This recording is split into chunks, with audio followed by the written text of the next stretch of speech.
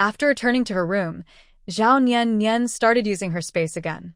She needed to exchange for 2 suitable tables and chairs for the children to practice writing and read, and also prepare a desk lamp. Although she could light a candle, the dim light was too harsh on the eyes. After a moment, Xia Yanfeng knocked on her door. Zhao Nian, come in directly. Hearing this, Xia Yanfeng pushed the door open and stepped inside. His eyes fell on the table, and his pupils shrank. This table was very unique. He had never seen anything like it. Could it be that she used her skills to exchange it again? Come on, you move 2 tables, I'll carry the chairs. Let's go to the front yard. No, to the living room. The living room is spacious enough to hold these 2 tables, and it's close to the dining area. They can switch tables to eat at mealtime easily. After saying this, Jiang Huan carried 2 desk lamps filled with batteries in one hand, while her other hand held the backs of 2 chairs, balancing them on her shoulder as she walked straight out of the room. Seeing the strange object she was holding, Xia Yanfeng felt curious inside. He thought she seemed like someone from a different world. She always said strange things and brought out odd but useful items. Could she be a divine maiden sent down from heaven, coming to help with a challenge? Or maybe a fairy? No matter which, she had never hurt his family, so he shouldn't hold a grudge against her. Looking at the 2 tables, he first moved them outside the room, one by one. Then, he carried them on his shoulders, walking quickly to catch up with her. Soon, 2 yellow wooden tables and chairs appeared in the living room. These tables still had drawers, like the ones Zhao Nian used when she was a child. The drawers were open, so they could hold books or other items. Phew! Zhao Nian took a deep breath and twisted her waist. What else do you need to do? Bring in those 2 bowls of water, and also ask Xiaoyu and Xiaoyin to carry in the things I just took outside. Okay. After a moment, the 2 little ones followed Xia Yanfeng into the room, and Xia's mother also came along out of curiosity. Right now, Zhao Nian was arranging the 2 desk lamps. Big sister, what are these? Xiaoyun asked curiously. These are called desk lamps, Zhao Nian explained. Oh. Xiaoyu also leaned in, curious. They are lamps? Xia Yanfeng and Xia's mother came over to look at the tables. They had seen candle holders and kerosene lamps before, but what kind of lamp was this? It looked very strange. Yes, Zhao Nian smiled gently and pressed the switch. Suddenly, a bright white light shone, but the Xia family members didn't blink or look away. Wow, it was so bright. Besides daytime, they had never seen such bright light before. Then, Zhao Nian pressed the switch again and the light dimmed, no longer so dazzling. The last setting was a warm yellow light. Nian, what kind of, desk lamp is this? What is it used to light up? Xia's mother stared closely at the lamp, full of confusion. Batteries, Zhao Nian replied, then took the other lamp, turned it over in front of them, opened the battery compartment, and took out the batteries. These are batteries. As for how it works, explaining that would be quite complicated. In short, this is a product that your era does not have. Mother Xia reached out and took the battery, carefully inspecting it, then handed it to Xia Yanfeng. Yanfeng, have you seen this before? Yanfeng shook his head. No, I haven't. Zhao Nian smiled and said, this is a product from my hometown. Hometown? Your family's place? Well, yes and no. Anyway, that's not the point. The important thing is, with these 2 desk lamps, Xiaoyu and Xiaoyin won't strain their eyes when they read at night. After speaking, Zhao Nian took the battery from Xia Yanfeng and put it back into the lamp, then placed the lamp on the table. Next, she arranged the water she brought and placed a piece of water-written cloth with a 3-character classic on one of the tables. This drew everyone in the Xia family closer. Water-written cloth, Zhao Nian said, then picked up a brush dipped in water and traced the characters on the cloth. This is the 3-character classic, used to teach Xiaoyu and Xiaoyin literacy and practice writing. As she finished speaking, the phrase "people are born good" appeared on the water-written cloth. Does this thing not need ink? Xia Yanfeng's eyes lit up, thinking it could save money on ink sticks and ink stones. Just water is enough. And once the water dries, the characters will disappear. This water-written cloth can be reused. Zhao Nian put down the brush and pointed to a pile of water-written cloth on the nearby table. There are copies of the 3-character classic, 100 family surnames, 1,000-character classic, and some blank water-written cloth. All for the 2 little ones, and there are 2 copies of each. Xiaoyu and Xiaoyan were very happy when they heard this. Xiaoyan stepped forward, hugging Zhao Nian's thigh. Big sister, you're so kind. If you think I'm good, then listen carefully and study hard. I will teach you little by little, Zhao Nian said with a smile, patting Xiaoyan's head. Because of gender differences, Xiaoyu couldn't casually hug Zhao Nian's thigh. Instead, she imitated Xia Yanfeng's usual manner, clasping her fists and bowing politely. Thank you, Nian, Jia. Zhao Nian nodded. Come on, I'll first teach you the 3-character classic so you can learn characters and practice writing at the same time. Then she distributed their belongings into their respective drawers. Next, she picked up the brush and first taught Xiaoyan to write the first line of the 3-character classic, explaining what each character meant and giving a detailed explanation of the sentence. She initially planned to teach Xiaoyan first, then teach Xiaoyu by hand. But unexpectedly, after teaching Xiaoyan, she turned around and saw Xiaoyu had already started writing. Although her strokes were a bit awkward, it was clear she was trying to write characters. People are born good. Similar in nature, different in habits. The 2 children were writing and quietly reading aloud. Zhao Nian was nearby, like a teacher, guiding them in writing and reading. Mother Xia and Xia Yanfeng sat on a bench watching them. This scene was warm and beautiful, like a happy family evening. Since when the Xia family had started to see Zhao Nian as part of their family. Yanfeng, Nian is really talented, isn't she? Hearing his mother, Xia Yanfeng nodded gently and replied, yes, very talented. In every way. Someone like her had been hurt by the Huang family for 3 years, leaving scars all over her body. Thinking of this, Xia Yanfeng couldn't help but feel angry, but he quickly suppressed his anger. He was angry, but felt he had no right to do anything. By the end of the lesson, the 2 children still didn't want to stop, eager to continue learning. But children need sleep. Zhao Nian told the children to go to bed, saying they could review and learn again tomorrow morning. Missing a little rest was okay. After Mother Xia and the children returned to their rooms, Zhao Nian sat on a small stool to check the watering cloth, looking at the characters the children had just written, still not dry. In just over an hour, they managed to write so neatly. Xia Yanfeng, your younger siblings are quite smart. They'll be able to go to a school soon. Xiaoyu can go, but Xiaoyan might not, Xia Yanfeng said as he walked over and sat in Xiaoyu's spot. Zhao Nian turned her head in confusion. Why? Xia Yanfeng replied, girls are not allowed to enter the school. Hearing this, Zhao Nian immediately understood. In this era, the saying was that a girl's virtue was her talent. Unless the family was wealthy, girls were not allowed to go to school. It was seen as a waste of time. Better to learn how to serve her husband, do embroidery, and prepare for her future role as a good daughter-in-law. Since girls can't go to school, we should find a way to earn money and open a school just for girls. Zhao Nian placed the watering cloth on the table, her eyes full of determination. Xia Yanfeng didn't speak but watched her profile closely, feeling the light in her eyes.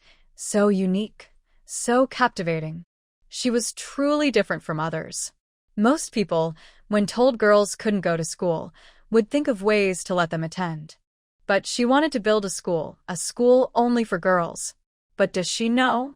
Even if there is such a school, how many families would let their daughters go to study? And how many families can afford the cost of a girl's education? Still, having ideas is better than none. If she needs help, he will try to support her. All right, it's getting late. Let's go back and sleep, Zhao Nian yawned, packing away the children's water cloths and books. Then she stood up. You should rest early too. Good night. After saying this, she left the living room directly. Xia Yanfeng sat in his chair, watching her back, with a slight smile on his face. Good night, Yes, good night. The next day, after waking up, Zhao Niannian first helped the children with their morning reading, then let them review their lessons on their own while she practiced calligraphy. The sound of reading filled the house. Xia Yanfeng's back injury hadn't fully healed yet. Zhao Niannian was worried that big movements might open his wound, so she did the chopping firewood herself. Maybe I should do it? Seeing Zhao Niannian sweating so much, Xia Yanfeng felt a little worried for her. I can do it, Zhao Niannian said, then picked up the axe and swung it down hard. With a loud bang, the wood was split in two. Ha! Zhao Niannian happily wiped her sweat. I knew I could do it. As long as she learned household skills now, she wouldn't have to worry so much about living alone in the future.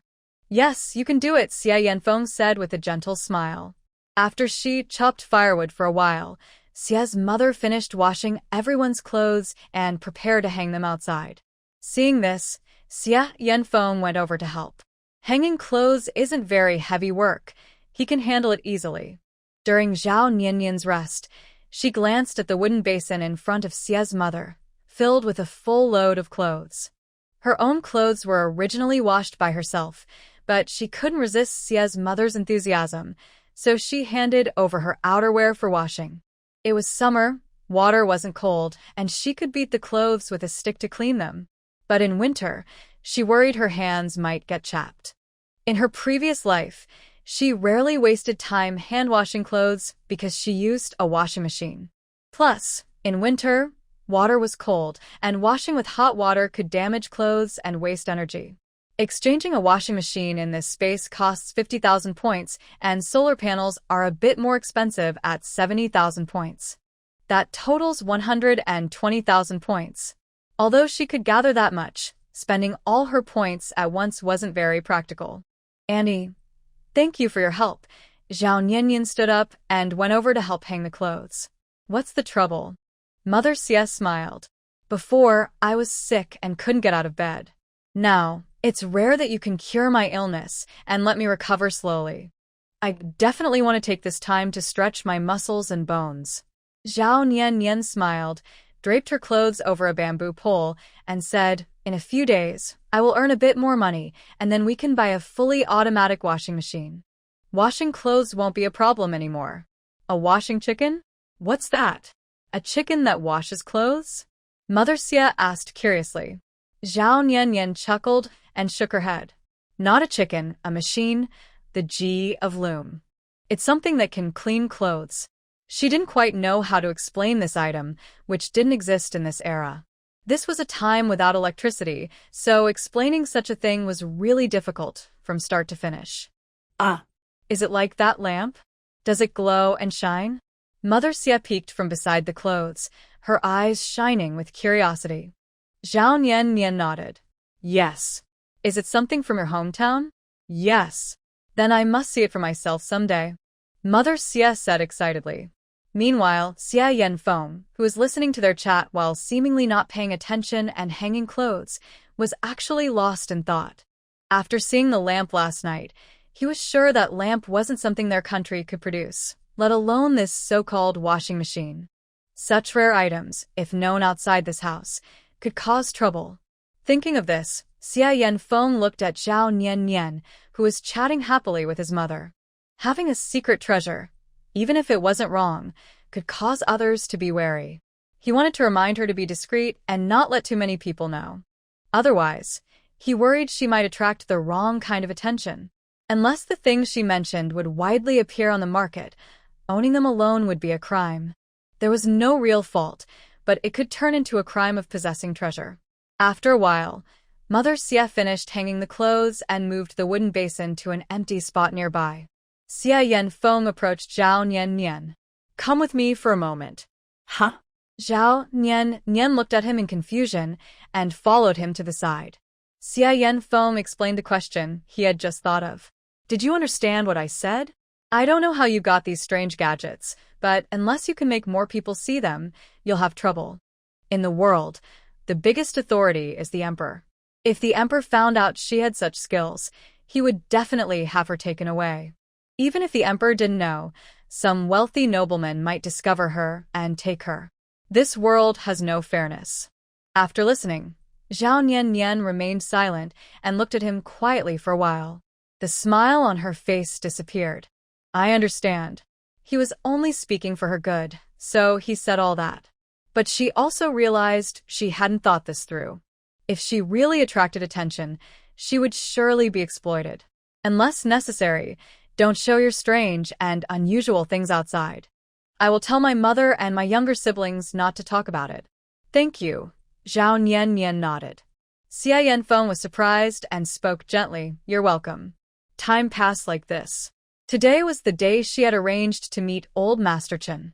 Zhao Nian initially planned to go to the town alone, but Xia's mother was worried about her going alone and urged Xia Yanfeng to accompany her.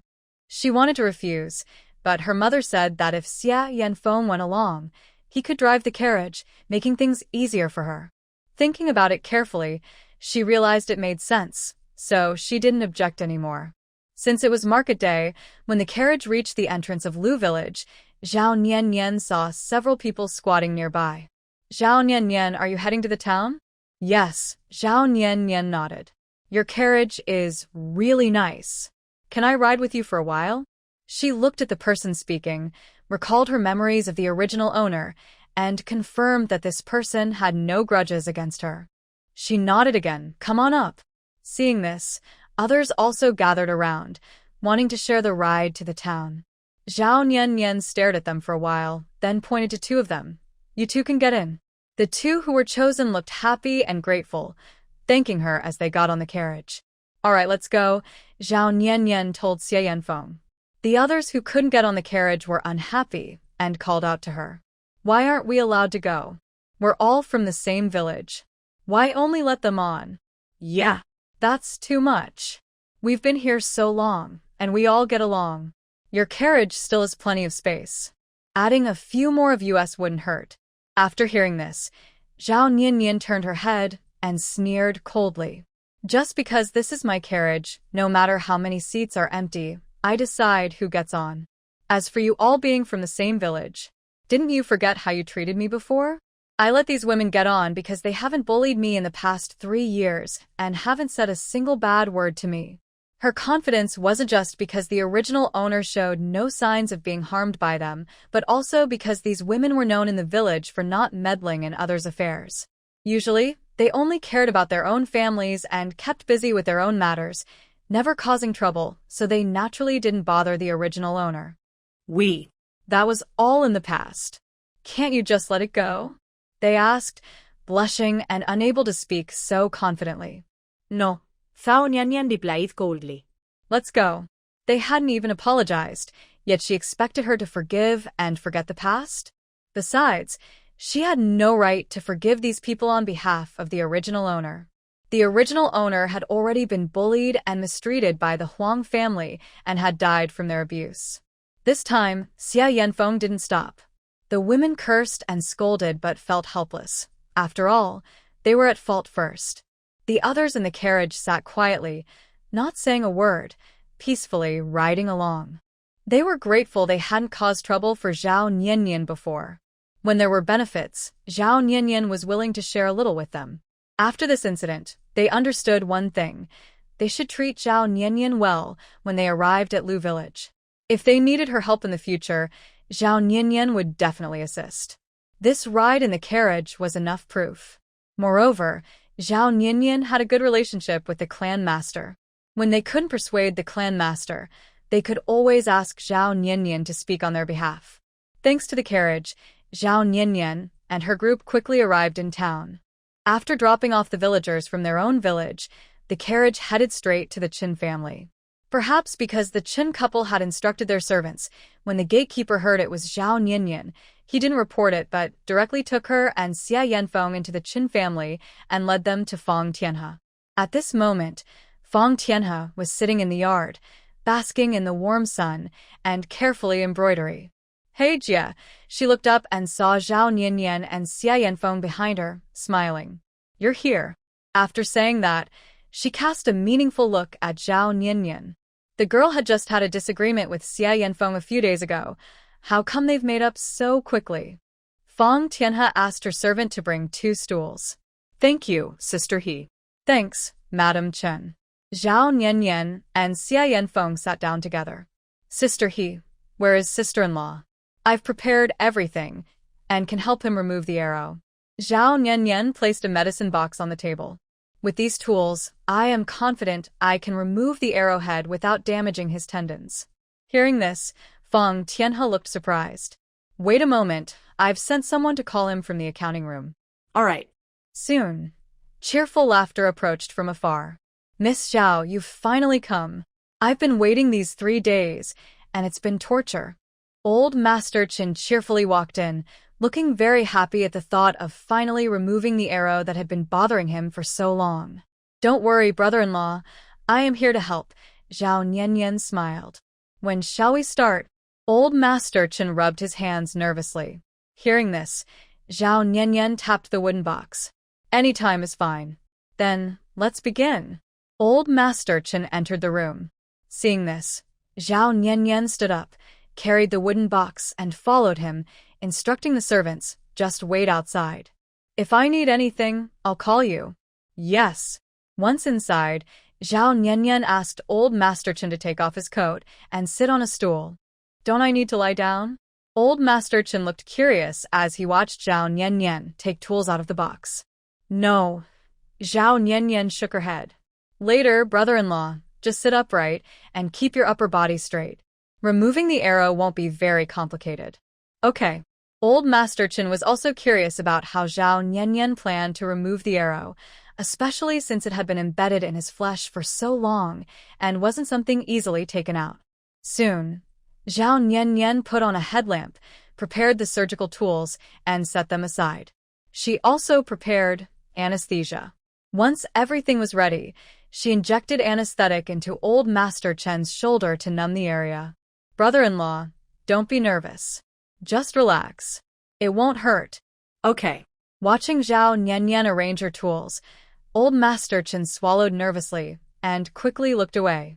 If he wasn't mistaken, that was a knife, right? And it looked sharper than any he had seen before. Zhao Nianyan put on a mask, a special pair of glasses, and then her mask and gloves. After all her equipment was on, she picked up a surgical knife and began cutting through the skin, layer by layer. Old Master Qin truly cannot feel pain. Because of this, he slightly tilted his head and looked with his peripheral vision. At first, he didn't realize how serious it was, but when he saw his flesh and skin cut open like pork, his face turned pale. This was the first time Old Master Qin saw his flesh being carefully cut open and blood slowly oozing out. Yet he felt no pain at all. Miss Zhao, I want to ask, what was that thing you used to me earlier? An anesthetic. Zhao Nianyan replied absent-mindedly. An anesthetic? Do you mean something like a numbing powder? Old Master Qin asked in surprise. Yes, but I have a special kind. Explaining it in detail would take a long time. Right now, I need to focus on removing the arrowheads from your flesh. Zhao Nianyan didn't lift her eyes, just concentrated on finding the hidden arrowheads. Hearing this, Old Master Qin didn't speak further. Instead, he turned his head away, avoiding her gaze. Compared to his curiosity about the anesthetic's origin and other details, he was more worried that his shoulder might suffer more serious damage during the arrow removal. It was better to let her focus on extracting the arrows properly. Since he couldn't feel pain, Old Master Qin couldn't tell how serious his injury was. He could only glance with his peripheral vision. When he saw the fine work of her willow leaf knife, which could carefully handle flesh and tendons, he thought that he must find a way to get a similar knife someday. Even if he didn't use it for wound treatment, it would be good for self-defense. After a long while, Old Master Qin felt his waist was about to give out. His peripheral vision caught a flash of silver, followed by a jet of blood. Zhao Nianyan placed the arrowhead in a nearby container, then quickly stitched up Old Master Chen's shoulder, applying some hemostatic powder. In just a moment, the wound was taken care of. She wiped the sweat from her forehead and tidied up all her tools. Brother-in-law, the arrowhead has been removed. Will my shoulder be okay? Removing the arrow won't affect my arm, right? Zhao Nianyan shook her head. It's fine. You can rest assured about my medical skills. Old Master Chen let out a breath of relief, finally feeling his long-held worry ease. Miss Xiao, I really must thank you this time. Do you want silver, a house, or anything else? Just tell me, and I'll make it happen for you. Upon hearing this, Zhao Niannian's eyes brightened. Brother-in-law, I mentioned to Sister He before that I want to regain my freedom. Do you think Sister He has told you about this? Hearing this, old Master Chen's smile froze on his face. After a moment, he said, Miss Zhao, to be honest, when Sister He first told me about this, I thought about it too. She said you really wanted to leave the Liu family and asked me to find a way. I asked many people I know, but no one could do it. Usually, widows can't leave their husband's family unless they remarry. And remarriage is rare because the husband's family wouldn't allow someone they married to just leave and marry someone else again. They see it as shameful. So, if you don't want to remarry and just want to regain your freedom, it's even more impossible. Zhao Niannian listened, her hope dimming. She said weakly, Sister He told me that there's never been a case like this in Baofeng town, so it's very difficult. That's right. Old Master Chen nodded seriously. If someone forces you to regain your freedom, your in-laws might cause trouble. Not only would it bring you problems, but it could also cause trouble for everyone involved. It's like setting a new rule. It seemed there was no chance. Zhao Niannian's heart sank. She knew that people like Huang Pozi would never let her leave the Liu family. Now, she could stay at the ghost house only because she was fierce enough that they dared not provoke her. But if she wanted to regain her freedom, she knew deep down it was impossible. Not necessarily, Old Master Chen suddenly said, making Zhao Niannian lift her head sharply, her hope reigniting. But soon, her eyes darkened again. If brother-in-law means I should remarry, then forget it. I really don't want to jump from one fire into another just to leave the Liu family. How do you know it's definitely a fire? He asked. Because marriage means relying on the husband's family. I don't want to rely on anyone. I want to earn what I want with my own hands. The main reason is, marrying someone else means taking on many responsibilities. I am quite selfish. I want to live well for myself. Zhao Niannian declared firmly, her eyes full of resolve. Even if she liked someone, she wouldn't rush into marriage. Marriage involves daily life, material needs, and emotional connection. If either is missing, it's better to be single. After hearing this, Old Master Chen chuckled happily. He wanted to reach up and touch his chin, which had been shaved, but when he realized his arm couldn't lift due to anesthesia, he awkwardly smiled and said, What I said isn't certain, and I didn't mean remarriage. Brother-in-law means. I heard that wealthy and powerful people don't have this kind of problem at home. I also found out that the current princess married a prince, and when the prince had issues, the princess chose to stay a widow for a few years to regain her freedom, and the emperor agreed. But, Zhao, think about it. She's a noble princess, so she has the right to ask for this. If you want to regain your freedom, you need to be very capable enough to be protected by someone high in rank and power. Although Old Master Chen's words were very realistic, they made sense. Zhao Niannian thought for a moment and nodded. Brother-in-law, I understand. The most powerful and influential people now are the noble families in the capital, right? There's no rush now. After getting familiar with this world for a year or so, it won't be too late to think about how to increase her strength. Zhao Niannian said, Brother-in-law, I'll pack up here first. You can move around now. As long as you don't make big movements, your wound won't be disturbed. You can go out and check in with Sister He. Okay. Old Master Chen nodded and got up to leave the room. After he left, Zhao Niannian examined the arrowhead she took out. Sure enough, just as the system said, the arrowhead was specially made, and it was crafted from gold. It even had strange patterns on it. She couldn't imagine that this golden arrowhead on her brother-in-law's shoulder didn't cause any chemical infection or similar problems. System, this arrowhead is made of gold. Tell me, how many points can you give me? Host, won't you find out soon enough? If the points aren't what I expected, I won't give you this arrowhead, Zhao Niannian threatened with a smile. After all, this arrowhead is made of gold. If the system gives few points, she can melt it down and sell the gold for more money. She dared to bargain because when the system told her about the arrowhead on her brother-in-law's shoulder, she could clearly feel the system's eager need for it. Although she didn't know why the system wanted it so badly, this was her first good chance to get more points for herself, and she couldn't let it go easily. The system was silent for a long time before finally speaking in a coaxing tone. I can give you 300,000 points. Too little, Zhao Nianyan shook her head. A washing machine costs me 50,000 points, and a solar panel needs 70,000. You give me 300,000, but that's not enough for me to buy what I want. 40,000. Still too little. Zhao Nianyan shook her head again. 50,000. No more than that. It was clear that the system was close to breaking down. Zhao Nianyan didn't know exactly how much the arrow was worth, but 50,000 points was enough for her to exchange for many useful things in the space. Deal. Exchanging. Remaining points. Zhao Nianyan was very happy. She had 630,000 points. First, she would get a washing machine and a solar panel, then see what other useful items she could exchange for. System, I have a question for you. Go ahead. Most of the things I exchange from the space are modern high-tech products. If others find out, I'll definitely get into trouble. Do you have any measures to handle this? Like, only I can see or touch them, or I can let someone else see or touch. Actually, I do have something that can help you solve this problem, but when Zhao Nianyan heard this, she couldn't help but think, oh no, the system is definitely going to settle a score with her. She should have just not exchanged for that arrow. Now she was in trouble again. But what? She asked eagerly. Don't worry, host. This doesn't cost your points. Then what does it cost? Your blood. I need at least 1,000 milliliters. Are you crazy? Zhao Nianyan's face changed dramatically. A person only has about 4,000 to 5,000 milliliters of blood. Losing more than 2,000 milliliters during surgery is major bleeding and life-threatening.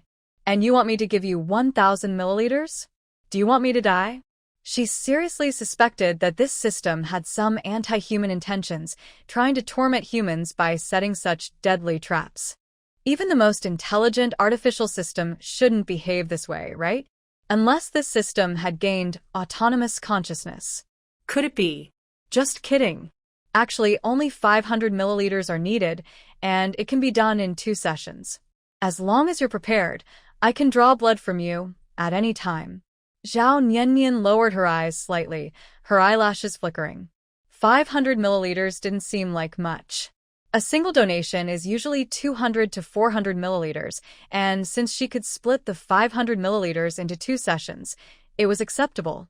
However, she was very curious. In the past, treasures could be exchanged for good items in the space. Now, treasures could be exchanged for points, and then for good items. It was a nice experience. But she didn't know when every time the system asked for strange things, why was that? I want to know, what are you going to do with my blood? I didn't do much, just used it for storage. If the host encounters danger, it can save your life at a critical moment. Hearing this, Zhao Nianyan just smiled but didn't take it seriously. Giving 500 milliliters in 2 parts wasn't much, so she agreed. Then tell me, what is the thing that helps me solve problems? Wait a moment. After a short wait, a red ring-shaped token appeared in front of her and floated in the air. This ring is connected to everything in the space. When you wear it and think about it, the ring will produce a needle. Whoever's blood it is fed with can see items in the space that don't belong to this era. So, others can't see it. Right. Then I want to know, if it's a washing machine and I throw clothes inside, can outsiders see the washing machine? But can they see the clothes rolling inside? No, they can't. Then if I exchange for a car, and others can't see the car, and I am on it with someone else, does that mean I am invisible? Yes. Wow. That's so cool. Zhao Nianyan's eyes lit up. She quickly put the red ring on her hand, thinking that exchanging 500 milliliters of blood for this was worth it. All she could think about now was how she could use this power in the future to do whatever she wanted. She no longer paid attention to what the system wanted her blood for. I'll give you the blood when I get home. It's not convenient now. Understood. After the conversation, the system disappeared. Zhao Nianyan snapped back to reality, quickly threw everything in front of her into her storage bag, and planned to deal with it later. As for the bloody smell in the room, she simply opened the window for ventilation. After a while, it dispersed almost completely. After making sure nothing was missed, she left the room. As soon as she stepped out, Fang Tianhe came over and gave her a big hug. Nian, thank you so much. If it weren't for you, my brother-in-law's arrow on his shoulder wouldn't have been so easy to remove. You're truly a great blessing for us. Zhao Nian was surprised and flattered. She patted Fang Tianhe on the back and said, Sister He, don't be so polite. You are my sister-in-law and brother-in-law. This is what I should do. Tell me, what kind of reward do you want? No, I should ask, what kind of gift do you want? Do you want money directly or a house? Sister will give it to you. Fang Tianhe released Zhao Nian, speaking confidently and boldly. Can I keep this gift? And ask for it again next time I need it? Zhao Nian blinked happily. Of course. Old Master Chen, also known as Chen Tianyu, came over. He put his strong hand around Fang Tianhe's shoulder and looked at Zhao Nian cheerfully. You can ask for it whenever you want. As long as I and Sister He can provide it. If Zhao Nian hadn't helped them treat their illnesses one after the other, they might still be suffering from pain now. Good. Zhao Nian smiled happily, her eyes full of joy. By the way, Sister He, I have an idea to cure your headache completely, but the medicines needed are very rare. I might not find them easily. If you can find them, once you take the medicine, I promise your headache will be gone forever. Before Fang Tianhe could speak, Chen Tianyu eagerly said, What herbs work so well? Tell me first, I'll remember. When my friends ask, I can check. Because he and his wife traveled all over doing business, they knew many merchants and could ask around. Zhao Nian held up 3 fingers and explained, The first is 5-color phoenix tail flower, which is made of petals in 5 different colors, resembling phoenix tail feathers. The second is the summer cicada king, which can be alive or dead. The third is a 100-year-old amber. With these 3, I can make amber xian shou pill, which is a divine medicine my master discovered. It can treat all headaches and has no side effects. Chen Tianyu frowned after hearing this. This is truly unheard of. Because of his wife's illness, he had come into contact with many herbs over the years, but he had never heard of these 3. Usually, the more precious the herbs, the more well-known they should be, since their high value makes them easier to recognize. Zhao Nian said, These 3 herbs are rarely known, but they do exist. That. Chen Tianyu and Fang Tianhe looked at each other. One day, I'll ask someone to check if they've heard of these 3 herbs. Fang Tianhe nodded. Thank you for your trouble, sir. It's not a problem, Chen Tianyu said with a smile, shaking his head. Then he looked at Zhao Nian. Miss Zhao, I will ask someone to find those 3 herbs you mentioned in the next few days. If I find them, I will deliver them to your village, so you won't have to make the trip. Okay, Zhao Nian nodded. Then, as if she remembered something, she quickly took out a piece of paper from her storage bag. She roughly sketched a map on it with a 2B pencil, then blew off the pencil dust. Brother-in-law, this is a map to my place. After you enter the village, just follow the route on the map and you'll reach my home. Perhaps recalling what Fang Tianhe had said earlier about Zhao Nian's minor affairs in Lu's village, Chen Tianyu didn't ask much after seeing the map. He took it, folded it, and put it in his chest. Got it. Nian, you've helped us so much. You shouldn't expect anything in return. How about this? There's a feast in the city tomorrow. You and your family come to join us. Let's have a good meal, Fang Tianhe suggested. My family. Zhao Nian whispered softly. Her family. Could Sister He be talking about the Xie family? But she and the Xie family were probably just renting the house together. Wait. Thinking about this, she suddenly remembered what the clan elder had said earlier. Sister He about the meal. Let's set that aside for now. I really need your help with something, Zhao Nian said. Just tell me, Sister He replied. Standing was tiring, so they decided to find a place to sit and talk.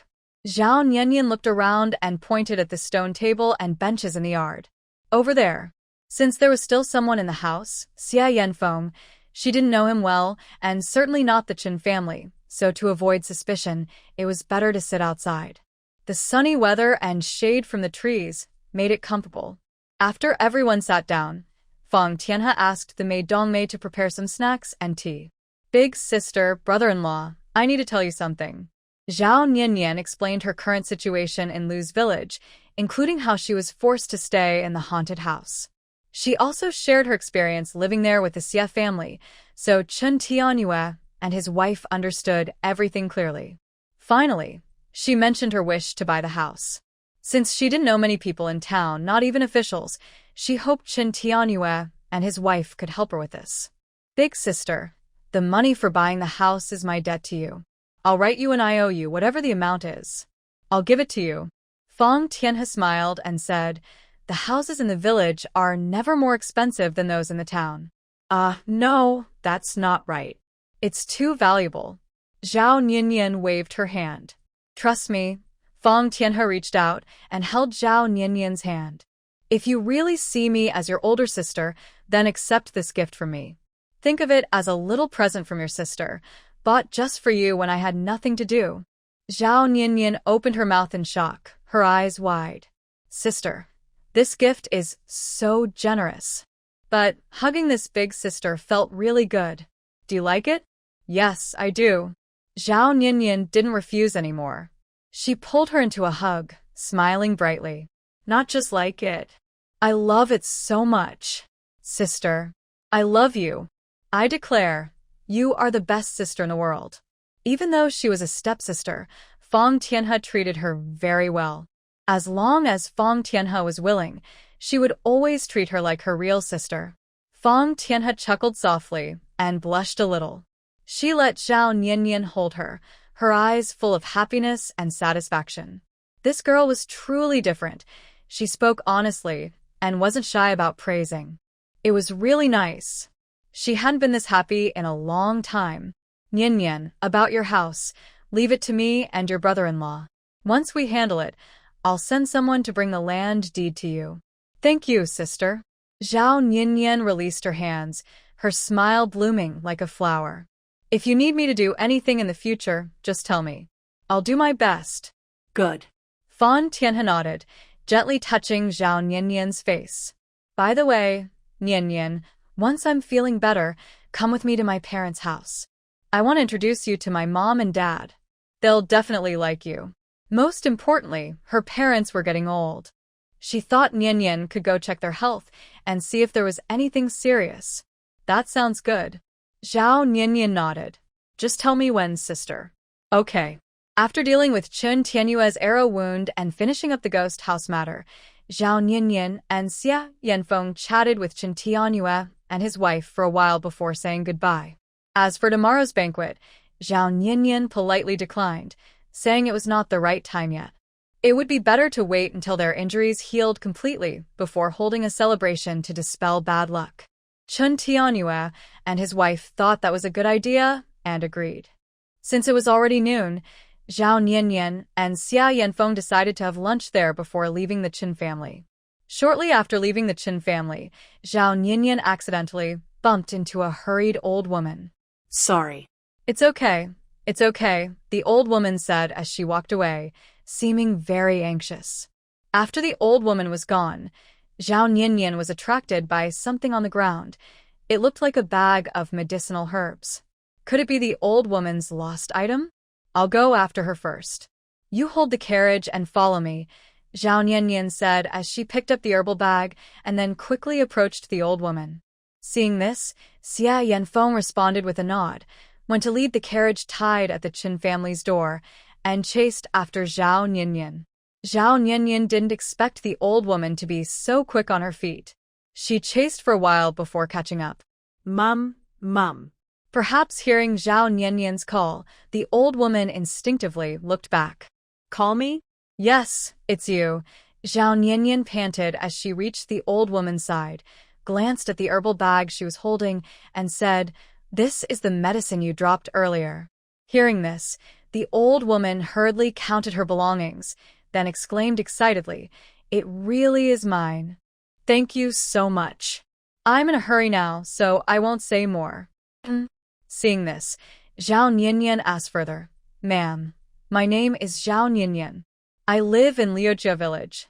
I'm also a doctor. If you need help, you can come find me there. Yes, yes.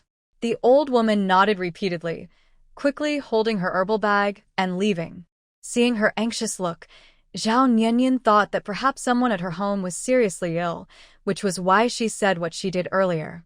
After all, saving a life is more important than building 7 levels of a pagoda. How is it? Xia Yanfeng, who was leading the carriage, came over. It's fine, Zhao Nianyan said with a smile. Let's go to the poultry market.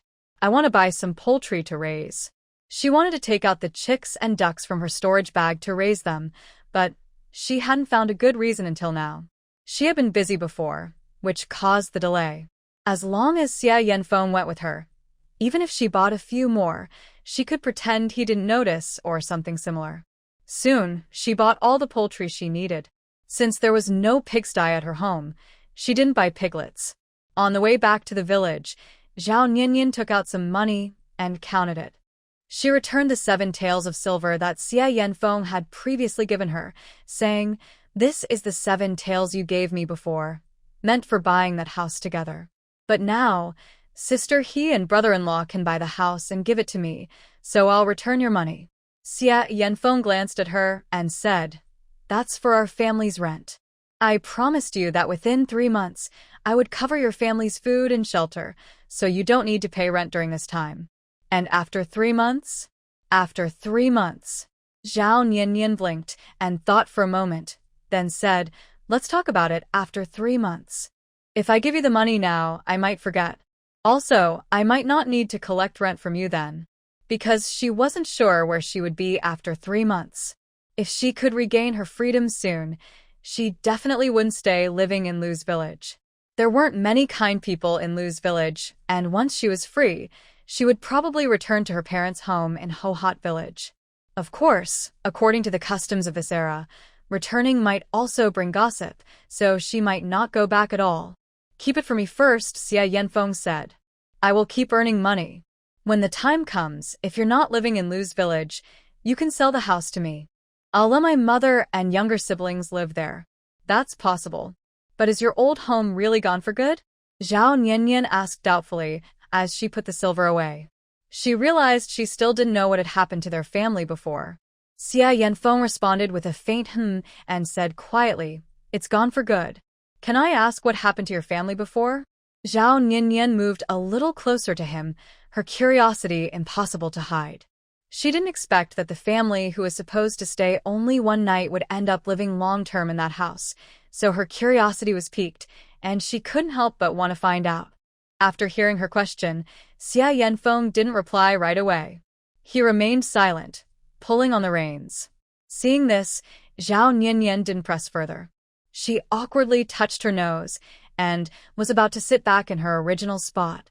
But just as she was about to move, Xia Yanfeng spoke. Do you really want to know? Of course. Why else would I ask you? Zhao Nianyan suddenly perked up and scooted closer to him. He turned his head slightly to look at her, and then explained the story of the Xia family. About a year ago, someone from Xia village, which is more than 10 days away from Liujia village, angered a group of bandits and was remembered by them. Originally, Xia village had 2 skilled fighters, Xia Yanfeng and another man with the surname Xia, so there was no real danger. Previously, bandits had come once but were driven away by Xia Yanfeng and his companion, so the bandits didn't dare to return. At that time, everyone thought the bandits wouldn't come back, so they gradually relaxed their guard. Over a month ago, Xia Yanfeng had to leave the village for about 4 or 5 days. Before leaving, he warned the villagers to be more careful because he felt the bandits might not give up easily. However, another man named Xia assured everyone that with him around, the bandits wouldn't come again, so the villagers didn't pay much attention. Xia Yanfeng always had a bad feeling about this. To be safe, he tried to persuade others but couldn't, so he only advised his mother, Xiao Yu and Xiao Yun to leave the village and hide somewhere until he returned. After making arrangements for his family, Xia Yanfeng went out. When he returned to Xia village, he found that it had already been burned down. After reporting to the authorities, they claimed they had never seen Xia village and insisted it didn't exist. Hearing this, Zhao Nianyan was furious. How can such a big village not exist? The officials must have been paid off by the bandits. You're very clever, Xia Yanfeng said. His words implied that her guess was correct. Zhao Nianyan was stunned. So, the people of Xia village died unjustly? Xia Yanfeng nodded, lowered his head, blinked, and hid his sadness. I thought about taking revenge on the bandits, but I was alone facing many people. Even if I fought with all my strength and managed to win, I would have been in danger.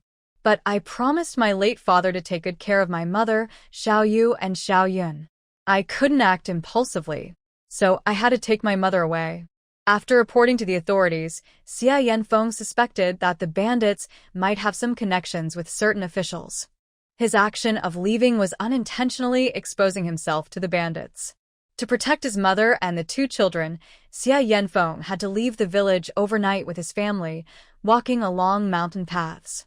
The more deserted the place, the more they traveled as a family of 4. They originally planned to go to a relative's house, but on the way, his mother fell ill. Xia Yanfeng had no choice but to hunt in the mountains, thinking it could help them find shelter. Just after descending the mountain, they saw a haunted house with lights on and decided to knock on the door. Later, Xia Yanfeng did visit relatives, but they refused to see him because they already knew about Xiejia village and didn't want to get involved. They also cut ties with him. So, he suggested staying longer in the house or even working hard to earn money to buy the house. Turns out everything was like this. Zhao Nianyan sighed regretfully and patted Xia Yanfeng's shoulder. It's okay. You can stay in the house as long as you want. As for the grudge with Xiejia village, once I have the ability, I may not fight, but I can give you some powerful tools to help you clear out those bandits who hurt your family. With the space in hand, when firearms come into play, who can compete? You're talking about the powerful tools. Are they the black box you had during our fight with the wolf pack? Xia Yanfeng's deep eyes fixed on her, calm and steady, but beneath that calm, there was a ripple like water disturbed by a falling drop. Zhao Nianyan nodded. That's called a pistol. It's a product from my hometown. Your hometown? You don't mean your family home, right? Xia Yanfeng looked straight into her eyes. If it was her family home, such a thing would surely cause a stir everywhere, but it didn't. This shows that what she holds is not something from this era. It's not. Zhao Nianyan smiled slightly. The reason is hard to explain clearly. Anyway, just know that those things can help you, and that's enough. Xia Yanfeng understood that she had a secret she couldn't tell, but everyone has secrets. That's normal. However, the things she had could even subdue fierce beasts like wolf packs, let alone humans. Even with light skills, if not careful, it would be hard to dodge what the black box in her hand could shoot out. Don't worry, I won't tell others about your powerful methods. I know you're not the type to gossip, Zhao Nianyan said with a slight smile. At first, she was suspicious and had a bad impression of him, but over time, aside from being a bit cold and not liking to talk much, he was quite good in other ways. On this journey, although Zhao Nianyan and Xia Yanfeng didn't talk much, it was clear that because he shared the story of Xiejia village, their relationship became much closer, less distant. Hey, Nianyan. Lying comfortably on the carriage, Zhao Nianyan heard a sound and sat up. Xia Yanfeng also stopped the carriage. Seeing the person beside the carriage, Zhao Nianyan couldn't help but smile. Aunt Yu, what have you bought with all these packages? The woman in front, carrying many bags, was Aunt Yu, the first person to get on her carriage when they arrived in town. Aunt Yu had been married to the village for over 10 years. A few years ago, her husband passed away due to illness, and since then, she has raised her 2 children alone. She spends her days working on the farm, and at night, she sews clothes by candlelight after dinner. Besides sleeping and caring for her children, she spends most of her time earning money. This is one reason why Aunt Yu hasn't bullied the original owner in the past 3 years. The main reason is that she is a kind person. She doesn't gossip or complain and has good values. because of her family's financial situation when she learned that the original owner was being bullied by Mrs. Huang and others. She couldn't find free time to help. After all, her family still needed her to support them. "These are all my dowries for my daughter," Aunt Yu said. "Dowries? Come on, Aunt Yu, hop on the carriage. We're from the same village. I'll give you a ride," Zhao Niannian said, standing up and walking over to the carriage to help Aunt Yu. Aunt Yu hesitated for a moment, then placed her hand on Zhao Niannian's, her eyes full of gratitude. "Niannian, thank you so much." "You're welcome." Once Aunt Yu was seated securely, Zhao Niannian signaled to Xia Yanfeng to continue their journey. "Aunt Yu, I heard your daughter is only 14. Did she get married so early?" "Sigh. In Liujia village, girls usually get married before 15. You know my situation. I only earn just enough to support the family's basic needs. My daughter cares for me and her younger brother who wants to go to school, but she can't go because of me.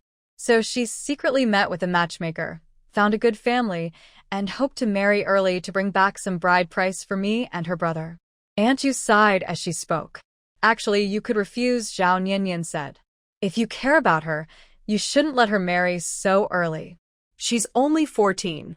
Although in ancient times, girls could marry at 15, that age was still very young. Most girls at 16 could accept it. The original owner was married off at just 14 or 15, tricked and persuaded by Liu Yongliang. After 3 years of hardship, she was only 18. But our Liujia village's rules are like that. Girls must marry by 15, or they have to pay a fee every month. But I simply can't afford it." In Aunt Yu's eyes, she seemed troubled. "If we take out the money to help her, what will happen to Ergo when he gets married?" Hearing Aunt Yu's words, Zhao Niannian could only sigh helplessly. Every family has its own problems, and no one can help with this. Since Aunt Yu's house and the other property are in different directions, she got off the car at the village entrance and walked home. "I thought you would help Aunt Yu," Xia Yanfeng said, retracting his gaze from her back and speaking to Zhao Niannian. Zhao Niannian shrugged. "I'm not a big, kind person. Even if I help now and pay the money, how long will I need to support her daughter? I said earlier that if Aunt Yu truly cares about her daughter, she shouldn't let her marry so early." I asked because Aunt Yu looked reluctant to see her attitude. When she said that if she helped her daughter, she wouldn't be able for her son to marry, I realized she couldn't be fair. Even if I help now, Ergo will still have to sacrifice someday for his marriage. Since that's the case, helping her daughter doesn't really make much difference. Hearing this, Xia Yanfeng nodded. "You think carefully." "Of course." Zhao Niannian lay back again, resting her hands behind her head. "I have to rely on myself in the future. I still have many things to solve. I don't have the energy to help others unconditionally. Doing good deeds a few times is enough to earn good karma." "Doing good deeds? What's that?" Xia Yanfeng asked curiously. He was starting to feel she wasn't really from this place, as if she came from somewhere strange. Lei Feng was a person who loved to help others. Being a living Lei Feng means showing respect for Lei Feng. "I see. Is that a story from your hometown?" "Yes." Zhao Niannian nodded lightly. "Aren't you from Hohot village?" Xia Yanfeng suddenly asked. Hearing this, Zhao Niannian opened her eyes from her rest, looking at the clear sky, and said softly, "If I told you I am someone who has died, would you be afraid?" "No." Xia Yanfeng shook his head. Her answer surprised Zhao Niannian. "Why not?" "Because the dead might be someone others care about," he replied. Zhao Niannian turned her back to Xia Yanfeng and sat up, her pupils trembling. "Yes. The dead, the person you're afraid of, might be someone else is thinking about. Is the real Zhao Niannian already dead?" Xia Yanfeng's words floated into Zhao Niannian's ears. Zhao Niannian had been silent for a long time and initially wanted to be honest, but after some thought, she decided to brush it off with a joke, saying, "Are you joking? Isn't that just Zhao Niannian? Anyway, we're almost home. I'll get out first and look at the empty land in front of the house to plan a place for raising poultry." The car wasn't going very fast, and Zhao Niannian got out smoothly and steadily. Xia Yanfeng saw this, but didn't stop her because he knew she was deliberately avoiding the issue. After getting out of the car, Zhao Nian walked toward a piece of empty land in front of the house, muttering, "Almost gave away my secret again." As expected, beauty distracts people. The empty land was quite large. Besides setting aside a part for raising poultry, she could also create a small fish pond. There were many fish fry available for exchange in the space, and with her current points, she could easily afford it. However, fresh fish from this era wouldn't compare to those caught or farmed by fishermen living by the sea. So, if she chose to make money by selling fish, she would need to raise some rare fish that didn't exist in this time and sell them to wealthy families. While pondering, she wandered through the empty land. This land used to belong to the owner of this haunted house over 100 years ago, a landlord. It was said that back then, this land was a small garden for flowers and plants. Since the house incident, the area around has become abandoned land. Even if someone wanted to take it over, they were scared off by the house's ominous aura. Soon, Zhao Nian climbed from the land onto the road, then took out a notebook and started sketching. The space contained seeds, fertilizer, fish fry, and fruit tree saplings. If she planned the land well, she could grow many things and raise many animals.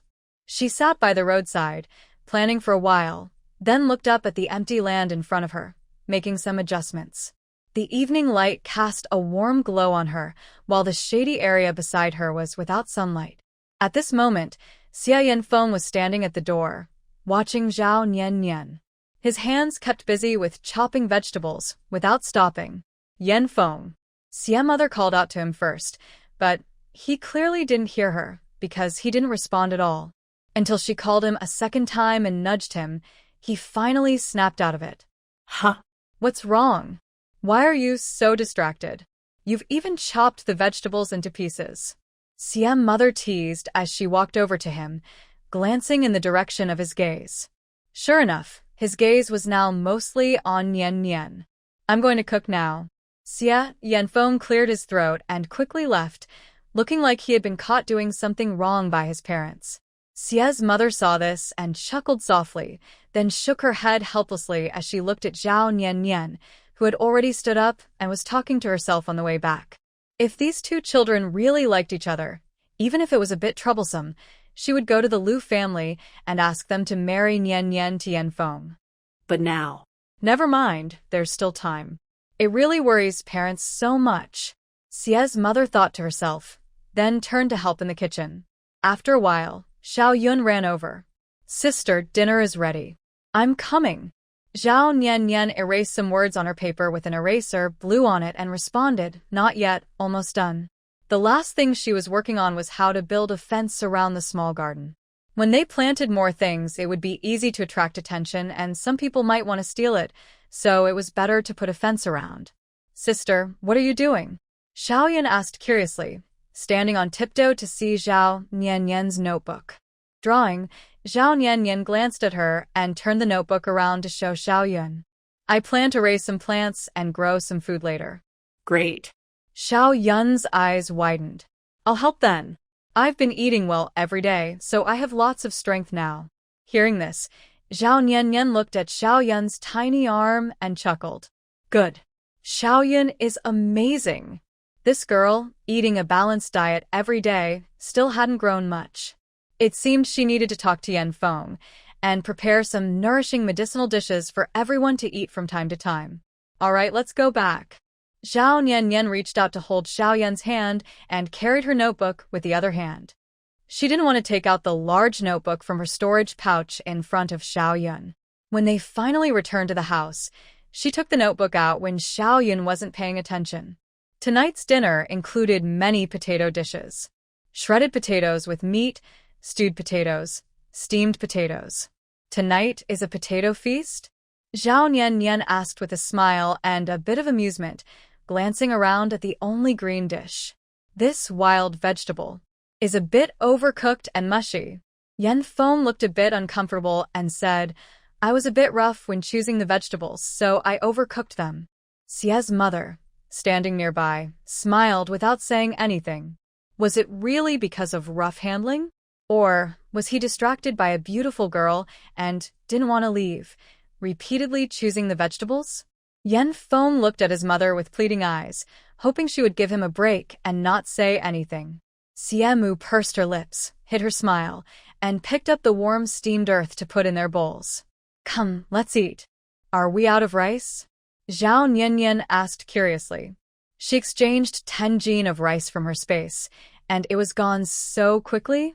That's really a lot to eat. There's more, Xia Yanfeng said. But I think these potatoes are about to spoil, so I want to deal with them first. Oh. Are there any potatoes left? Zhao Niannian asked while mashing the peeled potatoes in her bowl as the main food. There are a few left. Then we won't eat the rest. We'll keep them to plant later outside the door in the wasteland. Yes. After dinner, Zhao Niannian started teaching Xiaoyu and Xiaoyan to read. Both children are quite talented and learn quickly. They also have good memory. Soon, they should be able to learn all of the 3-character classic and remember all the characters inside. Once they finish learning the 100 family surnames and the 1,000-character classic, she plans to check her space for a traditional version of the Xinhua dictionary to exchange. If she finds one, she can exchange it so they can learn more characters, words, and how to make sentences. Learn on your own. If you don't understand something, put it aside first. Ask me when I come back. Okay. The children replied in unison. After giving instructions, Zhao Niannian went out to find Xia Yanfeng, and they went to the outside of the house together. It was already dark outside, and everything was very dim. Looking up, they could see the lights from the neighboring houses in the village nearby. Why did you call me out? She asked. Let's discuss something. Zhao Niannian took out a piece of paper from her storage bag. This is my initial plan for this piece of wasteland. Take a look and see if you have any other suggestions. Since the Xia family will live in this house in the future, and they are like one family, they should discuss things together. She didn't tell Xiaomu because her health couldn't support heavy work, and with Xia Yanfeng around, it was enough. According to the customs of women in this era, obeying the husband after marriage, and after the husband's death, obeying the son, Xiaomu's affairs were entrusted to Xia Yanfeng. It was enough for her to directly find Xia Yanfeng. Xia Yanfeng took the paper handed to him by Zhao Niannian, leaned against the lantern hanging on the door, and looked at it. Are you planning to do everything a little at a time? There is actually a fish pond, as well as areas for raising chickens, ducks, and pigs. There are vegetable gardens, herbal plots, and fields for potatoes, rice, and fruit trees. No wonder she spent so much time outside this afternoon alone. She was planning to make good use of this large piece of wasteland. Exactly. Zhao Niannian nodded. The main focus here is the fish pond and the herbal planting area. I plan to raise some fish that aren't available here and sell them to wealthy families for a good profit. Fish that aren't here? Xia Yanfeng frowned. Although he knew she was capable, he wondered how she would get fish fry that weren't available locally. Yes. Zhao Niannian nodded again. You don't need to worry about the fish fry. I want to ask you if you have any other ideas after looking at this plan. No. Xia Yanfeng shook his head. I'm not as clever as you. I'll follow your lead. Hearing his straightforward praise, Zhao Niannian's face turned slightly red. All right, let's go with my plan. When the time comes to build the pigsty and fish pond, and to clear the land, I'll work with you. When do you want to start? Xia Yanfeng handed her the paper. She took it back, then lowered her eyes to think about her upcoming tasks. Her house issues could be handled by Sister He and her brother-in-law. The problem with Hong Xia's son was also resolved. Her brother-in-law's arrow wound was treated, and her dowry was reclaimed. Right now, her most important tasks were to wait for her brother-in-law to find the 3 medicinal herbs she needed, or to wait a few days to give Sister He acupuncture, then have a contest with Dr. Huang, and finally attend the medical exchange conference in Shuangya town. After some thought, Zhao Niannian replied, We'll start tomorrow. Okay. Xia Yanfeng responded. Just tell me if you need anything from me. All right. Zhao Niannian nodded. Suddenly, as if she remembered something, she held out her hand. By the way, extend your hand. Hearing this, Xia Yanfeng paused briefly, but still stretched out his hand. She also reached out and grabbed his hand.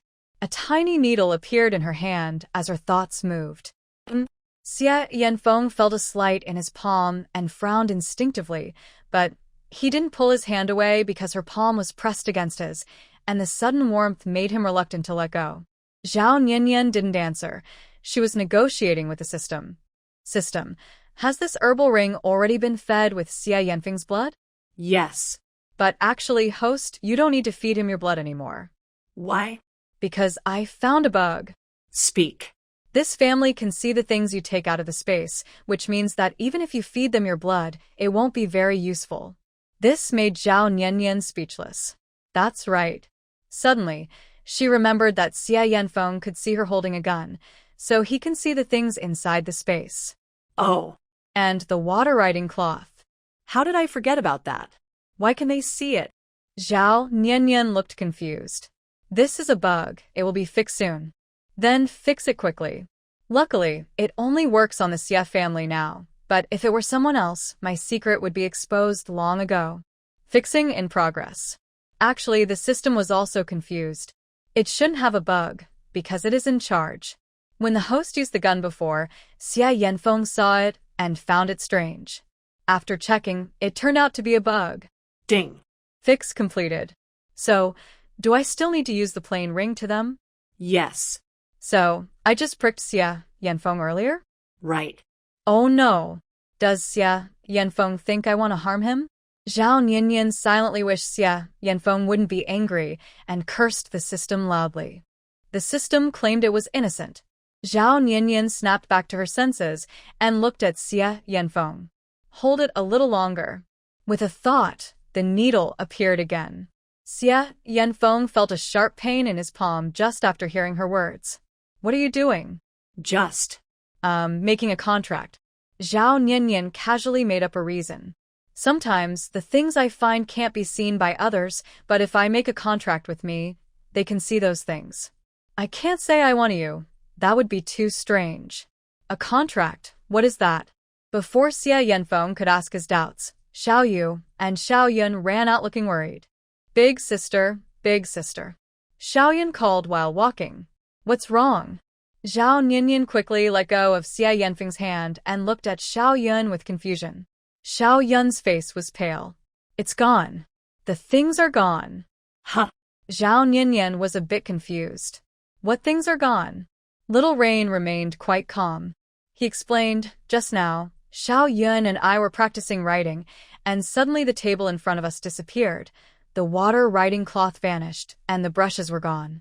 Upon hearing this, Zhao Nianyan immediately thought it might be caused by the system fixing a bug, so she smiled and explained, the items are still there. You just can't see them for now. Then she reached out her hand and looked at the two children. Come on, shake hands with me. After a little you'll be able to see those things again.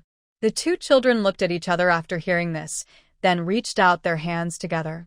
Zhao Nianyan took each of their hands in turn and fed their blood into the plain ring. Now go and see if the items are still there. Hearing this, the children turned around and went back to their room. Soon after, Mother Xia also came out, noticing that many things in the kitchen had disappeared. Finally, Zhao Nianyan shook Mother Xia's hand, which resolved the issue. Although Mother Xia was confused, she didn't ask many questions because Zhao Nianyan seemed unwilling to explain. She understood that everyone has secrets, and as long as Zhao Nianyan was kind-hearted, that was enough. After resolving everything, Zhao Nianyan stretched lazily and looked at the night sky. It's getting late. Let's go back to sleep. You haven't explained what the contract means yet, Xia Yanfeng called after her, stopping her. Zhao Nianyan paused her steps. It means that anyone with this contract can see the products from my hometown. The contract is just shaking hands with me and then feeling a little in the palm, and it's done. Does this contract have any bad effects on us? My mother isn't in good health, and Xia Yanfeng wasn't afraid for himself, but he was worried about his mother. Don't you trust me? Zhao Nianyan tilted her head and looked at him. Xia Yanfeng was silent for a moment, then looked at her face. I'm sorry. Oh. You're sorry?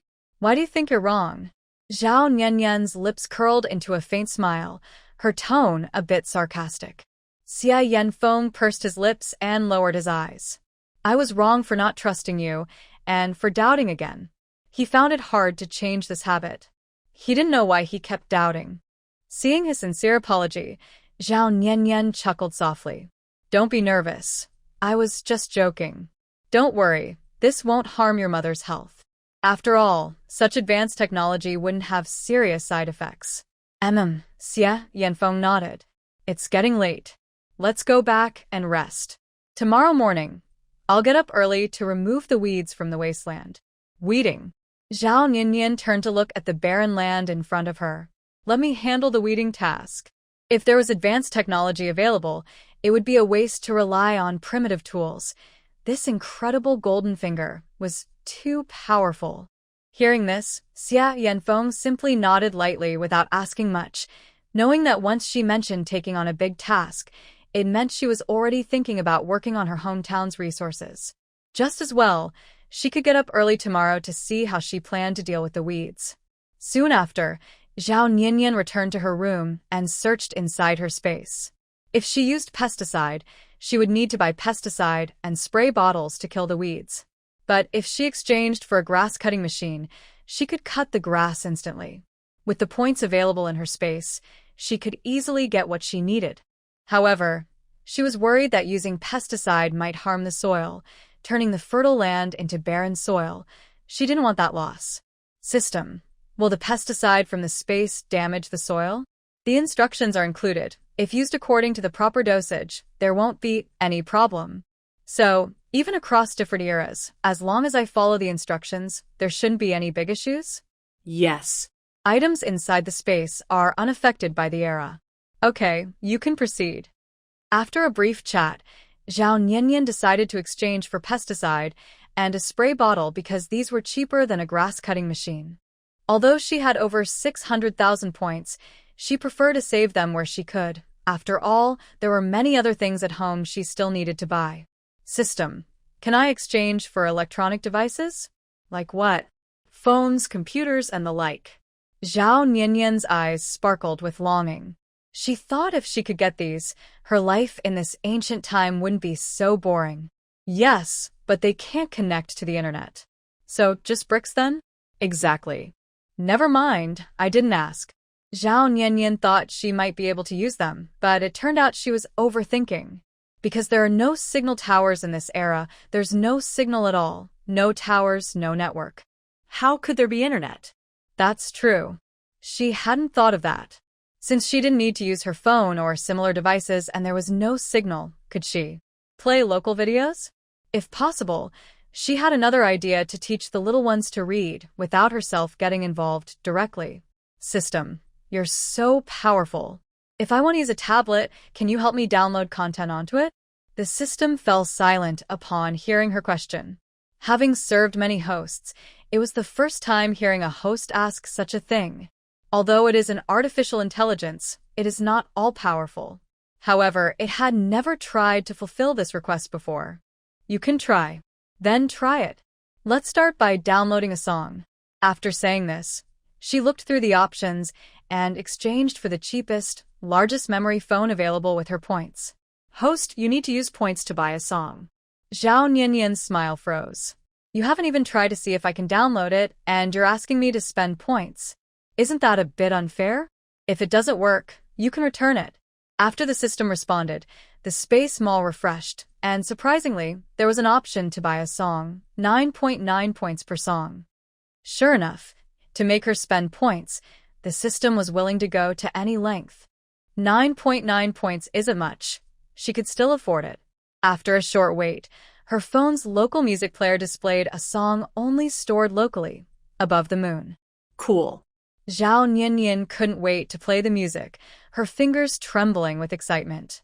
As a gust of wind appeared on her phone, followed by an incomprehensible Mongolian song, and finally, I am gazing above the moon, Zhao Niannian held her phone, so excited she sat up and started swaying her body and head on the bed. Yay! Yay! Meanwhile, Xia Yanfeng, hearing her loud singing, quietly left the room and approached her courtyard. Through the open window, he saw her figure. Zhao Niannian was holding her phone like a microphone, acting as if she was a karaoke star on stage. Xia Yanfeng frowned, puzzled. What was she doing again? Singing? Why was this song so strange? As her singing continued, he heard a voice that didn't belong to her, coming from the glowing object in her hand. Could that also be a product from her hometown? What exactly is her hometown? Why would it produce sound? Standing outside in the courtyard, Xie Yanfeng lost his sleep. He kept watching her, curious and unable to move his feet. Zhao Nianyan, singing happily on the bed, didn't notice Xie Yanfeng outside. She exchanged for several more songs.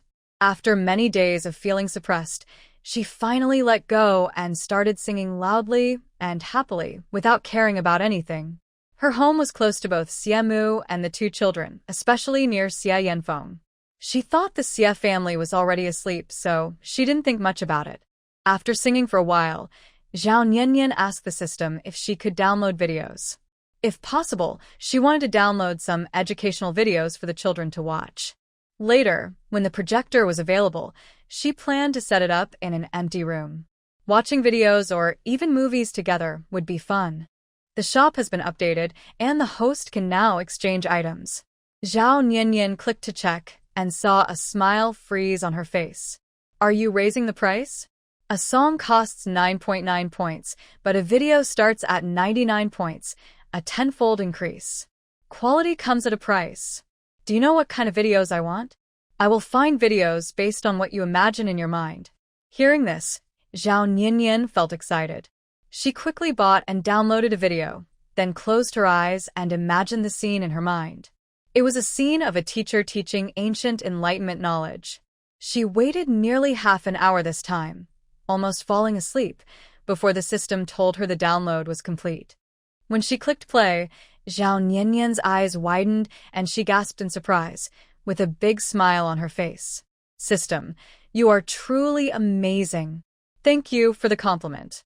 The content of the video matched her expectations perfectly, and she was very satisfied. With this knowledge, she wouldn't need to spend time every day teaching the children herself. In her previous life, she lived in a powerful world where many things were available online. Offline stores were becoming fewer, and most shopping was done on the internet. Even students attended online classes. Of course, ordinary people without money still lived like in the old days. After confirming her phone could be used in this era, Zhao Nianyan started exchanging for pesticides. It was already past the middle of the hour, close to midnight. For people in this time, it was already night, and everyone who should sleep was asleep. But for Zhao Nianyan, it was still early. She put away her phone, then got up, dressed, and exchanged for pesticides and a spray bottle. As for Xie Yanfeng, he was originally standing in the yard. Seeing her get out of bed and put on her coat, he mistakenly thought she was going outside. He quickly flew onto the roof to hide, feeling anxious. Soon, he saw her come out of the house and head straight to the small stream behind it. What is she going to do? He wanted to find out what she was planning, so he followed her secretly, hiding in the shadows. At the stream, Zhao Nianyan carefully handled the pesticide, making sure it didn't fall into the water and cause pollution. After a while, she diluted the pesticide in the spray bottle, shook it well, then slung the bottle over her shoulder and left the stream and the house. Xie Yanfeng watched her closely from behind.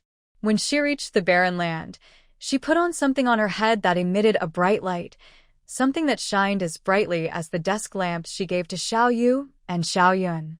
Her hometown's products are truly amazing. If possible, he really wanted to visit her hometown someday. At this moment, Zhao Nianyan, carrying the spray bottle, checked that there were no snakes around before starting to spray the pesticide. The strong, familiar smell of the pesticide filled the air. It felt good, such a familiar scent. She then put on a mask to avoid inhaling the spray accidentally. The barren land was large, and she could only cover a small area with one spray bottle, so she kept going back and forth between the stream, filling the bottle again and again. Watching her pant from the effort, Xie Yanfeng felt a pang of sympathy, but didn't step out. If he did, she would realize he was spying on her, and she would become more guarded around him later. He meant no harm to her, so he didn't want her to become overly wary of him. After thinking for a moment, when she went back to the stream again, he turned around and walked outside his own yard. He rubbed his hair, making it messy, then slowly headed toward the outhouse. If he played his part well, she would believe him. Just as he was nearing the outhouse, he heard footsteps approaching from the direction of the stream. He took a deep breath and lowered his voice, asking, "Who's there?" The footsteps paused briefly, then continued, accompanied by her voice, "It's me, Zhao Niannian." A few moments later, her figure appeared before him. Her headlamp and spray bottle had already been put into her storage bag. Now she was empty-handed. "Where did you go so late?" "Xia," Yanfeng asked calmly. "To the stream," Zhao Niannian replied. She looked at him, then at the nearby outhouse, mistakenly thinking he had come out to use it. "What are you doing at the stream so late?" "Xia," Yanfeng asked again, then sniffed the air with his nose. "Did you smell anything strange?" "Something weird. Maybe a bad smell." Of course, he was deliberately saying this because he couldn't actually smell it from that distance. Zhao Niannian sniffed and shook her head.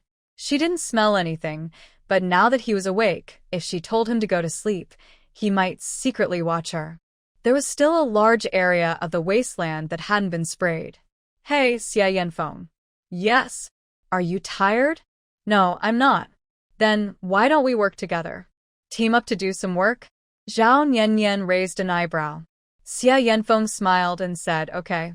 "You're so quick to agree. Aren't you worried I might trick you?" "I'm not worried." "That's brave of you." Zhao Niannian patted his arm. "Wait here for me." After saying that, she turned and walked back toward the small creek. About a moment later, she appeared with 2 spray bottles in her hands. "Here, one for each. Hold it like this," Zhao Niannian explained while demonstrating. Knowing what to do, Xia Yanfeng followed her steps carefully to avoid suspicion. After he strapped the spray bottles on, they headed into the wasteland together. Zhao Niannian pointed to a spot nearby. "You handle that side, I'll handle this one. To spray, press the left joystick with your left hand, hold the tube with your right hand, and spray the weeds in front of you." "Okay." "Oh, and this," she took out a mask and walked over to him. "Bend down a little." Xi Yanfeng obediently bent over. She raised her hand and helped him put on the mask. "That's good. Let's start." She also put on her mask and began another round of removal. By the time they finished, it was already past midnight. Back in the yard, Zhao Niannian took off the spray bottle and mask, took a deep breath. Ah. Finally, she could breathe fresh air. Xia Yanfeng closed the gate, took down the equipment, and asked, "Where should I put these?" "Just give them to me," Zhao Niannian said, extending her hand to take his used mask and the 2 spray bottles. "It's late. Let's go back to sleep." "Oh, and change into new clothes. This set is dirty. Tomorrow I'll wash it separately." Since it had pesticide spray on it, it was better to clean it thoroughly before wearing again. Xia Yanfeng nodded. "Good night," Zhao Niannian said. "Good night." After saying goodbye, they each went to their own rooms. After a busy night, Zhao Niannian changed clothes and fell asleep as soon as her head hit the pillow. She slept until the next morning. So tired, Zhao Niannian opened her eyes and lay on the bed in a big, relaxed pose, looking very sleepy. She couldn't imagine what she would have felt like if she hadn't seen Xia Yanfeng go to the bathroom last night. After working alone on those few pieces of land, she must have been exhausted. What time is it? This time, she didn't turn to look outside, but took out her phone from her storage bag. She looked at the time, still showing last night's hours, and was speechless. She forgot that the time inside the storage bag was frozen. Never mind, she decided to rely peacefully on the hourglass to check the time. When she arrived at the front yard, she saw Xia's mother and Xiao Yun hanging clothes outside, and Xiao Yu practicing horse dance with Xia Yanfeng.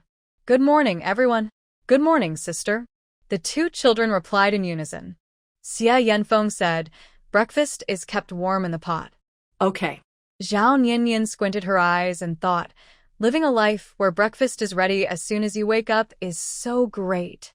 Xia's mother finished hanging the last piece of clothing, bent down, and picked up a wooden basin to come over to Zhao Niannian. "Niannian, let me tell you, when I got up today, I smelled something strange, then opened the door, and guess what? Did the grass on the land outside our house die?" Zhao Nianyan blinked, uncertain. If that was true, then the killing effect of the pesticide must be amazing. How did you know? Xia's mother was surprised.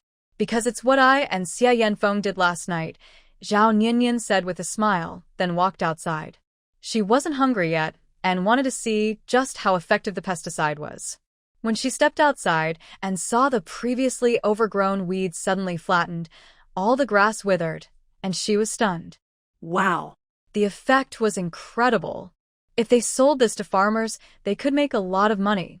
Wait, pesticides aren't available in this era, so people wouldn't see it.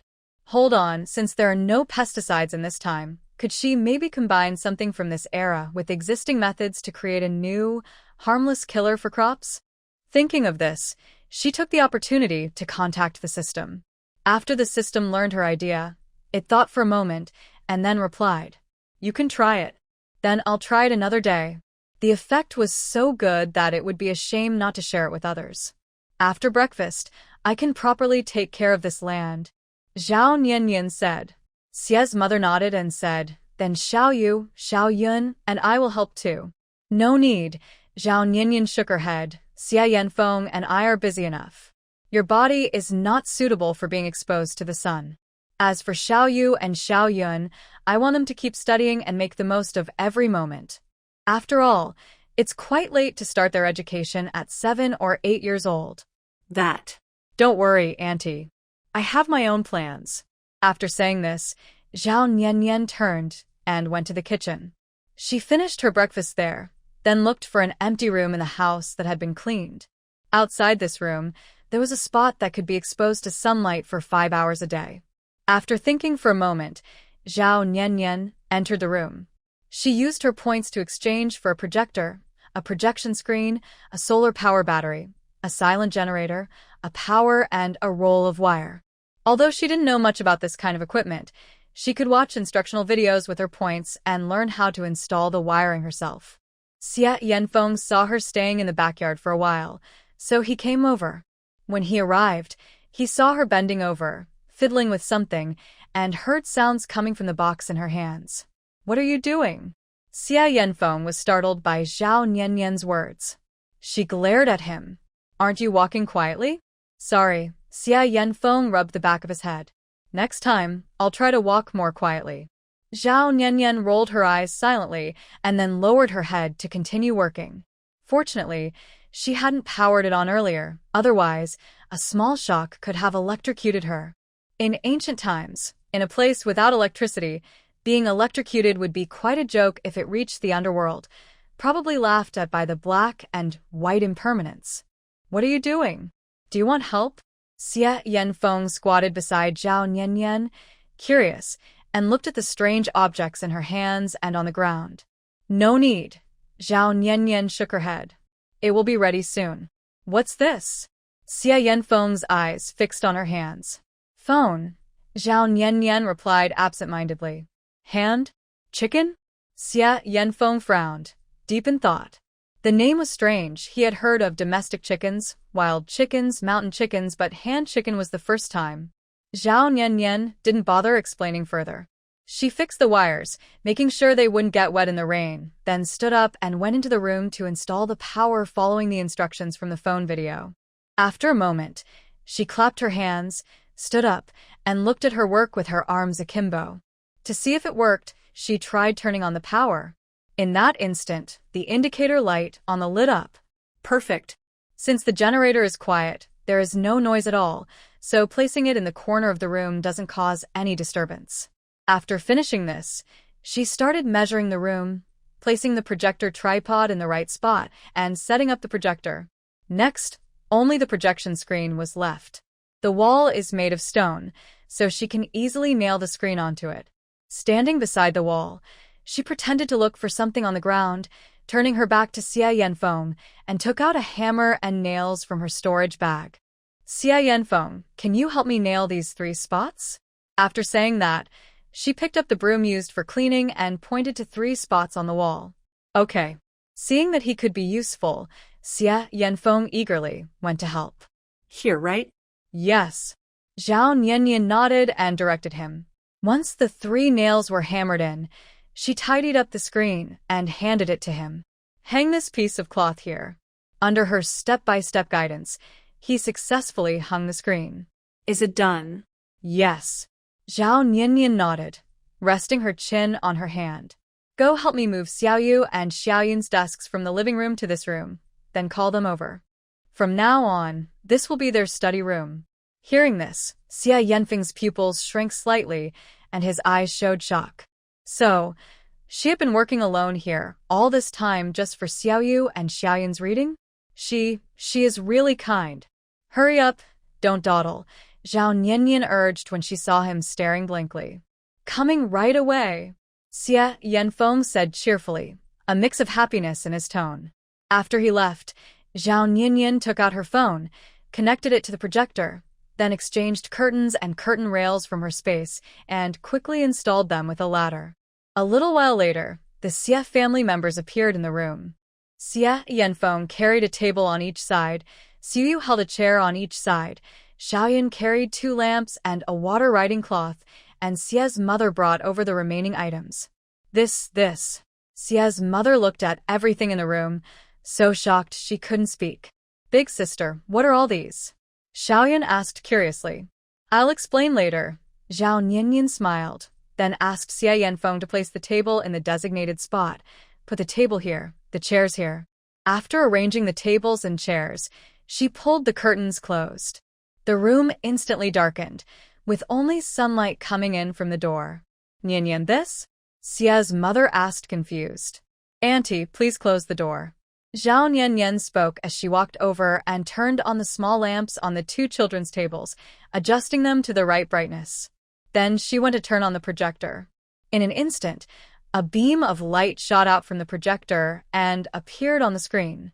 Wow! The 2 children were amazed. Mother Xia saw this and her heart pounded, clearly startled. What surprised them even more was what happened next. Zhao Niannian took out her phone and played a video, and the screen showed an image. Hello, everyone. Xia Yanfeng heard the voice and stood calmly in front of everyone, staring closely at the screen. Who are you? Seeing the scene, Zhao Niannian chuckled softly and stepped forward to hold his arm. That's not a real person, it's a fake. Huh? Xia Yanfeng frowned. Not a real person? Yes, Zhao Niannian nodded, taking out her phone. It's on here. As for how it works, that's quite complicated. We have plenty of time, and when I have time later, I'll explain it to you slowly. After saying that, she took out the remote control and came in front of the children. Look, this is a remote control. It can turn off the projector anytime. She patiently explained to the children. Fortunately, the children were very smart. Although they didn't understand exactly what it was, they understood that they could turn it on and off whenever they wanted. After explaining the projector, she also showed them the switch on the power and some safety tips, like not letting the get wet or sticking their hands into it. The children listened very carefully. This explanation took more than half an hour. Once she was sure they understood, Zhao Niannian took out her phone and placed it on the table. This is a phone. The videos inside can be projected onto this screen. You can follow the lessons from the teachers here. That way, I can have time to do other things and you can learn whenever you want. She explained while demonstrating. The children's eyes were still wide with amazement. By noon, they had become skilled at using the phone to control the projection. Only then did Zhao Niannian place the phone on the projector. Now, you can learn according to this course. She started playing a lesson from the 3-character classic, which was written in traditional Chinese characters, and the children could read it too. With this setup, they could learn anytime and anywhere without waiting until dinner every night. Given how smart the children were, they could totally learn by themselves. Once you have learned enough, I will set up a bookshelf for you to buy and read more books. Thank you, sister. Xiao Yun happily hugged Zhao Niannian's leg, her eyes full of joy. Because of gender differences, Xiao Yu just stood there politely. Remember to study hard when the time comes. Zhao Niannian smiled and patted Xiao Yun's head. I don't know when, but Xia Yanfeng and Xia Mu left the room. There are many educational videos she could download, such as the 6 Arts of a Gentleman or topics like music, painting, dance, and other arts for girls. Raising children is not an easy task. To help the two little ones get used to learning with the projector in this room, Zhao Niannian stayed with them for a while. She only turned off all the devices and left the room when it was time for lunch. "Sister, do we need to lock the door here?" Xiaoyu asked doubtfully. "If someone sees inside, will they steal things?" She remembered there are still videos online. "Don't worry, no one else can see except you two. So, don't tell outsiders, understand?" Hearing Zhao Niannian, the two nodded firmly. "Let's go, time to eat," Zhao Niannian said. After eating, she had other things to do. Oh. She really was born to work hard. After lunch, Zhao Niannian and the two little ones went to the room. They watched how the children turned on their phones, plugged in the power strips, and started the projector. Once she saw they did everything correctly, she felt reassured and left the room. Xiaoyu watched Xiaoyun close the door and said seriously, "Xiaoyun, sister is so good to us. We can't let her down, so we must study hard, okay?" "Yes." Xiaoyun nodded seriously, sat back in her chair, and looked at the screen. The children already knew how to drag the progress bar and pause videos, so Zhao Niannian didn't worry about them not learning in the room. Since Xiaomu couldn't do heavy work, she only did some sewing at home. After eating, Zhao Niannian and Xia Yanfeng went to the front yard, looking at the barren land full of dry grass. After a night and a morning, the smell of pesticides had completely dissipated, and there was no other bad odor. "Let's go. We'll follow my plan from yesterday and start dividing the wasteland into different areas with ropes." After speaking, she took out a big bundle of rope and handed it to Xia Yanfeng. Xia Yanfeng. When she took out the item, did she not think about whether it was right? Such a large bundle. Could she hide it on herself? But then he thought, he believed she had no defenses against him, which made him quite happy inside. However, this was only her moment of carelessness. Zhao Niannian didn't know the exact size of this wasteland, so she and Xia Yanfeng could only roughly divide the area into sections. Closer to the house was the breeding zone, then the planting zone with fruit trees separating the two. The planting zone was divided into dry land, water fields, and an area for growing herbs. It might be a bit crowded, but it was a good way to organize everything. An hour later, Zhao Niannian and Xia Yanfeng had just finished dividing each area when they saw a figure approaching. Niannian. "Zhengyu? Why are you here?" It was Lu Zhengyu, the grandson of the clan elder. Zhao Niannian wiped the sweat from her forehead and asked anxiously, "Is something wrong with your family?" She was worried that Zhengyu's mother, Yang Guizhi, might have had trouble during childbirth. Lu Zhengyu shook his head. "It's not my family. Someone from the town came to see Grandpa, saying they wanted him to witness something." Huh. Zhao Niannian blinked in confusion. "It's a family named Chen from the town, the Chen family, who makes wine. The visitor is a man named Laifu, claiming to bring your land deed and asking Grandpa to witness and hand over the deed to you." After hearing Lu Zhengyu's explanation, Zhao Niannian understood what was going on. "I'll go with you." "I'll go too," Xia Yanfeng said, worried she might be bullied. Lu Zhengyu nodded. "Then let's go." As he turned around, he looked curiously at the nearby wasteland. Strange. Isn't this wasteland? Why are all the grasses dead? Since the urgent matter wasn't this, he didn't think much about it. Moments later. Zhao Niannian and Xia Yanfeng arrived outside the clan elder's house. At this moment, the house was crowded with villagers. According to Lu Zhengyu, Laifu had brought a carriage into the village, calling out as he entered, saying he was bringing the land deed and a gift for her.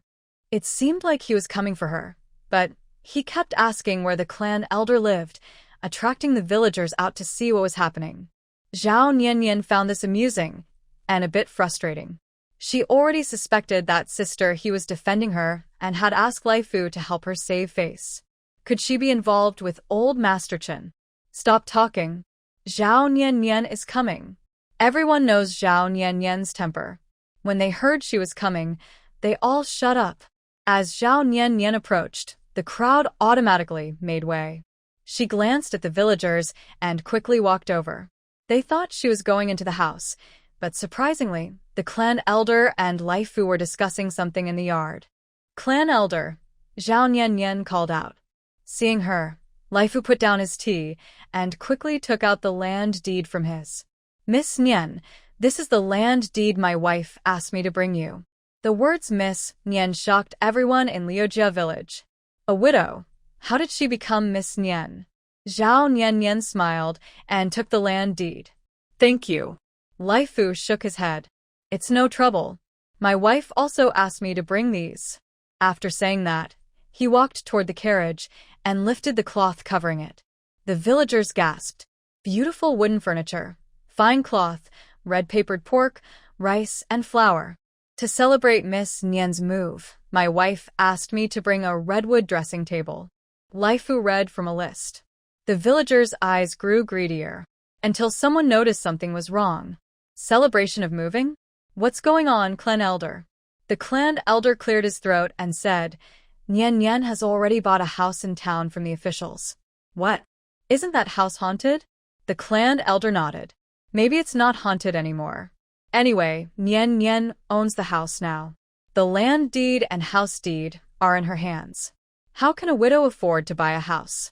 That must be fake, the villagers questioned. Hearing this, Zhao Nian opened the land deed and stepped forward to show them. Look carefully. The official seal is still here. If I forged this deed, would I be risking my life? The villagers looked at her with displeasure. They had hoped to get a share, but after being scared by the priest, they gave up. Now, it was clear the house belonged to Zhao Nian. She smirked slightly, put away the deeds, and turned to return to the clan elder. The money to buy the house probably comes from an unknown source, someone said. Hearing this, Zhao Nian immediately recognized who it was. She didn't even turn around.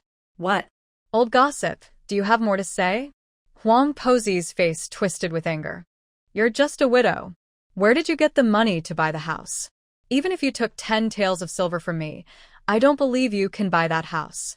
This money, it must have been earned by you serving some wild man. You shameless, mean person. Don't forget, you're still my Lu family's daughter-in-law. Zhao Nian knew that after the old woman scolded her, there would be more to come, so she didn't rush to respond. Sure enough, after scolding, the old woman continued, Zhao Nian, you've caused so much trouble. Isn't it time you moved back home? And that house, you should change the ownership to your father-in-law's name and leave it for us to retire in. It's what you owe our family. Zhao Nian chuckled and said, Old hag, how big is your face? What do you mean I owe your family? What did I do to owe you? My son's life. My son could have taken the imperial exams, become a top scholar, and brought honor to our family. But because of your bad luck, you caused his death, and now our family is like this. How dare you ask what I owe you? The old woman stood with her hands on her hips, proud and angry. Zhao Nian rolled her eyes. Your son was a short-lived ghost. I haven't even asked your family to pay me back for my youth, and you still want me to compensate you? You. Nonsense. My son was not a short-lived ghost. It's because you married in and cursed him to death. The old woman blushed and was furious. Hearing this, Zhao Nian was speechless. It just shows I have a strong fate. I didn't die, but your son did. He's useless and blames me for cursing him? What a joke. Seeing she couldn't win the argument, the old woman turned to the villagers and said, Everyone, come and judge.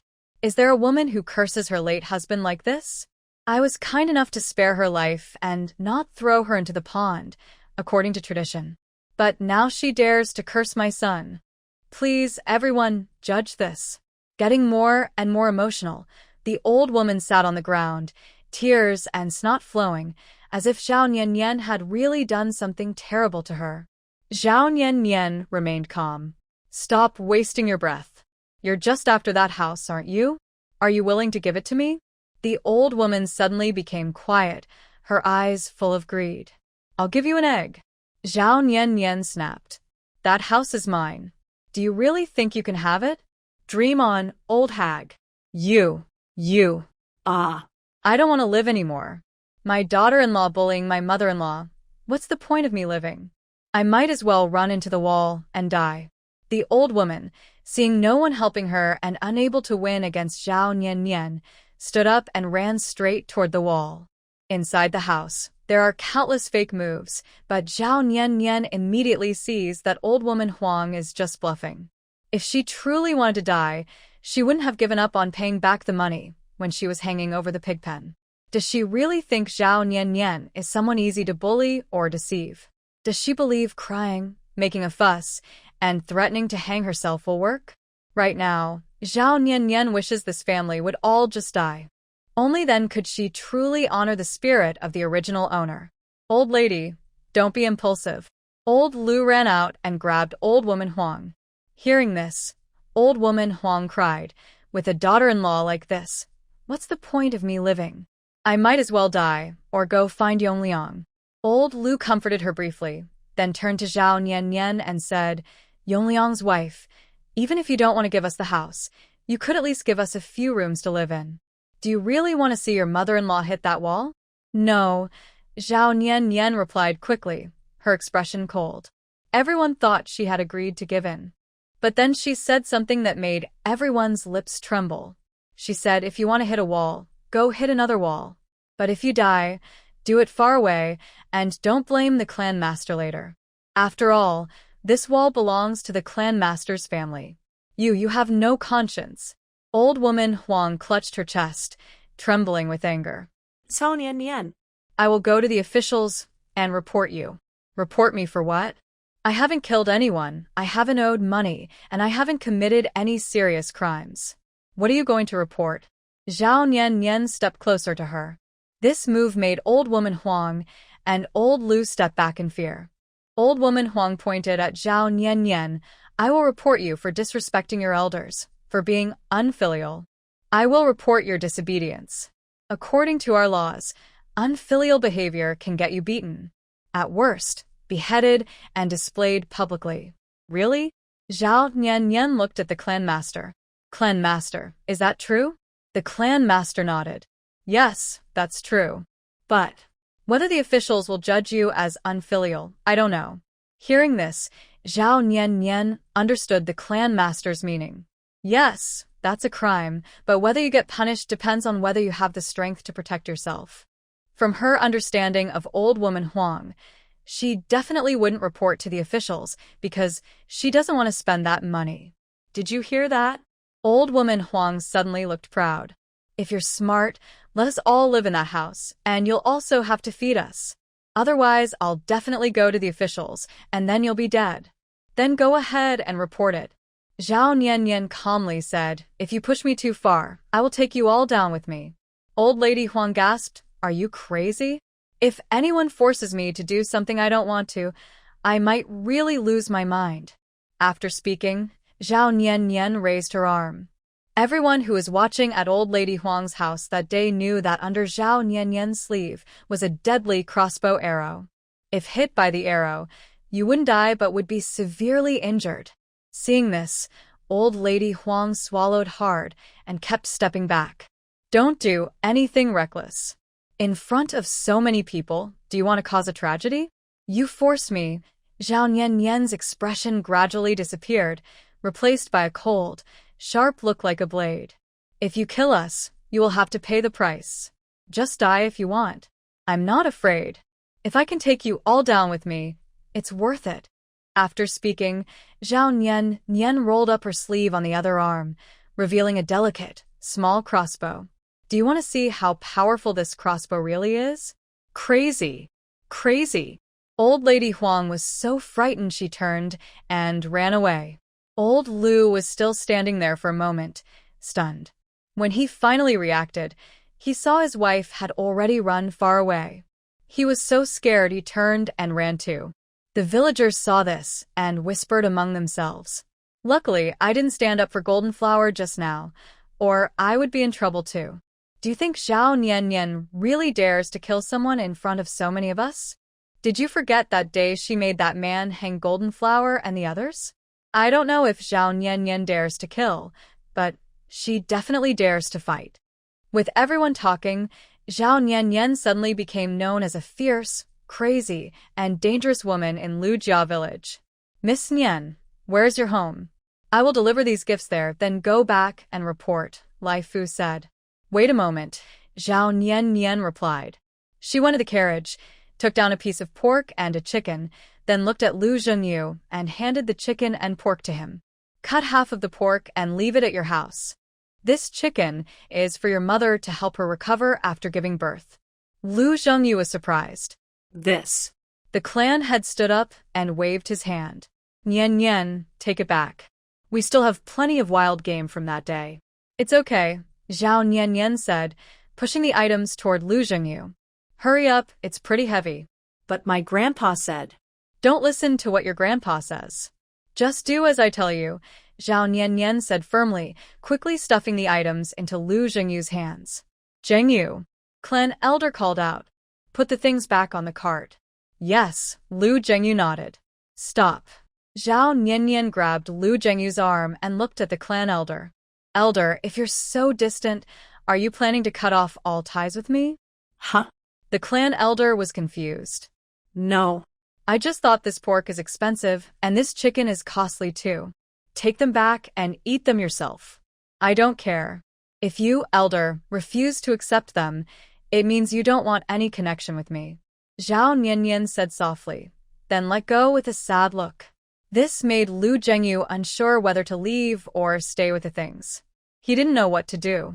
Finally, the clan elder sighed helplessly, saying, Fine. I'll listen to Sister Nian. Lu Zhengyu felt relieved and carried the pork and chicken into the kitchen. The clan elder said, Nian, you can keep the good stuff for yourself. You don't need to give it to me. Clan elder, you've helped me a lot these past 3 years. I always believe in clear gratitude and resentment. Zhao Nian smiled proudly. Forget about this meat. When I make big money in the future, I can even give you money. You're so kind. Okay. The clan elder said happily, straightening his bent back in an instant. Since you've acknowledged a sister in town, you probably wouldn't mind recognizing a godfather, right? No problem. Zhao Nian immediately understood what the elder meant. As long as you're willing, from now on, you'll be my adoptive father. I will take care of you in the future. Good child. The clan elder was very happy. The villagers, watching, all felt envious. They saw that piece of pork, at least 20 jin. The clan elder could get 10 jin from it. They hadn't eaten so much pork in a whole year. They were so jealous they almost drooled. Nian, as the saying goes, everyone who sees it should share. Look, there's still pork on that cart. You live with the Xie family, 5 people probably can't eat all that. Why don't you share some with us? I don't need much, just 1 or 2 jin. Yeah, I want 1 or 2 jin too. We're all from the same village, so naturally we should share the benefits. Right, everyone? Right. Before Zhao Nian could reply, Lai Fu looked unhappy and said with a stern face, You guys are shameless. You treated Miss Nian so badly before, and when she was bullied just now, you didn't say a word. Now you want pork. Bah. Shameless and heartless. As soon as he spoke, the villagers felt awkward. But some people are not convinced. Who do you think you are? This is Lu family village. Do you have the right to speak? Yeah. Just a servant. What are you so arrogant for? Lai Fu chuckled and said, Even if I am a servant, I won't be as shameless as you. You used to bully Miss Nian, and now that she has some benefits, you want to share too. Even a toad dreams of eating swan meat. I spit on that. His words left the villagers speechless. At this moment, Lu Zhengyu brought out the remaining half of the pork, and Zhao Nian, Xia Yanfeng, and Lai Fu left the family estate together. Everyone now knew that Zhao Nian had made a wealthy lady her sworn sister in town, and she even bought the biggest haunted house in the village. Most importantly, the villagers understood that only by being kind to Zhao Nian would they get a share of her good things. At the house. Lai Fu looked at the house with surprise. I didn't expect a village to have such a big house. This used to belong to a landlord. He spent a lot of money building it, using the best materials, so it's still in good shape after all these years, Zhao Nian explained. Lai Fu nodded. I'll help you move everything inside. Privately, he didn't call her Miss Nian in such a formal way. Zhao Nian smiled. It's okay. You're in a hurry to go back and report to Sister He. Just leave the things here. I can move them myself later. It's just a short walk, Lai Fu said quickly, then efficiently moved the items into the front yard. After a while, Lai Fu clapped his hands, got on the carriage, and said, I'll head back now. Safe travels. Zhao Nian waved. After Lai Fu left, she and Xia Yanfeng began organizing the gifts. They finished arranging everything more than half an hour later. It was already late afternoon, and the sun was about to set. They didn't expect the day to pass so quickly. Tomorrow, which part do you plan to start with? First, make a fish pond. Zhao Nian pointed to the front area. Tomorrow morning, I'll find some cement and build a fish pond. Oh, by the way, do you know what kinds of fish are available in the market now? I don't remember exactly, Xia Yanfeng replied. Then go to the market tomorrow morning and see what fish they have, and remember it. I'll stay at home and wait for you while building the pond. Okay. All right, then it's settled. Now go home and cook dinner. I'll come back later. After Xia Yanfeng left, Zhao Nian went to the area where chickens and ducks were raised. She planned to separate the wet and dry areas there. The wet area was a small pond, convenient for ducks to swim and for chickens and ducks to drink water.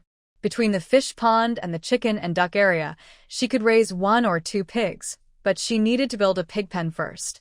When she realized some parts needed concrete, she went directly to the space to exchange for 2 bags of cement and put them into her storage bag.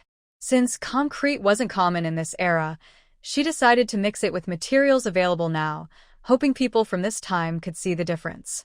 She planned to mix the cement with yellow mud to make new bricks, which she would use to build the fish pond and pig pen. She worked on this until sunset. Zhao Nian returned to her house, just about to close the door when she suddenly saw 3 sneaky figures in the distance. Her eyes turned sharp, and she reached into her storage bag to take out binoculars, then looked carefully. That old woman was still not giving up.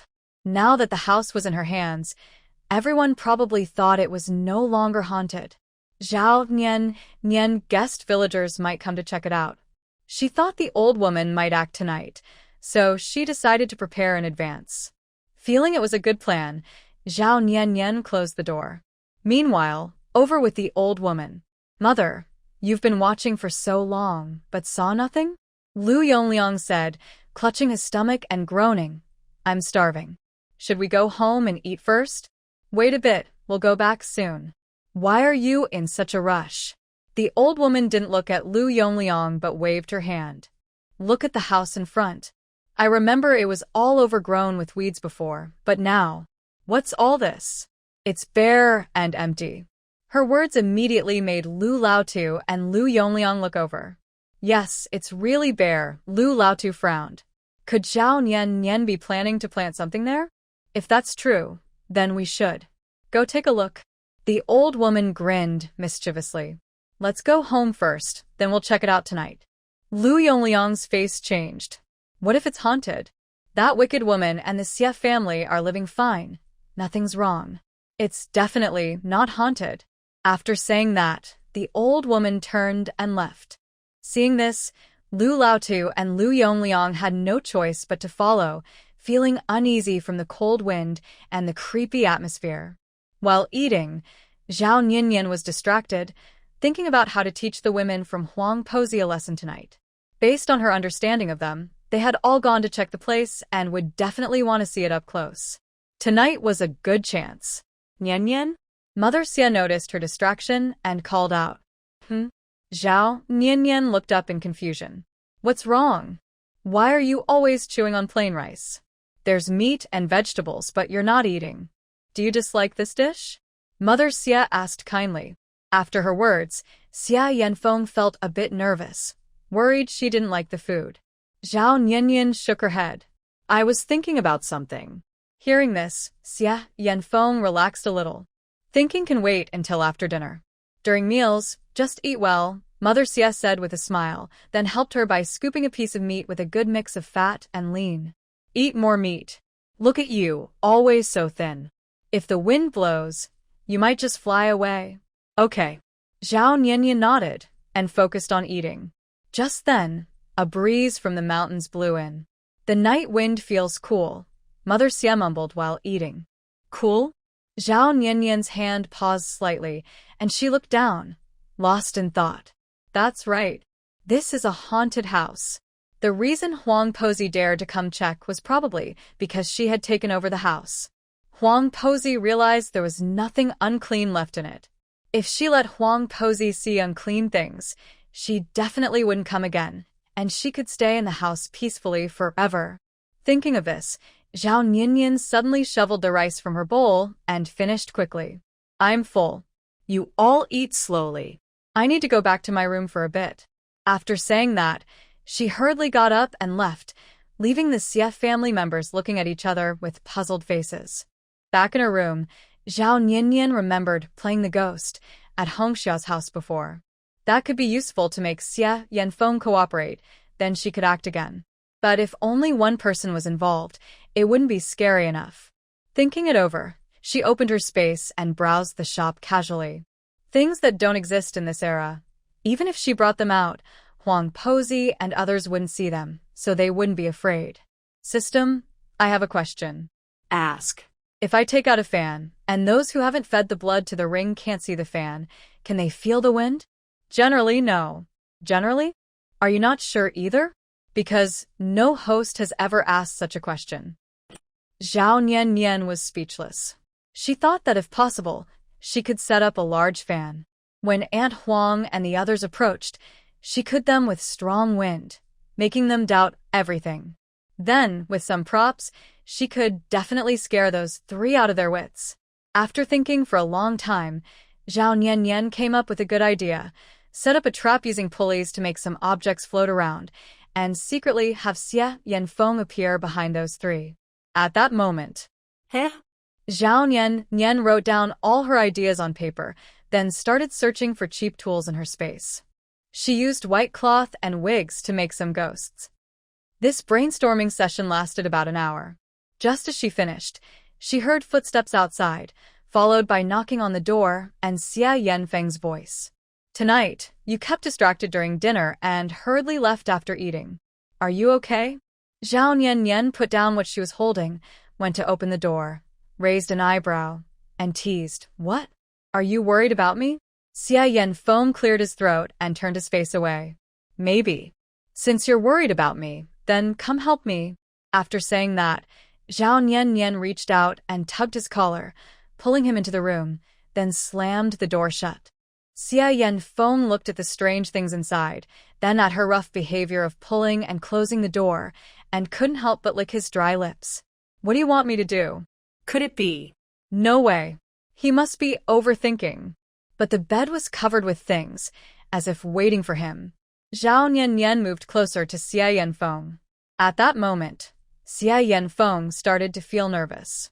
This is a private room for a man and woman. To avoid others seeing, you should open the door. Hearing this, Zhao Nianyan frowned and tilted her head curiously. We are innocent. We haven't done anything. Why worry? Besides, we've been under the same roof for so long. Even if outsiders haven't seen us together, they probably already think there's something more between us. Why does this guy always overthink? Xie Yanfeng. That's true. When she came in front of him and saw his expression, she realized he was very nervous, which puzzled her. Why are you nervous? I won't eat you. Cough. Xie Yanfeng choked on his own saliva and blushed. I didn't do anything. Well, if you didn't, then forget it. I called you in because I have a plan to tell you. Zhao Nianyan explained the various things on the bed while telling Xie Yanfeng what to do later. After a moment, Xie Yanfeng touched his chin. How do you know they'll come tonight? Because I successfully got the house today. Before, they didn't dare to want the house because of ghosts. Plus, the house has been around for over 100 years and they haven't been inside to see it. Out of curiosity and interest, they'll definitely come to explore tonight, Zhao Nianyan answered confidently. Okay, Xie Yanfeng nodded. Then I'll do exactly as you say. All right.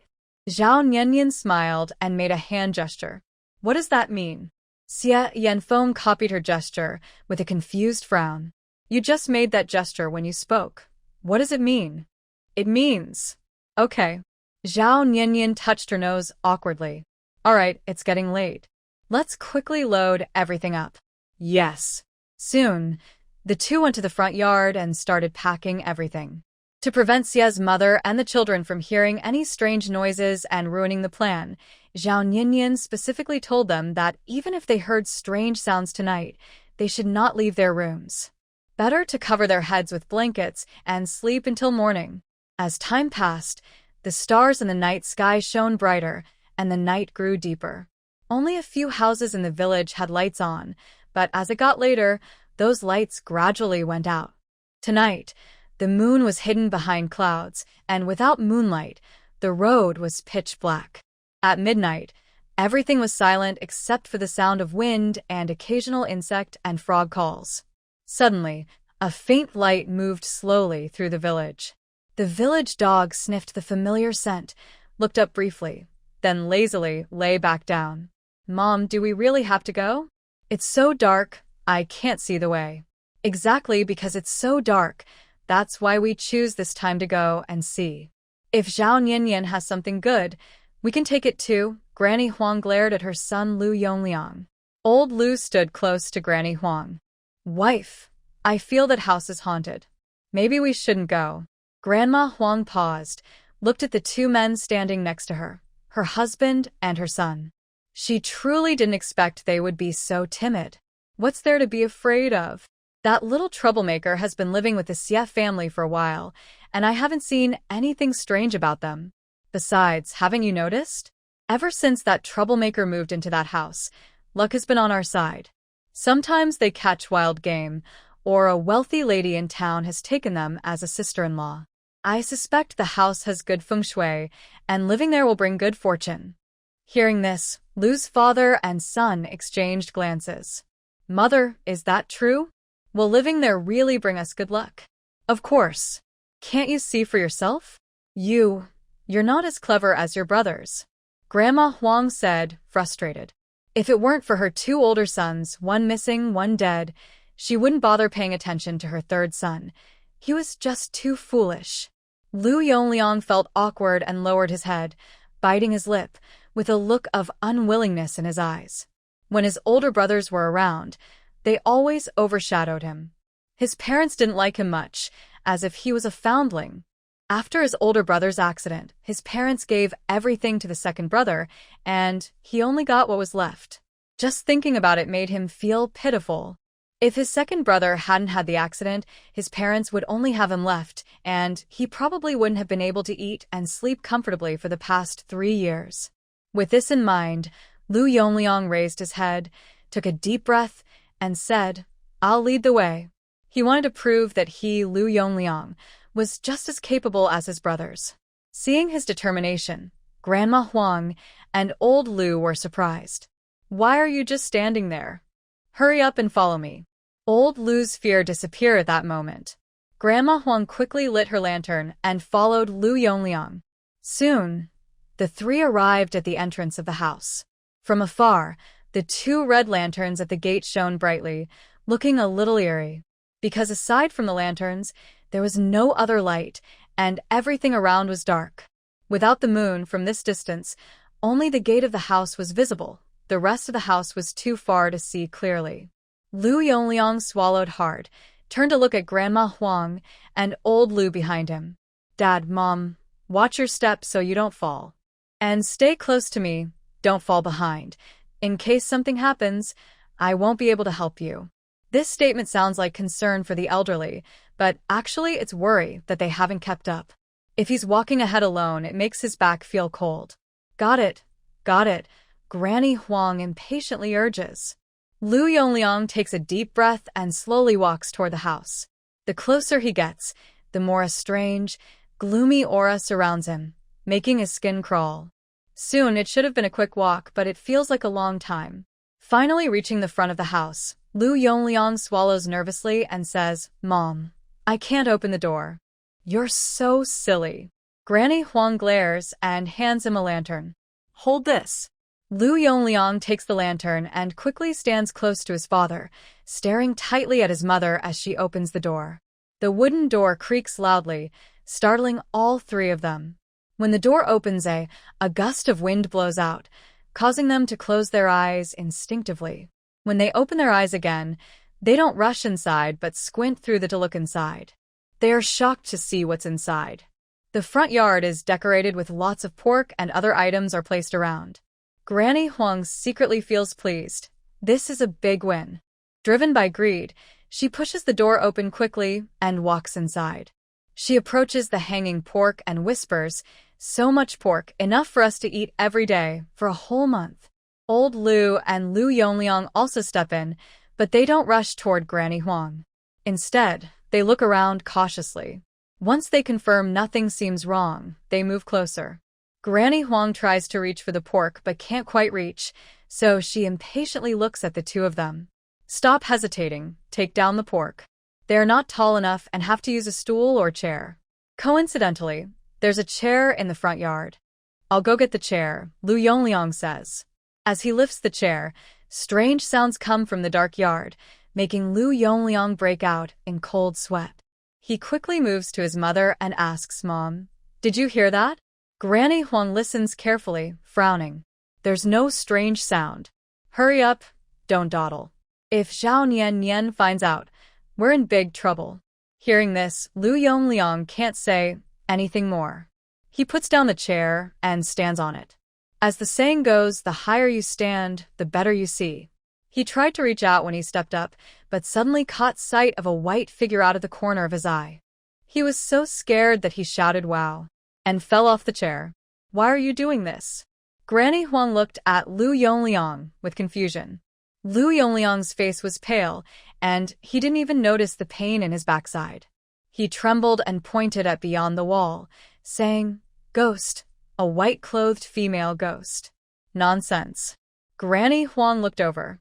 "That's just a wall. There's no ghost. It's outside the wall. I saw it with my own eyes just now." Lu Yongliang's eyes filled with tears of fear. Granny Huang still didn't believe him. "Hurry up, help me lift the chair, I want to see." Lu Yongliang's legs went weak, and he had no strength left. Unable to do anything, old Lu put down the lantern and went over to help lift the chair. "I'll hold it, you go up and look." Granny Huang nodded and stood on the chair.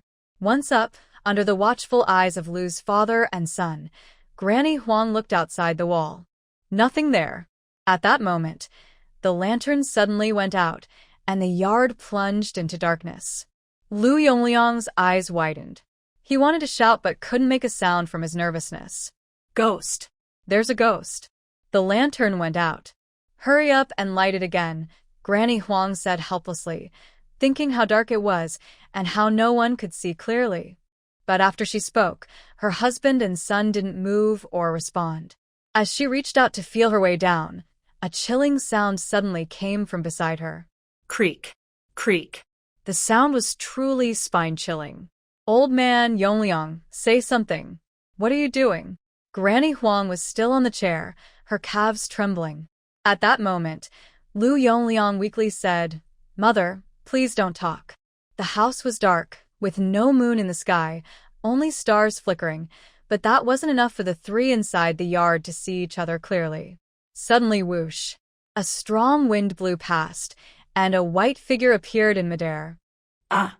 Lu Yongliang screamed in fright. Granny Huang, already a bit startled, was now terrified by her son's sudden scream. Her legs shook, and she fell off the chair.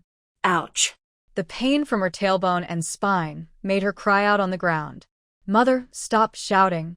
Lu Yongliang lowered his voice, quickly covering her mouth. "Sure, sure." Grandma Huang widened her eyes, trying to pull away Lu Yongliang's hand that was covering her mouth. But in the next moment, she saw a scene that almost made her suffocate. Several white figures floated in the air, accompanied by strange sounds. "Woo woo woo. I died so tragically." Different female voices echoed from all around. "Ah, there's a ghost." After shouting, Grandma Huang pushed Lu Yongliang aside, got up quickly, and ran, not caring that old Lu was sitting on the ground with weak legs. "Mom, wait for me." Lu Yongliang also ran after her. "Help me. I can't stand." Old Lu, frightened, struggled to get up but found himself too weak to stand. At this moment, Zhao Nian Nian, hidden in the dark, curled her lips. It's easy to come in, but hard to leave.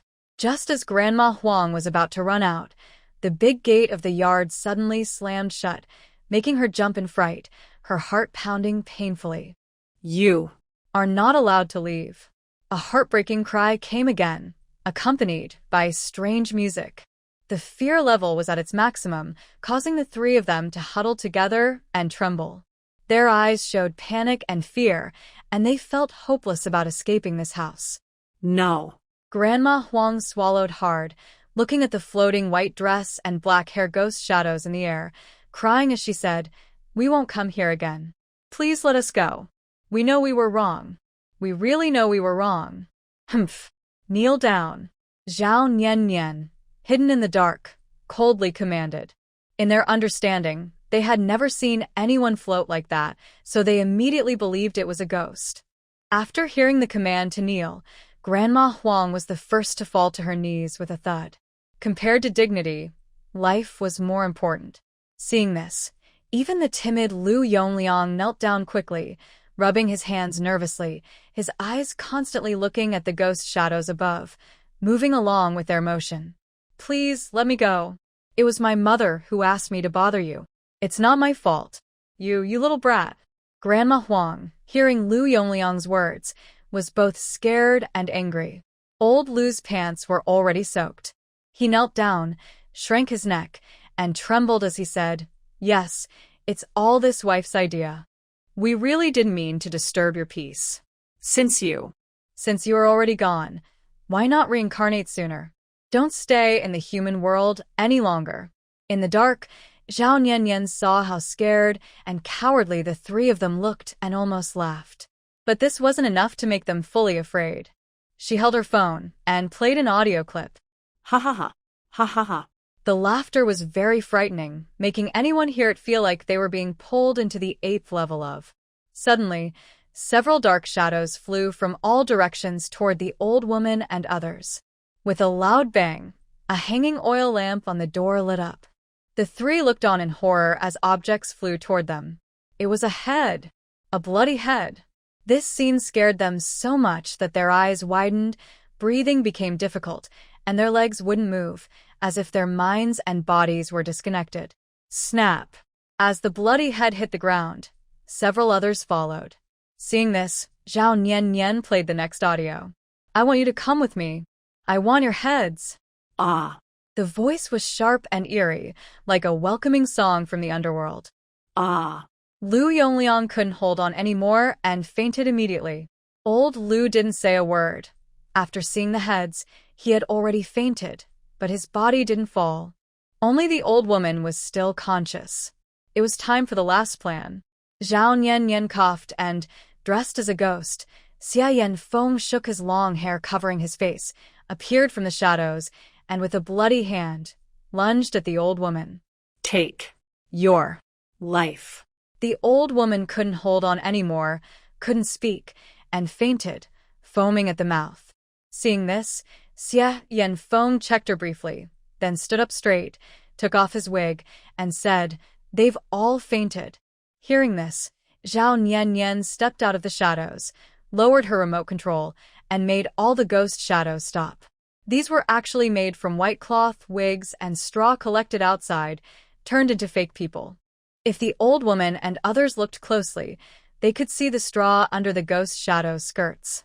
But in fear, people wouldn't notice such details. Zhao Nian Nian bent down and collected the heads from the ground. These blood-stained heads are actually mannequin heads from a barber shop. They are all fake. Honestly, this pile of items cost her quite a few points. Fortunately, the items can be recovered. Otherwise, using them once and discarding them would be a big waste. Now, what should we do? Xia Yanfeng looked at the three people on the ground and asked with doubt. Zhao Niannian crossed her arms, thoughtfully rubbed her chin, then pointed at the Lu father and son, saying, "Take off their clothes, then throw them near the big tree at the village entrance. As for the old woman, throw her at her house door." "Okay." Xia Yanfeng nodded, bent down on both sides, and carried the Lu father and son onto his shoulders. "Help me open the door." Zhao Nian went over, dismantled the mechanism, then opened the door. Be careful, don't get caught. Xia Yanfeng responded, carrying the two people, and used light skills to fly over the wasteland. On the way, old Lu, who had fainted earlier, opened his eyes. But when he saw a figure in white flying around him, he immediately thought it was a ghost capturing him, and he was so frightened that he fainted again. Zhao Nian watched the old woman in the front yard for a long time, feeling that letting her go like this was too lenient. After thinking, she exchanged a bottle of itching powder from her space. When Xia Yanfeng returned, she handed him the itching powder. When you put this old woman at her house door, pour the powder on her neck, face, and body. As for the rest, pour it into their room. After saying that, she took out another bottle. This is the antidote. Take it first. Xia Yanfeng nodded, took the antidote, and then carried the old woman away.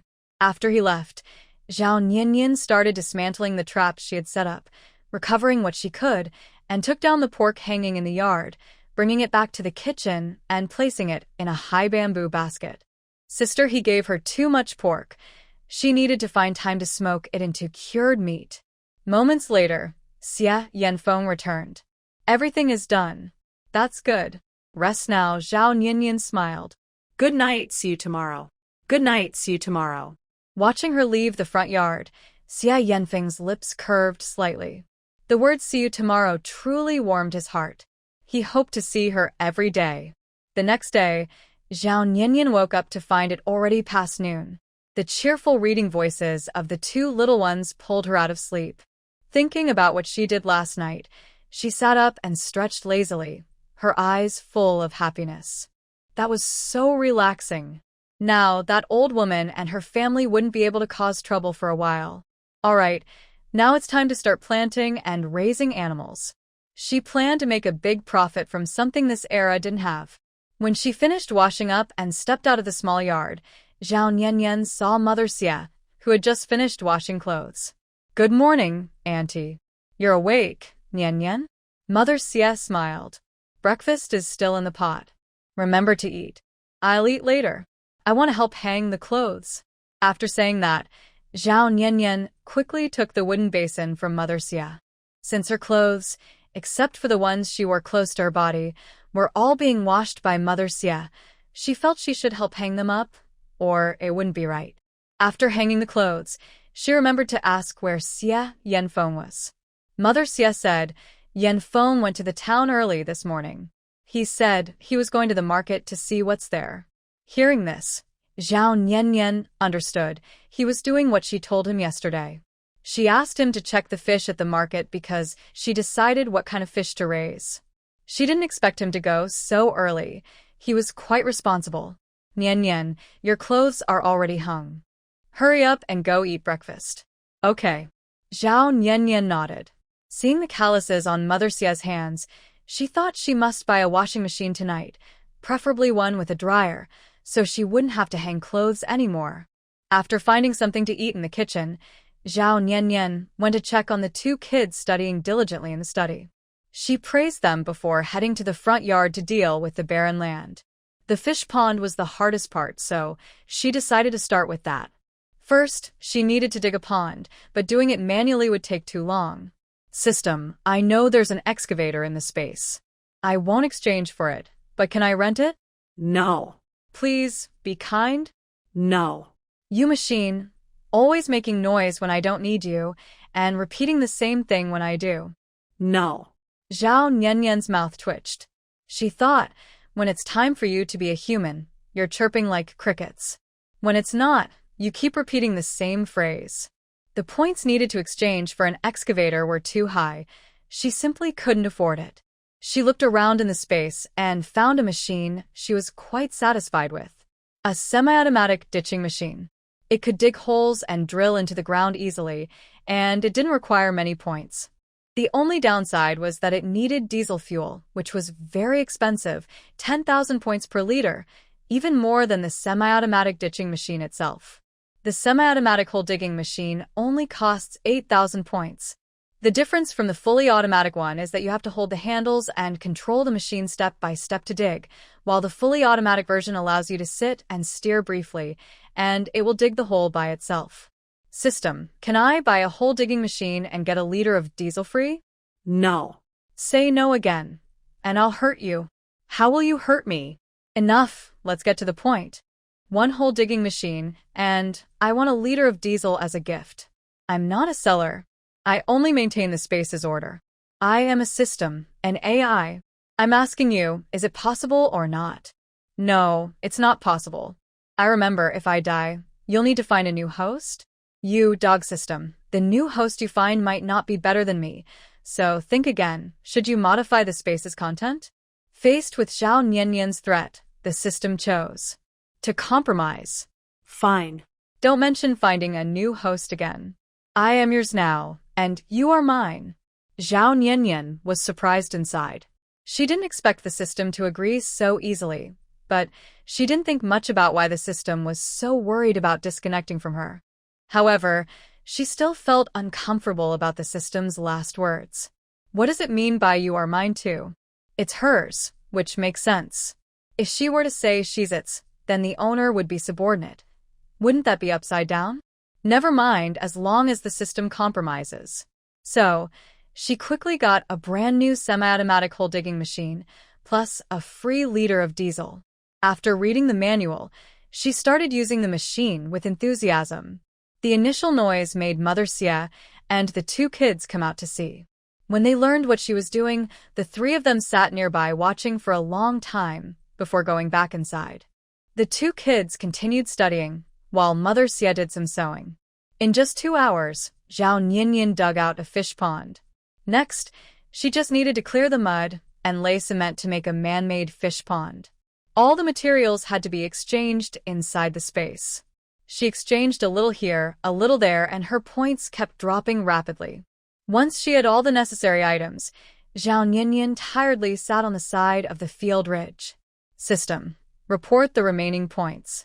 Remaining points: 630,000 points, but after completing the 4 major projects, renovating the study, clearing the weeds, scaring the old woman, and building a fish pond, the points dropped directly to 450,000. Wow. These points are really hard to keep. She still needs to exchange for a washing machine next. Fortunately, she had already exchanged for solar panels when building the study. Now, she only needs to exchange for a washing machine and a dryer, or a combined washer-dryer machine, which will be enough. Looking at the muddy ground in the pit, Zhao Nianyan rolled her eyes. She was so tired she had no extra energy to speak. Maybe she should wait for Xia Yanfeng to come back before continuing? She simply couldn't do more now. Inside, Zhao Nianyan let out a long sigh. She leaned back and lay down directly in the muddy pit, staring at the clear sky. She didn't know how long it had been. Feeling drowsy, she heard footsteps above, so she sat up and listened carefully. When she confirmed it was footsteps, she mistakenly thought Xia Yanfeng had returned and called out, "Xia Yanfeng, I'm here." The footsteps approached from far away. Zhao Nianyan also stood up, brushed off the mud on her, and looked up. "Zhengyu? Nianyan, why are you here? And when did you dig this hole?" Lu Zhengyu asked, confused. He thought there was no hole here yesterday, so how did it suddenly become so big overnight? It's a long story. By the way, how did you come here? Zhao Nianyan changed the subject and then slowly climbed up the steps she had dug nearby.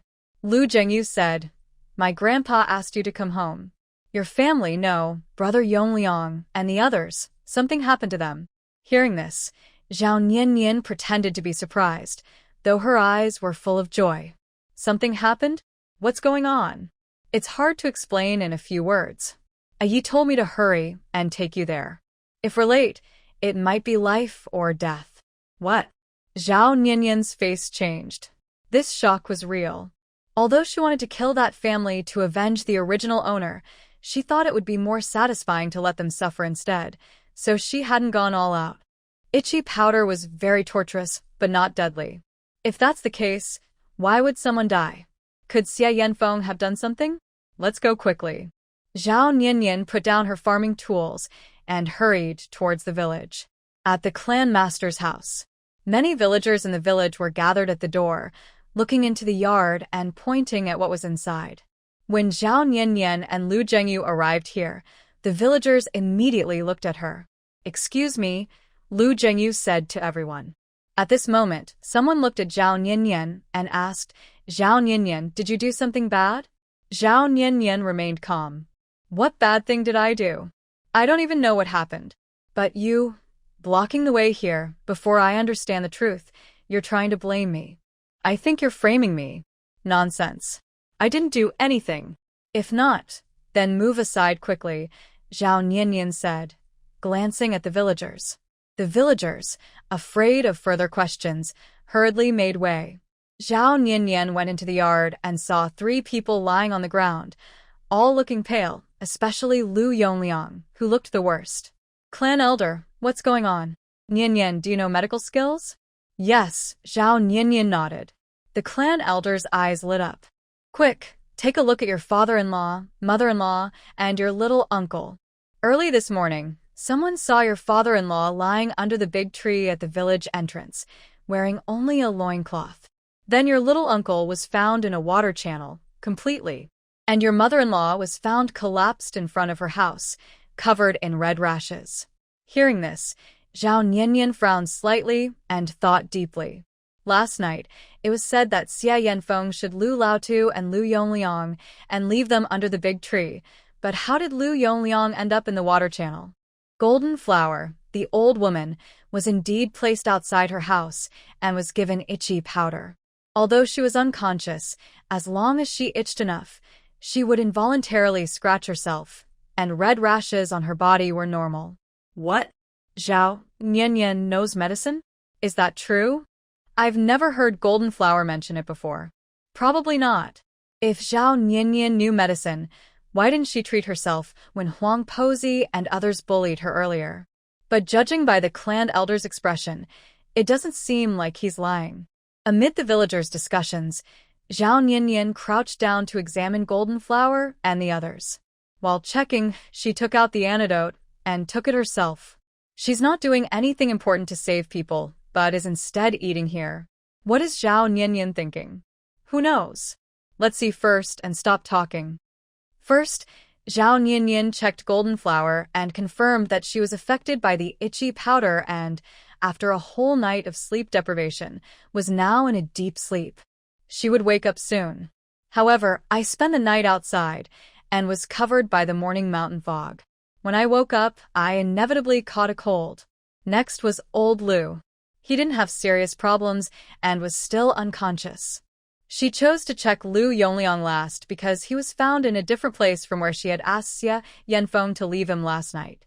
The most important thing was that Lu Yongliang was found completely. Normally, he should have at least been wearing a pair of underwear. Right now, Lu Yongliang was covered entirely by a blanket. Clan leader, have a few people wrap his hands carefully and gently carry Golden Flower back to her home. Old Lu can be moved casually. As for Lu Yongliang, help me move him to your woodshed first. I will check on him later.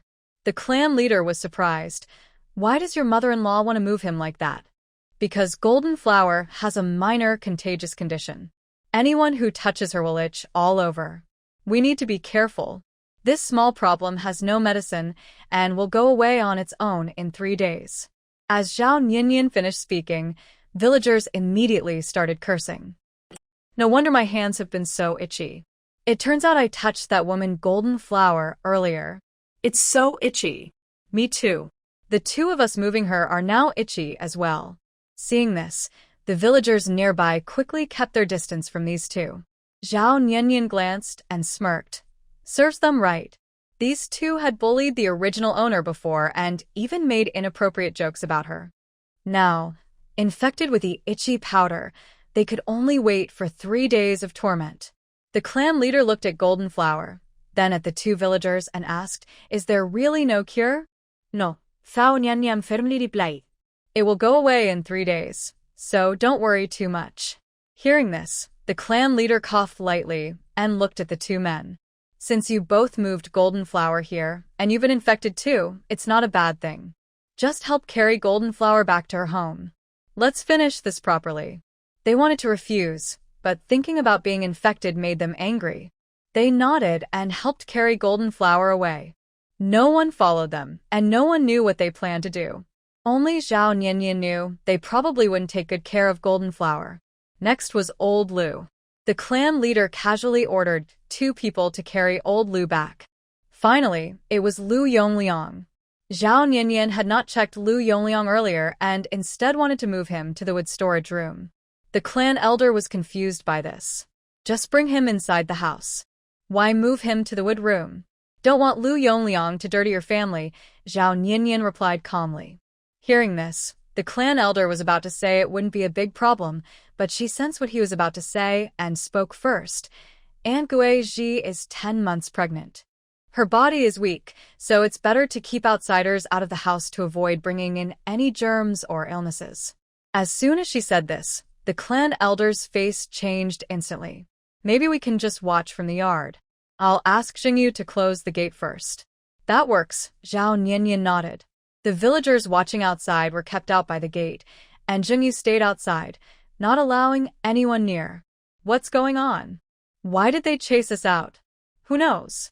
Could it be that Lu Yongliang is and uncomfortable for us to see? If it's uncomfortable for us, then why would it be okay for Zhao Nianyan's sister-in-law to see? That doesn't seem right. Meanwhile, Zhao Nianyan squatted down, lifted the blanket covering Lu Yongliang, and checked the marks on his upper body, frowning. Clan elder, let them all come inside, don't peek. She was referring to Yang Guizhi and others. The clan elder nodded and told his 2 daughters-in-law and grandsons to go back inside and not peek. When he returned to Zhao Nianyan, he saw her reach out to lift the blanket covering Lu Yongliang. Nianyan, the clan elder grabbed her wrist. This isn't right. From my perspective, I am first a doctor, then other things. In a doctor's eyes, there are no genders or strict rules. Zhao Nianyan looked up and replied, but your reputation. Everyone already had opinions about her. If she did this and others found out, her reputation would be ruined. No matter how she explained, it wouldn't be enough.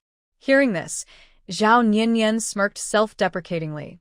Clan elder, do you think if I tell them to go out and not look, they won't gossip about me? Actually, their prejudice against me is already deep. Even if I do nothing, they see me as someone who has done everything. So I don't care. The clan elder listened, pursed his lips, sighed inwardly, loosened his grip, and looked helpless. Don't worry, clan elder. I understand, Zhao Nianyan said with a smile, then lifted the blanket. She just wanted to understand what was really going on with Lu Yongliang. She wanted to know if this was done by Xie Yanfeng, or if after Xie Yanfeng, Lu Yongliang was reprimanded by someone else. Otherwise, she really couldn't be bothered to care about Lu Yongliang. Just now, she checked Lu Yongliang's pulse and found it weak. There were many bruises on his body, but the bruises looked unusual. If she had to guess how they got there, she would only have 2 words, hickeys. That's why she insisted on pulling back the blanket to see clearly. When the blanket was pulled away, the village head's face turned red and black. He looked at her, then felt too embarrassed to look directly at her and shifted his gaze to herself. After this incident, he noticed her eyes were clear, her face calm, with no distracting thoughts, as if what she saw was just an ordinary scene.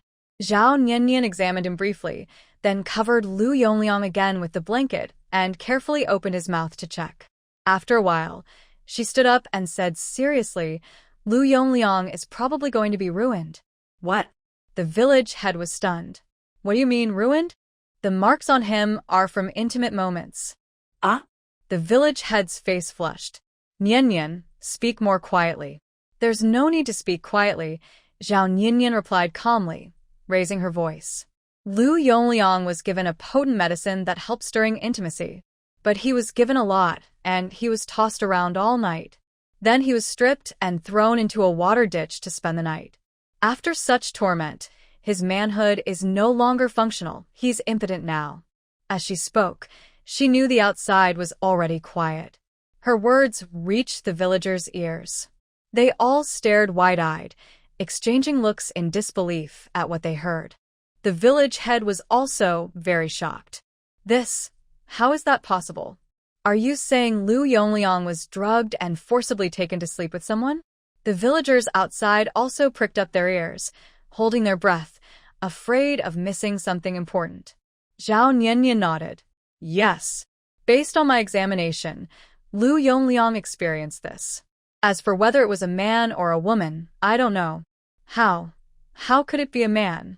How did that happen? Cough, cough. The village head was very excited. He didn't know how to continue asking. If he were talking to a male doctor, it might be awkward but still possible to ask openly. But now he was facing a female doctor, Zhao Nianyan. Since ancient times, there have been same relationships. How it happened is not within my explanation. In short, if it had been discovered earlier, there might still be a chance. Now it's too late, Zhao Nianyan said expressionlessly. She really didn't expect that a mistaken turn of events would lead Lu Yongliang to such a terrible outcome. She also didn't know who helped her teach Lu Yongliang such a harsh lesson. Wait, you just said Lu Yongliang is impotent? Are you saying old Lu's family will have no heirs? The clan elder finally realized, his face changing again, looking very complicated. Although old Lu's family often kept to themselves, ending their family line is too cruel. Zhao Nianyan nodded. That's their own bad deeds coming back to them. All right, let's have someone take Lu Yongliang back to his house. There's nothing more I can do. Hearing this, the clan elder looked at Lu Yongliang, then went over and opened the door. At that moment, villagers gathered around, eyes wide as they looked into the yard. Clan elder, was what Zhao Nianyan just said true? Was Lu Yongliang really given medicine and then confusedly made to sleep with someone? Stop gossiping. Get 2 people to carry him back to his house, the clan elder said helplessly. The villagers exchanged glances, instantly understanding that everything Zhao Nianyan said was true. Clan elder, does Lu Yongliang have any itchy skin problems? Hearing this, the clan elder also said he didn't know. Zhao Nianyan replied, only Huang Jinhua has that. Hearing this, the villagers all breathed a sigh of relief. They still wanted to see what would happen next, so 2 people immediately wrapped Lu Yongliang in a quilt and carried him away. One trouble after another. It's really troublesome. The clan elder couldn't help but rub his forehead. Clan elder, wait, I'll go with you, Zhao Nianyan said, stepping out.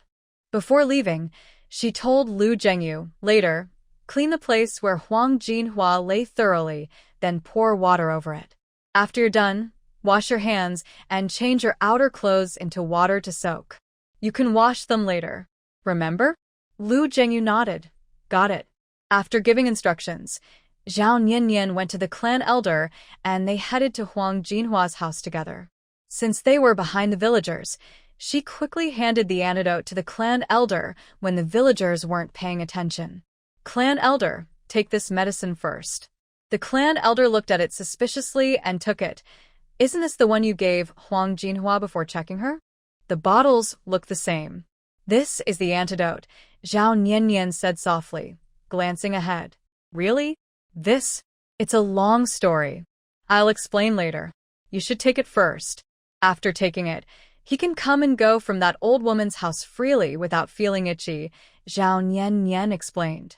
She had asked Xia Yanfeng to sprinkle the remaining itching powder at the old woman's house, but now that Xia Yanfeng was not here, she didn't know exactly where it was sprinkled. To avoid accidentally harming the clan master, she could only take out the antidote and wait to confess what happened last night.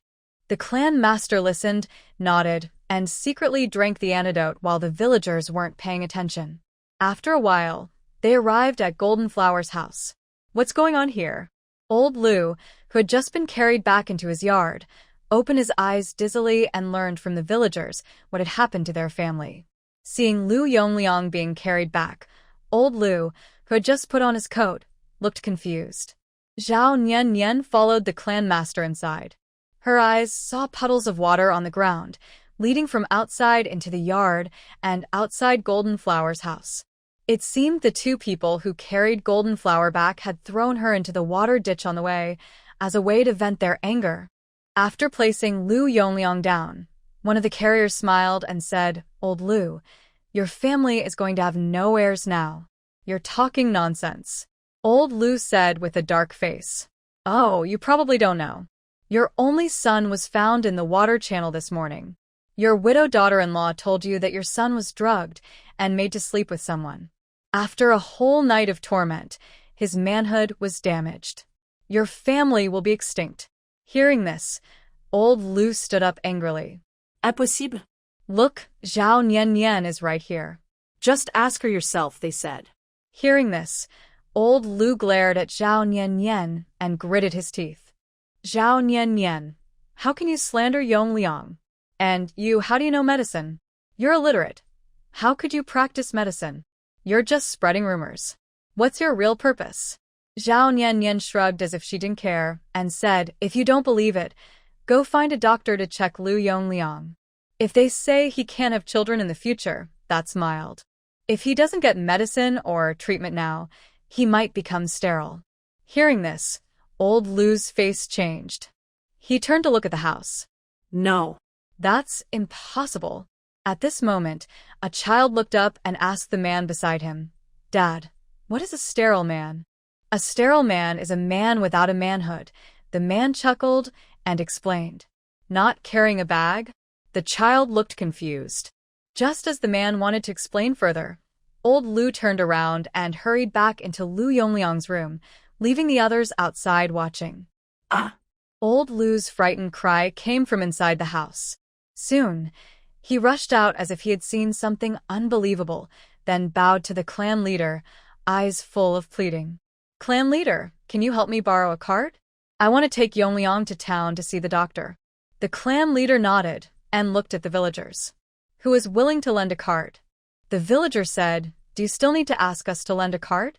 You can just ask Zhao Nian for a carriage. Isn't that carriage more expensive than our cart? Zhao Nian looked helpless. The carriage is being used by Xia Yanfeng. Hearing this, the clan leader looked back at the villagers. We are all from the same village. If anyone has a cart they aren't using, they can lend it. Clan leader, you know our village has good oxen, but we don't have any oxen for pulling carts. We usually take other villagers' carts to town. Hearing this, the clan leader suddenly remembered that no family in Lu village owned a cart. He looked at Zhao Nian. Nian, is the carriage at your house really in use? Zhao Nian nodded. Xia Yanfeng hasn't come back yet. Hearing this, the clan leader couldn't ask more and turned to Old Lu. Since we don't have a cart to take Lu Yongliang to see the doctor, I think it's better for you to hurry to town and invite the doctor to come and see him. But this round trip, if we delay any longer, it might be too late. Hearing this, Old Lu wanted to leave immediately, but he remembered that all the money was with Golden Flower, so he turned back to his room to find her. But after a short while, Old Lu started screaming again. What happened now? The villager asked curiously. I'll go check, said the clan leader, heading toward the house. Zhao Nian saw this and followed to see what was happening. The other villagers didn't go inside. They were worried that Golden Flower's contagious illness might spread to them. The clan leader didn't go into the house either, just stood at the door, looking inside. When he saw what was happening inside, his face changed. What's going on now? Old Lu was crying with worry, coming out and saying anxiously, I don't know. That old woman has been spitting white foam. Clan elder, all my family's money is in my wife's hands. Could you possibly lend me some silver? I want to hire a doctor from town to check on them both. At first glance, his nervousness and worry didn't seem fake. But for Zhao Nian, who has been a doctor for many years, it was clear that the so-called foam was just saliva. Although the old woman with yellow hair was closing her eyes moved slightly due to the light, and she didn't seem to be in a deep coma. The clan elder asked, How much silver do you need? I might not have much on me. Old Lu's eyes twitched. 10 taels of silver would be enough. I'll pay you back once I earn some money later. 10 taels. I need to go home and get it, the clan elder said, feeling troubled. As the clan elder, when someone in the village needed help, he should assist. But suddenly taking out 10 taels of silver would make his family's life very difficult afterward. Old Lu said, It's okay. I can wait here for you. Zhao Nian, who had been standing quietly nearby, spoke up. "Clan Elder, have you forgotten? I am a doctor. I don't need to go to town for a doctor. I can treat them both myself." "You? What medical skills do you have?" Old Lu gritted his teeth, thinking that if it weren't for Zhao Nian, his family wouldn't be in this state. Believe it or not, that old woman won't have any serious problems, but if we delay further, Lu Yongliang's condition could worsen, Zhao Nian said, stepping forward and lowering her voice. "If we treat him now, he might lose his ability to perform, but his vital parts can still be saved. If we wait too long, your only son could become completely helpless." "Nonsense." Old Lu's face turned pale, and he trembled in shock. "Is it nonsense? You know the truth inside. You've seen Lu Yongliang's condition. If we delay, the consequences will be hard for anyone to accept. Impotence can be treated with medicine, but if the core is gone, it's truly lost." Zhao Nian wasn't scaring old Lu. She was stating the facts. If she hadn't seen it with her own eyes, she wouldn't believe someone could be tortured like this. If it's a woman, she's truly fierce and wild. If it's a man, in this small village, he would be considered a real pervert. Always pretending, the stubborn old woman who refused to pay opened her eyes and limped out of the house. She raised her arm covered with red rashes and pointed at Zhao Nian with her finger, saying, "Although we have had conflicts before, you shouldn't curse my son like that. You're just too cruel." Hearing this, Zhao Nian chuckled softly. Cruel? "It's really your own fault. If you hadn't done so many bad things, you wouldn't be facing such consequences. Anyway, since we've reached this point, if you want me to treat him, it will cost 5 taels of silver.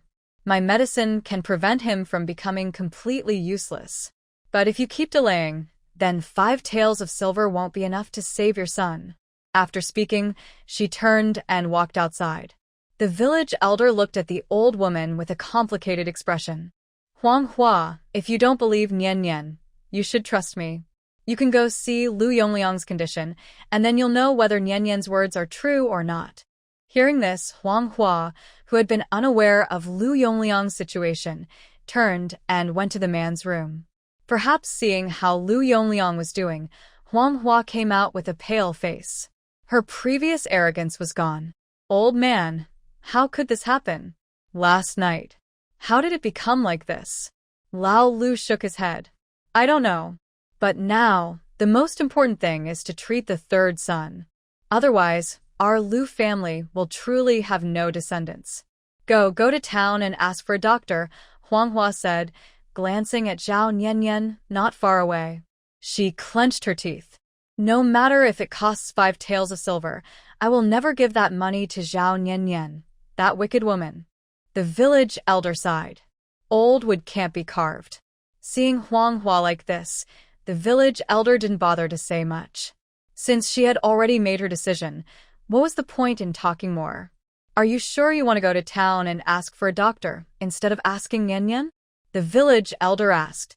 Huang Hua raised her head and snorted coldly. "Yes. Even if I spend 10 taels of silver to ask the town doctor, I will never spend 5 taels on Zhao Nian." Hearing this, the village elder nodded. In that case, there's no need to say more. Waiting outside, Zhao Nian saw the village elder come out and understood that Huang Hua definitely wouldn't agree. She shrugged, thinking, now Lu Yongliang will be completely useless. "Everyone, disperse," the village elder told the villagers. "Village elder, what's going on? What's wrong with Lu Yongliang?" someone asked. The village elder coughed. "That's their business. I can't say much. It's getting late. Everyone disperse and go back to work." After speaking, the clan leader waved his hand, signaling everyone not to gather and watch the fun. Once the villagers had left, he approached Zhao Nian. "Nian, will Lu Yongliang really become useless?" "Yes," Zhao Nian nodded and explained. The person who hurt him was very cruel, not caring about his health at all. They fed him a lot of strong medicine, which damaged his kidneys. If a doctor examines him, Lu Yongliang might have to lose some parts to save his life. The clan leader frowned. Who could be so cruel? I want to know where he was found this morning. Near the water channel not far from the village entrance. Who lives near the village entrance? I didn't look closely, so I don't know if Lu Yongliang was attacked by a man or a woman. But since he was fed so much medicine, I think it might have been a woman. But no family living near the village entrance has. Cough cough, the clan leader awkwardly coughed. No one would be so desperate. Then forget it. It's their own fault, Zhao Nianyan shrugged. The clan leader remembered the red rash on Granny Huang and asked, "You said you'd explain the red rash on Golden Flower later. What's going on?" Zhao Nianyan looked around behind and around her, making sure no one was nearby, then told him about how Granny Huang and her family sneaked into the haunted house last night and were scared into fainting. And then? She hesitated, making sure the clan leader wouldn't spread rumors, before explaining that she had asked Xie Yanfeng to take Lu's father and son to the village entrance and to place Granny Huang at her door. The clan leader's expression changed. Could it have been Xie Yanfeng who did it? Zhao Nianyan shook her head. Probably not. He wouldn't resort to such methods. The main thing is, when Lu Yongliang was harmed, was there a moment he was conscious? We don't know, so it's hard to tell who bullied him into this state. Clan leader, you shouldn't worry too much. They will get their punishment. They brought it on themselves. The clan leader sighed deeply, thinking about how revenge only leads to more revenge. Clan leader, I'm going back. If there's anything, have Jingyu come find me. After saying goodbye to the clan leader, Zhao Nianyan headed toward her house. When she returned to the house, she rolled up her sleeves and continued working on the fish pond. Xiaoyu and Xiaoyan finished their homework and offered to help her while relaxing. With their help, she laid the water barrier and then applied cement. Others couldn't see the cement, but that was okay. She laid it down so outsiders wouldn't notice the secret of the fish pond. As buckets of cement were poured in, Zhao Nianyan started smoothing the cement at the bottom. She worked all day long. By dusk, Xie Yanfeng returned from the town, and she had already covered the bottom of the pond with cement. Now, she just needed to let it dry, and then build the walls with cement tomorrow. You're finally back. Zhao Nianyan climbed out of the hole, exhausted and weak, sat down heavily beside her, and eventually lay down. Seeing this, Xie Yanfeng placed the cart aside and sat next to her, asking, "I just passed through the village and heard the villagers talking about Lu Yongliang. Did something happen again?" Huh. What did they say about Lu Yongliang? Zhao Nianyan turned her head and blinked rapidly. Was it about a doctor or something? Xie Yanfeng nodded and told her what he heard. The villagers said Lu's family called a doctor for Lu Yongliang. The doctor looked and shook his head, then left. They said no amount of money could help, and the only way to save him was to cut something off. Cut what? Did I miss something? Hearing his question, Zhao Nianyan chuckled. Last night, didn't you Lu Yongliang and old Lu, and leave them under the tree at the village entrance? No, I didn't him, just his underclothes. I know, Zhao Nianyan replied. This morning, Jingyu came to find me and said if I was late, someone might die. When I got there, I saw Granny Huang and her 3 people lying on the ground, and Lu Yongliang was completely. Then it all happened. She got really excited about the gossip, sat up straight, gestured wildly, and described everything vividly. After she finished explaining, Xie Yanfeng looked at her with a complicated expression. So, you saw everything? See what? Zhao Nianyan was momentarily stunned, her smile still not fully gone. About Lu Yongliang's. Xie Yanfeng didn't finish his sentence, just looked down and glanced at his own lap. Zhao Nianyan nodded. I only realized what was wrong after I saw it. How could you look? Lu Yongliang is your brother-in-law, you're a woman, he's a man, there are boundaries between men and women. And this is not something a woman should see, Xie Yanfeng said excitedly, his dark face turning red with emotion. Zhao Nianyan looked calm. At that time, I was first a doctor, then a woman, a sister-in-law type. I've been practicing medicine for many years, and I've seen a lot of things I couldn't avoid. So I'm already immune. Even if I see it, I won't feel anything. Well, I forget it. I'll go put the horses in the carriage, and then cook. Xie Yanfeng was so shocked he didn't know what to say. He stood up hurriedly and ran away. Zhao Nian. If she wasn't mistaken, Xia Yanfeng's ears were red? Innocent boy, he's quite interesting. Then Zhao Nian sat on the edge of the field for a while. Seeing the smoke rising from a house, she finally got up, brushed off the dust on her clothes, and headed toward the house. Her clothes could be worn again tomorrow, so she took them off and threw them on the table in the room. Looking at the room, which only had a simple bed, a table, and a stool, she felt it was very empty. While waiting for dinner, she took a walk in her space and finally selected a few items. Since she had already decided to exchange a washing machine in her space, and she still had points, she didn't wait any longer. So Zhao Nian first exchanged a washing machine with a drying function and put it into her storage bag. A regular washing machine only costs 50,000 points, but this one with drying costs an extra 15,000 points. Since appliances like washing machines use a lot of power, she also needed to exchange a solar power storage panel for future use. These two items cost her 175,000 points. Remaining points. In less than a month, her 650,000 points dropped to only 280,000. It really hurts.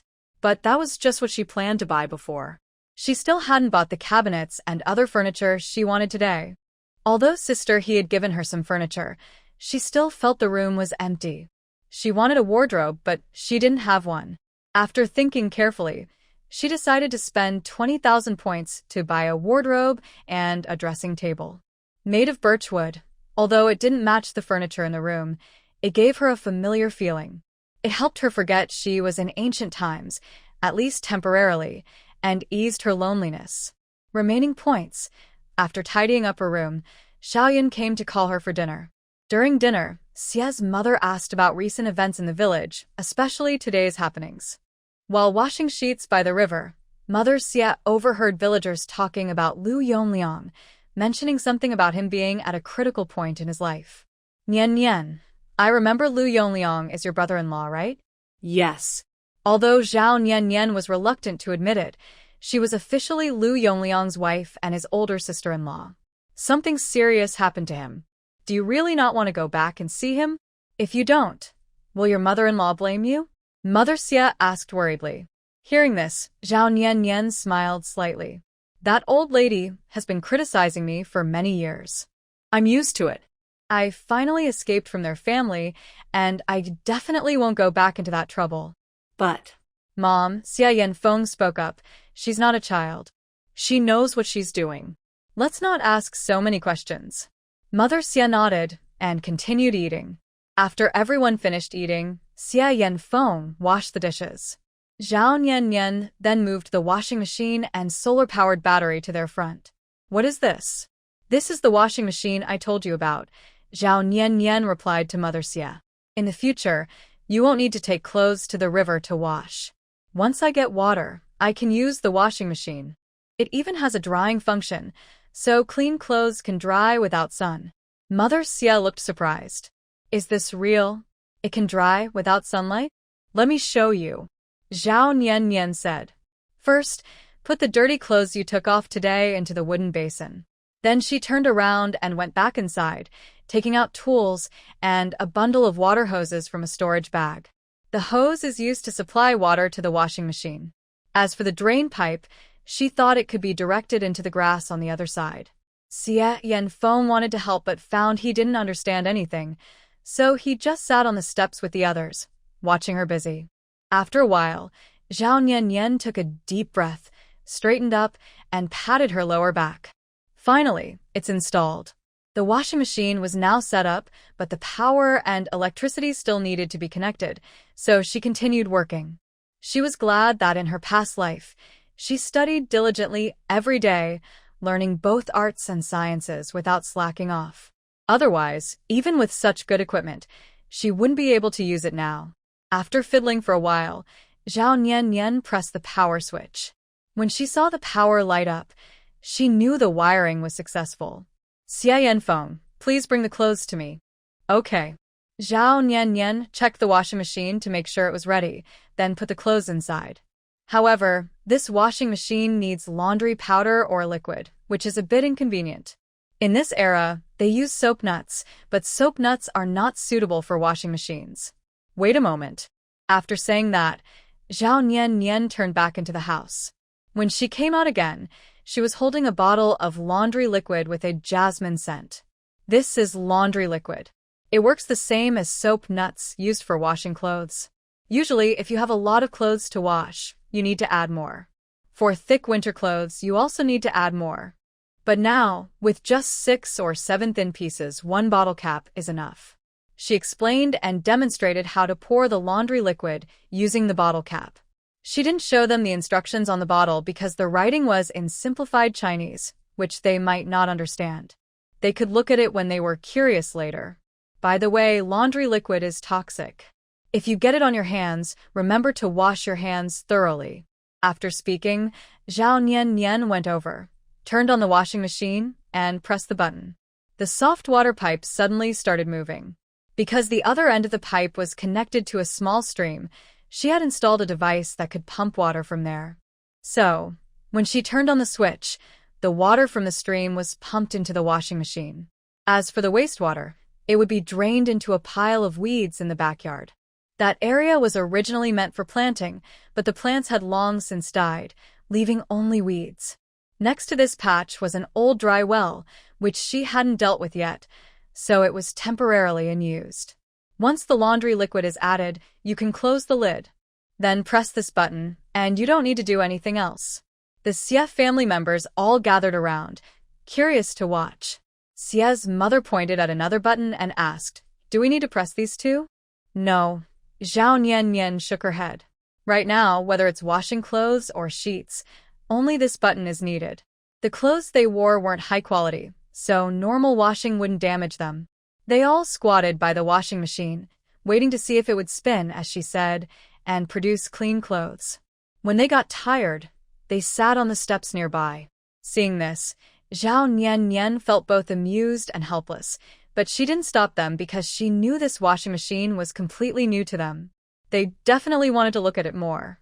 Taking advantage of the moment, she went to the bookstore, opened her phone, and checked the progress of the 2 children's studies. To her surprise, in just a few days, the children had already finished learning the 3-character classic and had started 100 family surnames.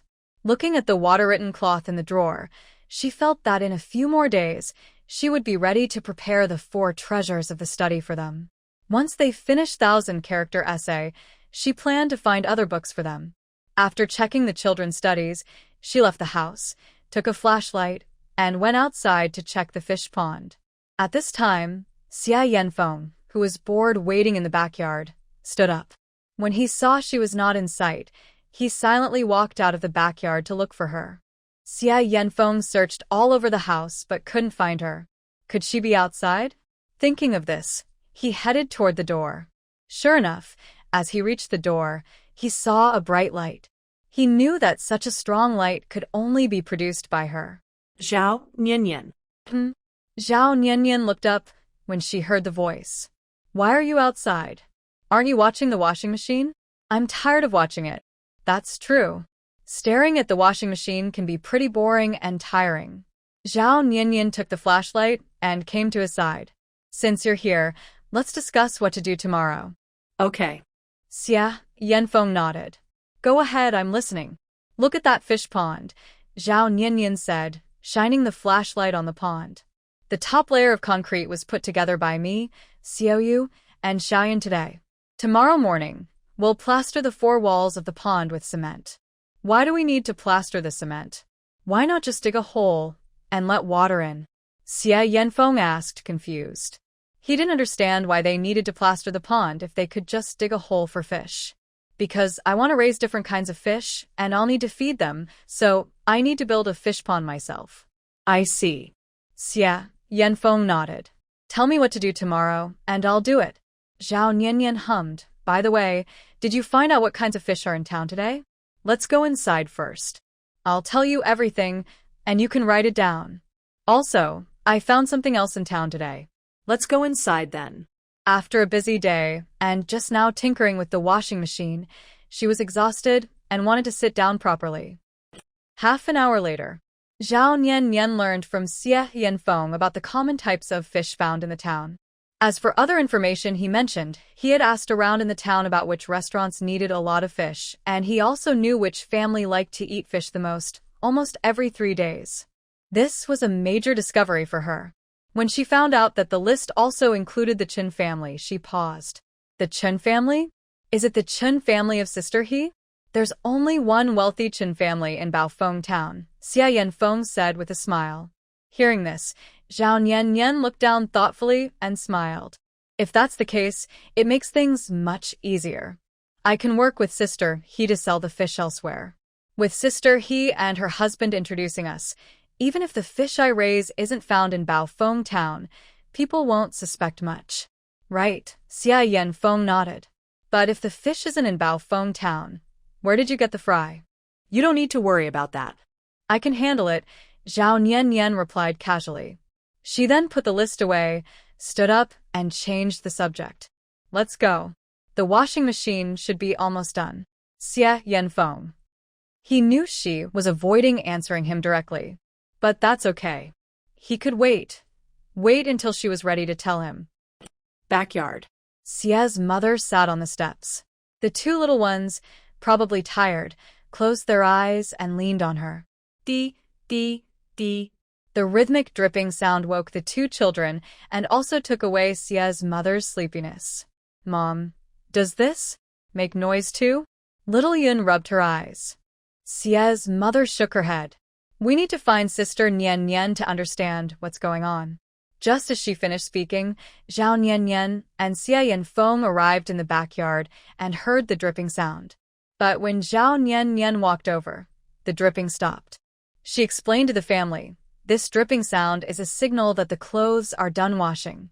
When the dripping stops, it means the washing machine has turned off automatically. But for safety, we should still turn off the switch. After saying that, she pressed the switch on the power. Since the switch was next to the washing machine, and the family wasn't familiar with water conducting electricity, it was safer to do this extra step to prevent electric shock. She lifted the lid, and a fragrant scent of jasmine filled the air. She took out a small white piece of underwear. Ah! Little Yun exclaimed, blushing and standing up. That's my clothes. Come and try it. Zhao Nian handed the small inner garment to Xiao Yun. Xiao Yun nodded, took the garment, sniffed it, and blushed happily. Mother, this clothes is really dry now. And it smells so nice. Hearing this, Mother Xie and Xiao Yu came over together. As they approached, they immediately smelled a strong magnolia flower scent. It really smells so good. Nian, is this some kind of laundry detergent with a fragrance? Yes. When washing clothes, this scent also comes out with the water. No wonder I smelled a flowery aroma when I sat nearby earlier. It turns out it's the smell of the detergent. Mother Xie suddenly understood. Nian picked up another piece of clothing and handed it to Mother Xie. From now on, when we use the washing machine, we can free our hands to do other things. Plus, this machine can dry clothes, so we don't have to worry about rainy days anymore. Such a wonderful thing. It's truly rare in my life, Mother Xie said with a smile. Nian, is this something from your hometown? Yes, Nian nodded. Mother Xie looked at Nian with a gentle smile. Nian, you're not from here, right? You're an immortal from the heavens coming down to pass a trial, right? You always say these things are from your hometown, but such things, especially electricity, mobile phones, washing machines, are impossible to find here. I suspect that the day you argued with the Liu family was actually a day of trial, wasn't it? Hearing this, everyone present fell silent, including the 2 little ones. Although they were only about 7 years old and knew few characters, they were still quite smart and understood their mother's words. Mother. Yanfeng, don't speak yet. Xie Yanfeng wanted to stop Mother Xie from asking further, but she was interrupted. Nian remained silent. She knew that showing such strange things would cause suspicion, especially among the Xie family living under the same roof. She hadn't planned to hide things from them forever, but she was hoping they wouldn't ask if she didn't volunteer answers. However, Yanfeng still asked, and she brushed it off with a joke. Now it was Mother Xie's turn. If she didn't want to answer, given her character, Mother Xia wouldn't press further. After a long silence, Nian took a deep breath, exhaled softly, and smiled. Yes. The day I argued with the Lu family was also the day I was reborn. Since everyone suspected she was an immortal passing a trial, claiming she was reborn wouldn't be too far-fetched. Anyway, the truth is mixed with lies, which makes people not think too much. Are you saying that Zhao Niannian is really dead? So that really is what it means? Xia Yanfeng asked slowly. Zhao Niannian nodded. Yes. Are you really a fairy who came down to the mortal world? Xia Yanfeng felt a tightness in his chest. If that's true, then how can a simple mortal like him be worthy of her? Compared to Xia Yanfeng, the two little ones exchanged excited glances after hearing this. Sister Nian is a fairy. Fairy sister. What do you think I am? Zhao Nian didn't directly answer the Xia family's questions. Whatever it is, as long as the Xia family won't tell others and doesn't mind, she can accept the role they imagine for her. It must be a fairy. Fairy sister. Xiao Yun cheered happily, bouncing around. Yes, Zhao Nian nodded and smiled. This life, I am here to face a test. Everything in her previous life was developing well, but because of a medical dispute, she ended up in this remote mountain area, in a society with old-fashioned male dominance. She had to start over. Wasn't that a kind of test? Xia Yanfeng and Xia Mu were deeply shocked after hearing this, and didn't know what to say for a long time. I hope you can keep my secret, since only your family knows about this, Zhao Nian said gently with a smile. All right, it's getting late. Let's go back inside and rest. These clothes are yours. Just divide them among yourselves. After speaking, she turned and left the backyard. She didn't stay longer because she was worried the Xia family would ask more questions, and it would be hard to explain later. After all, a big lie is made up of many small lies. When she left, Xia Yanfeng finally came back to himself and said, Mother, Zhao Nian is not an ordinary person. I know, she replied. I used to have feelings for her. Was that wrong? Xia Yanfeng looked toward the direction where Zhao Nian had just left. Xia Mu hesitated and said, whether it's right or wrong isn't up to us. It's up to heaven, and it's up to Nian. If there's really a chance for you two to be together in the future, then it's meant to be. So what should I do? Just go with the flow, Xia Mu said with a smile, patting Xia Yanfeng's shoulder. Then she suddenly realized, now I see, you really do like Nian. You kept denying it before, but I see it now. Xia Yanfeng awkwardly cleared his throat, avoiding everyone's gaze, and said nervously, after all, I've met different people, so it's natural to be attracted and curious. So you like Nian, right? No, that's not it. See, you won't admit it, Xia's mother said helplessly, shaking her head. Xia Yanfeng looked embarrassed, lowered his head, and pulled out his clothes from the washing machine, holding them in his arms. He said, it's just curiosity. Maybe liking her is a bit much to say? I don't know. I'm going back to sleep. I have to get up early tomorrow to work. Before his mother could speak, he hurriedly ran away. Seeing this, the two little ones giggled secretly. It was the first time they saw such a big brother. Both of you stop laughing and go back to your room to sleep with your clothes, Xia's mother said to the two children. They nodded. Xiao Yu, flipping through her clothes, asked, Mom, does big brother not like sister? Second brother. You're so silly. Big brother definitely likes sister. Because. Xiao Yun shook her little head elegantly, saying, as the saying goes, spectators see more clearly. Those involved are confused. Hearing this, Xia's mother chuckled happily. Wow, Xiao Yun is so clever. You've even learned that saying. Xiao Yun giggled. After sorting the clothes, Xia's mother closed the washing machine lid and then left the backyard with the two children. Over at Zhao Nian's place, she was tossing and turning in her room, unable to sleep. Although she was in a village, with the house backing against the mountain and a cool mountain breeze at night, it didn't help much in this hot weather. If only she could exchange for a fan, that would be good. But that would mean connecting wires and exchanging other items, which would cost money. Once she regained her freedom, she wasn't sure if she would stay living in this house. There was no need to buy so many things so quickly. the weather would pass soon enough. Compared to modern times, the heat wasn't even 30 degrees. It wasn't that bad. They say a calm mind stays cool, so she kept thinking and eventually fell asleep. She didn't know that someone else was tossing and turning because of her, unable to sleep until dawn. The next morning, just at dawn, Zhao Nian was awakened by the urge to. She groggily got out of bed to go to the bathroom but accidentally bumped her knee on a stool, which hurt so much she grimaced, and her sleepiness was gone instantly. Sigh. We still need to build a simple toilet close to the room because using the bucket is very inconvenient. The outdoor toilet is also not very convenient, she muttered to herself. Thinking about the many tasks she had to do today, she didn't lie back down to sleep again. As she stepped out, she saw the smoke rising from the kitchen. Is Xia Yanfeng already up so early? Doesn't he need to sleep? Feeling curious, Zhao Nian went toward the kitchen.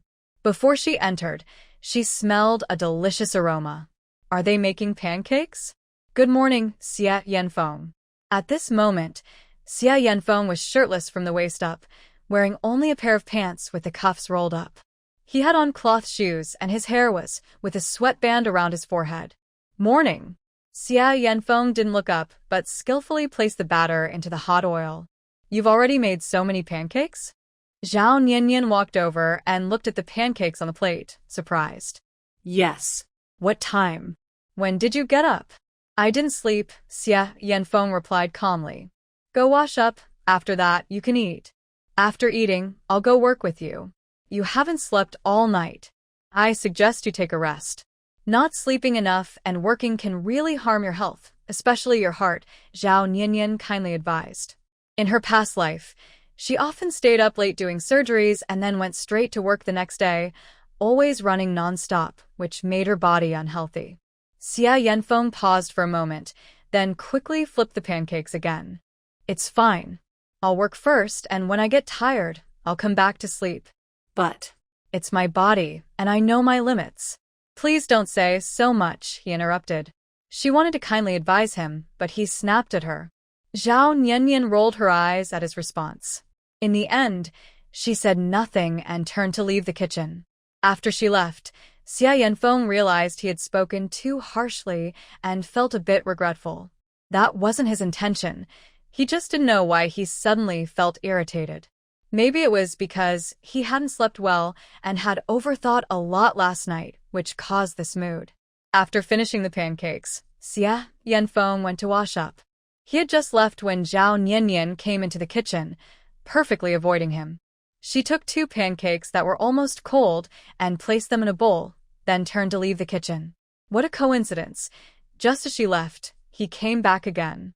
When she saw that 2 pancakes were missing from the plate and a bowl was also gone from the kitchen, he realized she had just been there but hadn't stayed in the kitchen. Could it be that she was angry? After a moment, Zhao Nian finished 2 pancakes and took a break. At sunrise, she went out to work on the fish pond. As she poured cement onto the ground, she saw Xia Yanfeng come out right after. Because of what he said earlier, she felt annoyed whenever she saw him and didn't want to work with him, worried it would ruin her mood. However, she ignored him and quietly stirred the cement with a sorry. Hearing the apology, Zhao Nian paused and turned to look. Old Mr. Xia, what do you need to apologize for now? He always did this. If he made a mistake, he would say sorry, as if he thought she was soft-hearted. Earlier in the kitchen, I know you care about me, but I might not have slept well. Maybe I'm a bit off in the head, so I spoke harshly. It's my fault, please don't mind. I'm naturally blunt. That's just how I am sometimes. Xia Yanfeng also wanted to explain himself, but once he made a mistake, it was hard to justify. Since you said sorry, I forgive you. Zhao Nian sighed and handed him the. You can stir the cement. I'll add water for you. When it's ready and mixed properly, I'll tell you to stop. Okay. Xia Yanfeng's tense face relaxed as he took the and vigorously stirred the cement. Zhao Nian squatted nearby, scooping water from a wooden bucket to pour over the mixture. Hurry, keep stirring.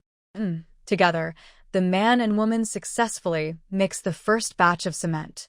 Next, they applied the cement to the walls of the pit. At first, Zhao Nian demonstrated, And after watching for a while, Xia Yanfeng understood and started his first job as a mud worker. Men are naturally strong and quick when working, and surprisingly, they could finish such heavy tasks easily. From sunrise until noon, Zhao Niannian and Xia Yanfeng managed to plaster cement on all 4 walls of the fish pond. Oh no! Just as she was about to go up, she realized she had done something silly. What's wrong? The steps were originally for us to go up, but I just plastered over them while working. Zhao Niannian almost cried from her own foolishness. Simple. Xia Yanfeng packed everything into the wooden bucket, then stood in front of her, with his back turned. Come up. Oh, you have light skills, I almost forgot. Zhao Niannian quickly leaned on his back. Let's go, go, go. Is she calling him a dog? But since she was the one who made him angry earlier this morning, he thought it was okay to vent a little, so he didn't mind. Zhao Niannian had no idea what he was thinking. If she knew, she would find it very strange. He misunderstood himself, then comforted himself, which was quite funny. The fish pond has now been covered with cement. The next step is how to raise fish. The cement will dry overnight, so tomorrow they can start filling it with water. While doing this, she could also take care of the poultry area. The poultry mainly includes chickens and ducks, plus 2 big geese. Since it's about food, they shouldn't always rely on points to exchange for supplies, right? Raising her own poultry to taste the meat is a good idea. She plans to mainly sell fish, fruits, medicinal herbs, and some high-starch potatoes. As long as she finds enough valuable items to increase her points, she can gradually earn money. The space can also serve as a backup. She doesn't plan to build walls around the poultry area, but wants to use bamboo to weave fences and cages. She isn't very skilled at this, but luckily, her mother and Xia Yanfeng know how, so she can learn step by step and gain a new skill. The bamboo forest is about 10 minutes away from the house, and she and Xia Yanfeng still need to go cut bamboo. On the way, Zhao Niannian occasionally speaks, but Xia Yanfeng now responds to almost every sentence. Even if he doesn't know what to say, he just replies with an Hey, Xia Yanfeng, do you think we can make a lot of money? Yes. Do you really believe that? I believe in you. Zhao Niannian looked at him in shock after hearing that. I didn't expect that one day you'd be so good at giving emotional support. What does giving emotional support mean? Xia Yanfeng asked curiously as they walked. It means saying things that make me happy. Do you like hearing that kind of thing? Zhao Niannian nodded and raised her eyebrows. She plucked a blade of dogtail grass from the roadside, put it in her mouth, and chewed it. Life is so hard. Of course I need to hear something happy to make life a little sweeter. I understand, Xia Yanfeng said thoughtfully. She likes hearing those words, so he can say more of them in the future to make her happy. Although she didn't know why she was doing this, seeing her happy made his mood inexplicably better. Here we are. Zhao Niannian looked at the bamboo forest ahead, her eyes brightening. She quickened her pace. I'll go ahead and take a look. If there are bamboo shoots, that would be even better. Stir-fried bamboo shoots with meat is so delicious. Xia Yanfeng smiled and gently shook his head.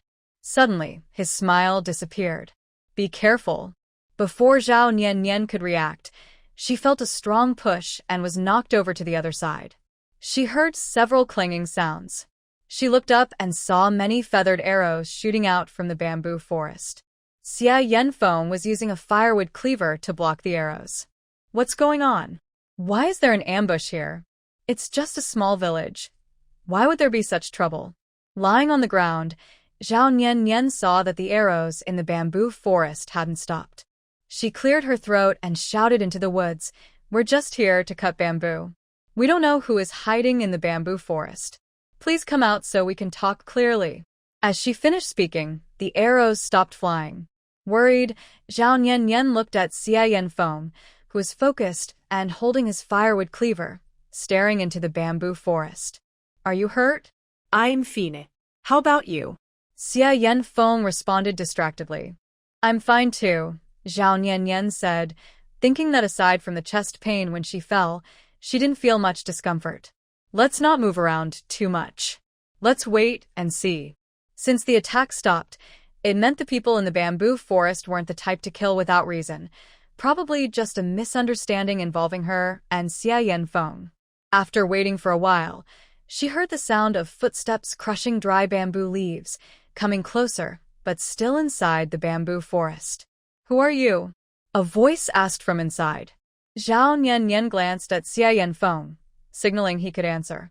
Xia Yanfeng nodded, showing his trust in her. "My name is Zhao Niannian. I'm from Lujia village, living in a big house not far from the bamboo forest.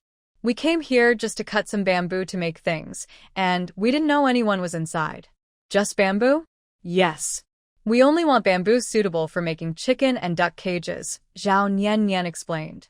After hearing this, no one inside responded. While Zhao Niannian wondered what the people inside were planning, she suddenly heard a crackling sound. Shadows cast a gloom. Zhao Niannian saw several bamboo stalks fall to the ground, all of good quality and well-chosen. Grab the bamboo and quickly leave. After the person in the bamboo grove finished speaking, they didn't make any more noise. Hearing this, Zhao Niannian tentatively stood up carefully. Once she was sure that the person in the bamboo grove wouldn't do anything harmful to her, she relaxed and went to Xia Yanfeng's side. "Are you okay? Are you hurt?" "I'm fine," Xia Yanfeng shook his head. Zhao Niannian looked at the bamboo on the ground. "Is this enough?" There were 5 large, long bamboo sticks cut down by the person in the bamboo grove. "Yes, that's enough. Let's pack up and carry them away." Okay. Such long bamboo sticks definitely need 2 people to carry. Also, the person in the bamboo grove didn't seem very friendly, so it's better to leave quickly. Zhao Niannian took the rope and quickly the 5 bamboo sticks at one end. Xia Yanfeng did the same at the other end. Come on. Zhao Niannian bent down, took a deep breath, and used her strength to lift the bamboo onto her shoulders.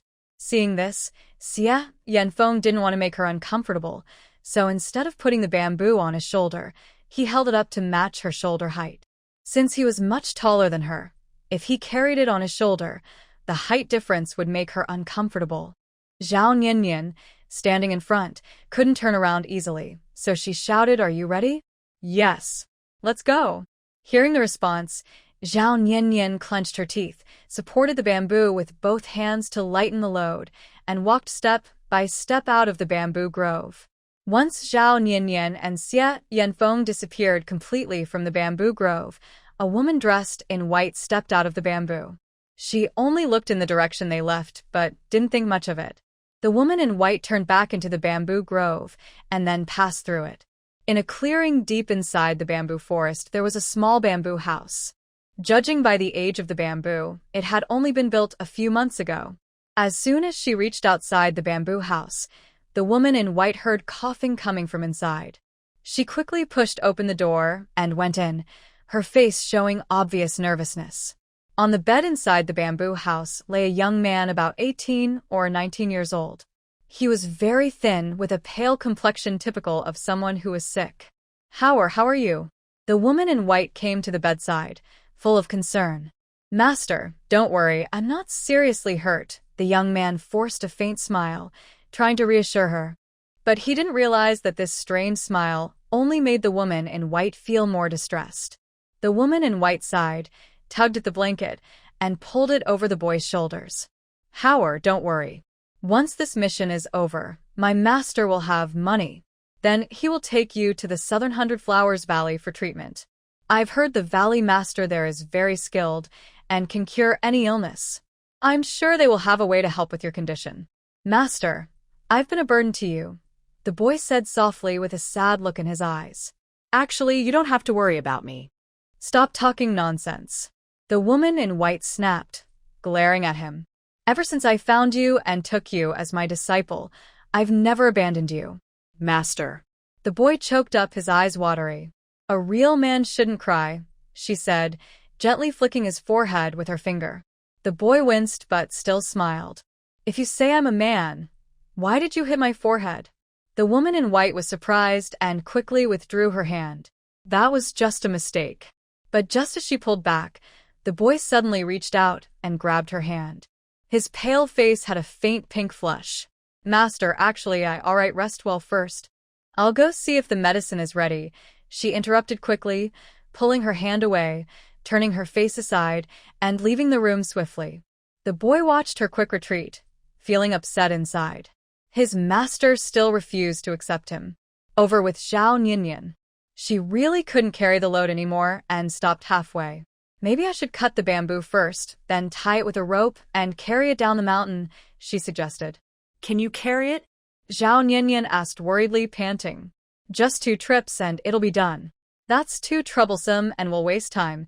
Zhao Nianyan took a deep breath, adjusted her breathing, then looked seriously at Xia Yanfeng. I have a question for you. Go ahead. You know I have abilities different from normal people. Yes. If my ability shows in front of you, would you tell others or try to steal my treasure? When Xia Yanfeng heard this, he really wanted to say no immediately. He already knew her ability. She could create things out of thin air and also make them disappear. Maybe that's her magic? He was not greedy and never bothered about things that weren't his.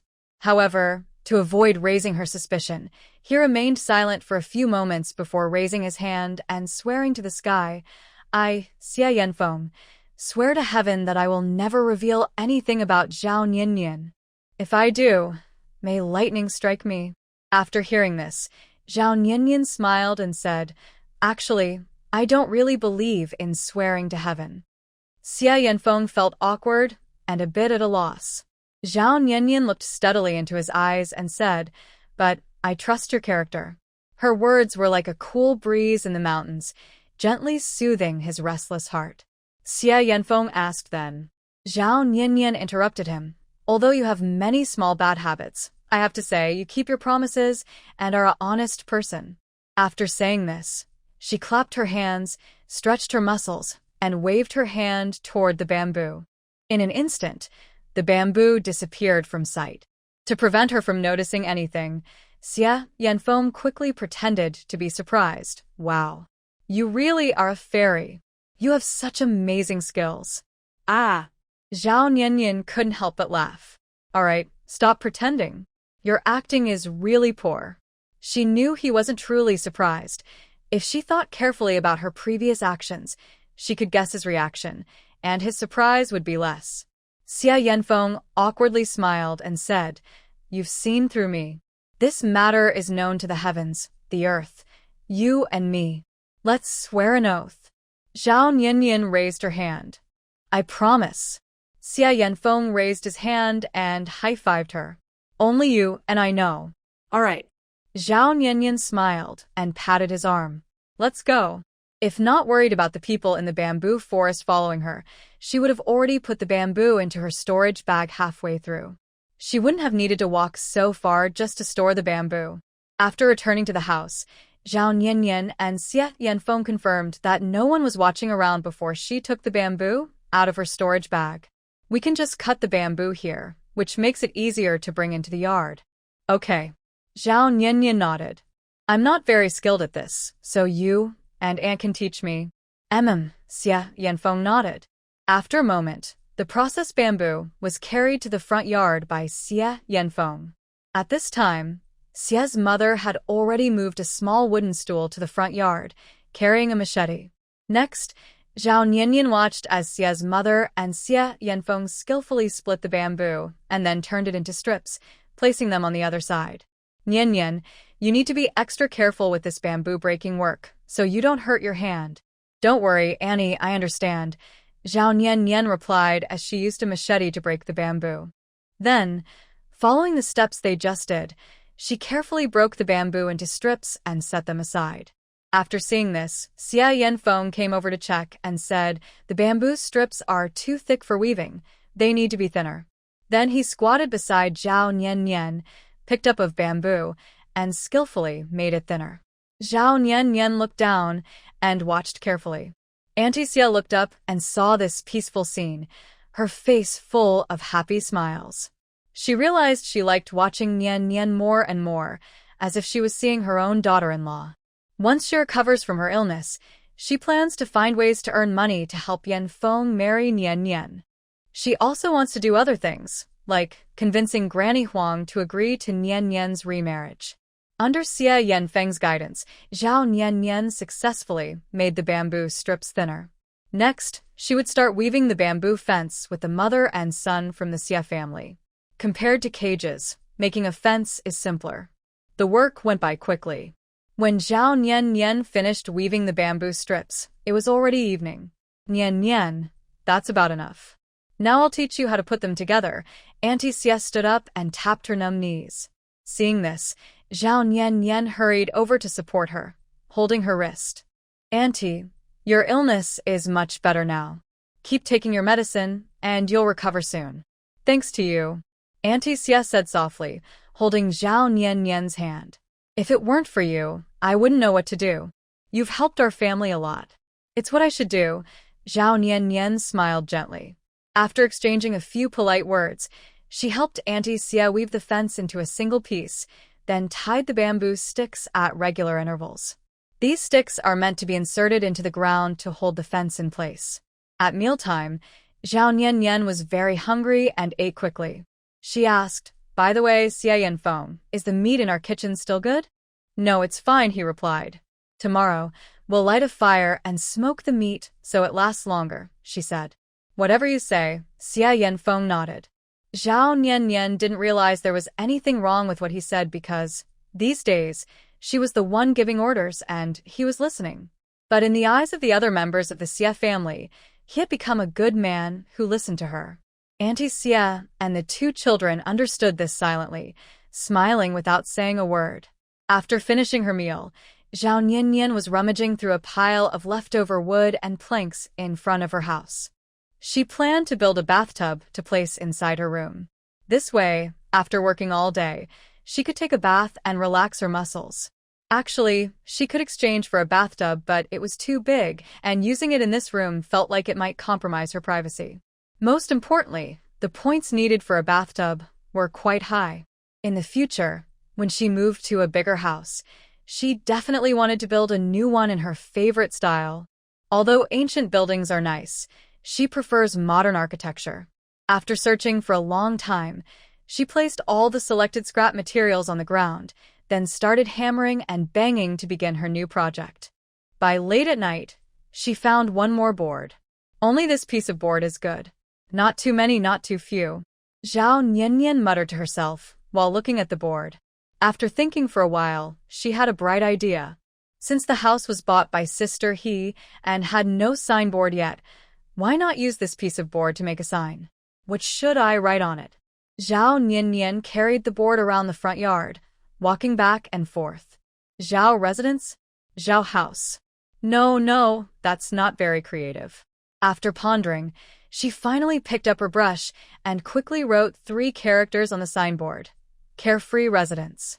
She was very happy with the words carefree. Since the house was old, a simple sign was fine. Just then, Xie Yanfeng came out. "Xie Yanfeng, could you help me hang this sign at the door? I'm not tall enough." "What sign?" Xie Yanfeng asked curiously as he approached. "Carefree residence?" Yes. Zhao Nian nodded.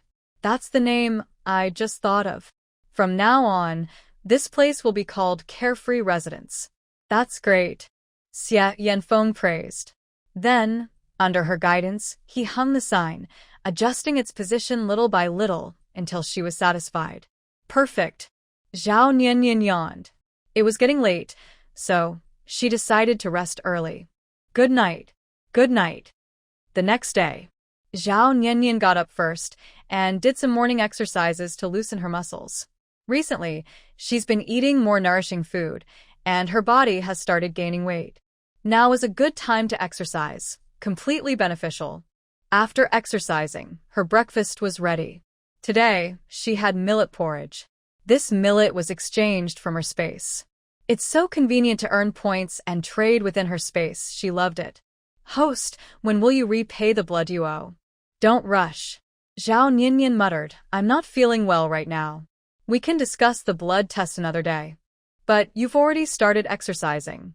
"Why exercise if you're not feeling well?" "Exactly, because I don't feel well. I need to exercise more." This reply left the system speechless.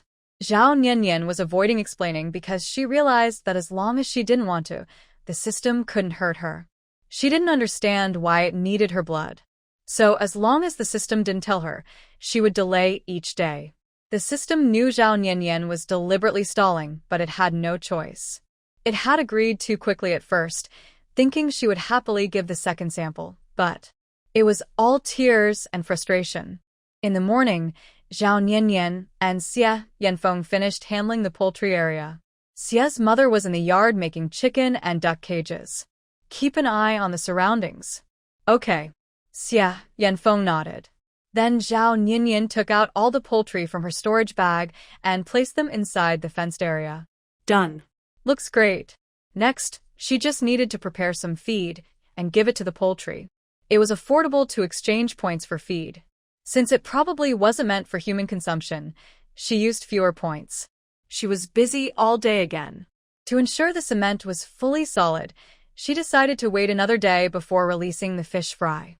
That night, Lujia village was very quiet. Suddenly, someone screamed loudly, piercing through the peaceful countryside. Zhao Nianyan was awakened but only groggily turned over and went back to sleep. After a while, urgent knocking on the door disturbed her dreams. Zhao Nianyan, Zhao Nianyan. Still dreaming, Zhao Nianyan suddenly opened her eyes at the sound of the call, her heart pounding from the shock.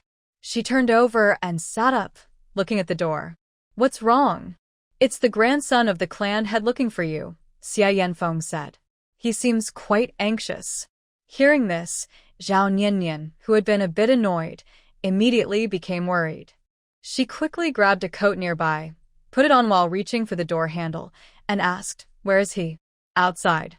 Xia Yanfeng replied. He was glad he had shallow sleep, otherwise, he wouldn't have heard the loud knocking from so far away. Zhao Nianyan nodded, turned back to her room, grabbed a medical kit, slung it over her shoulder, then took a rubber band to quickly braid her long hair into a braid. Her movements were smooth and swift. "I'm going to see him. I'll go with you. Would you like to go back and put on an extra piece of clothing? We're just in the village, so there's no danger." At this moment, Xia Yanfeng was also wearing a thin shirt. "Aren't you the same?" At this, Zhao Nianyan no longer insisted. "Let's go." When they reached outside, Lu Zhengyu hurried over, looking worried. "Sister Nian, my mother is about to give birth, but the midwife has been trying hard and still can't help her deliver the baby. She's asking us to choose between the mother and the child.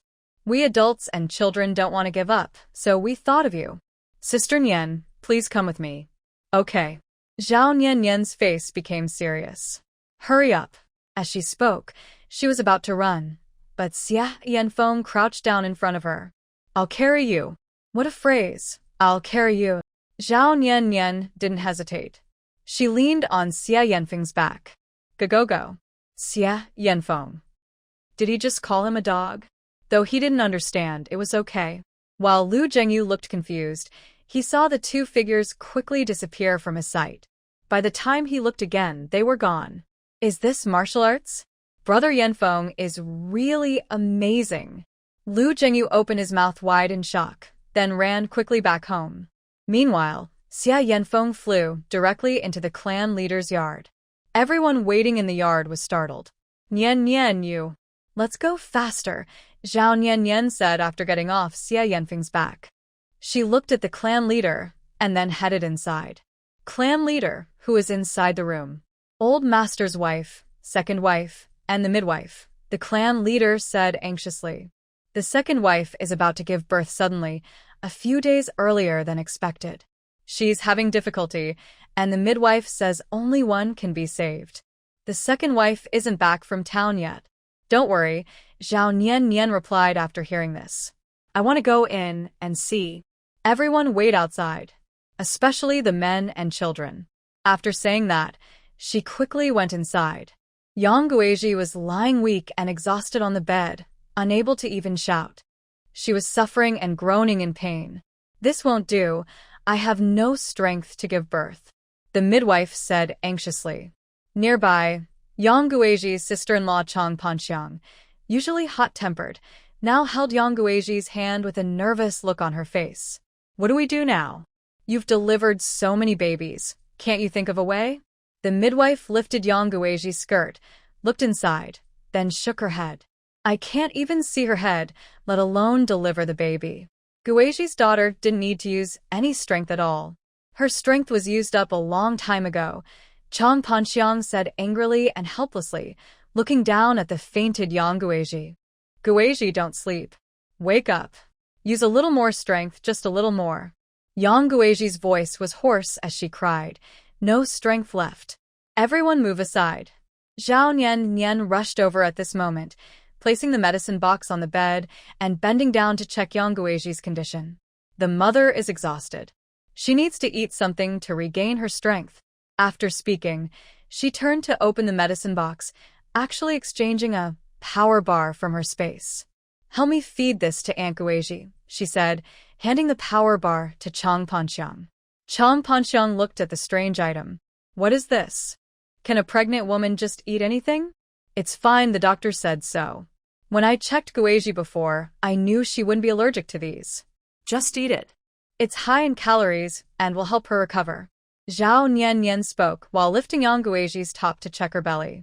Originally faint, Yang Guiji mustered a little strength after hearing Zhao Nian's words. Eat. Sister-in-law, give me some. Nian. I trust her. Chang Panxiang, hearing this, got up and sat by the bed, looking at the power bar in her hand. How do I open this? Zhao Nian suddenly remembered that people here didn't know how to open this kind of packaging, so she tore it open and handed it back. Eat it. You'll have strength soon. Your baby is breech, so she hasn't come out yet. I'll try to give you a massage to see if I can turn the baby. What if I can't turn her back? The midwife, standing nearby, asked humbly.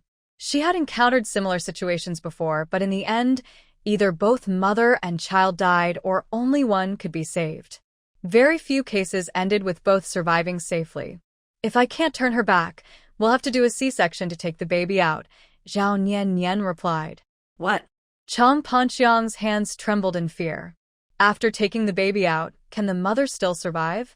If there are no other problems during the surgery, she can be stitched up afterward, Zhao Nian answered without raising her head.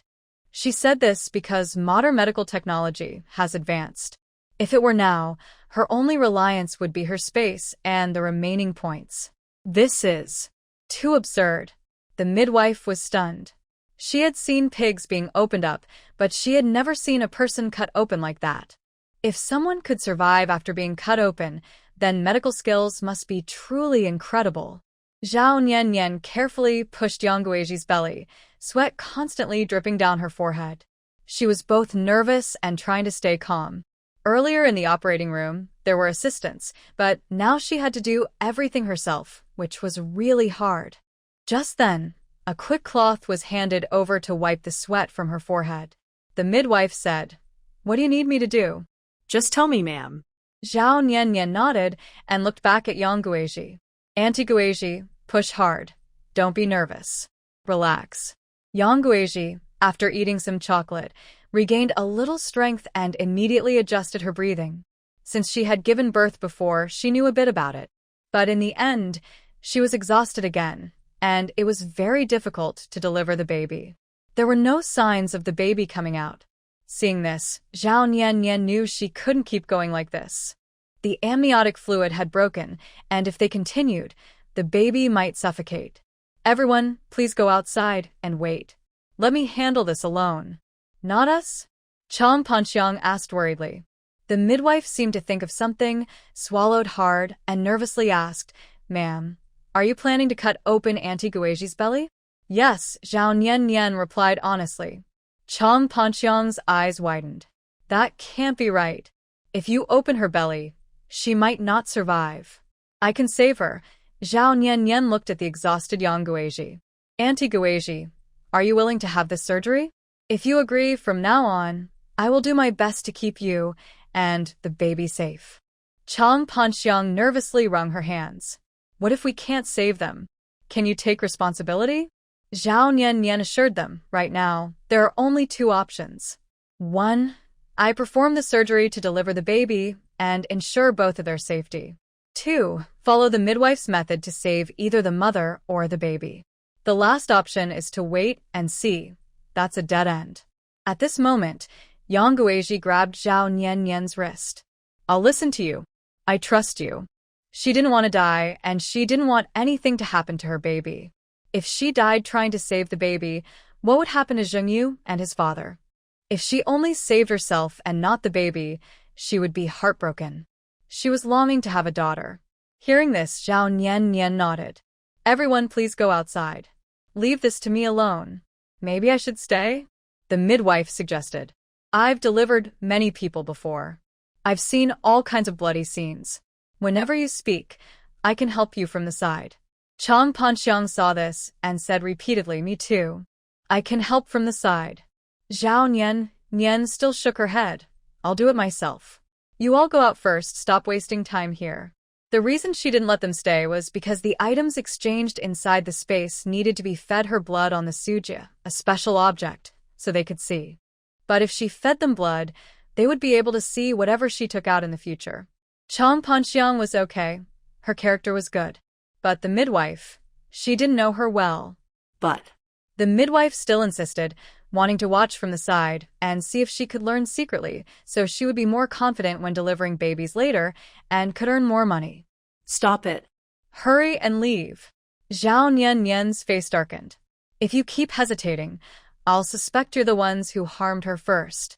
As soon as she said that, Chang Panxiang pulled the midwife. Hurry out. Don't delay saving her. After the door closed, Zhao Nian held Yang Guizhi's hand and said seriously, Auntie Guizhi, don't worry. I will do everything I can to save you. Yang Guizhi nodded, I trust you. Although they didn't spend much time together, Zhao Nian's words made her feel strangely at ease. After all, she had also undergone a cesarean before in her past life, so Zhao Nian was familiar with the process and knew what to watch out for. When she saw her skills, she didn't hesitate at all and directly exchanged the necessary tools from the space into the room.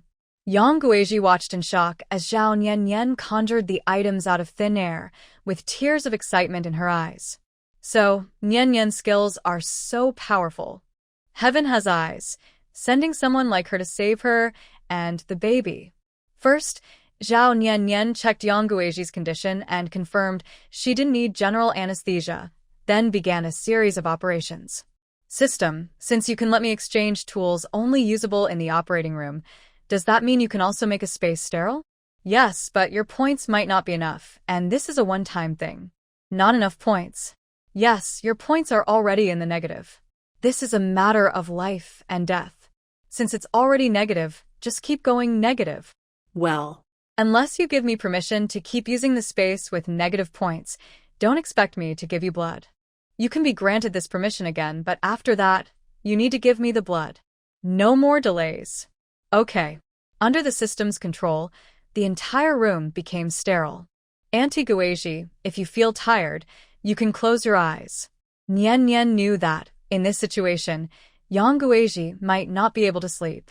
Yang Guizhi swallowed hard, looked at her swollen belly and said, Nian, please help me. I will do my best. Then, Nian finished setting up everything needed, disinfected her hands, and began the surgery. Outside in the yard, the waiting people didn't know what was happening inside. Unlike others who couldn't see, Xia Yanfeng could clearly observe everything. The dim room suddenly became very bright, just like when she previously used a small lamp. It showed that she was using that special ability again. He wondered if this ability might harm her. Suddenly, Xia Yanfeng saw the midwife try to sneak closer to the room when no one was paying attention, seemingly trying to peek inside. He directly spoke. She doesn't want you to stay here, which means this method isn't meant to be shared. Please behave and don't sneak around. The family of the clan had then noticed the midwife's actions. The midwife awkwardly said, I haven't seen anything yet, don't worry. Step back, Xia Yanfeng said sternly. Don't force me to use force. The clan head turned to whisper to Chang Panxiang. Soon after, Chang Panxiang came over with a coin and said to the midwife, 9 midwife, this time I'll trouble you. Let's leave this matter to others now. The midwife was called 9 midwife because she was the 9th generation midwife in the family, her mother being the previous one. Hearing this, the midwife still looked toward the room, unwilling to give up. Do I really not need to stay? If I cut open her belly, Can she still live? Maybe I should stay and help with other cases later, she said. Later matters probably won't involve you, Chang Panxiang replied. After that, she handed the money to the midwife and half-pushed her out of the yard. Watching the gate close, the midwife had no choice but to sit at the door. She wanted to wait and see if she could save the woman after opening her belly. If she could, she needed to learn that technique so she could help more pregnant women deliver safely in the future. After about an incense stick's time, wah wah wah, the baby's cry sounded, especially clear on this quiet night. Hearing the sound, the sleepy midwife outside suddenly stood up and knocked on the door, asking, "Has the baby been born? Are the adults okay? Are they all right?" Everyone in the yard went from nervous to excited and happy. When they heard the midwife's questions, they also felt anxious again. Big sister-in-law let Nine Granny come in and wait. The clan leader thought Nine Granny had left, but she was still outside. Chang Panxiang nodded, went to open the door, and stepped out. "Nine Granny, my father-in-law said you should wait in the yard. When you go inside, please don't look around carelessly. The man who was talking just now knows martial arts. If you upset him, he might really get physical with you." Okay, I won't peek. I'll just wait." Nine Granny nodded repeatedly, and then entered the yard. Just as Chang Panxiang was about to return to the house, she saw a figure quickly running toward her. When the figure got closer, she could see clearly who it was. "Second uncle, why are you the only one back? Where's your older brother?" "He's behind us. He went to tell me about Guizhi having a baby. I was worried and didn't wait for him. I ran straight back." Lu Zhengyu's father, Lu Ershi, panted as he replied. "Sister-in-law, where is my wife? How is Guizhi? Is she okay? And the baby?" Chang Panxiang said, "That's a long story. Let's go inside first. My father-in-law will tell you." Lu Ershi nodded. "My older brother is behind us. You wait a bit longer." After speaking, he went into the yard. Seeing this, Lu Zhengyu hurried over. "Dad." Lu Ershi responded, "How is your mother now?" "Nyang is inside. I just heard the baby crying, so the baby should be fine." "Who asked about your baby? I want to know how my wife is doing now." Lu Ershi looked up with a worried expression, eyes full of concern. The baby is just a baby. He couldn't compare her to his wife. His wife was the most important. She was the one he would spend his life with. "I don't know," Lu Zhengyu said with a troubled look. "We're all just waiting outside now. What's happening inside? I don't know either." Lu Ershi was getting anxious, looking at Xia Yanfeng standing outside the door. "Who is that?" The clan leader, seeing this, came over and held Lu Ershi back. "Second brother, calm down first. Don't be so anxious. Father, inside is my wife. You know she almost lost her life when she gave birth to Zhengyu. If something happens, what will I do in the future?" Lu Ershi's eyes turned red as he spoke, his eyes moist. Lu Zhengyu looked at him, helplessly. His father was like this. He never saw his father cry when something happened. When his mother gave birth, his father was so worried he was almost in tears. "All right, there's no use worrying now. We just have to wait. And I have something to tell you. Come here." Seeing the situation, Lu Ershi rubbed his eyes and turned to follow the clan elder to the other side. When they reached the side, the clan elder explained to Lu Ershi about the difficult childbirth, the need to cut open the belly to remove the baby, and the effort to save the person. After hearing this, Lu Ershi froze like a stone, so shocked that he couldn't even close his mouth. He blinked slowly and asked, "Father, you're not joking with me, right? Cutting open the belly?" At this point, who would joke about this? The clan elder said impatiently, giving his foolish second son a look. "There's no other way now. We can only wait for Nian Nian to come out of the room. But if we cut open the person's belly, the intestines will spill out everywhere. Can they be put back?" "Ask me?" "Ask who? I've lived this long and I've never heard of such a thing. But now, we can only wait patiently. If you're worried, go pray to the heavens, stay quietly aside, and don't disturb inside." "I understand," Lu Ershi said, glancing at the room. The clan elder looked at him and said, "And wipe away your tears. A grown man. How can you cry so easily? Lu Ershi awkwardly smiled, with tears still on his face. I'm just worried about Guizhi. The clan elder shook his head helplessly. Meanwhile, inside the room, after the baby was taken out, Zhao Nian didn't have time to think much. She first cut the umbilical cord, then placed the baby in a blanket, even without a moment to clean the baby. The baby was simply placed next to Yang Guizhi. Yang Guizhi saw that the baby was safe and felt much more relaxed. Her blood pressure stabilized, which helped Zhao Nian sew her wound. After a moment, Zhao Nian successfully stitched up Yang Guizhi's injury. Aunt Guizhi, you're fine now. From now on, unless I need to go out, I will come daily to take care of you so you can recover quickly. Thank you, Nian. Yang Guizhi said gratefully. Although she didn't feel pain, she could sense her belly being cut open and the baby being taken out. Zhao Nian did all of this alone. Zhao Nian was truly like a savior sent by heaven, her lifesaver. You're welcome, Zhao Nian said with a smile. You rest for a while. The anesthesia hasn't worn off yet, so you don't feel pain now. But once it wears off, you'll feel uncomfortable. So, take this time to sleep as much as you can. I will first carry the child to the side to clean him, then show him to everyone. Thank you very much. Yang Guizhi nodded. Zhao Nian said, It's no trouble at all, then carried the child over. To prevent anyone from seeing anything and to avoid Yang Guizhi catching a glimpse, she pulled up a bed sheet and hung one end on the wall and the other on the window, blocking Yang Guizhi's bed. Zhao Nian went to open the door, stuck her small head out, and asked, Aunt Panxiang, is there hot water in the kitchen? Chang Panxiang, who had been waiting at the door for Lu Dishishi to return, heard the voice and quickly ran over. Yes, I'll bring some right away. Nian, how is Guizhi? The clan elder called out as Zhao Nian closed the door. Zhao Nian replied, Don't worry. Mother and daughter are safe. Hearing this, the clan elder's tense heart finally relaxed. Is it a girl? Lu Ershi, feeling nervous, approached and kept rubbing his hands. Did my wife give birth to a girl? Yes, Zhao Nian nodded. Lu Ershi was overjoyed and immediately hugged the clan elder beside him, crying happily. Dad, did you hear? We have a girl. I have a daughter. Our family is complete now.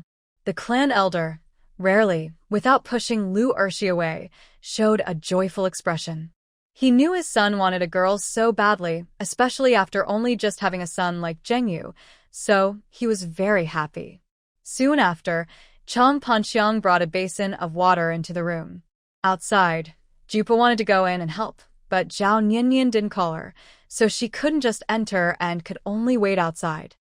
At this moment inside the room, Where's the baby? Chang Panxiang set down the water and asked softly. This, Zhao Nian handed the baby over. He's tired from crying and just fell asleep. Come help clean him, then take him out to show your family. Chang Panxiang carefully took the baby, smiling so much her eyes squinted. It's definitely a girl. She's soft and gentle right after birth, much cuter than the boys at home. His second uncle must be thrilled, and the old master too. This is the youngest girl in our Lu family. Everyone's very fond of her.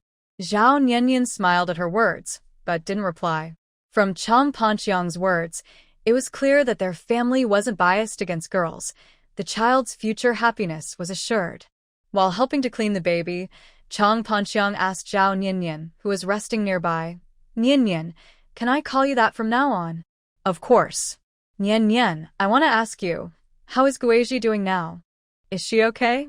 Zhao Nian replied, everything is fine. Once I rest a little, I will tell you all about Aunt Guizhi's recovery. As for Aunt Guizhi, she should be asleep now. Before the surgery, Yang Guizhi had been restless for a long time. During the operation, she insisted on seeing her child safe and sound. After enduring so much, her body was exhausted. Now that the child is safe, Yang Guizhi must be asleep. Chang Panxiang nodded and quickly helped clean the baby, then dried and wrapped him up. She handed the baby to Zhao Nian, saying, hold him for a while. I want to go see Guizhi. Okay, Nian nodded.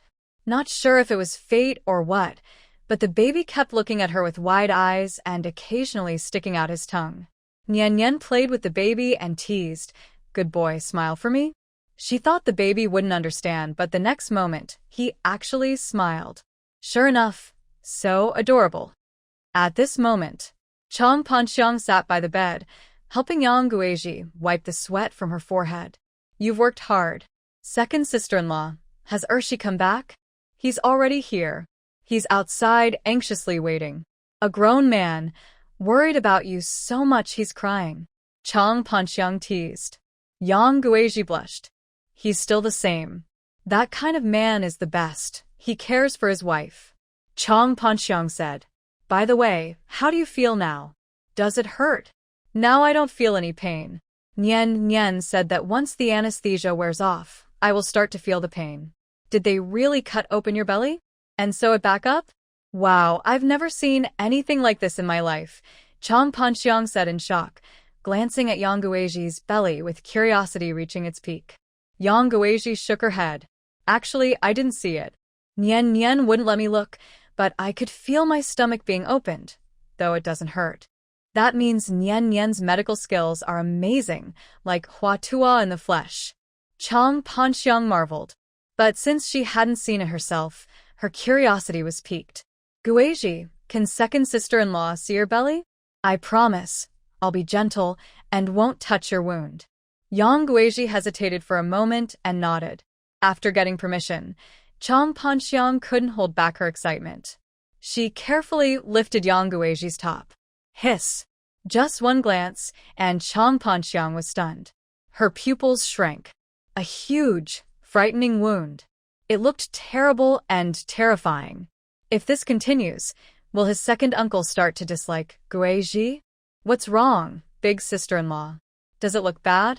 Yang Guizhi asked with a forced smile. "Did you already guess it would look bad?"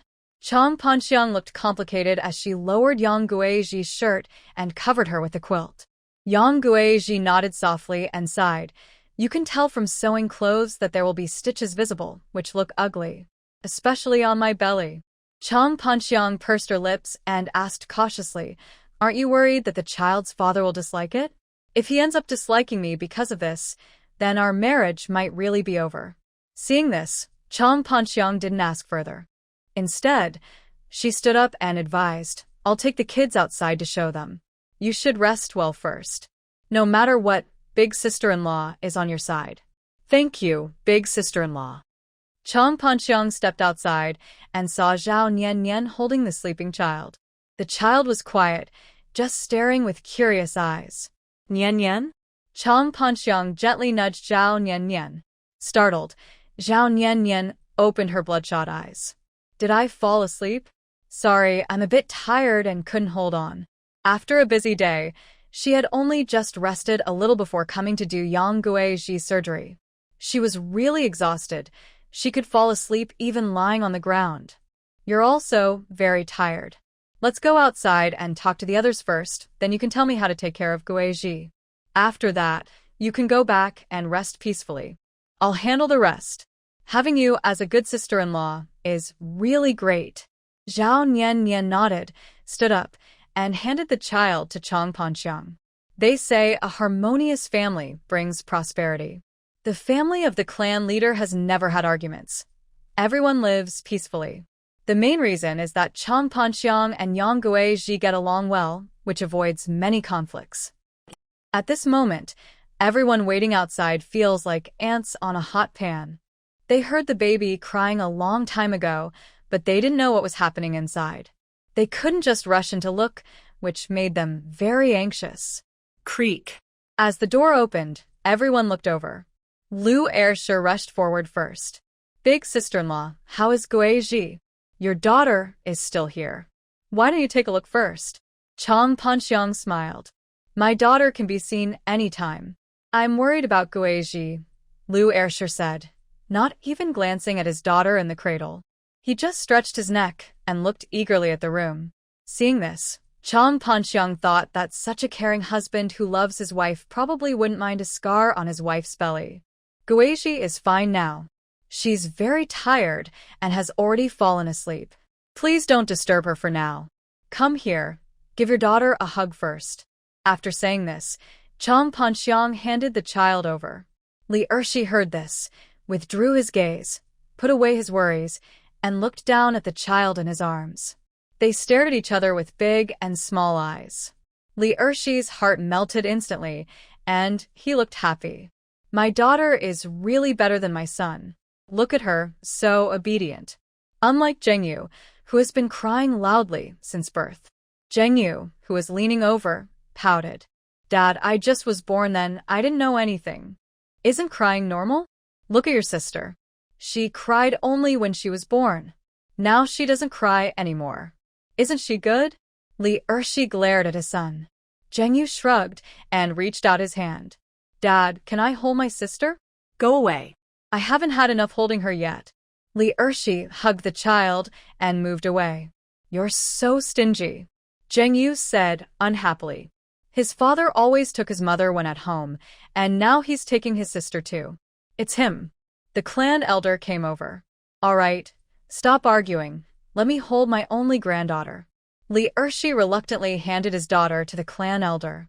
Everyone gathered around. Only Xie Yanfeng noticed Zhao Niannian's face was pale and tired. He quickly walked over. Are you okay? I'm just a little tired, nothing serious, Zhao Niannian nodded. Xie Yanfeng's eyes showed concern. Can you walk now? I'll take you back to rest. Just a moment. Zhao Niannian looked up at the family laughing and talking around the baby. At this moment, Jupa, who had been waiting for a long time, came over. Madam, did you really cut open Guizhi's belly, take out the baby, and then save Guizhi alive? Yes, Zhao Niannian nodded. Jupa was excited. Your technique. Can you teach me? I can pay to learn. Zhao Niannian decided to teach Jupa because she believed Jupa could help her in the future. If the baby's head and foot positions change during pregnancy and labor begins with the feet, it could be very difficult to deliver, especially in ancient times when surgical methods were limited. This could lead to either saving the mother and risking the baby, or losing both. When is a good time for you to teach me? Zhao Niannian asked. Whenever you encounter a pregnant woman like that, you can come to me. I will explain and help adjust the baby's position. Otherwise, just talking about it won't be enough. You might not understand what I mean. Old and modern ideas about education can cause misunderstandings when explained in writing, so it's better to demonstrate in person. Jupa quickly agreed. Next time, I'll come back to learn from you. All right. Since Yang Guizhi was already asleep and both mother and baby were safe, Jupa didn't want to disturb them. At dawn, she said goodbye to the family and left Lajiakan. As for Zhao Niannian, she then explained some important matters to the family. She told them to let Yang Guizhi sleep more and try to lie on her side. She also advised that after starting to give her warm water, they should wait 3 hours before offering a little more water, then slowly feed her some thin porridge. No vegetables, just light food. Since she had surgery, she needed at least a month to recover. Worried that the family might forget, Zhao Niannian wrote down all the precautions and follow-up steps, including her daily checkups on Yang Guizhi. If they could get through the first few days, things would improve, and she could come for regular checks later. To make sure everyone understood and to write quickly, Zhao Niannian used charcoal to write traditional Chinese characters. Writing in traditional characters was tiring, but it was much easier than using a brush. After all this, Zhao Niannian didn't return home until dawn. She was so exhausted she couldn't walk and had to ask Xie Yanfeng to carry her back. Fortunately, she didn't encounter anyone from the village along the way, or she would have been the subject of gossip again. Back at Xiaorao residence, Zhao Niannian changed clothes, skipped breakfast, and immediately fell asleep. Xie mother and the 2 children only learned about what happened late at night from Xie Yanfeng. To avoid disturbing Zhao Niannian's sleep, the children read silently in their hearts today. The house was unusually quiet. After preparing breakfast, Xie Yanfeng went back to his room to rest. He slept until dusk before waking up. By then, his mother had already cooked the meal. The only thing missing was the stir-fried vegetables. Yanfeng, should we ask Xiao Yun to call Nian to wake up? She's been sleeping all day. She should get up and eat something, or she might get too hungry, said his mother, who was crushing garlic. She paused and looked at Xia Yanfeng, who was washing the pot. Hearing this, Xia Yanfeng silently counted how many hours Nian Nian had been asleep since she went inside. Then he nodded. Let Xiaoyan go, and gently call her. If she wakes up, good. If not, let her sleep a little longer. Okay, his mother replied. She put the crushed garlic aside, dried her hands, and turned to leave the kitchen. A moment later, Xiaoyan arrived outside Nian Nian's room and gently knocked on the door. 姐姐，你醒了吗？ Sister, are you awake? There was no response inside. 姐姐 Sister? Xiaoyan knocked again. Still no answer. Thinking of her mother's instructions, Xiaoyan decided that if she knocked 3 times without a response, she didn't need to knock anymore. So she knocked one last time. 谁呀? Who's there? Before Xiaoyun could speak, a hoarse voice came from inside the room. Xiaoyun was happy. 姐姐，是我。现在该吃晚饭了，娘让我来叫你，说你一天没吃饭，先起来吃点再睡。 Sister, it's me. It's dinner time now. Mom asked me to call you. She said you haven't eaten all day, so get up and eat something before sleeping. Nian, hearing this, mumbled with her eyes closed. 等会儿过去. Later. 哎，好咧。 Okay then. But after Xiaoyun turned to leave, Nian Nian rolled over and continued sleeping. Although she was very hungry, Nian Nian still wanted to sleep, just sleep. After a while, at the dinner table, the Xia family waited and waited but didn't see Nian Nian appear, so they started to worry. Let me go check. I'll go. Xia Yanfeng immediately stood up and interrupted his mother. You all eat first. After saying that, he quickly left the hall. When he reached Nian Nian's door, he planned to knock, but after standing there and thinking for a moment, he decided to peek through the window instead. The person on the bed was turned away from the door, hugging the blanket and sleeping soundly, showing no signs of waking up. Seeing this, Xia Yanfeng smiled helplessly and turned to leave. Back in the hall, his mother, who hadn't started eating yet, asked worriedly, How is she? Has Nian Nian woken up? She's still sleeping. Xia Yanfeng sat down. Let's eat first. We'll make her food when she wakes up. His mother nodded. That's all we can do. And so, another hour passed while they waited. When Zhao Niannian woke up, it was already past midnight, and most of the villagers were about to go to sleep. If she hadn't been so hungry and unable to fall back asleep after waking up, she would have chosen to close her eyes and keep sleeping. She thought sleeping was the best thing in the world. Gurgle. Zhao Niannian sat up, touched her flat stomach, looked at the dimly lit room, and muttered, I wonder if Xia Yanfeng left me any food. Sigh, I should get up and eat something first, or I might start craving my own arm from hunger. When she got out of bed, because of her low blood sugar and blurred vision, she accidentally fell to the ground and hit her head on the corner of the nearby table. Ow! The pain made her cry out loudly. Bang! The door was pushed open, and Xia Yanfeng walked in worriedly. Zhao Niannian? Moonlight shone in, and he saw her lying on the ground, holding her head. What happened? I'm hungry. My legs are weak, and I fainted from low blood sugar, Zhao Niannian said weakly, lifting her head with a tired look. It hurts so much. Seeing this, Xia Yanfeng was surprised but couldn't help but smile.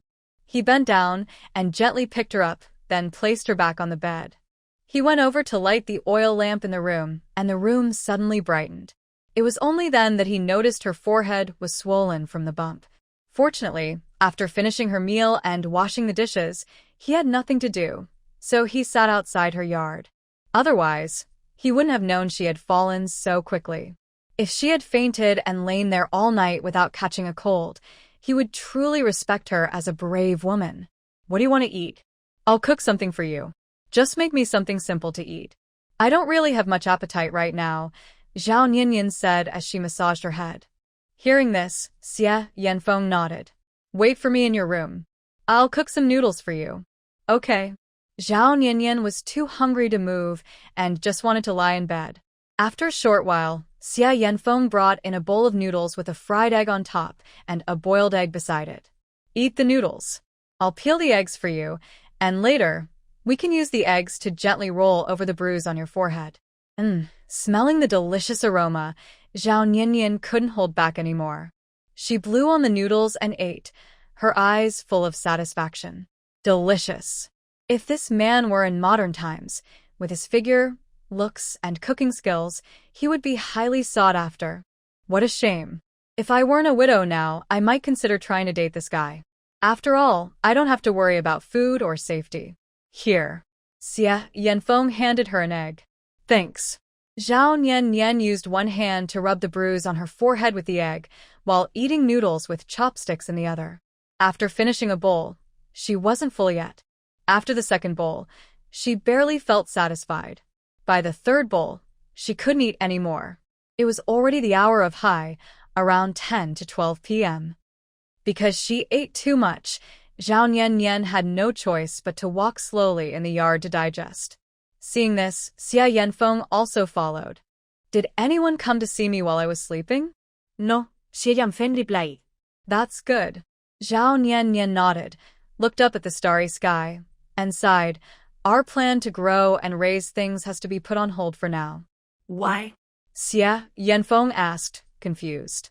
Zhao Niannian looked away, sat on the steps, resting her chin on her hands. Because I used all my energy to help Aunt Guizhi. Not just exchanging fish fry, even exchanging grain is probably difficult now. Of course, she could sell items exchanged from the space back into the space, but that would lose a lot, and she didn't want to do that. For now, she could only find ways to earn points by exchanging things, then save up again. Do you mean you still need prey? Xia Yanfeng asked. Zhao Niannian turned her head slightly, happily nodded. Yes. But whether I can turn negative points into positive ones, I don't know. The biggest source of points in the space came from the special golden arrow on her brother-in-law's shoulder. I'll go into the mountains tomorrow morning. It might take a day or several days, but I'll try to hunt some good prey. I'll go with you. As soon as she finished speaking, Zhao Niannian suddenly remembered something and quickly said, No, I can't. I need to check on Aunt Guizhi every day for the next few days. Don't worry, I can go alone. I've dealt with wild animals many times, so I know what I'm doing, Xia Yanfeng said happily, glad she cared about him.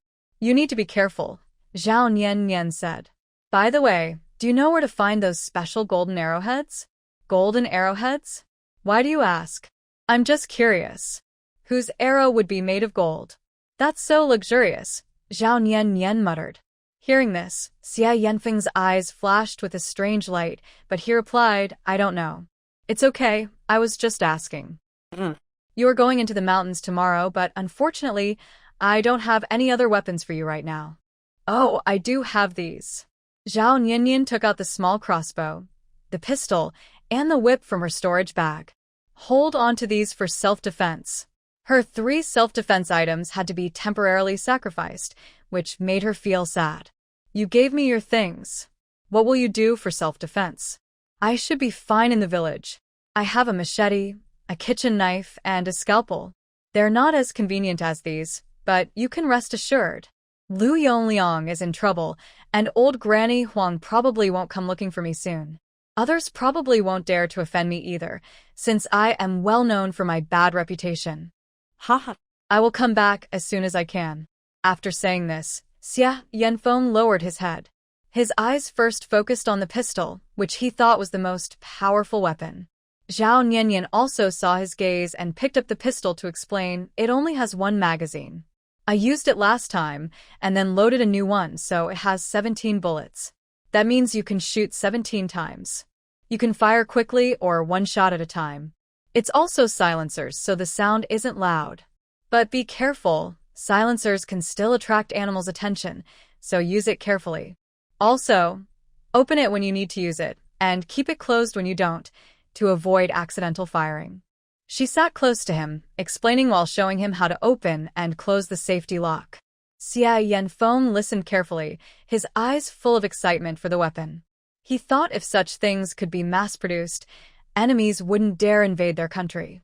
They sat on the steps for a long time. After midnight, they each went back to their rooms. Back in his small yard, Xia Yanfeng started packing what he needed for the mountain trip tomorrow. This time, he was determined to hunt a good prey and bring it back for her. The next day, Zhao Niannian slept until dawn. After washing up in her small yard, she was about to find something to eat and then check Yang Guizhi's health. But just as she stepped out of her yard, she heard loud noises outside. That sound. Old Granny Huang? Why did she come? Isn't she afraid the house is haunted? She hurried toward the noise and found it was coming from the kitchen. It was Granny Huang and Xia's mother. Hey, Sister Huang, what are you doing? This rice and flour are ours. Hands off. Let go. This is where my daughter-in-law lives. Her belongings are also mine. There's no difference between us. You, a distant relative with the surname Xia, are the real outsider. Hurry up and let go of my hand. You're behaving like a bully. While my family's Yanfeng isn't home, you two shamelessly come to steal our food. Old man, why are you bothering those two young girls? Hurry up and move the things. Hearing the argument from inside, Zhao Niannian's eyes darkened. She quickly walked in and shouted, "Stop it." In the kitchen, Granny Huang and Mother Xia were fighting over a wooden basin filled with rice. Xiao Yu and Xiao Yun were grabbed by Old Man Lu by the neck, struggling fiercely. On the kitchen floor, there were scattered grains of rice, and flour on the table was spilled everywhere. Wow. Such waste. They already had no points left, and the only food remaining was in the kitchen. This old woman dares to cause trouble. She's asking for trouble. Mother Xia stopped when she heard the noise, and Granny Huang quickly snatched the rice and hugged it tightly. Old lady, put down the rice, or don't blame me for being rude. Zhao Niannian's pupils shrank, her eyes darkening as she coldly stared at Granny Huang. No, I won't let go. Zhao Niannian, I tell you, I am your mother-in-law. You have rice and face, so you should show filial respect to me. Instead, you hide things and even refuse to give me any, not to outsiders. Granny Huang held the rice tightly, refusing to let go no matter what she said. Especially now, with the family in such hardship, Zhao Niannian, as her daughter-in-law, helping her is only natural. Even the emperor himself would agree. And besides, I don't know what kind of good luck Zhao Niannian has had. Since leaving home, she's been getting richer day by day, and her food and drink are not bad. If it weren't for that night when she sneaked in and saw wild game hanging to dry, she wouldn't believe that Zhao Niannian and the Xia family are eating so well. Zhao Niannian looked at Granny Huang coldly. I'll say this one last time. Put it down. Granny Huang snorted coldly. I said, I won't let go. Do you think that Xia man is still protecting you at home? Zhao Niannian, I tell you, you've caused trouble for my two sons. The matter between us will not end easily. Zhao Niannian frowned. Who said I harmed your two sons? You can eat whatever you want, but you can't speak nonsense. That night, there was a ghost haunting this house. I was itchy all over, and the third son was taken away while he was involved in those inappropriate things. After that, you refused to help him, and now he's like this. I tell you, you'll never get rid of our family in this life. We're not finished with you. Granny Huang, holding rice, said fiercely. Zhao Niannian, hearing this, narrowed her eyes slightly and said sharply, First, what does your ghost problem in the house have to do with you? It's so far away. Do you think the ghost from that house even came here? Second, I already said, I will treat if you pay, but you refused and kept stalling, going to see the doctor in town. Who's to blame? Third, if you want to keep fighting with me, fine. Let's see who lives longer. I just turned 18, and you, old lady, will probably die sooner. When you're gone, I'll really go after my useless little brother. Let's see what you do then. You, how dare you? Granny Huang's eyes widened. You can try and see if I dare or not. Zhao Niannian smirked, full of disdain. She backed her hands behind her back, reached into her storage bag, and took out a kitchen knife. Granny Huang was furious. If it had been before, she might have hit Zhao Niannian, but now Zhao Niannian had a knife, and knowing her temper, she'd definitely swing it down. She'd get hurt for sure. Thinking of this, Granny Huang looked at old Lu. Old man, why are you still arguing with that girl? Hurry up and come help. We have no money, no food, no drinks. If you don't bring something back soon, we'll be eating the wind. Old Lu, hearing this, pushed Xiao Yu and Xiao Yin aside with force. The two children yelped and fell to the ground. Mother Xie saw this and, without time to care about the rice and flour on the table, hurried over to check on the children. Are you hurt? Did anything happen? The children shook their heads, their eyes red, obviously frightened earlier. But they weren't injured, just feeling in their necks. Mother Xie worriedly said, Go back to your room. Your sister and I will handle this. Xiao Yu shook his head. No. I want to stay with you. He wanted to protect his sister well. Xiao Yun also nodded. Me too. This is a family conflict with Xiao Nian. Don't interfere. Old Lu said fiercely, crossing his arms, looking fierce. After holding a grudge for so long and being ignored by Xiao Nian, his two sons had become like this, one dead, one disabled. All because of that little troublemaker, Xiao Nian. Xiao Nian looked back and immediately looked unhappy. Her face turned pale, and she tightly held a kitchen knife, trembling with anger. In the past, she might have attacked, but now she knew she had to think carefully. If she really hurt the two old people with the knife, and they died, it would be a life for a life. If they didn't die, they would definitely fight her forever. Life hadn't improved yet, and she would have to risk her life for these two old people. It wasn't worth it. When she first arrived, she thought she would do anything, even risking her life. But now, after staying here for a few days, she thought that heaven had given her a chance.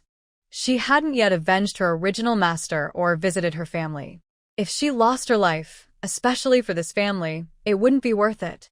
After thinking carefully, Xiao Nian gradually calmed down. She then put her hand, holding the knife, behind her back. As everyone's attention was on the two children, she slowly replaced the knife with a baseball bat. Luckily, when she was wandering in her space, she saw a baseball bat. It wasn't expensive, and having one for self-defense was a good idea. It's not fear of not having weapons, but fear of being unarmed. If you don't leave now, don't blame me for being rude. Xiao Nian said fiercely. And you, old woman, put down the rice now. A tiger doesn't attack unless provoked. Did she really think she was a sick cat? Even without Xie Yanfeng, she wanted to teach these two old people a lesson today. They dared to cause trouble on her territory. Killing is against the law, Granny Huang said through gritted teeth. Indeed, killing is illegal, Zhao Nianyan nodded. Granny Huang thought Zhao Nianyan was afraid, so she became proud. Let me tell you, we don't have to live here, but you have to feed us every day. Otherwise, don't expect to live peacefully in this village. Hearing this, Zhao Nianyan scoffed. And then, Granny Huang's eyes twitched, thinking Zhao Nianyan was about to give in. She raised her head proudly and said, Also, you'd better give me 5 taels of silver every month as a filial gift. As long as you do that, you can stay in this house. I won't interfere much. Hearing this, Zhao Nianyan couldn't help but applaud. That's a really good idea. Granny Huang puffed up proudly, like a peacock. So, now you better come over quickly, and don't block the way. Zhao Nianyan let out a sigh, but did not move aside. How about this? If you sign a divorce paper giving up your rights to your deceased son, I will let you take away the rice, flour, and meat. Deal? Divorce? Old Lady Huang was shocked, her face showing surprise, as if she had just remembered something. Her expression turned very unpleasant, like she had eaten a bitter fruit. You want a divorce? Your husband has been dead for 3 years, and you haven't mourned properly. Now, you want a divorce? Are you crazy? Zhao Nianyan, what are you thinking? Do you really have feelings for that man surnamed Xie? Zhao Nianyan ignored Old Lady Huang's shouting, and just stood there. So, do you want to give me a divorce paper? If you give me the divorce paper, you can take whatever you want from the kitchen. If these two old people took the items and then gave her a divorce paper, she would pretend the items were stolen by animals and not care. But if they refused to give the divorce paper, then everything was off the table. After hearing this, Old Lady Huang started to think. A divorce was impossible. Not only because her 3 sons, one missing, one killed by Zhao Nianyan, and one disowned because of her, but also because Zhao Nianyan was skilled at making money and healing. These abilities made her impossible to let go. Even if she had to die, it would be her family's own people. No way, old lady Huang said. Zhao Nianyan shrugged. Then there's nothing to talk about. Put the items down. That's also impossible. Old lady Huang held the bag of rice and looked at old man Lu. Old man, you take that bag of flour and the meat over there and let's go. Hearing this, old man Lu immediately picked up the bag of flour and the wild meat hanging nearby. Seeing their actions, Zhao Nianyan knew she couldn't let these 2 old people take the items. If they did once, they would do it again. But she only watched as old lady Huang and old man Lu carried the items out of the kitchen, without making any other moves. Mother Xie saw this and came over to Zhao Nianyan worried. Should we ask the clan master to help settle this? They're really being too unreasonable. If she hadn't seen it herself, she wouldn't believe anyone could be so shameless. Although Granny Huang is Nian Nian's mother-in-law, Nian Nian hasn't had a good day since she married in. Over the past 3 years, she has suffered a lot of unfair treatment. Finally, she gathered her courage to escape, but Granny Huang refuses to give up and keeps bothering Nian Nian. People who don't understand the situation, she finds them all unlikable. If she were Nian Nian's real mother, she would surely feel very sad for her daughter and protect her from unnecessary suffering. Madam, you are not feeling well and shouldn't get angry. Please help me find the clan master to come here. I will handle the rest.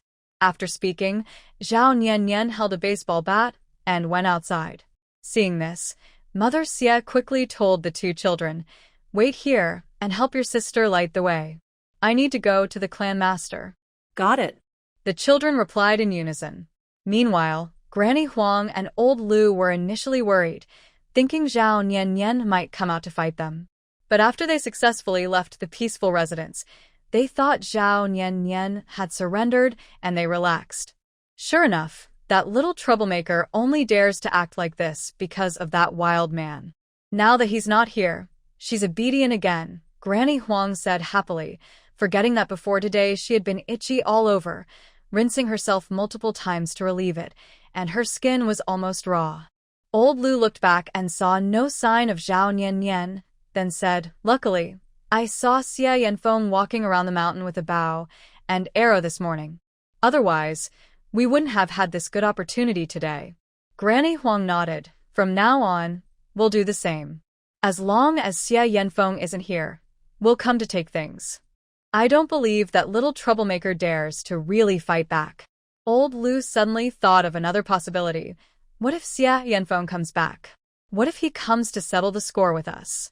Granny Huang paused and said, "If that happens, we'll report to the authorities and have Xie Yanfeng, who broke into our house and hurt people, arrested. Xie Yanfeng doesn't know us, and Zhao Nianyan is also involved in this mess. When we report, not only will they not catch Xie Yanfeng, but Zhao Nianyan will also be scolded and cursed. Then we can take over this house." While Granny Huang and old Lu were happily fantasizing, they completely unaware that Zhao Nianyan had quietly and silently come up behind them. Maybe they were too focused on their discussion, or perhaps they simply didn't notice Zhao Nianyan, which is why she was able to approach without being detected. "Do you still want to take over that house?" Zhao Nianyan's voice softly reached the ears of Granny Huang and old Lu. They were busy counting money and didn't react immediately. Granny Huang said, "When that little troublemaker is gone, isn't this house better than ours? Why call it ours?" After she finished speaking, Granny Huang suddenly paused, exchanged a quick look with old Lu beside her. They both turned their heads. Bang! Bang! A dull sound was heard. Thud! Thud! Both of them dropped what they were holding on the ground. Ah! Granny Huang finally realized what was happening, covering her head where she had been hit with a stick, and let out a loud scream. Old Lu, feeling weak, was hit and immediately fainted, sitting heavily on the ground, his eyes spinning. "Zhao Nianyan, killing is against the law." Granny Huang covered her head, her face pale. Zhao Nianyan sneered, holding a baseball bat in her right hand, gently tapping her palm with it. Killing is indeed illegal, but if you don't hit hard, it's just a family dispute. Money makes things easier. After saying that, she raised the bat and aimed it at Granny Huang. It looked like she was hitting her repeatedly, each strike more fierce, but in reality, she avoided vital spots. It wouldn't kill her, but it would hurt for 10 days or half a month. Without medicine, the swelling wouldn't go down easily. Old Liu, sitting on the ground, closed his eyes and pretended to faint, lying there. Clearly, he was at a disadvantage now, so it was better for him to suffer less. Ah! Granny Huang cried out in pain, looking at Old Liu. Old man, wake up. Old Liu. Don't call me, I've fainted. Zhao Niannian had known Old Liu's nature for a long time, so she ignored him. Compared to Old Liu, who only talked big and stirred trouble without any real skills, she didn't bother with him. She just wanted to teach Granny Huang a lesson so she would stay away from her and stop bothering her. However, she underestimated Granny Huang's resilience. She was like a cockroach that couldn't be killed and simply wouldn't die. Realizing she couldn't keep going like this, Granny Huang looked around and quickly spotted the fish pond nearby, which was already filled with water. Her eyes lit up. Troublemaker. You're asking for it. After shouting, Granny Huang suddenly rushed at Zhao Niannian and pushed her into the fish pond. Splash! Zhao Niannian fell into the water. Big sister. The two little ones hurried over. Granny Huang glared fiercely at Zhao Niannian. This is your own fault. After speaking, she went over and picked up the rice. Oh, what happened to me? Old Liu opened his eyes at this moment. Not useful. Granny Huang glared. Hurry up and get moving. Don't go. While Xiao Yu was anxiously standing by the fish pond, wanting to jump in to save Zhao Niannian, Xiao Yun had already run over to Granny Huang and the others. Granny Huang turned her head. You brat, you. Ah! Before she could finish her harsh words, Xiao Yun hugged her thigh and bit her hard. Crazy girl. Granny Huang slapped Xiao Yun to the ground, cutting her lip. Xiao Yun. Sister. Xiu Yu was caught between two things and couldn't help. Zhao Niannian surfaced, spat out water, and swam to the side, saying while swimming, Xiu Yu, go help Xiao Yun. Don't forget, your brother taught you martial arts. Use your brain. You can't learn it and then forget it. But sister Yu, don't worry, I can swim. Hearing this, Xiao Yu nodded. Sister, wait for me. I'll come back soon. After saying that, he rushed toward Granny Huang, gathered his energy and kicked her hard, knocking her to the ground. Granny Huang's chin hit the ground, and when her teeth clenched, she bit her tongue. The pain made her tears flow, and her tongue was cut, bleeding all over her mouth, and she lost a tooth. Ah! Ah! Granny Huang looked at the blood and teeth in front of her, feeling both angry and scared. Sure enough, these people were all close to that little troublemaker Zhao Niannian, just like her, completely crazy. Seeing this, Xiao Yu kicked Granny Huang repeatedly. You bullied sister. You bullied my sister. You came to steal from Xiao Yaoju. I'll kick you to death. Old Liu, watching this, changed his expression and stepped forward to grab Xiu Yu's arm. You brat. Do you think I don't exist? Let go. Xiu Yu, feeling the pain, glared fiercely at old Liu. These people took advantage of his brother not being home to bully Niannian and also stole rice and flour from Xiao Yaoju. When his brother returns, he will definitely tell him and make sure he teaches these two a good lesson. Old Liu didn't dare to confront Zhao Niannian directly, but that didn't mean he was afraid of the 7 or 8-year-old Xiu Yu. He not only refused to let go, but also squeezed Xiao Yu's wrist tightly. You little brat, if I don't beat you, do you think I'm just an old man? After saying that, old Liu raised his hand, ready to slap Xiu Yu. Don't hit my second brother. Xiao Yun stood up, blood still dripping from her mouth. She hurriedly ran over and fiercely hugged Old Man Liu's waist, then bit down hard. Ah! Old Man Liu cried out in pain, loosening his grip on Xiao Yu's wrist. Are you a dog or what? Huh! While cursing, he reached out and grabbed Xiao Yun's hair, causing her to struggle and cry as she slapped his hand. Let go of my sister. Xiao Yu rushed over again, delivering a kick that knocked Old Man Lu down and made him fall backward, sitting heavily on the ground. As he sat down, Old Man Lu's tailbone hurt, as if someone had struck it hard. This time, Xiao Yu punched Old Man Lu repeatedly in the face. Old Man Lu quickly protected his face. "Old woman, come help." Mrs. Huang, seeing this, looked disgusted. "You're such a useless old man." She wiped the blood from her mouth, then got up and grabbed Xiao Yu's hair, pulling hard. Seeing this, Xiao Yun rushed over once more. The two elders and two children were all pulling and holding each other, none willing to let go. At this moment, Zhao Nian Nian crawled out of the fish pond, dripping water on her body. She picked up a baseball bat and rushed over to attack Mrs. Huang and Old Man Lu. 1 hit, 2 hits, 3 hits. Zhao Nian Nian, "You're crazy. Stop hitting, stop hitting." Mrs. Huang and Old Man Lu, unarmed, were beaten so badly by Zhao Nian Nian that they cried out for help. Most importantly, Zhao Nian Nian wouldn't let them leave, continuing to hit them with the bat. Her fierce look was so terrifying that it made people feel chills. Zhao Nian Nian knew that no matter what she did, Mrs. Huang and Old Man Lu wouldn't be afraid, only resenting her more. Since that's the case, she decided to hit them harder, so they couldn't get out of bed, and she could have peace and quiet. Meanwhile, Mother Xia, along with the village chief and some villagers who had accidentally learned the truth, were heading towards Xiaorao residence. From afar, they saw a few people fighting on the road. No, it should be said that Mrs. Huang and Old Man Lu were being chased and beaten by Zhao Nian Nian, who is their daughter-in-law. Although such scenes often happened in the village, this kind of lively spectacle was quite entertaining. They also considered joining in, but after thinking about provoking Zhao Nian Nian, they decided it was better to watch from the sidelines. After all, Zhao Nian Nian was not someone to be easily provoked. Mother Xia saw what was happening beside the fish pond and hurriedly ran closer. "Stop fighting, stop fighting." The village chief and others, seeing this, didn't walk slowly, but quickened their pace. Hearing the noise, Zhao Nian Nian looked up.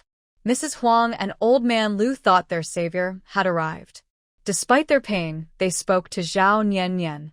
"Why don't you stop? Do you want to beat me to death in front of the villagers?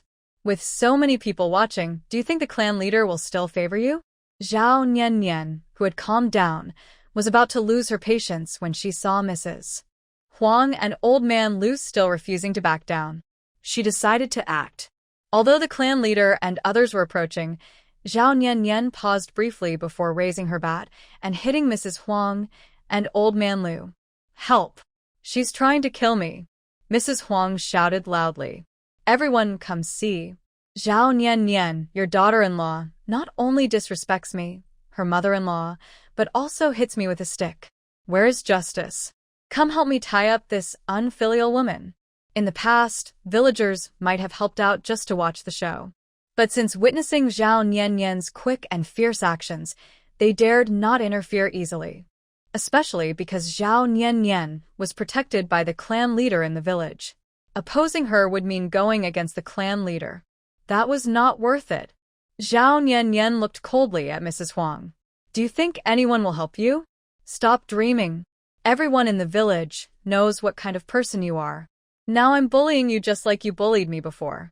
If I start bullying you back, they'll turn a blind eye." Fear of the strong and dislike of trouble are common in Lu family village.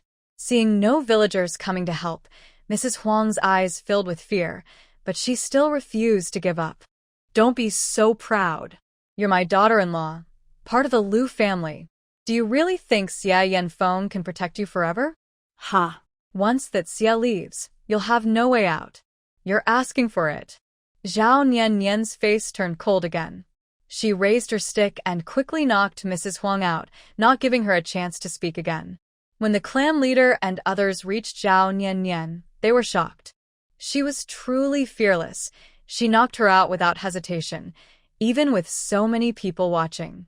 Old Man Lu wanted the clan leader to help, but after seeing Zhao Nian Nian's cold stare, he swallowed hard and kept silent. There was already someone lying in bed at home, and now another was added. If he causes trouble again, this family will be truly finished. What's going on? The clan elder asked as he approached, looking at the person fainted on the ground. He understood but still asked. Everyone thought old Lu would take the chance to criticize Zhao Nian, but instead, old Lu carefully helped the unconscious Mrs. Huang up and said timidly, "It's nothing, just a joke." "How can you? We're going home." After speaking, old Lu, feeling ashamed, didn't look at the villagers and half-supporting, half-dragging Mrs. Huang left the scene. The villagers looked at each other, wondering why they came to join the fun. There was no fun to be had. At this moment, Mother Xia helped the two children up, looked at them with concern, then turned to Zhao Nian. "Nian, are you hurt?" "I'm fine." Zhao Nian shook her head, shook off the water on her, and said to the clan elder, "Clan elder, I will visit Aunt Guizhi this afternoon. I want to go home and change clothes now. Also, if everyone is fine, you can all disperse." This last part was what she said to the villagers. The villagers understood that the commotion was over and naturally didn't stay any longer. After Zhao Nian finished speaking, she turned and went to pick up the rice, flour, and meat, then quickly walked home, soaked and wet. Mother Xia saw this, told the clan elder a couple of times, then also took the two children back to Xiaoyao residence, using clean water to wash the mud from their wounds. After changing her clothes, Zhao Nian treated the children's scrapes, then told Mother Xia that Mrs. Huang would be unconscious for at least until tomorrow, so there was no need to worry too much. She decided to find a way to set some traps tonight to guard against those two old folks. After changing, Zhao Nian hurriedly ate a little, then started thinking about earning points. She kept browsing the space's missions, hoping to find good tasks. Until the afternoon, when she was going to check Yang Guizhi's surgical wound, she finally stopped, got up tiredly, and went to the clan elder's house. After confirming Yang Guizhi was fine post-surgery, Zhao Nian continued to advise the clan elder and his family on what to do next. The clan elder wanted to keep Zhao Nian for dinner, but she refused, saying she needed to go back and think about some things, so she didn't stay long. Watching her back, the clan elder couldn't help but sigh. It seems that one day, he needs to find some free time to talk to old Lu and ask them to stop causing trouble, to let Zhao Nian go, and to stop tormenting themselves. Otherwise, if they keep fighting, no one will have a good life. Back at Xiaoyao residence, Zhao Nian returned to her room and continued selecting tasks. She wanted to pay off her debt in one go, but it was clearly impossible. She could only do it little by little. As she thought about this, night fell. Zhao Nian had no appetite for dinner, so she stayed in her room. Mother Xia and the two children noticed that Zhao Nian seemed upset and didn't bother her. After dinner, they each went to do their own things. It was the hour of the pig, around 9 to 11 p.m. Mother Xia and the children had already fallen asleep. Zhao Nian, after a tiring day, planned to get up, wash her face, and go to sleep. But she seemed to hear a sound and became alert. Could it be those two old troublemakers again? Probably not. The old woman, Huang Huahua, had been beaten many times, and she wouldn't wake up so easily. Thinking of this, Zhao Nian frowned slightly, tiptoed over, turned off the room light, and hid behind the door, holding her breath. She waited for a while but heard no movement. Just when she thought it was her imagination, she heard voices outside. Did Zhao Nian really fall asleep? The light is out, so she must be sleeping. What should we do now? Where do we start searching? Of course, the kitchen. I saw Zhao Nian carrying rice, flour, and meat when she went back. If we take something tonight, quietly and without anyone noticing, even if she wakes up tomorrow and finds things missing, she won't suspect us. She'll think it was Huang Huahua and the others. That's a clever plan. Stop talking nonsense. Hurry and sneak to the kitchen. Listening to their conversation outside, Zhao Nian sneered inwardly. Fortunately, she didn't have the habit of sleeping early, or she wouldn't have caught such an interesting scene. Since sister he bought this house and gave it to her, the villagers probably guessed that the house was no longer problematic. She had rice, flour, and meat every day, which definitely drew attention. Today, although the old woman Huang Huahua stole some rice and flour, Zhao Nianyan managed to get it back. But everyone saw what happened. Once someone's greed is stirred up, they tend to make mistakes easily. Just like the people sneaking in now. They not only wanted to steal things but also planned to cause trouble elsewhere. It was a clever trick. If Zhao Nianyan hadn't overheard it herself, she might have thought the two old troublemakers came to steal in the middle of the night. She listened to footsteps walking around the house, then headed toward the kitchen. She carefully left her room and quietly moved to the kitchen. You never know until you see it. Those who appeared were Shi Chunlan, Lu Taizhu, and Sun Lady. The three of them were bending over in the kitchen, choosing vegetables from the basket. They thought whether or not they find wild game, just these fresh vegetables are already good enough, especially rice, flour, oil, and salt. They thought it was best to act now while Zhao Nianyan and the others were asleep. Are these things good? Some lady, who was looking down, nodded and said, Yes, they are. But after answering, she realized how familiar the voice asking the question was. When she looked up, she nearly lost her soul. Zhao Zhao Zhao Zhao. Zhao Nianyan. How could they have been caught? Zhao Nianyan's family should have already been asleep, right? Shi Chunlan and Lu Dezhu also looked up. But they were not only greeted by Zhao Nianyan, who was holding a stick. Oh no! Ah! Stop hitting us! With one stick and brute strength, Zhao Nianyan beat the three of them so hard they rolled on the floor. Get out of the kitchen, you old fools! Zhao Nianyan shouted loudly and then swung her stick at their legs. They were caught off guard, with no time to defend, dropping their things and limping out of the kitchen into the yard. Of course, it wasn't over yet. Zhao Nianyan chased after them with her stick, knocking one down and hitting and kicking them without mercy. Today was already a bad day, and now these three had crossed her. She thought they were asking for trouble. Ugh ugh ugh. Stop hitting us. Stop hitting us. Some lady cried, I was wrong. Please don't hit me. Zhao Nianyan, it hurts so much. Zhao Nianyan ignored her completely. Her goal was clear. She wanted to hurt them so badly they couldn't cause trouble, making them suffer the consequences and learn not to think they could bully anyone they wanted. Shi Chunlan and the others never expected Zhao Nianyan to beat them like crazy. They thought, after all the trouble Zhao Nianyan had with the old woman and her husband today, she would be too exhausted to fight. So they planned to sneak in tonight. But Zhao Nianyan hadn't gone to sleep. She caught them right away. Are you crazy? Stop hitting us. Shi Chunlan ran around the yard, clutching her head. Zhao Nianyan paid no attention to their frantic cries and kept swinging her stick without stopping. Anytime they tried to reach for the safe in the house, she would hit their legs, making it impossible for them to escape. It seems she plans to defeat all three of them at Xiaoyao residence. The fight in the backyard near the kitchen is too intense, waking Mother Xia and the two children. They rush over. Seeing what's happening in the yard, Mother Xia shouts, Nian Nian. She just came to cause trouble during the day, and now it's late at night. Why do these people insist on bothering Nian Nian? Madam, please help me get some rope. Zhao Nianyan doesn't even have time to look up. She's afraid that if she loses focus, Stone Chunlan and the others will slip away and escape. Since they chose to sneak into Xiaorao residence to steal, they should be prepared to face being caught. Hearing this, Mother Xia nods and goes to the storage room to fetch some rope. Big sister, we'll help you. Xiaoyan grabs a broom nearby and rushes towards Stone Chunlan and the others. Seeing this, Xiaoyu looks around, then closes the backyard door and runs over empty-handed. Stone Chunlan, Lu Dezhu, and Sun Lady scramble around but can't escape, especially since the two children are smaller and more agile. Nian Nian, the rope. Hearing this, Zhao Nianyan takes the rope and quickly hits Sun Lady hard with a stick. After a muffled groan, Sun Lady collapses to the ground limp.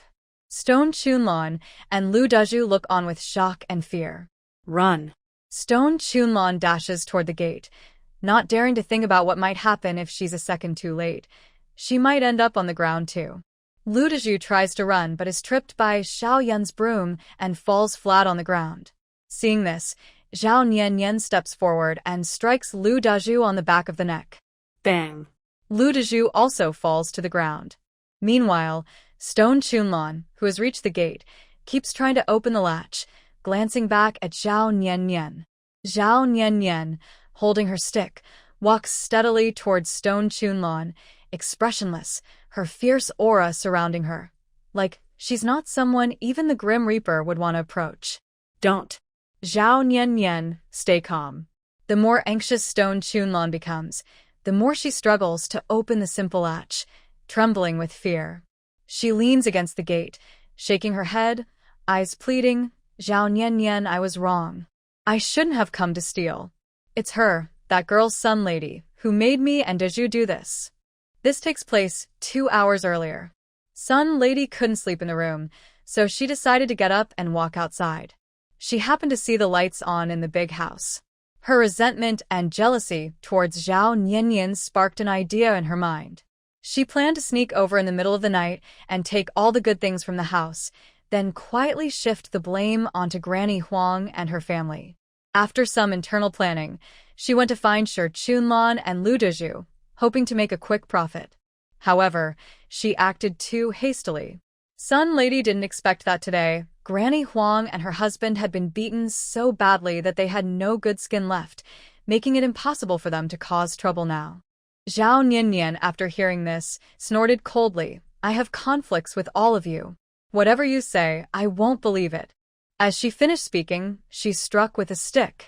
Shi Chunlan was bloodied and fainted, leaning against the door, slowly sliding down. Mother Xie and the 2 children ran over, shocked to see Shi Chunlan. Niannian, she might have been beaten to death? No, Zhao Niannian said calmly. I was careful with my strike. They are just unconscious. Mother Xie sighed in relief. That's good. Thinking that the 2 children were still nearby, Zhao Niannian turned to them and said, You 2 should not learn to be so violent like me. But if you encounter such people, you can fight back. Just don't go too far, understand? She didn't want the children to imitate her violence later on. The children nodded. Got it.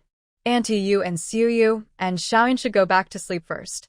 I want to think about how to handle these 2 people. Do you really not need help? No, it's fine, Zhao Niannian said with a forced smile, showing a slight curve of her lips, trying to appear calm. Mother Xie nodded. If you need anything, just call me. Okay, Zhao Niannian replied. After Mother Xie and the children left the backyard, Zhao Niannian went over and the 3 of them one by one. But tying them up wasn't enough. She moved each of them onto a carriage, then drove away from the Xiao Yao residence. Lu family village. A shadow was sneaking around the village road. When Zhao Niannian arrived here, she saw that figure, but the person didn't see her.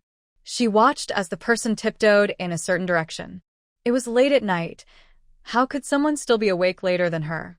She hadn't planned to pay attention to this person, but since she had already run into them, she decided to wait and see what they were up to. Soon, she saw this person walking towards another widow's house in Lu family village. Seeing this, she guessed what was happening, shook her head, and didn't pay further attention. Instead, she pulled her cart towards the ancestral hall in Lu family village. At the ancestral hall, Zhao Niannian had been there once before, when she was the original body.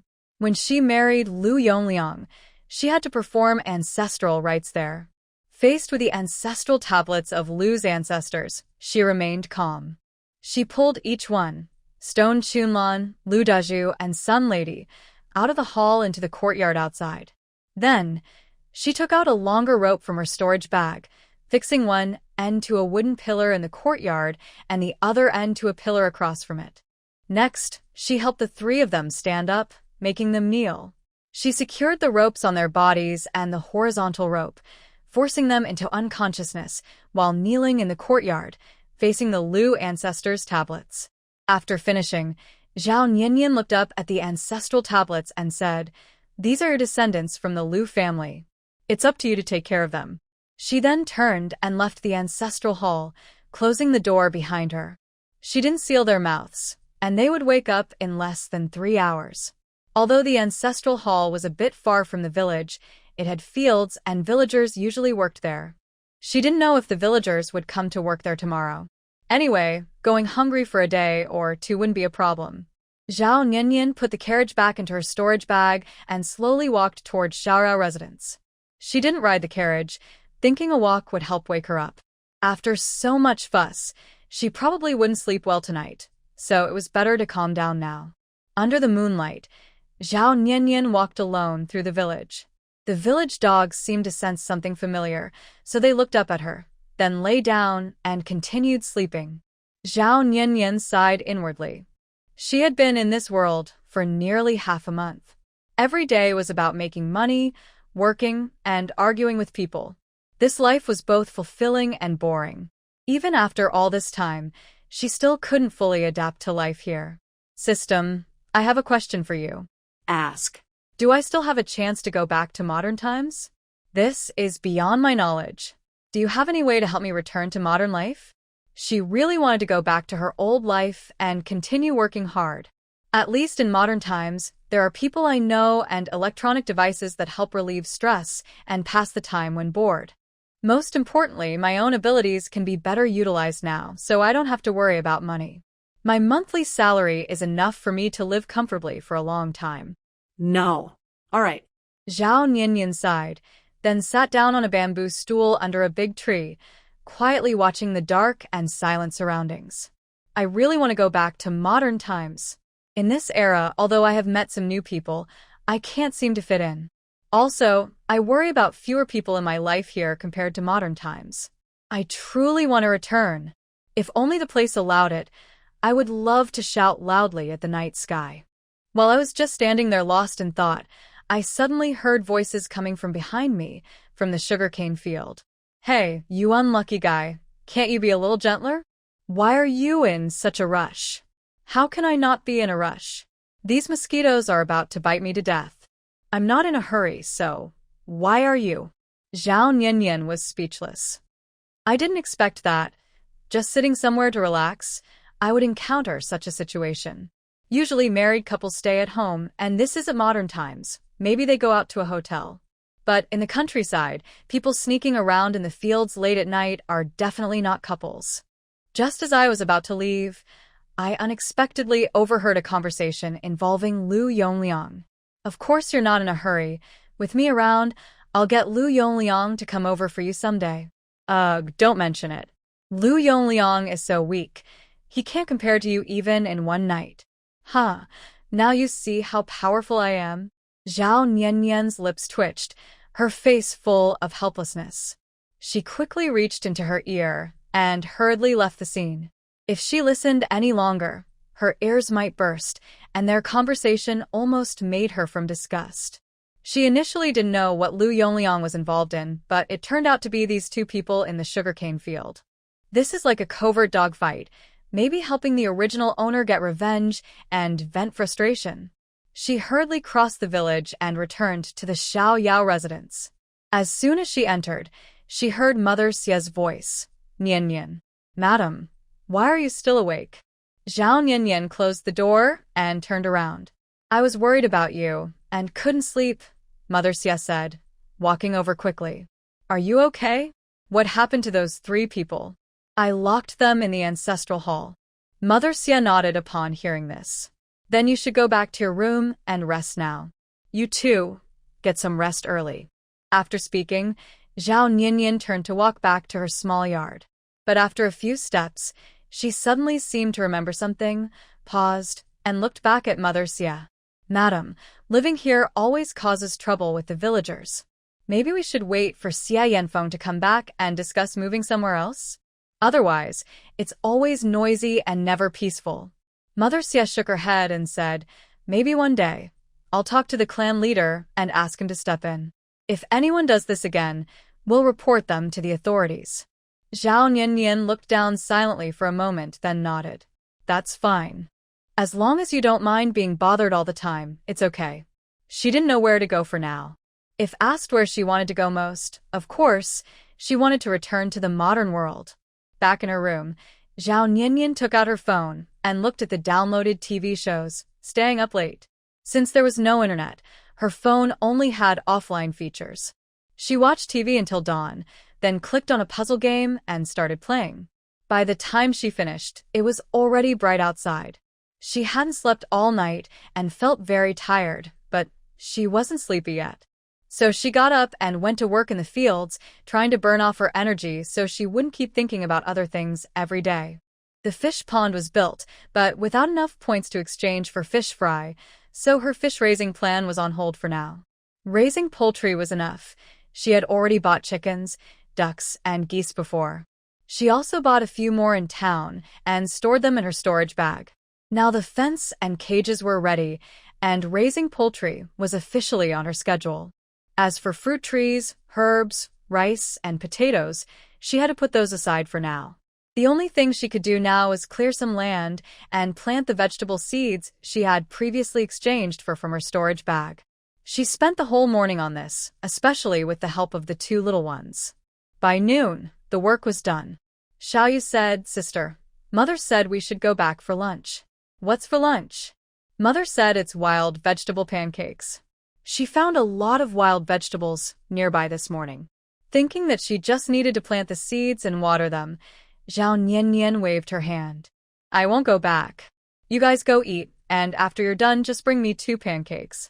"Okay," Xiaoyu replied. After talking to the two little ones, Zhao Niannian focused on planting the vegetables, then went to fetch water and watered them little by little. After working hard, she was so tired she could hardly straighten her back. Ignoring the hot sun, she sat directly on the field ridge, took off her straw hat, rolled it up, and fanned herself. "Big sister."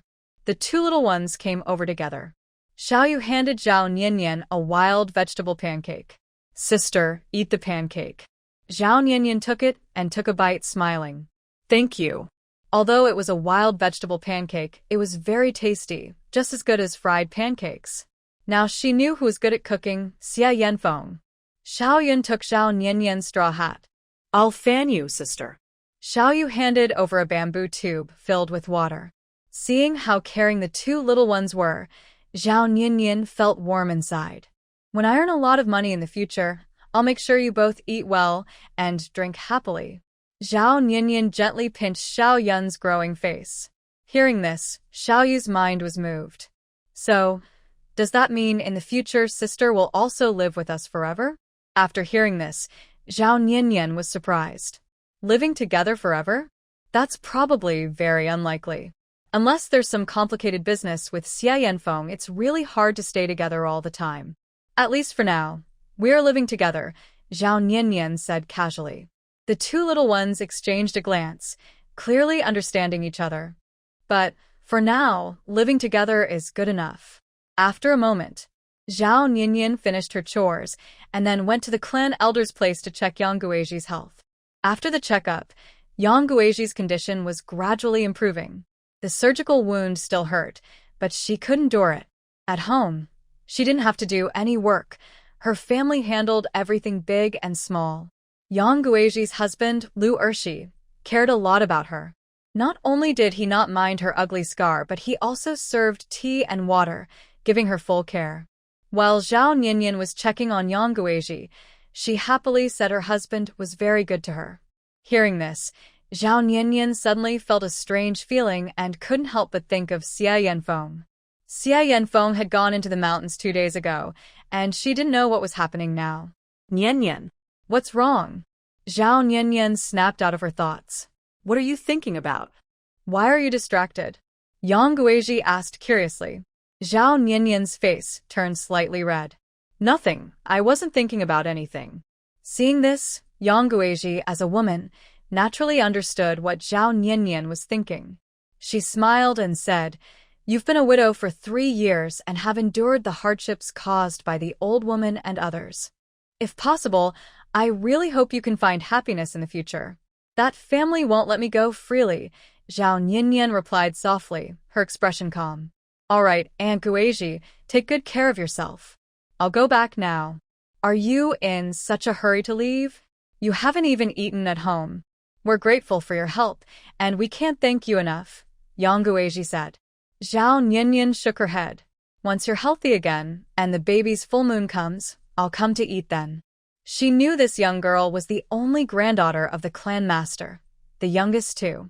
The clan master's family liked her very much and valued her, so they would definitely hold a full moon celebration. But I'm leaving now. You rest well. After saying this, Zhao Niannian didn't wait for Yang Guizhi to persuade her further and simply left the room. As she stepped outside, she saw the clan master waiting outside. The clan master also wanted her to stay for a meal, but she refused.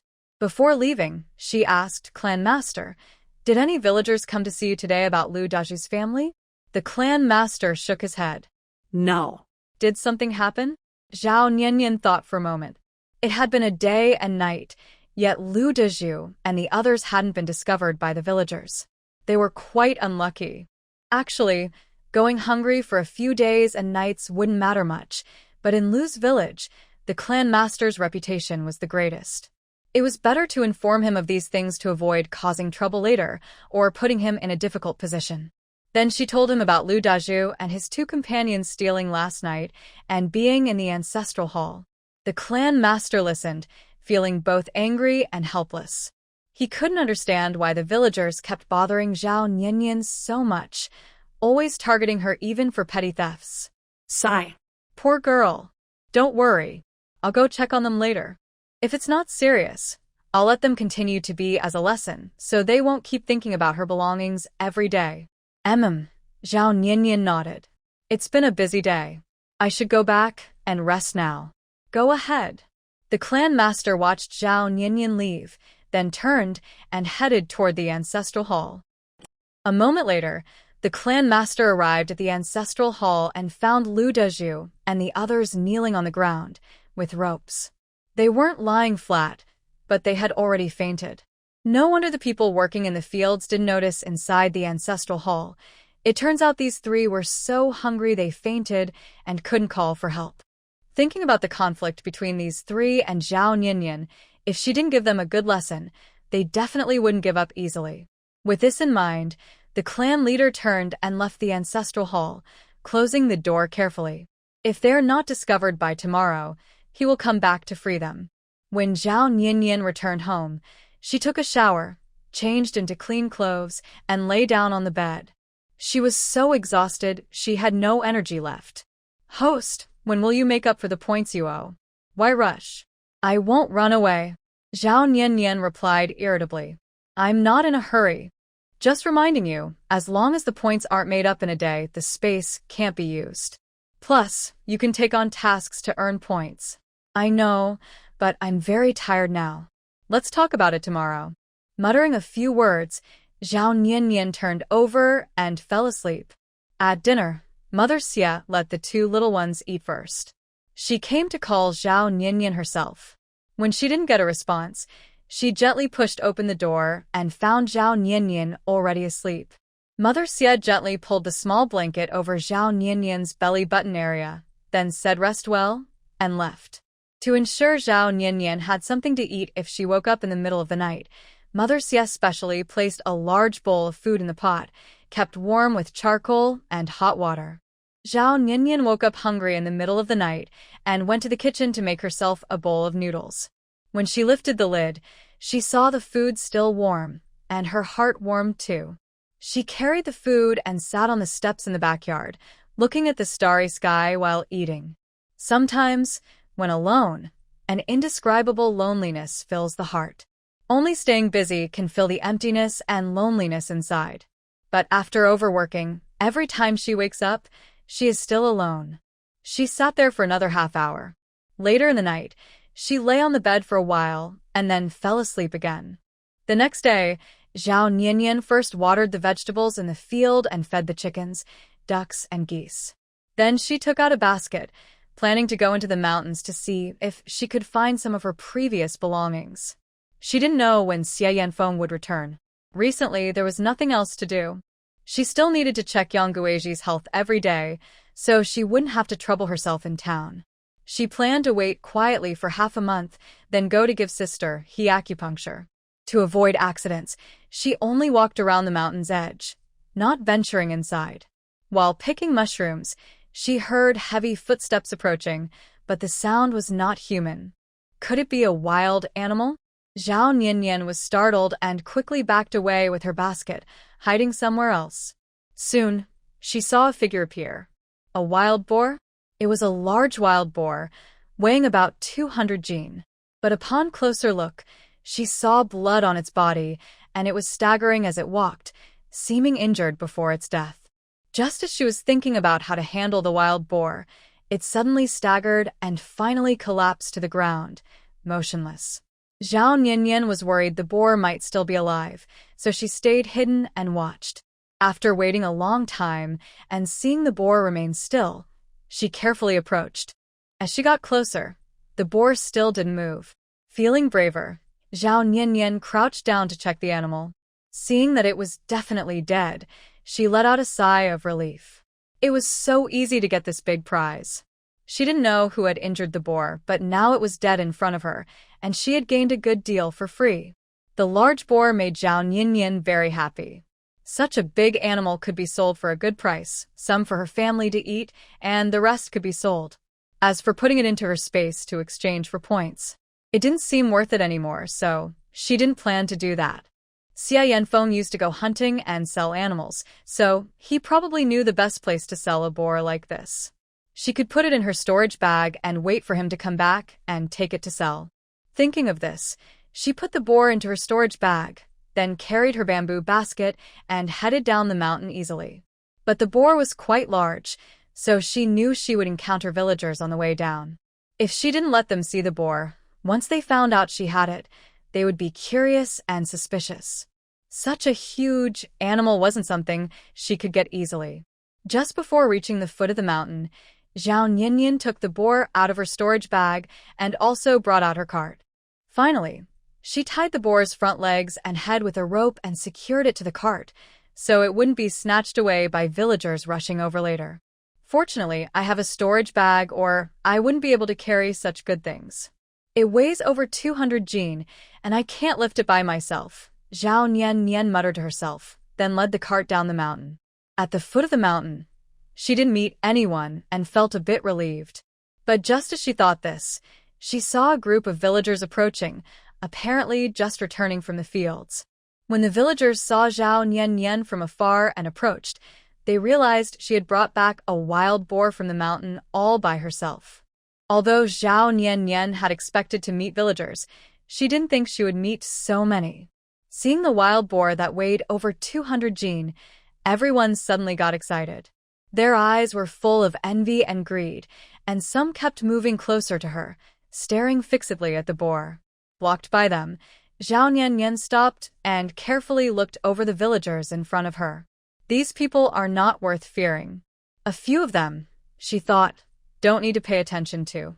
Thinking this, she was about to lead the cart away when she realized they weren't making way. Zhao Niannian, such a big wild boar. Where did you get it? Did you go into the mountain alone? Or did Xia Yanfeng go with you to hunt it? Where is he? This boar looks to weigh over 200 jin, asked a woman in her early 20s named Lu Chui, who had been married for only 3 years. Next to Lu Chui was a man who had married into the family, poorer than Lu Chui, with younger brothers and sisters. For money, he chose to marry Lu Chui and become her husband. As for Lu Chui, because she often did farm work, she had dark skin, was strong and sturdy, and had a rough personality, similar to a man. That's why she married at 20. Zhao Niannian didn't give Lu Chui a friendly look. 3 years ago, the original owner married into Lu's village and was immediately envied by Lu Chui, who disliked her good looks and talked behind her back both openly and secretly. Especially after Lu Yongliang got into trouble, the original owner was bullied by everyone. Lu Chui often took advantage of her ignorance to team up with the village gossips, saying that her beautiful face and the wedding dowry meant she was not modest, and that Lu Yongliang, being a scholar, didn't understand relationships between men and women. The implication was that the original owner was unchaste, and marrying Lu Yongliang was just to take over his responsibilities. Both the speaker and listener intended this, and the original owner's reputation was gradually destroyed. As women, Lu Chui's behavior was truly disgusting. Zhao Niannian coldly glanced at Lu Chui. None of your business. Why are you talking to me like that? I was just asking a question. Do you really have to be so rude? We are all from the same village. Lu Chui crossed her arms, looking annoyed. Seeing this, Zhao Nian snorted coldly. You used to pick on me a lot before. Why didn't you say we're from the same village then? You're jealous of me, so you made up stories about me being with other men. I remember that. Lu Chui, I used to tolerate you, but that doesn't mean I will always do so. So, you better stop bothering me. What? Do you want to fight me? With your small body, do you think you can beat me? Lu Chui said with disdain. Hearing this, Zhao Nian sneered. Whether I can beat you or not is one thing, but as long as I am alive, I will keep fighting you. Don't forget, when it comes to violence, I am not worse than you. You have a strong build, but I am a doctor. I can use poison, silent, deadly poison that can make you die quietly. Hearing this, Lu Chui's heart skipped a beat, and her arrogance faded a little. Why you? What do you want to do? I don't want to do anything. I just want to remind you not to show off in front of me. Otherwise, I don't know what I might do. Zhao Nian's face was cold, and her eyes shone with icy light. Lu Chui didn't dare to speak anymore. Thinking about the recent loud rumors about Zhao Nian, she instinctively hid behind her husband. If her father-in-law, mother-in-law, or younger brother-in-law got angry and fought her, she would probably get hit a few times. That wouldn't be worth it. It's better to let someone else be the scapegoat. Actually, the villagers all understood. Everyone knew Zhao Nian was quick-tempered, decisive, and aggressive. She would fight at the slightest provocation. All her bad temper was focused behind her, but she wasn't unreasonable. Big sister Nian, I'm curious. Did brother Xia Yanfeng and you go into the mountains together to hunt that wild pig? Zhao Nian looked at the speaker. Lu Chui's cousin Lu Xiaochong. Where did they hunt that wild pig? If she sold it, she would make a lot of money. Lu Xiaochong hadn't spoken badly about her like other villagers did in the past 3 years. He was cold and distant, not caring about her affairs, probably just minding his own business, never kicking someone when they're down. Zhao Nian still had a somewhat good impression of Lu Xiaochong, but she only replied lightly, "He didn't go with me. I was just lucky when I went into the mountain to pick mushrooms and happened to find that dead wild pig. I knew it. If Xia Yanfeng was with you, how could you have hunted such a wild pig? You must have just found it. That's really lucky." In Lu family village, they found something without an owner. It belonged to everyone in the village. Zhao Nian, shouldn't you share a part with us? Lu Chui's eyes flickered greedily and sourly as she spoke. Such a good thing shouldn't have gone to her. Heaven must be blind to let Zhao Nian, that little troublemaker, get it. Zhao Nian coldly glanced at Lu Chui. Are you saying that the wild boar you found should be shared with you? Lu Chui felt guilty inside, but she thought that the wild boar meat was even more expensive than pork. She then shamelessly said, "What if I say this? The house you live in should also have a share for us, but unfortunately, someone bought it first and cooked for you. We won't say anything about that. You found such a good thing as a wild boar in the mountains, which means heaven blessed our Lu family village. It just happened to be you who brought it back. So, we should get a share." Hearing this, Zhao Nian was so angry, she almost laughed out loud. Unbelievable. As expected, as long as you live long enough, you will see many shocking and strange things happen. Actually, the villagers of Lu family village also felt a bit embarrassed about Lu Chui's words. But when it came to wild boar meat, they had to be clear about which side they stood on. Last time, Zhao Nian hunted a fox, and they didn't get a share. That was fine. But this time, she found a wild boar, which she got easily without hunting. Shouldn't they get a part? Zhao Nian started to regret talking to the villagers. She thought she shouldn't have paid attention to these greedy people's ideas. It didn't matter how they thought of her. Now, she had made trouble for herself. Why are you laughing? Lu Chui looked at Zhao Nian with a red face. What I said makes sense. Everyone, what do you think? If you find something without an owner in the village, the villagers should discuss how to share it. Isn't that right? Lu Chui was determined to get the wild boar meat. She didn't care if her words were right or wrong. Today, she had to find a way to get a piece of that wild boar meat. Hearing Lu Chui's words, the villagers thought someone was willing to step forward. They just followed along, since if Zhao Nianyan agreed, everyone there could get a piece of the wild boar meat. Yes. If it's something without an owner that appears in Lu family village, it should be shared among us villagers. It's not right to keep it all for oneself. I agree with that. After hearing the villagers' words, Zhao Nianyan smirked with disdain and mockery in her eyes. Why haven't you all been so united before? As soon as it's time to share, everyone claims to be from Liujia village. Your village is really a nest of snakes and rats. Zhao Nianyan, can you speak properly? Who talks like that? Don't forget, you married into Liujia village too. You're one of us. Exactly. She didn't even want her dowry, rushed to marry in, and is shameless. She even caused her husband's death. The villager's voice suddenly stopped. Zhao Nianyan toyed with her machete, coldly saying, "Keep going? Why stop now?" People usually argue by shouting or maybe grabbing each other's faces or hair. But Zhao Nianyan, without hesitation, drew her knife. It was truly frightening. The villagers looked at each other in shock. Finally, Lu Xiaoqiang, seeing Zhao Nianyan's quick response, couldn't help but ask, "Big Sister Nian, where did you find that wild pig?" If possible, he also wanted to go see if he could find one. Not too many, just a small wild pig would do. If not, a wild chicken or a rabbit would be fine. He could bring it home to his wife to help her recover. But he didn't know that their luck couldn't compare to Zhao Nianyan's. Even if they all went out together later, they wouldn't be able to find prey like she did. Zhao Nianyan glanced at him. "Today, I went quite deep and got a big bargain. If you want to try, you can go into the mountains. Maybe you'll find something." Of course, she wouldn't say she found it on the mountain's edge. Otherwise, the villagers would go up every day, and if something went wrong, they'd blame her. That would be endless trouble. The villagers looked at each other awkwardly, disappointment in their eyes. They didn't dare go deep into the mountains. They weren't hunters and didn't have the courage. Usually, they only dared to chop wood near the mountain's edge. They weren't like Xia Yanfeng, who had martial arts skills. Even if they all went into the mountain together, they wouldn't be able to hunt or come out safely. When they heard it was in the deep mountains, Lu Xiaoqiang awkwardly waved his hand. "Forget it. I'm afraid I'd risk my life there. I'd better just farm honestly." The mountain where Zhao Nianyan found her prey was famous, called Wanxi Mountain.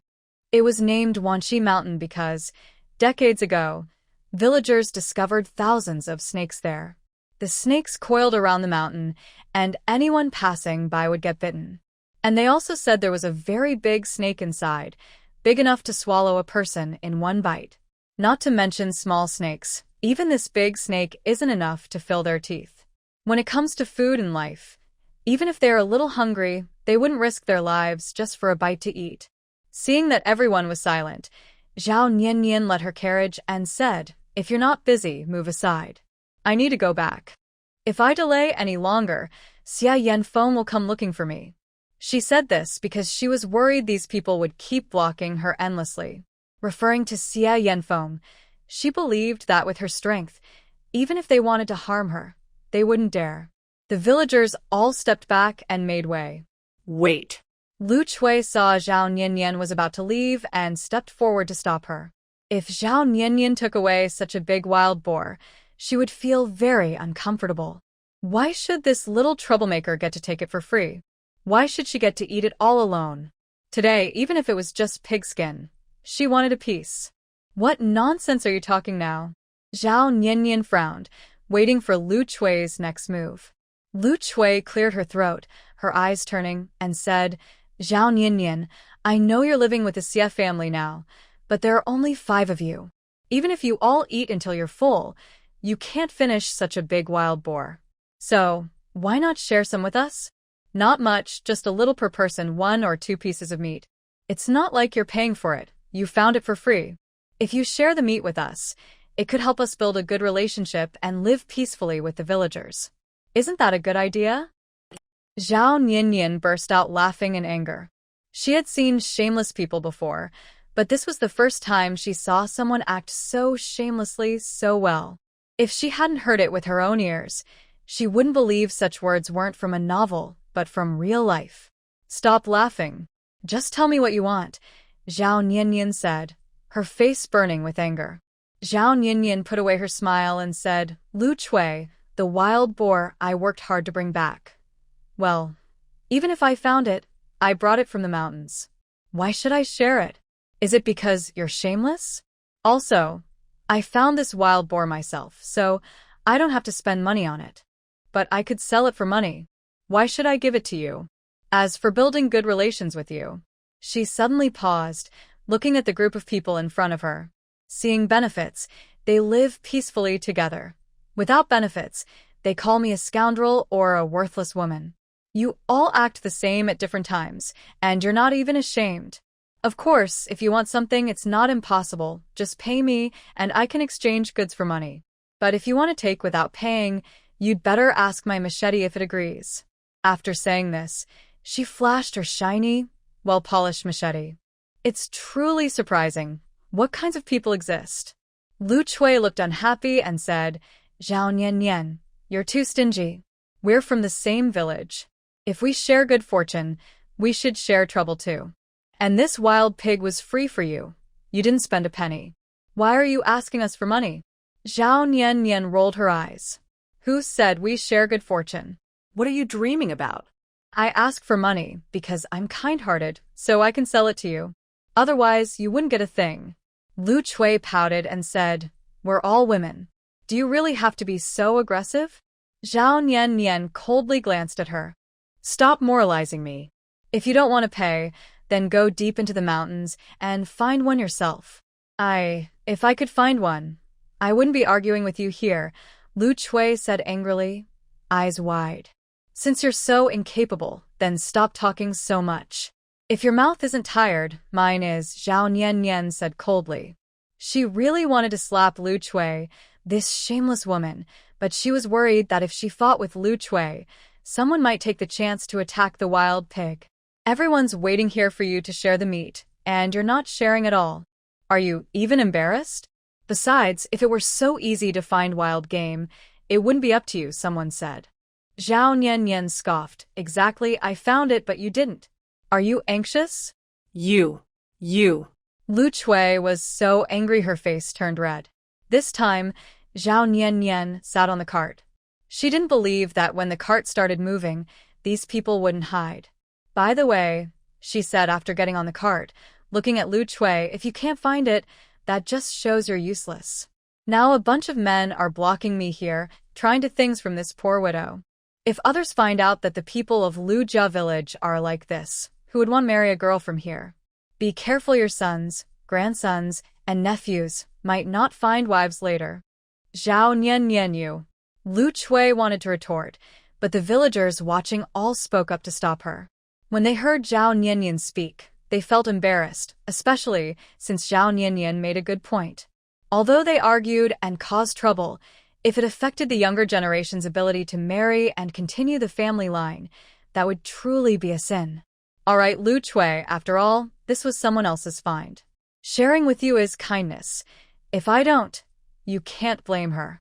That's right, don't keep bothering Zhao Niannian. I'm about to lose patience. Although Zhao Niannian had a bad reputation in the village before, she didn't do anything wrong this time. She found it.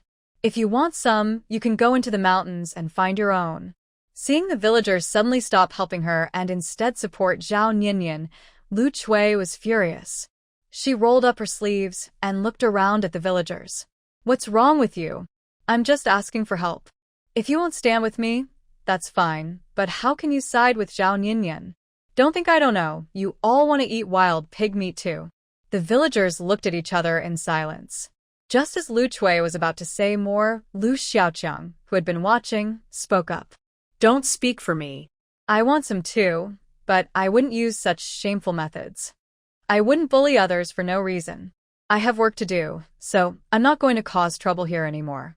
Lu Xiaoqiang quickly left, and some shy villagers couldn't stand it anymore. They also walked away. They knew Zhao Niannian definitely wouldn't give them the wild pig meat. If they stayed, it would only be asking for humiliation. Stupid fools. Liu snapped angrily. The others, upon hearing this, looked unhappy. One person mocked Lu Chui, saying, Huh? Those who leave are fools, and those who stay are smart? I see now, you really have a harsh tongue. When you find good things, why don't you share with Zhao Niannian or the villagers? Now she found a wild pig, and it's not even home yet, and you want some? You're really shameless. Exactly. If she can't finish eating it, she can sell it. Why are you so nosy? Also, we're just here for the fun. If you're greedy, go ahead, but don't involve us. We still have our dignity and pride. The remaining villagers took turns criticizing Lu Chui. One person started, and others followed, attacking Lu Chui openly in front of Zhao Niannian, as if doing so would earn her favor. But Zhao Niannian just sat in the carriage, calmly watching this scene, without changing her expression. Zhao Niannian saw Lu Chui's face turn pale and red quickly, like a paint palette. Even if her skin was thick, she couldn't stand being called out in front of the villagers. Especially since Lu Chui's husband had already disappeared, leaving her alone. Not giving it? Fine. It's no big deal. I don't care. Zhao Niannian, you're hoarding the food. Be careful not to choke. Watch out for the wild boar hunter who might come after you. When that happens, even if you sleep with someone, you can't pay them back. For a wild boar, don't cause trouble with the villagers, or you'll end up in trouble without anyone to help you. You're such a selfish woman. Liu Kui scolded. Before Zhao Niannian could speak, the villagers started criticizing Lu Chui again. Zhao Niannian wasn't moved by their help. She looked cold and indifferent. She knew they were just making excuses, trying to show off in front of her. If they truly supported her, they wouldn't have joined Lu Chui in blocking her from the start. She quietly watched as they shifted from attacking her to attacking Lu Chui. She admired Lu Chui's bravery, fighting against everyone, even spitting saliva like a face wash. Her fighting spirit was impressive. Lu Chui, with red eyes and anger, said, "Stop wasting your breath. Even if you help her scold me, she won't share the wild boar meat she found. I think you should listen to me. We should work together to take that wild boar meat and share it. Besides the village chief protecting her, no one else is guarding her in Lu's village. As for Xia Yanfeng, he's not even from Lu's village. If he dares to fight us, we'll report him to the authorities and have him arrested. Isn't that a good plan?" After she finished, everyone fell silent. At that moment, Zhao Niannian suddenly noticed the atmosphere around her had changed. People were looking at her strangely, like wolves staring at a piece of meat. Could it be that they really planned to fight her here, just as Lu Chui said? The most vulnerable things, her crossbow, pistol, and whip, had all been given to Xia Yanfeng. The self-defense items she carried weren't very powerful. If they attacked her, she would have a hard time responding. "Don't do anything reckless," Zhao Niannian said calmly, trying to sound confident. Causing trouble over a wild boar could lead to someone getting hurt. Haha, Zhao Niannian, are you afraid? If you're scared, just hand over the wild boar. Let's forget about today's conflict. If you don't hand over the wild pig meat, Lu Chui laughed loudly, crossed her arms, and stood in front of Zhao Niannian, looking proud. Hearing this, Zhao Niannian's eyes turned cold. "If I don't give you the wild pig today, are you planning to force me to do so? Why are you talking like that? What do you mean by forcing? It's clear that our villagers saw the wild pig fall to the ground, and we all picked it up together. Since it has no owner, we want to share the meat. Isn't that right, everyone?" Lu Chui shouted, looking around at the villagers. Someone suggested an idea. It seemed okay to them and could bring some profit. They all nodded in agreement. Seeing the villagers agree with Lu Chui, Zhao Niannian looked at Lu Xiaochang, the only person among them with a conscience. "Do you think your sister is doing the right thing?" Lu Xiaochang looked at everyone, then at Zhao Niannian and finally sighed. "Don't ask me. I won't get involved in this." After saying that, he left immediately. If he sided with Zhao Niannian, he would offend the villagers and his cousin Lu Chui. But if he sided with the villagers and Lu Chui, he would feel guilty and couldn't face himself. So, at this moment, it was better to stay out of it. He wasn't really interested in the wild pig meat anyway. Seeing Lu Xiaochang's actions, Zhao Niannian didn't care much. That was enough. At least Lu Xiaocheng didn't take the opportunity to join Lu Chui in targeting her. That was already good. Zhao Niannian, did you see that? Lu Xiaocheng is my brother. Do you think he would be seduced by you, a little troublemaker, and betray our village? Dream on. People like you, who have no shame, shouldn't stay in Lu Jia village. Who is shameless? Zhao Niannian gritted her teeth, tightly gripping the reins, thinking that if it got worse, she would fight back. At worst, they would both suffer. She could hold on a little longer, as the village head would surely hear about it soon. Of course, it's you.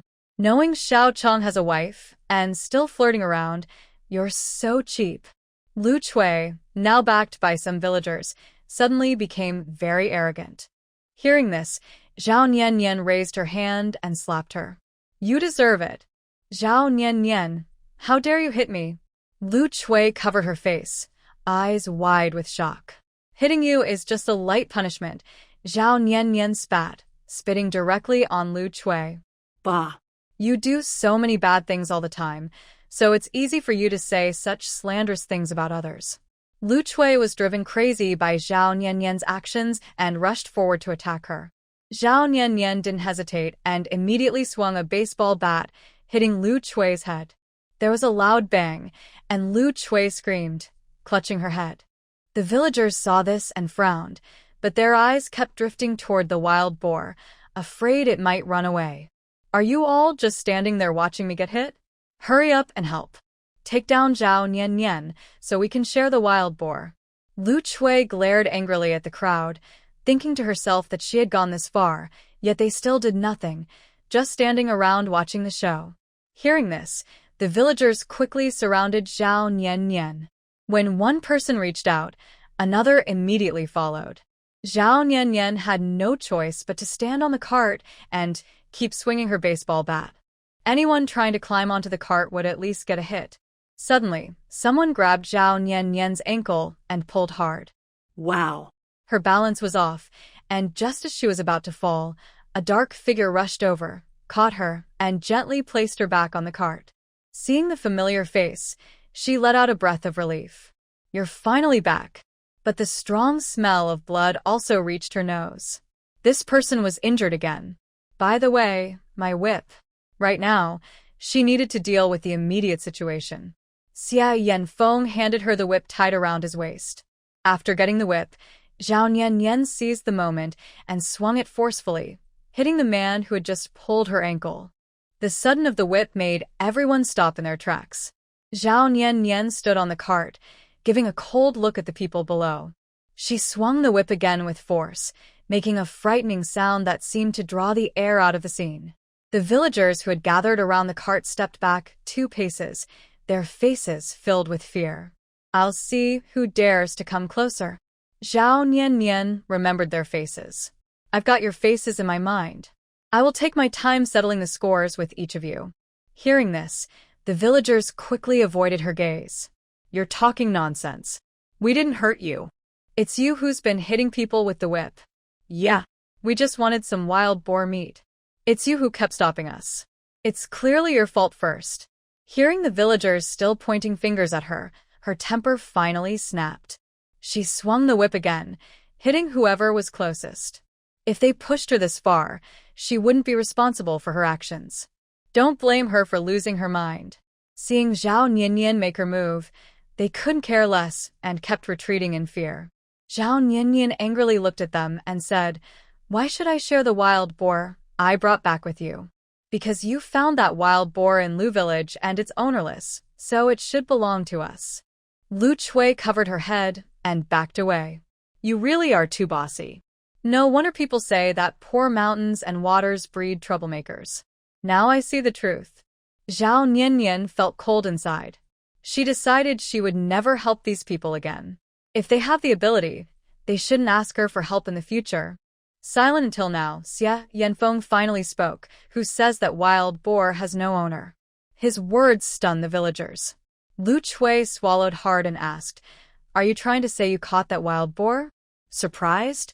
Xia Yanfeng raised an eyebrow and looked at her with cold eyes. His icy expression and the bloodstains on him made everyone feel chills. Lu Chui looked at him, and then at the wild boar, asking, just because you say you caught it, does that make it true? Do you have proof? Proof? Xia Yanfeng sneered, stood up, and drew a knife from his waist. In front of everyone, he stabbed sharply near the wild boar's heart, and then twisted the knife fiercely. Although people had seen pig slaughtering before, his method was a bit disturbing, and some couldn't help but feel nauseous. Zhao Niannian watched Xia Yanfeng's actions with confusion in her eyes. Could it be that he hunted the wild boar? But the boar ran away and only died after passing right in front of her? That seemed too much of a coincidence. With a squelch, Xia Yanfeng pulled out the knife, bringing out the blood and flesh of the wild boar. He didn't care how bloody the meat was. He simply held it in his hand, used the knife to scrape away, and took out the broken arrow embedded in the bloody flesh. He forcefully threw it to the ground. The arrowhead was stuck diagonally in the dirt.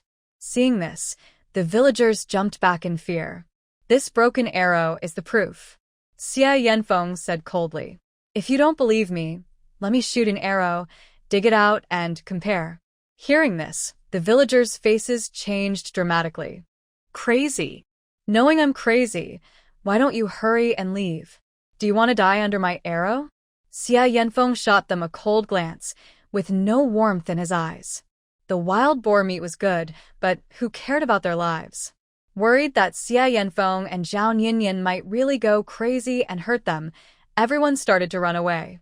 Lu Chui saw this and knew that if she didn't run now, Zhao Niannian would settle the score later, and it would be too late.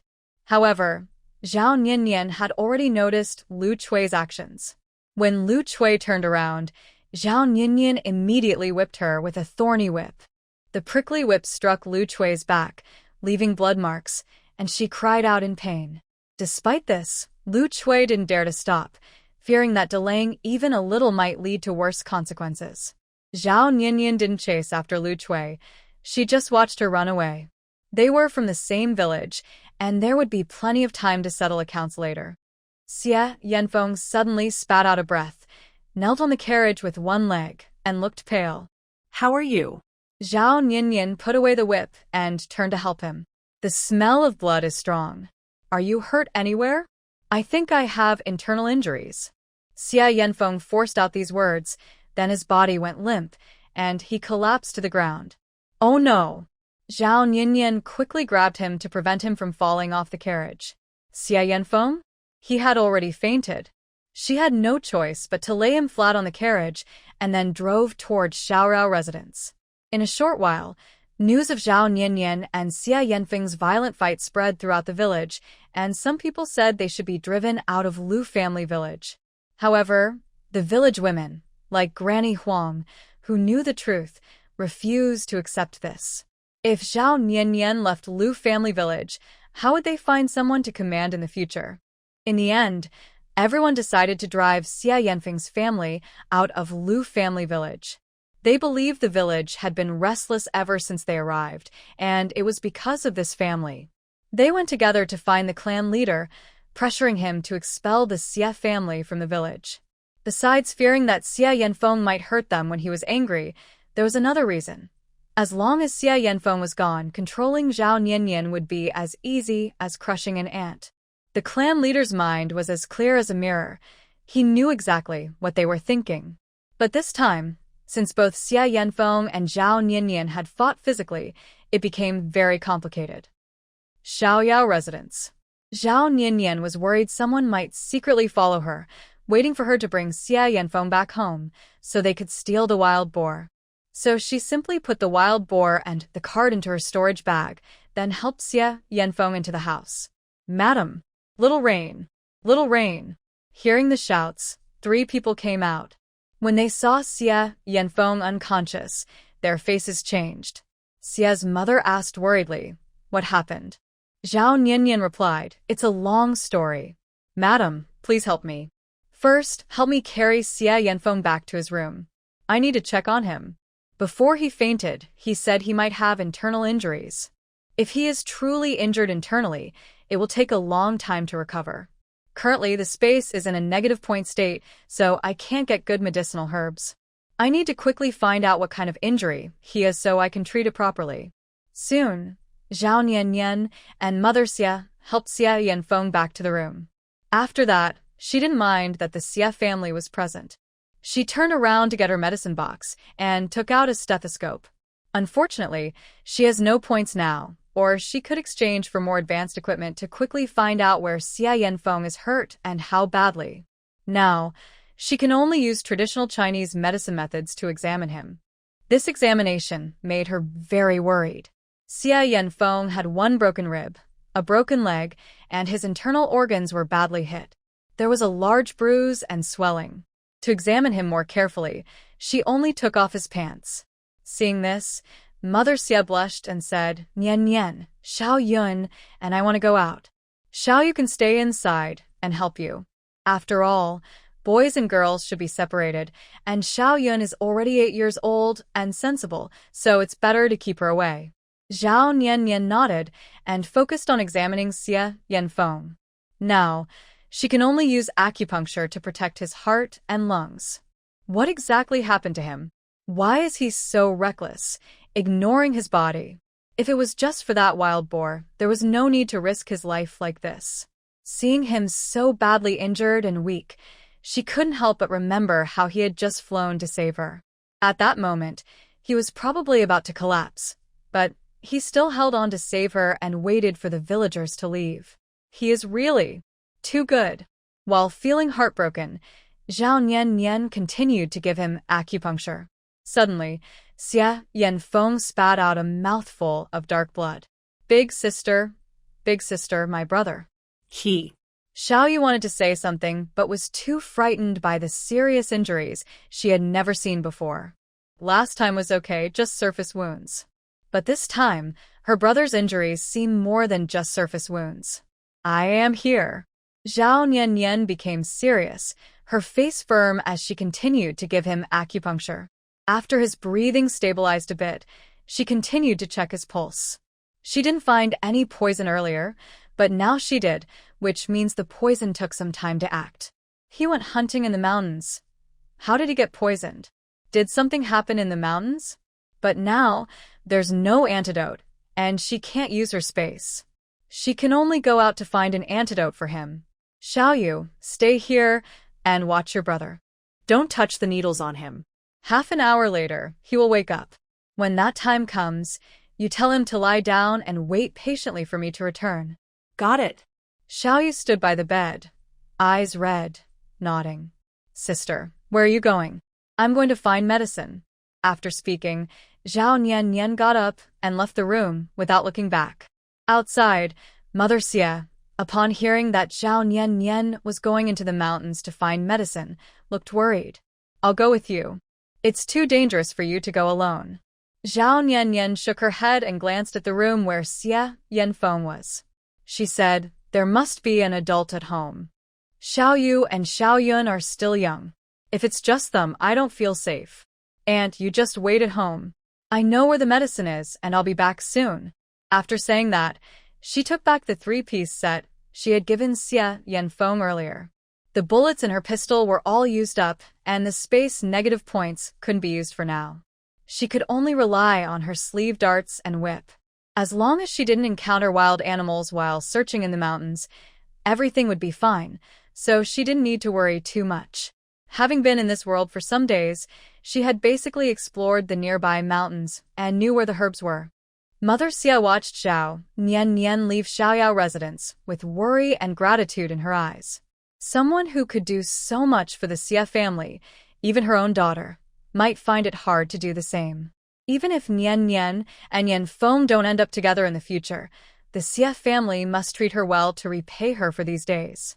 After a moment, Zhao Nian arrived at the first place where she needed herbs. She quickly picked the herbs and left without resting or stopping. First, she was worried about wasting time because it was getting dark. Second, she was afraid of wild animals appearing, and then she would have to fight alone. This was the first time she had to gather things without using her space ability. It was really exhausting. After successively collecting the 3 herbs, she needed to find the last one. But the last herb was in the bamboo forest. There was a mysterious person in the bamboo grove, and no one knew why they were there. From that person's actions that day, it was clear that their martial arts skills were much better than Xia Yanfeng's. If she and Xia Yanfeng hadn't had no ill intentions, just wanting bamboo, she might have ended up in trouble in the bamboo forest. From that day's actions, it was clear that the mysterious person was not unreasonable. So, this time, she could discuss the herbal medicine with her and ask her to walk a little into the bamboo forest. When she reached outside the bamboo forest, Zhao Niannian looked at the dark, dense bamboo and swallowed nervously. Standing a short distance away, she called out, "Expert, are you inside?" There was no response at first. She called again, but still no reply. Just as she was about to call a third time, she hesitated but decided to walk in, grab the medicine, and leave. Since there was no response after 3 calls, she thought the mysterious person might have already left. "If you're here, please respond. If you don't, I'll assume you've gone." The bamboo forest remained quiet. Gathering her courage, Zhao Niannian stepped toward the bamboo. Suddenly, a sword flew out and stuck into the ground just a step away from her, making her break out in cold sweat. Wow. If someone was there, why didn't they respond? She nearly scared herself too. "Is that you again? What are you doing?" A voice came from inside the bamboo, responding but in a way that made it hard to tell where it was coming from. Zhao Niannian didn't hide. She stayed where she was and replied, "My family member is injured. I need to go into the bamboo to pick herbs." "Why do you need to pick a specific herb in the bamboo forest?" the person inside asked. Zhao Niannian explained, "Jade bamboo marrow." "I've never heard of such a medicine," the voice said. She had to clarify, jade bamboo marrow is a rare and powerful medicine for internal injuries. Although hard to find, there's a good chance to find it in the dense bamboo forest. After hearing this, the person inside was silent for a while before saying, "Come in then." With that, the sword stuck in the ground was suddenly pulled up by a strong force and retracted into the bamboo forest. Seeing this, Zhao Niannian realized that the person inside was much more skilled than Xia Yanfeng, and she was also a woman. Thinking about Xia Yanfeng's internal injuries and how urgent they were, Zhao Niannian quickly entered the bamboo forest after getting permission. She searched among the bamboo stalks. One stalk didn't work, so she tried another. She kept searching until she checked all the bamboo. Could she really not find it? Zhao Niannian lowered her head in disappointment. If she had the jade bamboo marrow, she could guarantee that Xia Yanfeng would recover in less than 7 days. But unfortunately, it was not meant to be. Just as she was about to turn and leave, a flying knife shot toward her. She suddenly widened her eyes and didn't know where to run with her feet. However, the flying knife was not aimed at her, but at the bamboo leaf green behind her, which was about to attack her. Zhao Niannian turned around and saw this, her face showing shock, but she also felt relieved inside. If that bamboo leaf green bit her, it would really be trouble. The serum currently has no points for exchange, and with Xia Yanfeng being sick, if she got bitten, she might have to restart everything. From the way the person in the bamboo forest acted, Zhao Niannian knew that although this person was mysterious, they were not bad. She bowed toward the place where the flying knife appeared and said, "Thank you for saving me. Did you find the medicine you need?" "No," Zhao Niannian sighed, "I don't have that luck. There is still a bamboo forest inside." When Zhao Niannian heard this, her eyes lit up with excitement. She asked eagerly, "Can I go inside? Are you looking for this medicine to save the man who came with you that day?" "Yes." Zhao Niannian nodded. He was badly injured while hunting in the mountains. "If I have jade bamboo marrow, I can help him recover quickly." After she finished speaking, a few moments passed, and then a voice came from inside again. "You can go straight in that direction, but during your journey, you will see a bamboo house. You must promise me to stay away from the bamboo house and keep it a secret. If you tell anyone about it, then..." Zhao Niannian quickly raised her hand. "I swear, Zhao Niannian, will never reveal what I see or hear. Otherwise, let me die by your sword." The person inside was stunned for a moment. "I thought you would say, 'Otherwise, may lightning strike me.'" Hearing this, Zhao Niannian laughed. "Lightning strikes, unless you're a heinous villain, are just bad luck. accidental encounters under natural phenomena. She knew well enough that in modern times how many people have been struck by lightning. As for in ancient times, being struck by lightning usually meant standing outside during a thunderstorm or under a tree. Scientific reasoning about natural phenomena still makes sense. Your reasoning is the first I've heard, and it's quite interesting. May I go in now? Zhao Niannian didn't want to chat so much. She just wanted to find the medicine quickly and go back. It would be very inconvenient if it got dark. Yes. After getting permission, Zhao Niannian eagerly headed inside. Sure enough, she soon saw a bamboo house, and behind it was a bamboo forest. Zhao Niannian only took a quick look and, without any hesitation, crossed the bamboo house and headed into the bamboo forest. As she passed through the bamboo grove, she heard coughing sounds from inside, along with a strong medicinal smell. Having watched many TV dramas, she roughly understood the possible storylines involving this bamboo house. If she guessed correctly, the mysterious person was bringing someone here to recover, and the person living inside the bamboo house was not ordinary. That's why the mysterious individual was patrolling outside, guarding and not allowing anyone to approach, hiding there to rest and recover. Even if Zhao Niannian guessed the plot, she wouldn't interfere, so she pretended not to hear and quickly searched the bamboo forest.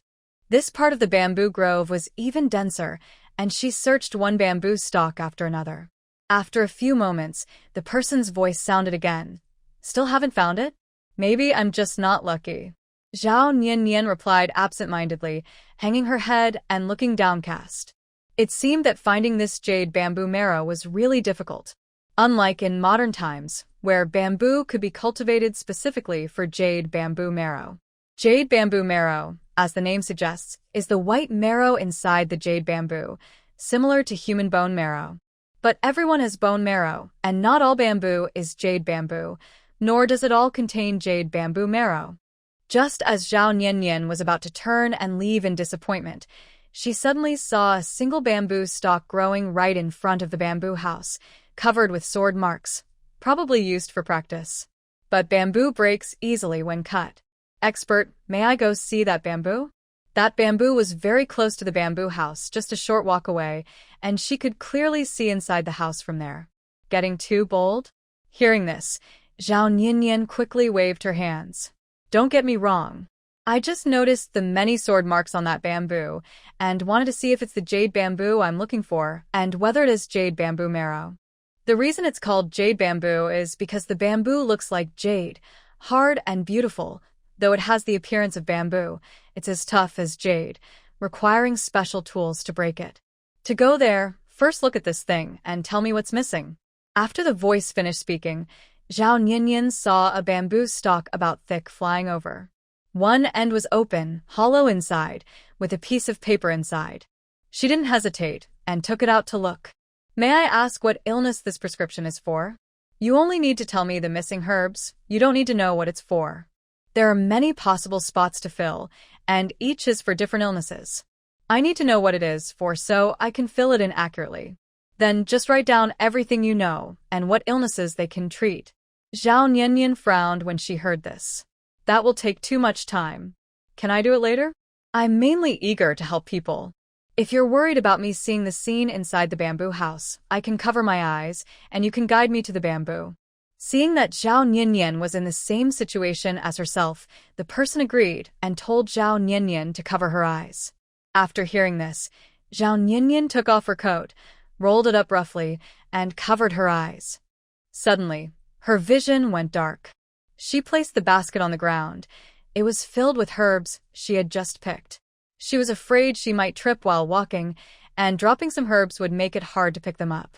Done. Start from where you are, walk 3 steps north, 5 steps southeast, 3 steps east, 6 steps north. Thank you. Zhao Niannian thanked her and began walking as instructed. She moved forward, then stepped back to the right, then moved back to the right again, and finally moved forward. She knew that if she went straight from her current position, she could reach the bamboo, but the person wanted her to do it this way to throw off her steps. When she reached the bamboo, Zhao Niannian sniffed it and then started feeling around the bamboo stalks, which all looked similar. She shook the bamboo forcefully, a look of joy on her face. Got it. Did you find it? Yes, Zhao Nianyan said happily. But because her eyes were covered, she couldn't easily extract the jade bamboo marrow. The person in the shadows saw Zhao Nianyan struggling and said, "Now, turn around. You will be facing away from the bamboo house, and you can briefly cover your eyes with the clothing." "Thank you." Without hesitation, Zhao Nianyan quickly turned around, facing away from the bamboo house, removed the covering from her eyes, and began examining the bamboo. She needed to drill a hole to extract the marrow. Thinking of her storage bag, she searched through it and found a small glass bottle about the size of her palm. She rolled up her sleeve, took off her arrow quiver, and then removed the arrow. Using force, she used the arrow to drill a small hole in the bamboo. Although it was difficult, the arrow's sharpness helped her quickly make a tiny hole. She hurriedly found a straw from her storage bag, inserted it into the hole, and waited for the jade bamboo marrow to flow out, dripping into the glass bottle. The more marrow she collected, the faster Xia Yanfeng's injury could heal. She didn't dare turn around to look behind her or look around carelessly, afraid that the hidden people might think she had bad intentions. So she kept her eyes fixed on the glass bottle in her hand. She waited for a long time, her feet hurting from standing. Every time someone in the bamboo house coughed, she would become more nervous, fearing that the hidden people might attack her. After filling one bottle, she quickly put it away. Just as she was about to take the straw and hide it, the hidden person said, "If this jade bamboo marrow is so useful, leave me a bottle too, using the same kind of bottle you used earlier." Zhao Nianyan felt embarrassed. Since it was a glass bottle, the hidden person could see it, which meant glass still existed in this era. As for the straw, that person probably couldn't see it. To leave quickly and avoid wasting the jade bamboo marrow, Zhao Nianyan followed the hidden person's words and did as asked. After filling half a bottle, she put away the straw, placed the bottle on the ground, and said, "I've left it here.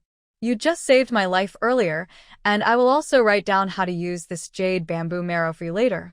After saying that, she was about to blindfold herself again. The hidden person said, "No need to blindfold yourself. I'll get some paper, pen, and ink for you. You can write here, then come and take your things and leave." Although this person didn't say whether they could see the bamboo house, Zhao Nianyan consciously avoided looking. However, compared to writing with a brush, she preferred using a ballpoint pen because it was faster. She was glad she had previously exchanged for pens, sticky notes, and paper. "I carry paper and pens with me. I'll write for you now." Her words successfully stopped the hidden person's actions. She sat on the ground, took out a sticky note, and started writing in her palm. One note after another, without stopping. After a while, she placed the written sticky notes and the glass bottle on the ground, then stood up, dusted off her pants, and said, "I've left the things here." Without even glancing at the bamboo house, she quickly walked back to the basket, checked the herbs inside to make sure everything was correct, then carried the basket and left swiftly. She knew that even after walking out of the bamboo forest and down the mountain, someone was still watching her. Since she had done nothing wrong in her life, she wasn't afraid of this kind of surveillance or tracking. The gaze that was watching her only disappeared after she returned outside the Xiaoyao residence. Xiaoyao residence. After Zhao Nianyan returned, her first action was to check Xia Yanfeng's injury. When she entered the room, she saw that Xia Yanfeng had already woken up, but his condition was not very good. "Nianyan, you're back. Did you encounter any danger?" Xia mother stepped forward with concern. Zhao Nianyan shook her head. "Don't worry, I'm fine." After speaking, she went to the bedside, first checking the silver needles, then taking Xia Yanfeng's pulse. She stood up and said, "Lie down properly. I'll make some medicine." Xia Yanfeng nodded gently, watching her move. Seeing this, Xia mother sighed softly. If only Nianyan's status weren't that of a widow, maybe these two could truly develop a real relationship. 1 hour later, Zhao Nianyan carried a bowl of dark herbal soup into Xia Yanfeng's room. She first removed the silver needles from his body, then sat by the bed, helping him sit up and lean into her arms. Finally, she lifted the bowl of soup. I'll feed you. I can. Cough, cough. Xia Yanfeng felt a bit embarrassed about this position. He raised his hand to take the soup but suddenly coughed hard, feeling pain throughout his insides. Don't push yourself, Zhao Nian scolded gently. Drink quickly. After you finish, I have other things to do. Hearing this, Xia Yanfeng could only quietly lean into her embrace, allowing her to feed him the medicine. Xia mother and the two children watched silently from the side, neither speaking, but all with smiles on their faces, as if they were passers-by watching others show affection. The taste of the soup was simply indescribable. Xia Yanfeng almost vomited several times, but finally swallowed it with a dry heave. All right, lie down again. I'll come back later, Zhao Nian said, laying Xia Yanfeng flat, then stood up, looked at him, and turned to leave. Xia mother stepped forward and sat on the bed. Yanfeng, are you feeling a bit better? Xia Yanfeng nodded gently. A little more comfortable. Sigh. Xia mother sighed, looking at her adopted son with concern. Hunting in the mountains is too dangerous. Maybe next time, you should plant some crops or raise chickens and ducks. It's nothing, just minor injuries.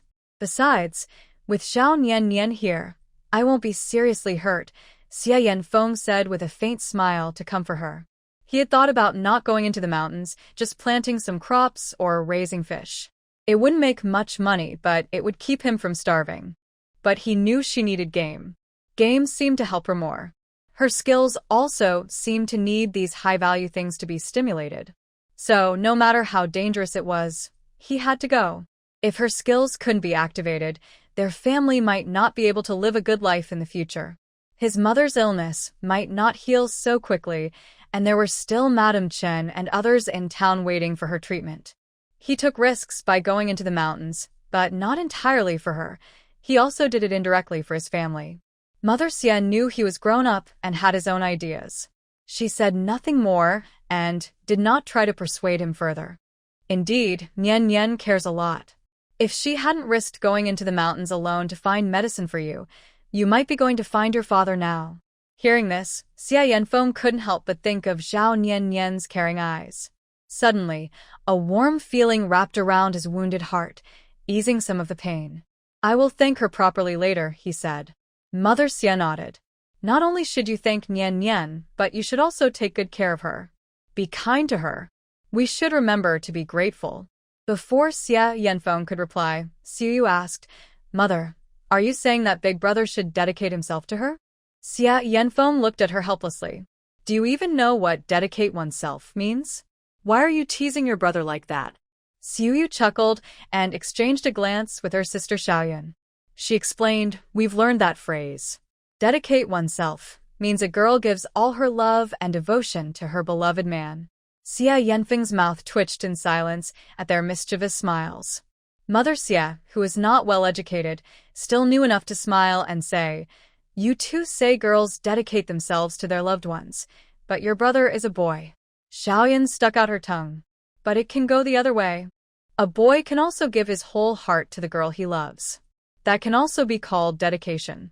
Mother Xia laughed happily. You two little ones really are good at learning bad things. At such a young age, you're already thinking about love and romance. The two children didn't reply, only showing silly, happy smiles.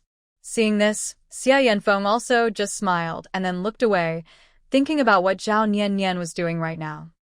Over at Zhao Nian's side, she had just returned to her room and moved her personal bath bucket to the courtyard. Then she gathered tools and heat-resistant panels to modify it so it wouldn't be damaged by fire. Finally, she brought a pile of bricks from a collapsed wall in a side yard of the house to support the bath bucket. Looking at her work, Zhao Nian was very satisfied. This was for her medicinal bath. She was glad she had exchanged for the bath bucket earlier when she had enough points, so she could modify it for medicinal use. If she took a bath in the courtyard, she was worried that after opening her pores, the wind might cause her to catch a cold again. So, she had no choice but to move the bathtub and bricks into her room. She didn't move them to Xia Yanfeng's place because it was too troublesome. Although her room and his room were not far apart, her room was closer to the kitchen, which made it easier for her to prepare medicine later. After confirming everything, she went to the kitchen to fetch water, filling the bathtub bucket by bucket until it was full, her arms aching, and it was already dark. Just a few days, and I've been lifting and carrying things so much that my arms are almost like a strong warrior's, Zhao Nianyan said, squeezing her biceps with a mix of laughter and tears. She remembered how busy she had been before, but she had never done so much heavy work before. It really seems that each place has its own way of doing things. Here, you have to use a lot of strength. When the water in the bathtub started to heat up, it was already night. She put the herbs she collected that day into the water to boil, then turned and left the yard. At this moment, Xiaoyan was carrying a plate of wild vegetables and scrambled eggs past her. Big sister, mother said we only need one more dish to eat, Xiaoyan said. Eat first, Zhao Nianyan replied, then quickly walked towards Xia Yanfeng's small courtyard. At this time, Xia Yanfeng was lying on his bed with his eyes closed. The pain from his internal organs made him not want to move at all. Staying still was the only way to make the pain feel a little better. When he heard footsteps, he opened his eyes and looked toward the door. Seeing her, he immediately felt much better, and his body didn't hurt as much. You. What did you just do? He wanted to ask proactively, but he didn't know what to say, so he blurted out that question. Zhao Nianyan stepped forward, looked at his strong but scarred body, and explained, I went to prepare something to detoxify you. Detox? I've been poisoned? Xia Yanfeng was surprised. He didn't even realize he was poisoned. He thought the pain was from a heavy hit to his abdomen during a fight, affecting his internal organs. Yeah, Zhao Nianyan nodded. Come on, I'll try to see if I can carry you up. Xia Yanfeng widened his eyes in confusion. Xia Yanfeng, is this right, Iron?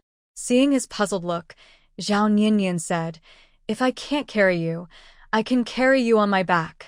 When she saw his physique, she thought even if she used all her strength, she probably couldn't lift him. So instead of lifting, maybe she could carry him on her back? I can walk by myself, Xia Yanfeng said, regaining his voice from the shock. Zhao Nianyan shook her head. It's best if you don't move around. The poison in you is quite aggressive and is close to your heart. If you move too much, even a great immortal like De Luo Xinxian might not be able to save you. Is it that serious? Xia Yanfeng thought it was just some pain and could tolerate it, but he didn't realize how strong the poison was, or that even slight movements could cost him his life. Zhao Nianyan nodded, stepped forward to help him sit up on the bed, then quickly turned around, with her back facing him. She thought that carrying him horizontally might not be practical given her height. Since Mother Xia was cooking and couldn't come over, she had to do it alone. After waiting for a while and feeling no movement on her back, she turned her head in confusion. What are you standing there for? Hurry up. Xia Yanfeng hesitated, looking at her small frame. I'm too big. I might hurt you. Huh. Zhao Nianyan chuckled softly, her lips twitching. Big brother, your words are too ambiguous. Luckily, no outsiders heard that. What? Xia Yanfeng was momentarily stunned, then quickly blushed, looking helpless and a bit flustered. I didn't mean it like that. I was just saying it casually. I have no other intentions. Seeing his reaction, Zhao Nianyan couldn't help but laugh, straightening her sore neck. All right, come on, get on. This guy looked like a pure-hearted young boy. Could he be a novice bird? If so, no wonder he often got flustered and blushed just from a few words from her. It was a stark contrast to his tough appearance. Although hesitant, Xia Yanfeng finally placed his hands on her shoulders and leaned his body weight forward. Is that okay? Cough, cough. Zhao Nianyan's breath, which she had just taken in deeply, was suddenly cut off. Be gentle. How do I be gentle? Xia Yanfeng was confused. Wait. Don't put your other leg up yet. I want to hold your leg with my hand. Unbeknownst to them, Xiao Yun was outside. She had come to call Zhao Nianyan for dinner, but overheard their conversation. Blinking, Xiao Yun wanted to go in and see what was happening, but in the end, she was worried about disturbing the two inside, so she quickly turned and left. Meanwhile, in the living room, Mother Xia brought over the last dish, looking puzzled at Xiao Yun, who was muttering to herself. Xiao Yun, I told you to go call Nian Nian. Why are you back already? Xiaoyan snapped back to her senses and said, I went to my brother's room, but I heard my sister and brother seemed to be busy with something, so I didn't disturb them. Busy with something? Mother Xia immediately got up and said, You eat first. I'll go see if they need help. Xiaoyan quickly held Mother Xia back. Mother, I think it's better not to go. Why? Because. Xiaoyan hesitated and told Mother Xia about the strange conversation she overheard. Really? Mother Xia widened her eyes, opened her mouth in shock. How could this be? Yan Feng is injured. How could he do such a thing? Bah. No, he's a single man and she's a widow. At night, this isn't proper. If it's just talking, it's okay, but if it crosses moral boundaries, what about Ningning's innocence? It must be Yan Feng's foolishness.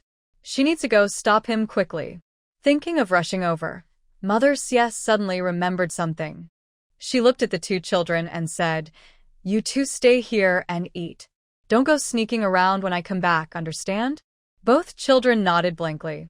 However, when Mother Xia reached Yan Feng's room, she didn't see him or Zhao Ningning. Just then, she caught a strange smell drifting from Zhao Ningning's yard, so she hurried over. At this moment, Zhao Ningning was lying on the bath barrel, staring at the water surface, while Xia Yanfeng sat inside the barrel. His sunburned face was tinged with a blush. Why are you staring so intently?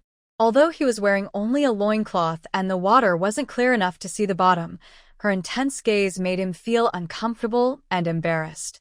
Because I need to watch for the right moment to apply the medicine, Zhao Ningning said calmly, then frowned.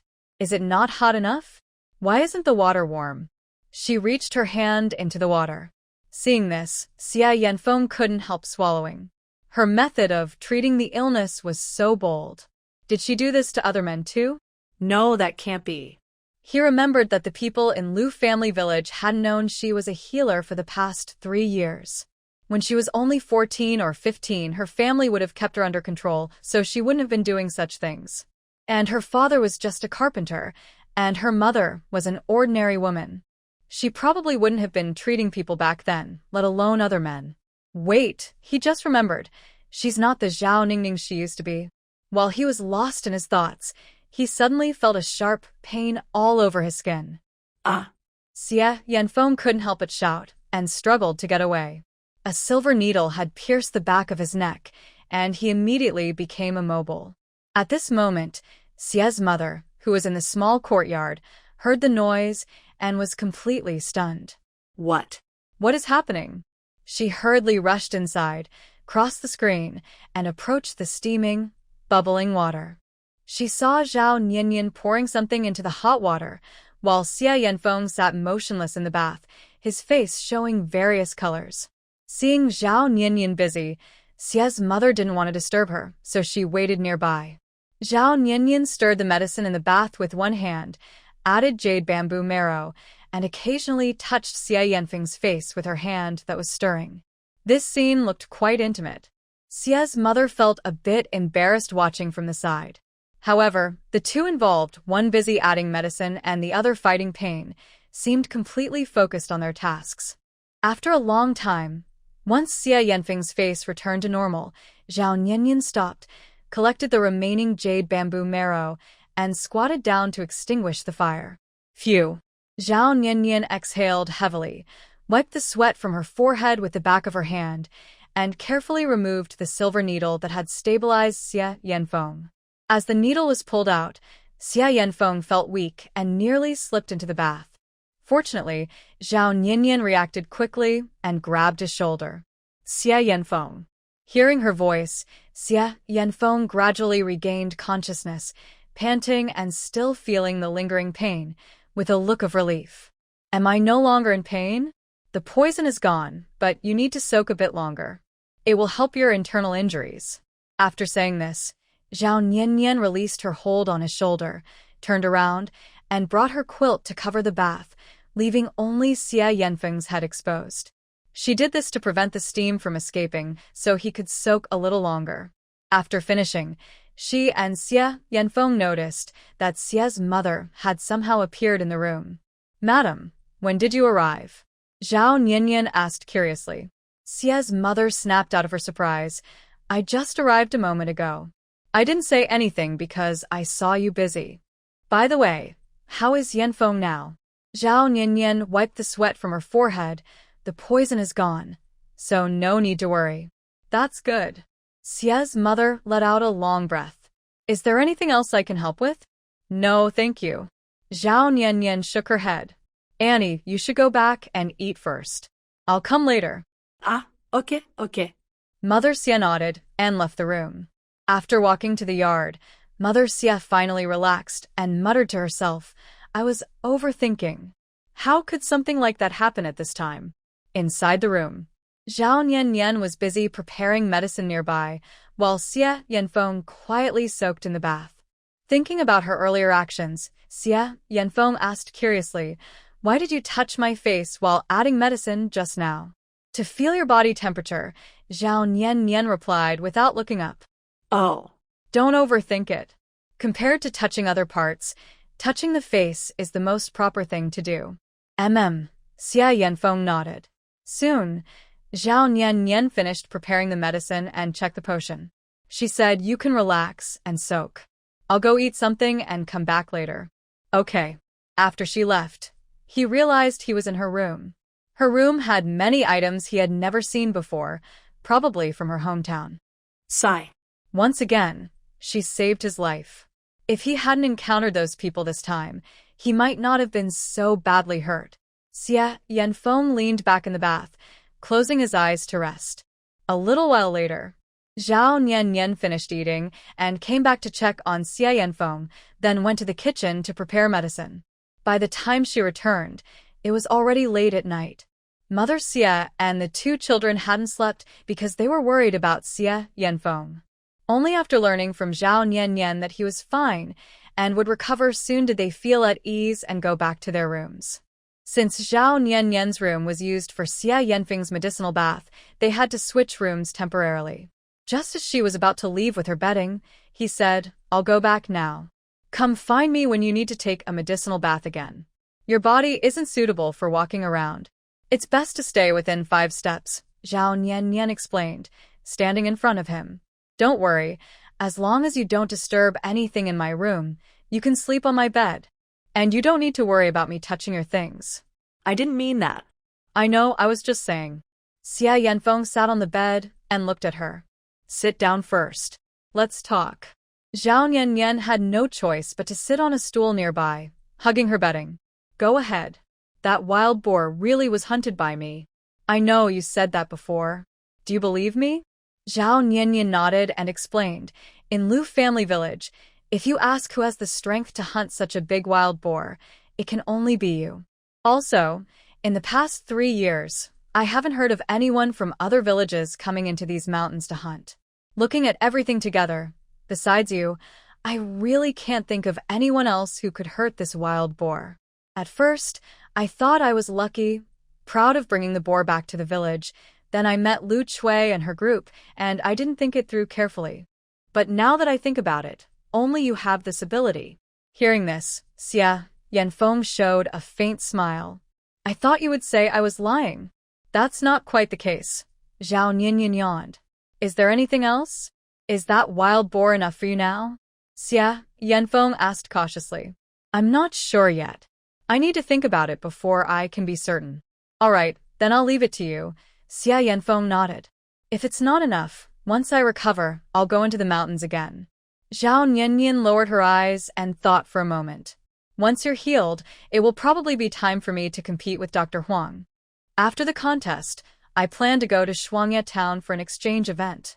If I win first place, I'll get 100 taels of silver. For now, that should be enough, so you don't need to risk going into the mountains for now. Okay. Xia Yanfeng listened carefully and nodded seriously. Besides prey, is there anything else that can help you?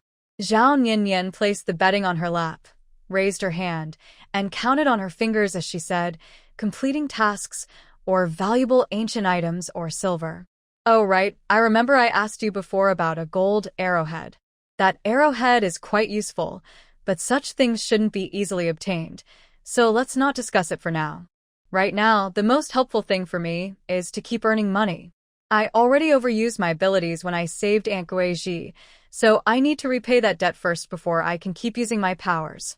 Xia Yanfeng listened thoughtfully. Although she didn't specify what exactly she meant, Xia Yanfeng believed she was referring to her abilities. In simple terms, she used all her powers when she saved someone last time and ended up owing some. She needs to repay that debt first before she can continue using her abilities. He knew where the gold arrowhead came from, but such items usually come with risks to life, so it's impossible to get another one. There is definitely a secret behind the arrow on Tianyue Chen's shoulder, so it can't be looked into deeply.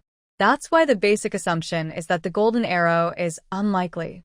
Seeing him remain silent for a long time without speaking, Zhao Niannian stood up. I'll go back to your room first. You should rest early. Later, I'll bring your bedding over. Thank you. You're welcome. After exchanging polite words, Zhao Niannian turned and left. After she left, Xia Yanfeng, lost in thought, looked out the window, gazing at the night.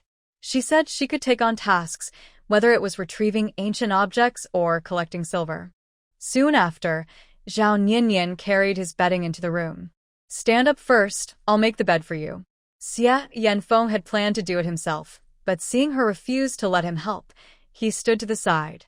After she finished making the bed, Zhao Niannian straightened up, but suddenly felt dizzy. Be careful. Xia Yanfeng quickly reached out to catch her. What's wrong? Are you okay? Zhao Niannian supported herself by holding his left arm, closing her eyes to steady herself. She stood for a while before shaking her head and opening her eyes. Maybe I'm just tired and feeling a bit dizzy. I'll go rest now. You should sleep early too. After saying that, she turned and left. Watching her back, Xia Yanfeng raised his right hand gently and rested it on her previously embraced arm, still warm from her touch. With her scent lingering in the room, he felt as if she was right beside him. Ah! Xia Yanfeng sighed, feeling helpless and a bit self-deprecating. Xia Yanfeng, you promised to keep your distance. How did it come to this? Indeed, he was falling for her. The next day, Zhao Niannian got up early to make medicine for Xia Yanfeng. She was yawning while boiling the medicine. If not for Xia's mother seeing her, her hair might have almost caught fire. Niannian, maybe I should come see him. You should go back and rest a bit. Xia's mother looked at Zhao Niannian's dark circles with concern. It's okay. Just washing my face will do. Zhao Niannian shook her head and stood up to wash her face with cold mountain stream water, instantly dispelling her fatigue. Right now, she just wanted Xia Yanfeng to recover quickly so she could earn more points and gain another helper. Seeing how dedicated Zhao Niannian was, Xia's mother thought she must have feelings for Xia Yanfeng, which made her feel more inclined toward Zhao Niannian. Compared to Xia Yanfeng, she liked Zhao Niannian more. Whether as a daughter or as a daughter-in-law, she was very suitable. Now it seemed Zhao Niannian was more fitting to be her daughter-in-law. All household chores at home are done by Mother Xia and the two young children. Before Xia Yanfeng was injured, Zhao Niannian would also help occasionally. But after Xia Yanfeng was hurt, Zhao Niannian was busy taking care of him and also had to find time to check on Yang Guiji's surgical wound and injuries. She was so busy that she could fall asleep as soon as she closed her eyes.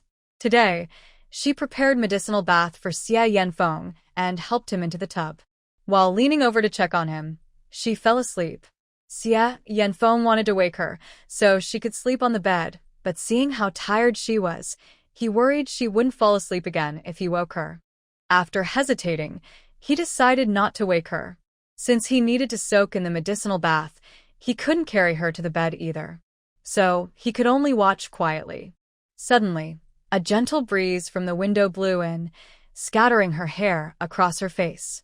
Feeling itchy, she unconsciously raised her hand to brush the hair away, looking a bit annoyed. Seeing this, Xia Yanfeng quietly reached out and gently tucked her hair behind her ear while she was peacefully sleeping. Under the mist of the medicinal bath, her face looked rosy and beautiful, like a water peach, which made him stare in surprise. Actually, upon closer look, she was quite pretty. After some time, Mother Xia came over, intending to check on the situation. She saw a tender scene unfolding. Hearing the footsteps, Xia Yanfeng snapped out of his daze, his ears turning red. Mother, why are you here? I came to see you, Mother Xia said as she entered. She looked at Zhao Nian resting by the tub without speaking, just pointing at her with her finger. Xia Yanfeng softly explained, she's too tired and fell asleep leaning on the tub. How could you let her do that? Mother Xia scolded, giving Xia Yanfeng a sharp look. Can you let Nian sleep on the bed? Sleeping like this on the tub is so uncomfortable. Mother, please help me carry her to the bed. She probably won't wake up for a little while. Xia Yanfeng had observed Zhao Nian carefully and saw she was so exhausted she couldn't keep her eyes open, maintaining this position while sleeping. She must be very tired. All right, Mother Xia nodded and carefully helped Zhao Nian up. Sure enough, just as Xia Yanfeng said, she showed no signs of waking. After lying on the bed, she turned over and, holding Xia Yanfeng's quilt, fell asleep. Mother, you can go do your work. I'm fine now. I'll come by myself later. All right. If you need anything, just call me. Shortly after Mother Xia left, Xia Yanfeng came out of the cooled medicinal bath. He dried himself, changed into clothes, and sat on a nearby bench watching her sleep. She had said he should stay within 5 steps, so he could only stay in this room and watch her. An hour later, Zhao Nian turned over again but instinctively opened her eyes. In the backlight, she saw someone sitting on the bench. She rubbed her eyes to see clearly, then lazily asked, Xia Yanfeng, why are you sitting on the bench? Weren't you taking a medicinal bath? Oh, maybe I'm dreaming. After speaking, she closed her eyes again. No, that's not right. How could she be sleeping and dreaming while he was bathing? Thinking of this, Zhao Nian suddenly woke up, sat up quickly, and realized she was lying on the bed, while Xia Yanfeng was sitting nearby watching her. Are you awake? Xia Yanfeng asked gently and affectionately. Zhao Nian touched her forehead, rubbed her eyes, and yawned. How long have I been sleeping? Why am I on the bed? More than an hour. My mother came and helped you onto the bed to rest. That's good, Zhao Nian sighed in relief. I almost thought you used too much strength. Just as she was about to get up and deal with the medicinal water, Xiao Yun ran over. Big sister, someone is looking for you. Someone looking for me? Who? I don't know. That person said they were sent by old Master Chen to deliver something. Hearing this, Zhao Nian guessed what it was and said, Go tell them I'll be there later. Okay. After Xiao Yun left, Zhao Nian first cleaned the medicinal water from the bath, then reminded Xia Yanfeng to rest well before leaving the room. In the hall, she initially thought it was Fu, but it was actually a burly man and there was a box in front of him. Who are you? I am a guard for old Master Chen. These medicines were personally sent by my master for Lady Zhao to check. After speaking, the man opened the box. Zhao Nian looked inside with joy in her eyes. 5-colored phoenix tail flowers. Summer cicada king. Centuries-old amber. All 3 items were gathered. Lady Zhao, are these what you wanted? Yes, I want these, Zhao Nian nodded. Go back and tell your master that due to some special circumstances, I need a few common medicinal herbs from the market. I will write a list for you now. If the space were still usable, she wouldn't need her brother-in-law to find these herbs for her. Unfortunately, the space can't be used now, and points can't be exchanged. Soon, she finished writing the list, checked it carefully, and handed it to the tall man. Tell your master to gather these herbs as soon as possible. Okay. The tall man took the paper and put it in his pocket. I'll report back now. All right. After the tall man left, Zhao Nian directly put all 3 medicinal ingredients into her storage bag. As long as her brother-in-law prepares all the herbs she needs, it won't be long before she can make the amber profound head pill. Then, Sister He's headache will heal completely in a short time. Zhao Nian thought that the herbs would probably be delivered the next day, but surprisingly, not long after dark, the tall man brought her the herbs she needed. Tell your master that tomorrow, the husband and wife will come to see me. Okay. After sending the tall man away, Zhao Niannian hurriedly finished her meal, then went to prepare medicine for Xia Yanfeng and started making the amber profound head pill. She even used an empty room as a pharmacy for this. She was so busy that she worked until late at night, until the rooster crowed, before finally coming out of the medicine room and stretching lazily. Knock, knock, knock. The big door of the house was knocked loudly.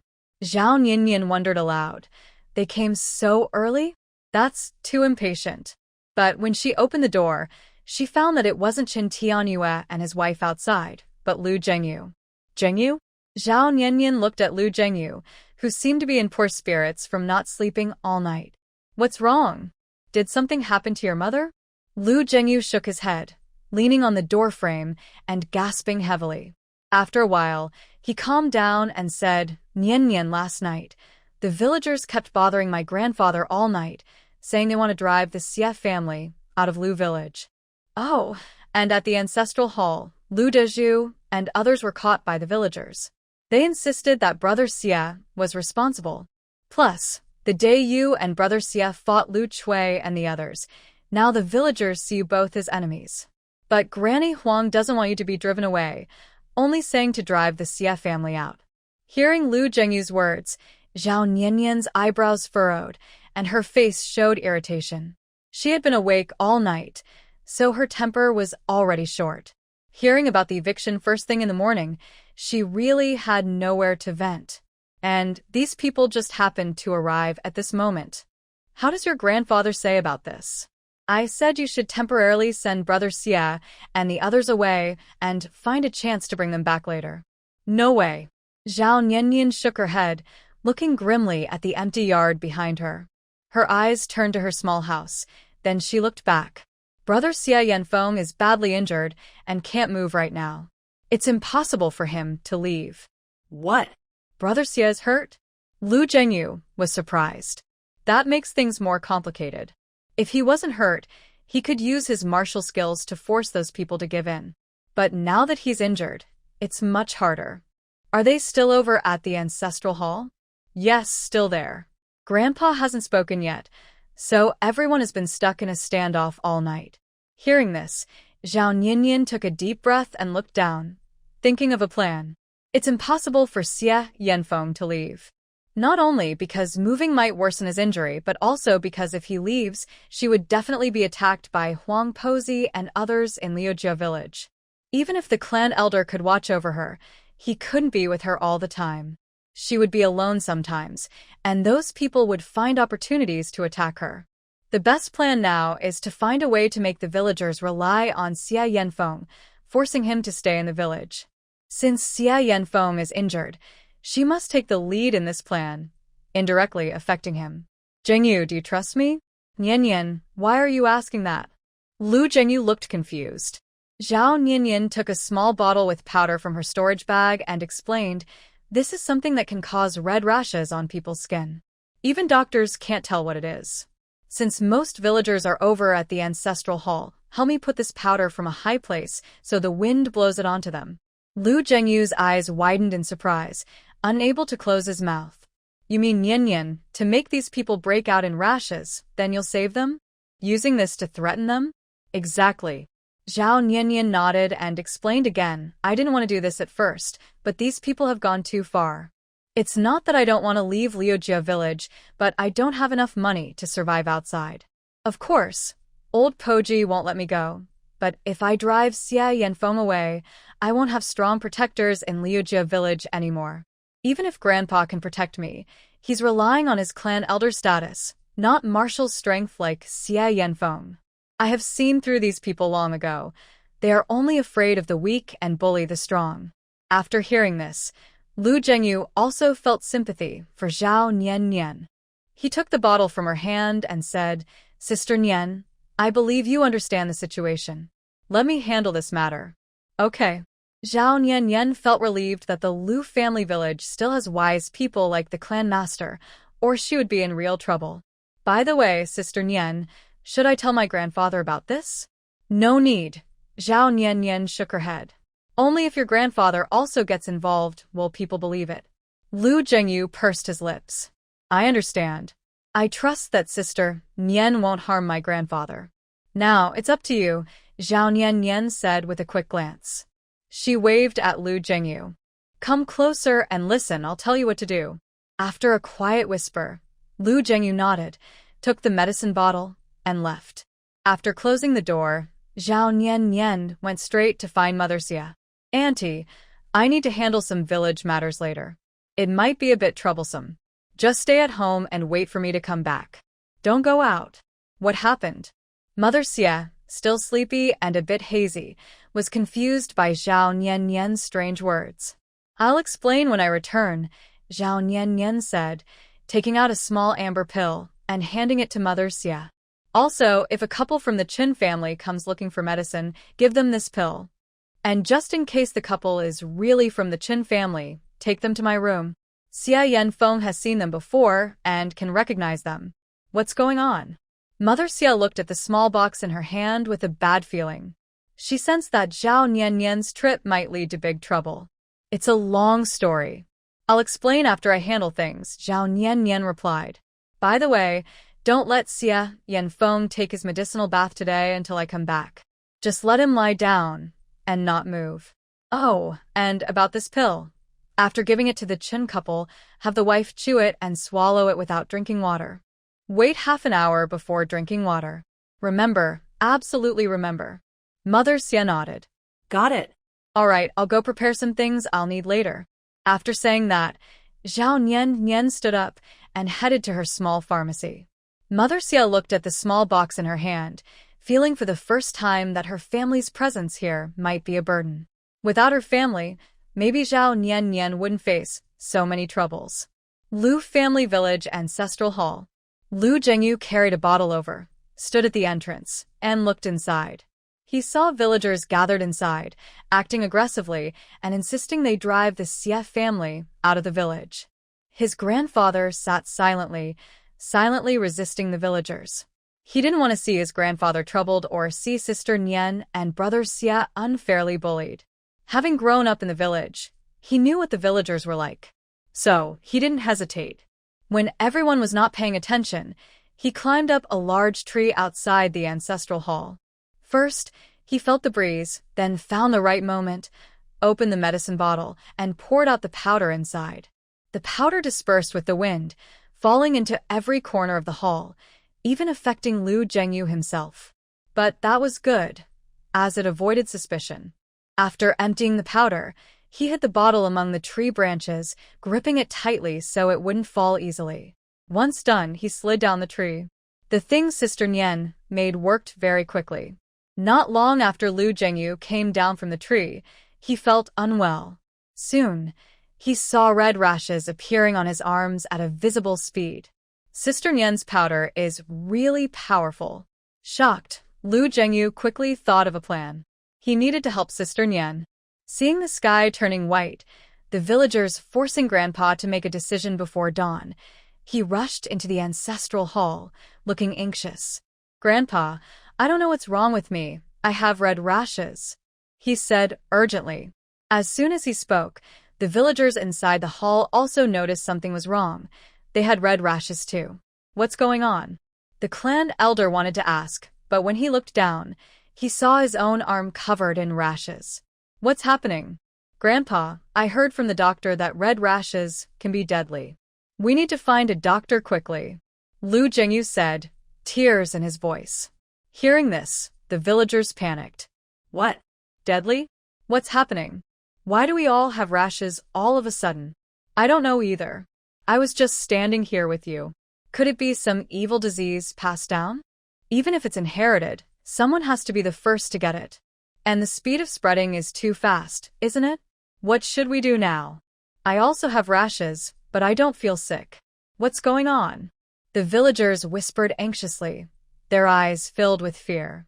The clan elder looked at his arm and then at Lu Jingyu, who was crying and insisting on calling a doctor. The elder frowned slightly, lowered his eyes, and thought for a moment. Realizing something, he said, I've heard of this kind of sudden red rash before. I heard it can be deadly, and if not treated quickly, the rash will spread more and more. Hearing this, the villagers were shocked. Someone in the crowd shouted. It's spreading. I see more red spots appearing. What should we do? Am I really going to die? What did I do? Why is this happening out of nowhere? Boo-hoo. Oh no. Mother, I am unfilial. I haven't even married yet, and now I have this strange disease. This crying and shouting made the villagers panic even more. Lu Zhengyu saw this scene and looked at his grandfather with confusion. He wondered, strange, Grandpa should know about my plans with Sister Nian. Why did he say that? Does this disease really exist and can it really be deadly? No, Sister Nian wouldn't joke about our lives. After thinking for a while, seeing the villagers panic, Lu Zhengyu pinched his thigh hard to make himself cry, then said, Grandpa, Sister Nian is a healer, right? My mother had a difficult childbirth, and Sister Nian helped save her and my sister. Also, Brother Xia's mother was very sick, and Sister Nian took care of her until she got better. Sister Nian is such a skilled healer. She can definitely cure us, right? As Lu Zhengyu finished speaking, the villagers fell silent, staring blankly. Yes, Zhao Nian is a healer, isn't she? They had heard about her before, but didn't know how skilled she was. Now that something has happened, the best way to treat it is to find her. Wait, do we have such a big conflict with Zhao Nian? Would she be willing to help us? And we spent the whole night discussing driving the Xie family out of Lu village. Now, everyone has red rashes, which is very strange and suspicious. Could it be that Zhao Nian caused us to get these rashes? Faced with this new guess from the villagers, Lu Zhengyu quickly lowered his head to think of a plan. At this moment, the clan elder calmly said, except for the day when she argued with Lu Chui and the others, Zhao Nian has not appeared. Have you seen her since then? Not really, said a villager. The elder coughed and stood up. She hasn't shown up all night. Otherwise, we would have noticed. Now I need to go treat this strange illness. If you want to go, go ahead. If not, do as you see fit. I suggest you stay away from home for now to avoid infecting the elderly and children. Grandpa, I'll help you. Lu Zhengyu stepped forward to support the elder, coughing lightly as a gesture. Watching the grandfather and grandson leave, the villagers looked at each other in confusion. Are they asking Zhao Nian for help? Isn't that like admitting defeat? But if they don't go, and the illness gets worse, they might die. Between being embarrassed and dying, they chose the first. They're all afraid of death. They don't want to die so soon. When their group arrived at Xiaorao residence, the sky was already bright. Lu Zhengyu knocked on the door, and Mother Xia opened it. Madam Xia, is Nian here? We want to see her. Mother Xia said, Nian has gone out to find medicine. Really? Lu Zhengyu was surprised, thinking, I didn't expect this. That day, my son Yanfeng was seriously injured coming down from the mountain. To treat his wounds, Nian left early this morning to find medicine. She might not come back for a while. Hearing this, a villager asked if Nian isn't here. What should we do? What's wrong with you? Mother Xia looked at their red rashes, scared and hiding behind the door. Your rashes are contagious. Stay away from us. If the officials find out, they'll definitely arrest you and burn your houses down. This made Lu Zhengyu even more confused. Madam Xia, Nian. Cough, cough. The elder suddenly coughed, interrupting Lu Zhengyu. Zhengyu, let's go back to the ancestral hall first. But our rashes. Just wait at the ancestral hall. After speaking, the elder looked at Mother Xia. When Nian returns, ask her to come to the ancestral hall and find us quickly. All right. Mother Xia nodded and slammed the door shut. This was like turning them away at the door. The villagers were anxious and worried. Nian wasn't here, and it might take a long time before they could get a doctor in town. No, I'll go find a doctor. Are you crazy? Didn't you hear what Yanfeng's mother just said? The illness is contagious. If the officials find out, they'll arrest us. What do we do now? We can't go home, and waiting here isn't helping. I'll wait at the ancestral hall. The elder and his grandson have already gone there. At this moment, the villagers realized that the elder and Lu Zhengyu had also gone to the ancestral hall. Seeing this, the villagers went back to the ancestral hall. After they left, Mother Xia opened the door slightly and looked outside. Then she finally relaxed. She looked at Zhao Nian standing nearby and asked, Nian, why did you make me say those things just now? I just didn't want to cause trouble at the entrance of Xiaoyao residence, Zhao Nian replied expressionlessly. Auntie, I will handle the Qin family matters later. I'm going out for a walk first, then I'll go to the ancestral hall. I will explain everything when I return. Be careful when you're alone. If anything happens, think about your safety first. Don't worry, I know what I'm doing. After saying that, Zhao Nian left Xiaoyao residence. After taking a leisurely walk outside, Zhao Nian slowly headed toward the ancestral hall. The villagers inside the hall had been waiting for a long time. They looked like ants on a hot pan, pacing back and forth anxiously, occasionally glancing at the door. Why hasn't Zhao Nian come back yet? My arm's red rash is getting worse. If this keeps up, I might really die, one villager said nervously. Spit, don't talk nonsense. We're blessed and lucky. Nothing bad will happen. Another reassured. But the rash is spreading, and I feel tightness in my chest and discomfort. Hearing this, the other villagers were frightened and checked their own chests, trying to see if they felt the same tightness. Except for this one person, the others didn't feel unwell. The village elder and Lu Zhengyu watched the villagers, feeling uneasy too, but they weren't panicked. They knew Zhao Nian would not harm them. Everyone was focused on when the rash would disappear and when Zhao Nian would come to treat them. No one thought to investigate why the rash appeared. This was actually good, as it prevented everyone from suspecting Lu Zhengyu. Sometimes, people don't think much when they are panicked. Just then, Zhao Nian appeared inside the ancestral hall. Seeing everyone's anxious state, she simply stood at the door and asked, Are you looking for me? As soon as they saw her, everyone gathered around. But when Zhao Nian saw them, she quickly stepped back and raised her hand to stop them, saying, Everyone, stop right there.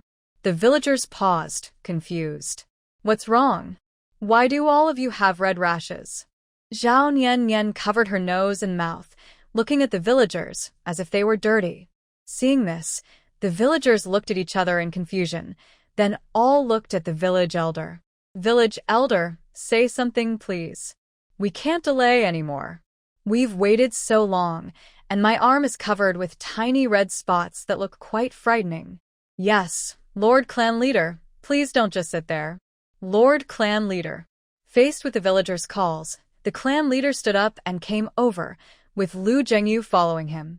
Standing in front of Zhao Nian, the clan leader exchanged a glance with her, coughed, and asked, Nian, we don't know why everyone has developed these red rashes. I remember that if the rash isn't treated quickly, it can harm the body. We might even lose our lives. So now we can only ask you, can you see if this rash can be cured? Hearing this, Zhao Nian stretched her neck to look and said, Clan leader, come here first. I'll check your pulse. After the clan leader came over, Zhao Nian took out a handkerchief and covered his wrist before feeling his pulse. This made the villagers believe that the rash was contagious, deepening their fear. When they looked at Zhao Nian, it was as if she was their last hope. After checking the clan leader's pulse, Zhao Nian said, This rash can be cured. Hearing this, the villagers all breathed a sigh of relief, as long as it can be cured. However, Zhao Nian added, But I will only treat you and Zhengyu. As soon as she said this, all the villagers widened their eyes. Why? Why not us? Why won't you treat us? Zhao Nian, what do you mean? If it weren't for your medical skills, do you think you? Enough, stop saying that. We need Zhao Nian now. Each villager expressed their dissatisfaction with her words.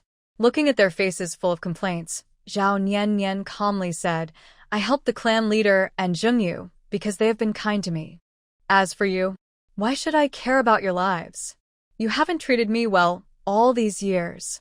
If I hadn't overheard others talking earlier, I wouldn't even know you wanted to drive my friends and their family out of the village. Hearing this, the villagers suddenly fell silent, not daring to meet Zhao Nian's gaze. Finally, someone couldn't hold back and said, Xia Yanfeng hurt someone. Someone like him staying in the village is a danger. He can't stay. Yes. Xia Yanfeng, relying on his martial skills, even tied Lu Dezhu and 2 others in the ancestral hall for days. If the villagers hadn't found out, those 3 would have starved to death here. Exactly. Zhao Niannian looked around at the people present, but didn't see Lu Dezhu, his wife, or son Lidi. Are you saying Xia Yanfeng did this? Who told you that? Of course, Lu Dezhu said so. They said it was Xia Yanfeng who did it. Do you believe that? Zhao Niannian sneered. Xia Yanfeng went into the mountains to hunt a few days ago. The day I brought back the wild boar was the day Xia Yanfeng came out of the mountains. He was badly injured because of the hunt. Now you say Lu Dezhu, and the others have been here for several days. Could Xia Yanfeng be splitting himself to do all this? The villagers, who had believed in Lu Dezhu and the others without doubt, were stunned when they heard this. What? Xia Yanfeng has been in the mountains for several days? And he's injured? If that's true, then it's unlikely that Xia Yanfeng is responsible. But if not Xia Yanfeng, then who else could it be? Zhao Niannian shrugged. Lu Dezhu and the others like to cause trouble. Maybe someone is seeking revenge. Whether it's revenge or something else, isn't the most important thing to treat us first. Someone asked. The clan leader has been kind to me. I won't charge anything to treat them. As for you. Zhao Niannian smiled. There are so many of you. I will need a lot of medicine. That costs a lot of money. Each of you must give me at least 2 silver coins. What? 2 silver coins. Why not just rob us? The villagers exclaimed, startled. You don't want to pay? That's fine. Just convince me to treat you, Zhao Niannian said calmly. The room fell silent. Convince her to treat them? That's almost impossible. She doesn't want to treat them at all. No matter how much they beg, they probably can't persuade her. Everyone's hope now rested on the clan leader. Clan leader, you can't just watch us get into trouble, right? Say something. What should we do now? One villager pleaded. Yes, clan leader, please help us. Ask Zhao Niannian to treat us too. We know she's not a cruel person, another added. The normally quiet clan leader, who had been silent all night, listened to the villagers pleading with disdain. Last night they had been talking about how kind Niannian was and how Xia Yanfeng was different. Now they said she wasn't cruel? People are like that. The clan leader pretended to be troubled, then sighed deeply in front of everyone. After thinking for a long time, he asked, Niannian, you refuse to treat everyone. Is it because you think everyone is targeting you? This made it seem like he was genuinely concerned about the villagers. Yes. Zhao Niannian nodded without hesitation. The clan leader looked at everyone. So, what do you want to do for me to treat everyone? Should I ask each person to give you 2 silver coins? As soon as he said this, the villagers resisted again, looking very reluctant. No way. No money. I don't have 2 silver coins. 2 taels of silver can last for several months. They must be looking for a way to do it without spending money. How could they want a method that costs money? The clan elder looked at them helplessly and said, You don't want to pay, and you treated Niannian badly before. You also want to drive away her friends. What do you want? Why would Niannian need to give medicine to save you? Faced with the elder's question, the villagers all looked down in embarrassment. After a moment of silence, someone said, If it comes to it, I won't get involved in what happened last night. I don't care if Xia Yanfeng's family leaves or stays. Anyway, Xia Yanfeng didn't hit me, so I shouldn't get involved in so much. Hearing this, others started to agree. I won't participate either. Just pretend I wasn't there last night. Add me too. Seeing this, the elder raised his fist to his mouth and coughed, hiding a smile. Since that's the case, anyone who doesn't want to get involved, stand over there. And those who still want to chase the Xia family out of our village, stand on the other side. Everyone quickly moved to their sides. In the end, only 3 people still wanted to chase Xia Yanfeng out of Lu's village. Zhao Niannian looked at them and, recognizing that these 3 were relatives of Lu Dezhu, sneered and said, If you insist on driving Xia Yanfeng out, then just wait for the consequences. Then she turned to Lu Zhengyu and said, Go find someone to borrow a pot. a few bowls, and a wooden bucket for fetching water. Later, I will start a fire outside the ancestral hall to make medicine for everyone. Once I finish and the medicine works, I'll go home. Okay, I'll go now. Cover your face so you don't scare people. Got it. Actually, Zhao Niannian didn't realize how powerful this medicinal powder was. It could cause red rashes all over a person's face. The effect of the medicine only lasts 6 hours. If they don't quickly brew a cure for them to drink, the red rashes will disappear. The 3 people didn't believe Zhao Niannian had such great skills and stood to the side, stretching their necks to watch. After a while, Lu Zhongyu borrowed a pot, which attracted others to come over. At this moment, all the villagers hid inside the ancestral hall, afraid to show themselves. Zhao Niannian, what's going on? The wives whose husbands went out to discuss matters at the ancestral hall all came to check. Especially after hearing that Lu Zhongyu was secretly covering his face and borrowing a pot, everyone was confused. The door of the ancestral hall was closed, and the people inside were worried about being seen. They feared being mistaken for the heir's illness, which could cause panic, and they also worried about their wives' and children's disapproval. Zhao Niannian calmly said, "Ask them yourself later." After speaking, she began fetching water from a small stream outside the hall, pouring it into a pot, lighting a fire, and adding a series of medicinal herbs. Outside, the onlookers couldn't tell what herbs were used and watched in confusion. Inside, some people peeked through the door to see what was happening. One person wanted to know what was going on and went to the hall door, asking, "What's happening?" "Open the door." They recognized their wife's voice and came over, saying, "Enough now, stop making noise outside. Go home quickly." Leave now. "Father, what's wrong? Can't you tell me? I told you to go back quickly. If you keep fussing, I'll come back and scold you." Hearing this, the woman shrank her neck, stomped her foot angrily, and turned to leave. The others were the same. They wanted to find out what was happening but were scolded away. However, they didn't really leave. They just waited outside, getting annoyed with Zhao Niannian for not letting them in. Zhao Niannian ignored them and focused on cooking the medicine. When the herbal soup was ready, she carefully carried it toward the hall and asked, "Open the door and let me in." With a creak, the door opened. The people outside quickly ran over to look inside. Suddenly, with a loud bang, the door shut again. "How is it? Did you see anything?" No, we saw nothing. The door closed too quickly. What are these people doing? So mysterious? I don't know. Inside, everyone was anxious, and outside, people were also worried. After Zhao Niannian brought the medicine inside, she asked someone to come and take the pot. She first served the clan elder and Lu Zhongyu. After they finished drinking, she wiped their bowls with a clean cloth, then served the next person. In the village, they often drank water from the same bowl when working together, so Zhao Niannian just wiped the bowls, which was quite considerate. They didn't mind. When the third group drank the medicine, Lu Zhongyu happily said, "It's gone. The rash is disappearing."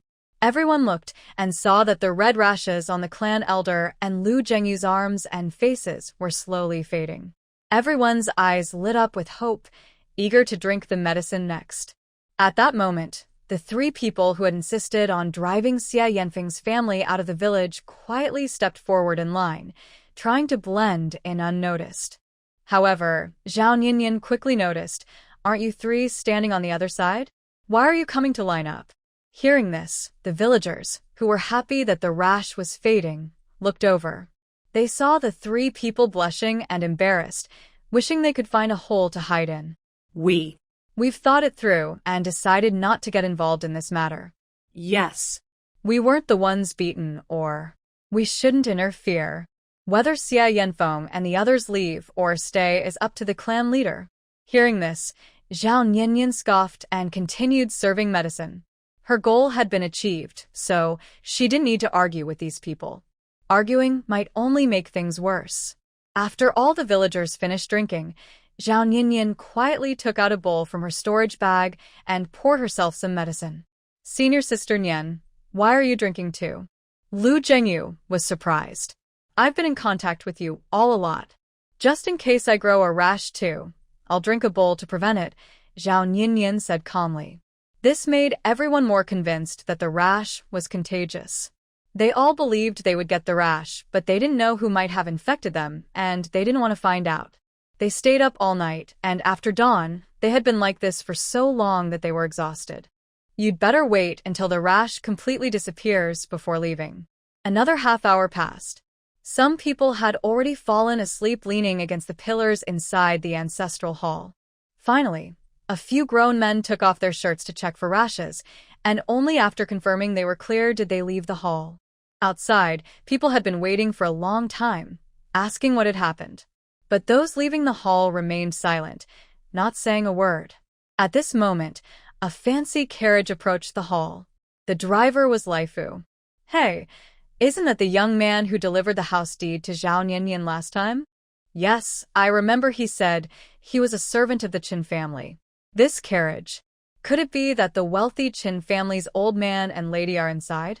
Zhao Niannian considers the Qin lady her sworn sister. Could it be that the Qin couple knows about the wild boar we tried to take from her a few days ago? Maybe they came to stand up for her? Oh no, are we going to get into trouble? I really don't want to offend rich people. Everyone stared at the carriage with curiosity and worry in their eyes. Laifu looked at everyone and then turned his gaze toward the gate. When he saw the words Lu Clan Ancestral Hall, he tugged on the reins and made the carriage stop. Master, Madam, the Lu Clan Ancestral Hall is just ahead. I'll go ask if Miss Nian is there. Chen Tianyue's voice came from inside. The villagers thought this was the voice of a wealthy person. At this moment, inside the ancestral hall, Zhao Niannian, the clan elder, and Lu Zhengyu had not yet left. Knowing that the others had already moved far away from the hall, Lu Zhengyu lowered his voice and said, Sister Nian, your idea is really clever. I and them talked all night. Their mouths are almost worn out, but they wouldn't give in. I didn't expect that once you made a move, they would back down. The clan elder understood their small plans but still pretended to be surprised. Did you two come up with this red rash idea? Yes.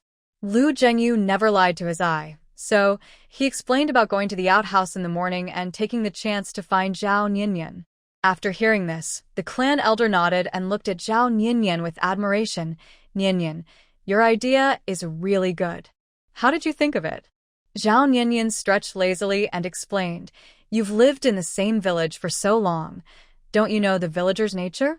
When people stir trouble, they follow along, standing on the side that benefits them, seeming united. But if it harms them, they will fall apart.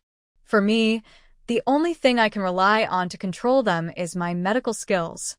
They want to chase me and Xia Yanfeng away from the village. They don't care because they can't get any benefit from me anymore. If I don't drive Xia Yanfeng away, they fear I will take revenge once I get stronger. Now that they have the red rash, they will naturally think of themselves first. Do they really care about Lu Dazhu and the others? It's just fear of me and Xia Yanfeng. She analyzed the villagers very thoroughly. The clan elder also thought so.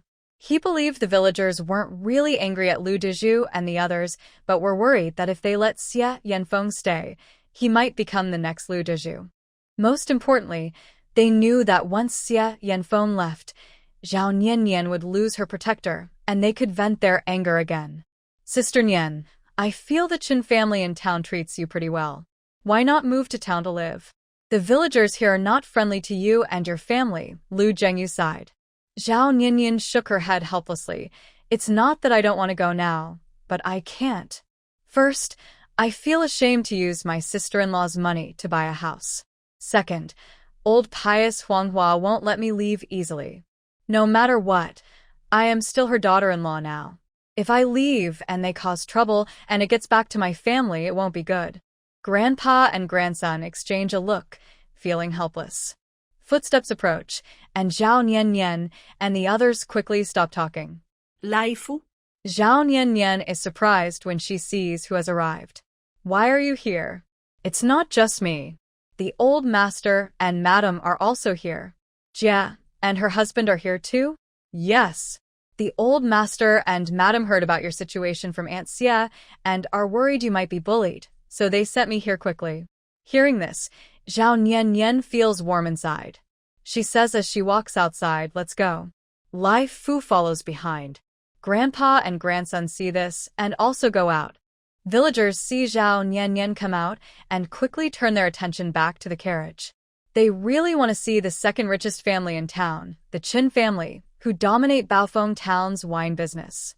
They've only heard of them, but never seen the couple. Jia, her husband. Hearing the voices, Chen Tianyu lifts the curtain of the carriage. Villagers stretch their necks to look. They see a luxurious couple, especially Fang Tianhe, with gold hairpins and jade rings, looking very noble. At this moment, Fang Tianhe's maid Dong Mei comes out of the carriage, jumps down, and sets up a small stepladder. She raises her hand and says, "Madam, I will support you." Fang Tianhe extends her fair hand, and a shiny gold bracelet catches the villagers' attention, making them drool. It's so nice to have money. Her bracelet is made of gold. Their villagers are happy just to have a silver bracelet, which can make them excited for 10 or 15 days. And to have a maidservant serving them. They are so jealous. Chen Tianyu and his wife get off the carriage.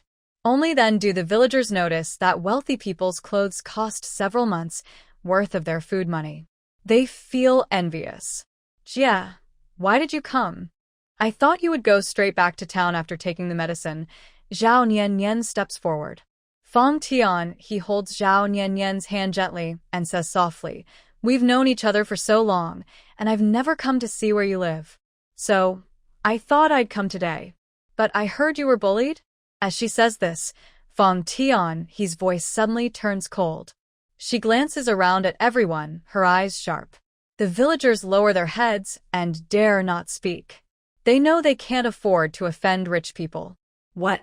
Who? Who dares to bully my sister-in-law? Step forward and let me see how much they're worth. Someone from my Qin family dares to bully her? Next to her, Chen Tianyu cooperated by speaking, his face turning serious. His presence was commanding, not something everyone could have. The villagers were shocked inside. It's all true. Zhao Nian really has a good relationship with the Qin family in town. This is bad. If Zhao Nian tells the Chen couple about how they bullied her, they will be in real trouble. They started to regret staying here to watch the show. Seeing the villagers lowering their heads in fear, Zhao Nian smirked slightly and didn't look at them. She looked up at the Chen couple and said, "Don't worry, Sister He. With you protecting me, who would dare to bully me? Living in the village is okay for me."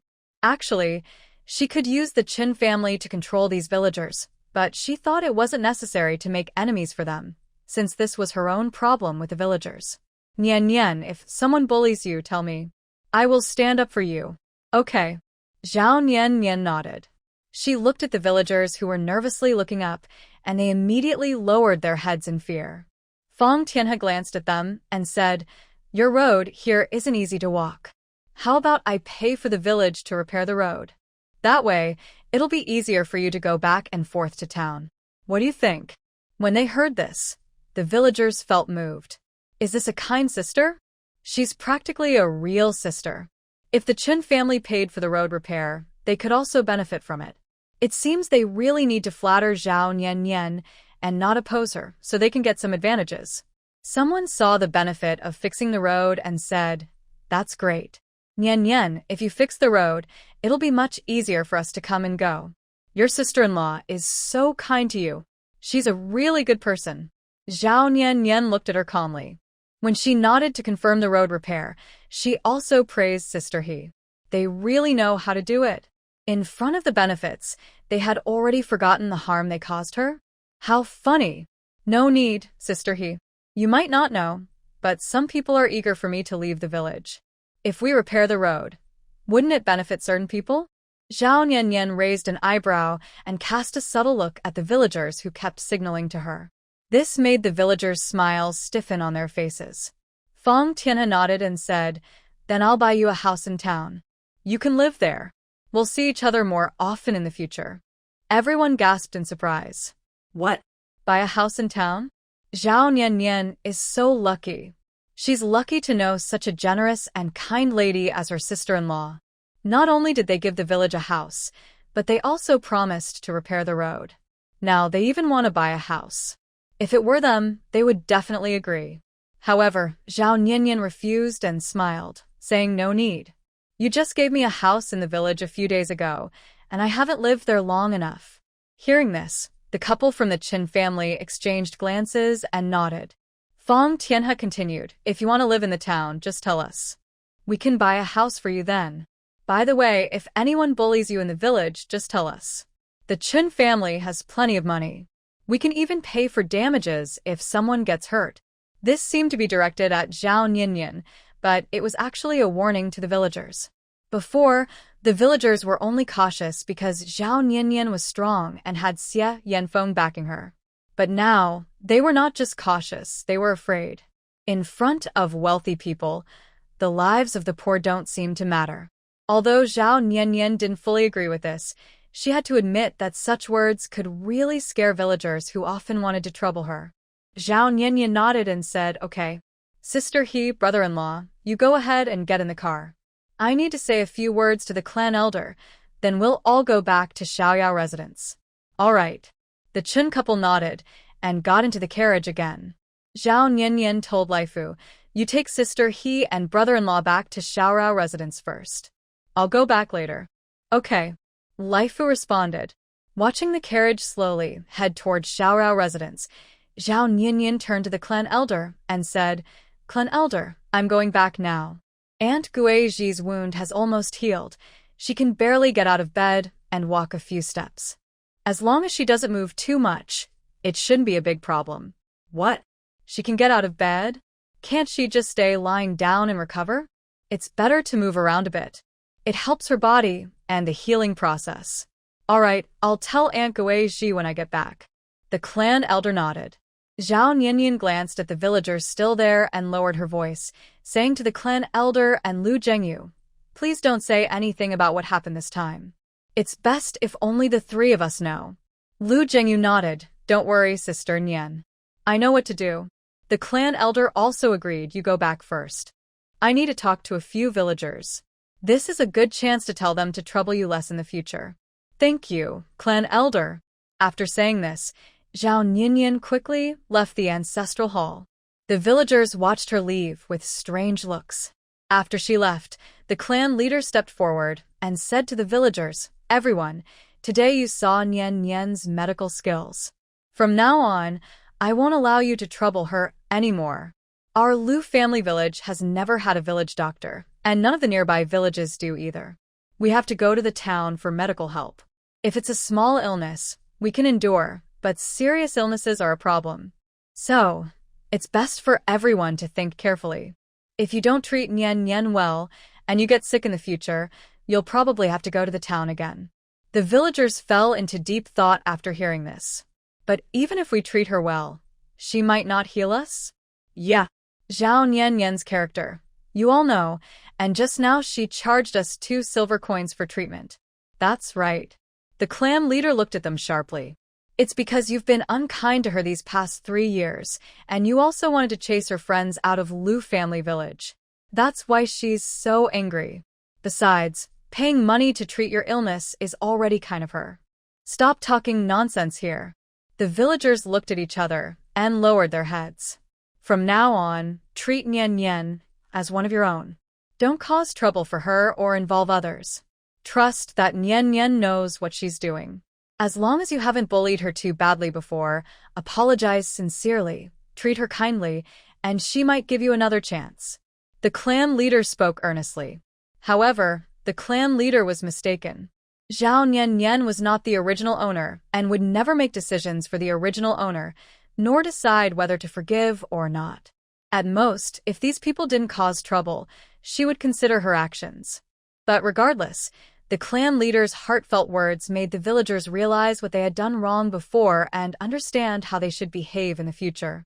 In fact, they had no serious conflicts with Zhao Nian Nian. They shouldn't have been confrontational from the start. It was all influenced by others. They also realized their mistakes. At the carefree residence, when Zhao Nian Nian returned, she saw Mother Xie and Fang Tianhe chatting happily. Mother Xie and Fang Tianhe were about the same age, so they could talk easily. Meanwhile, Chen Tianyue was playing with the two children. Sometimes he asked Xiaoyu what she had learned, and other times he asked Xiaoran what she knew. It was clear he was very fond of the children. It was sister He and brother He, who had no children of their own after so many years. If they had children, they would be about the same age as the two little ones. Big sister Xiaoyun, who had sharp eyes, spotted Zhao Nian and happily ran over. Hey. Zhao Nian gently touched Xiaoyun's head. Xiaoyun, is your brother inside okay? He's fine. He's lying quietly on the bed. That's good. Zhao Nian nodded and walked toward the living room. Seeing Chen Tianyue, she called out, "Brother-in-law, has everything been sorted out? Do you want me to help?" Chen Tianyue asked. Zhao Nian shook her head. "Thanks, brother-in-law. It's been temporarily resolved. Come, let's go to the living room."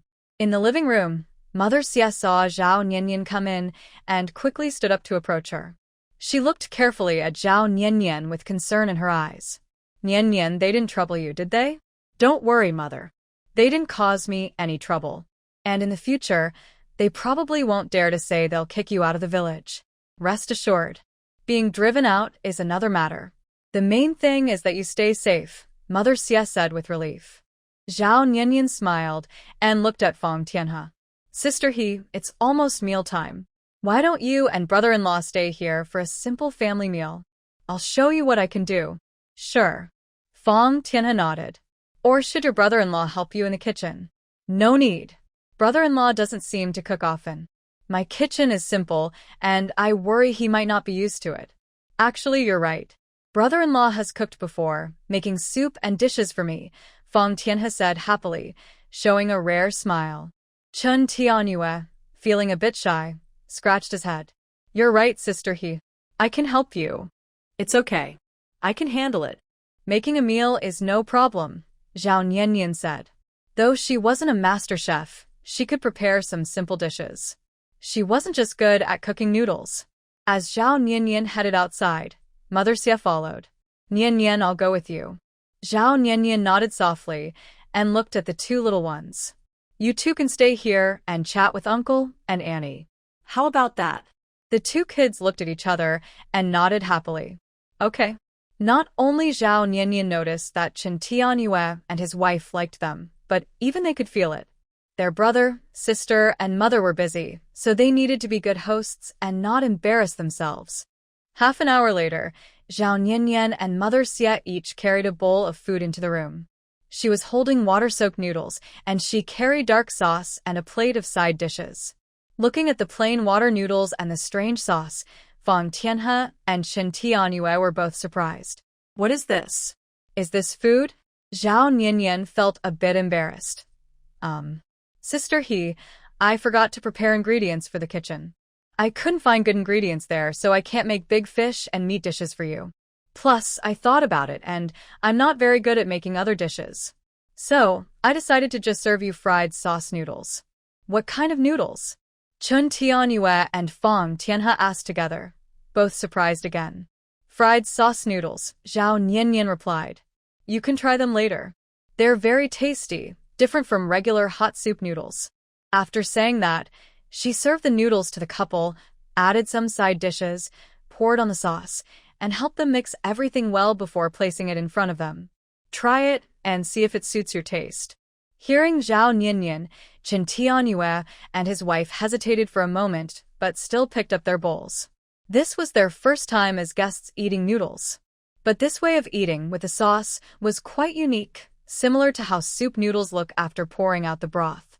It smells really good. Just smelling it, Chen Tianyue felt that this bowl of noodles was special. The noodles looked normal, but the aroma came from the sauce. Fang Tianhe was initially hesitant when she saw the dark-colored noodles, but after hearing how fragrant they were, she leaned in to smell carefully and said in surprise, "It really does smell wonderful." Try it, Zhao Nian said to them.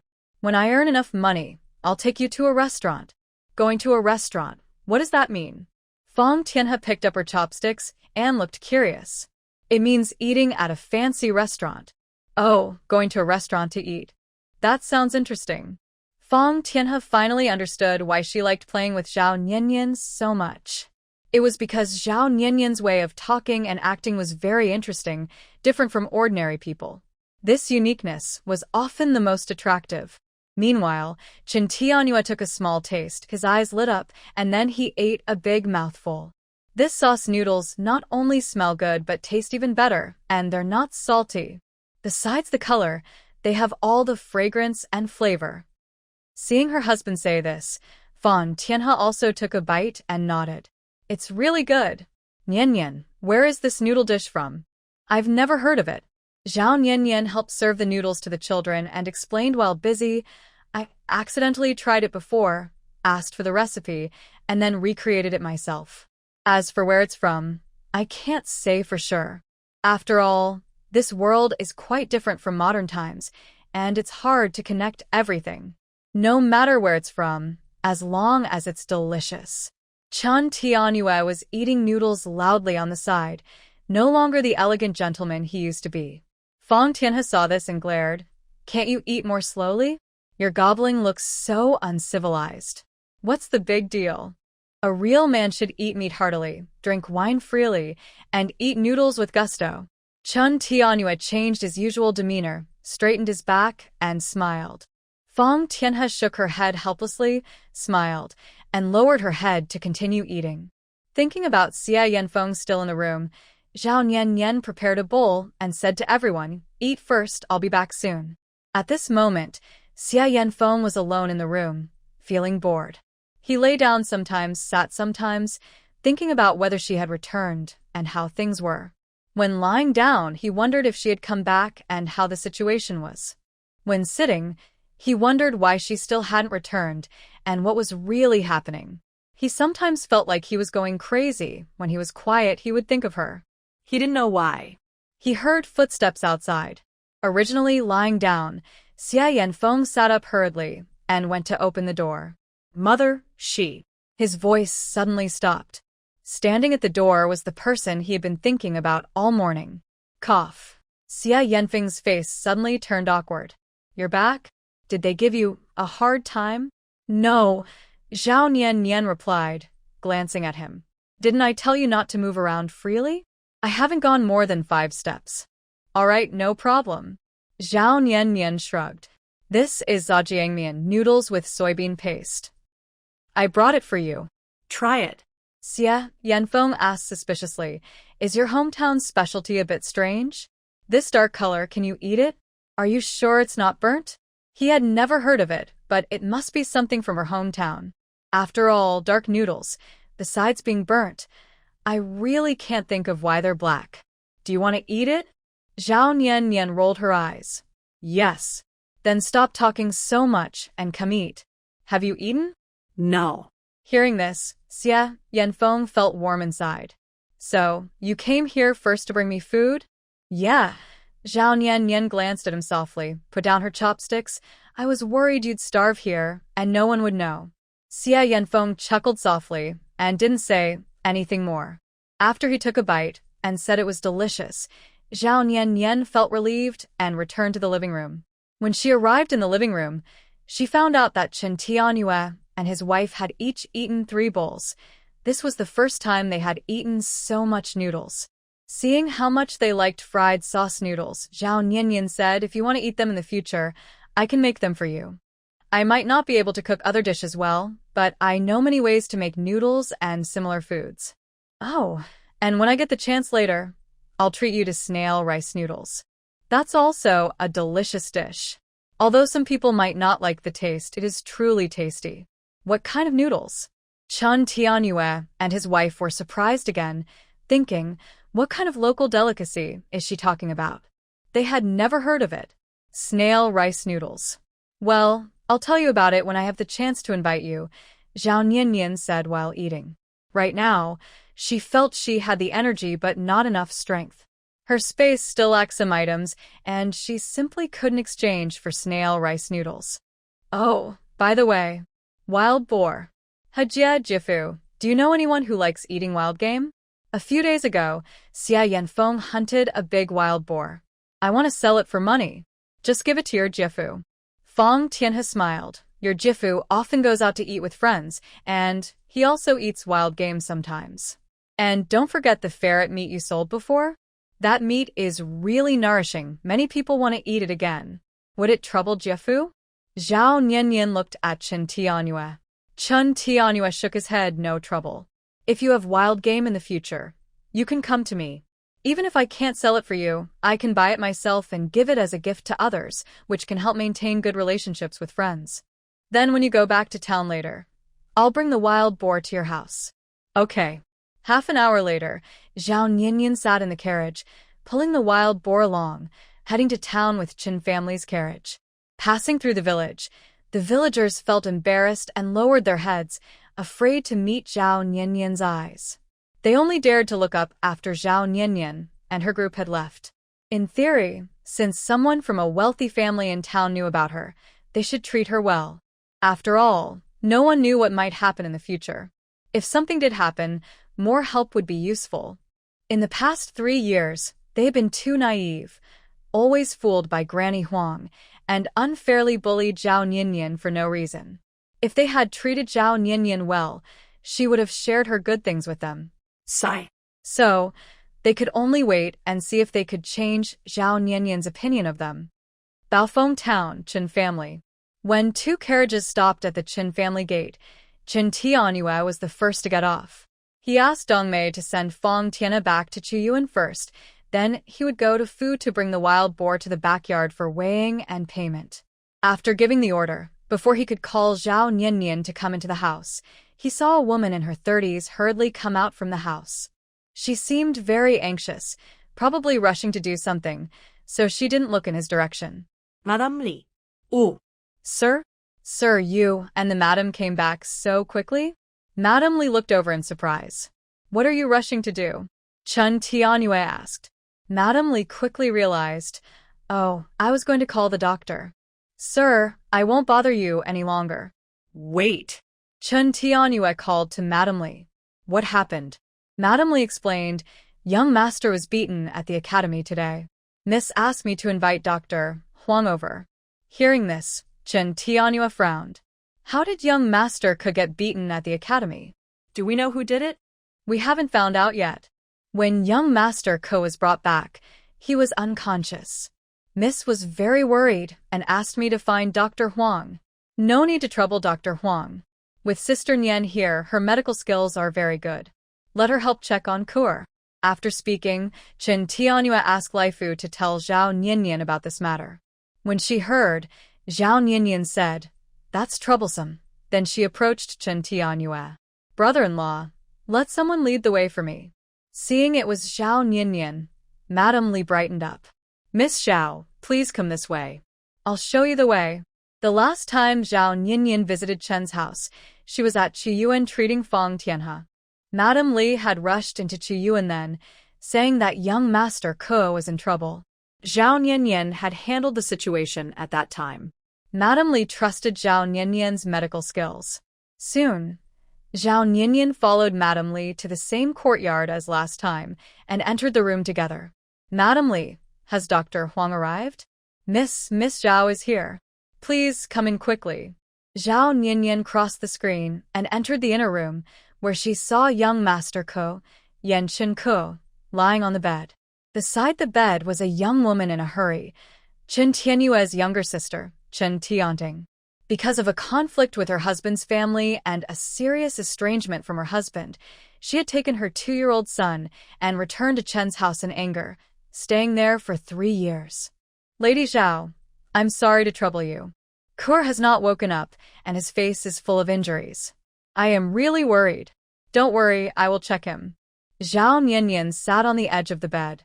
First, she checked his pulse, then she gently lifted his eyelids and used a small flashlight from her pocket to look inside.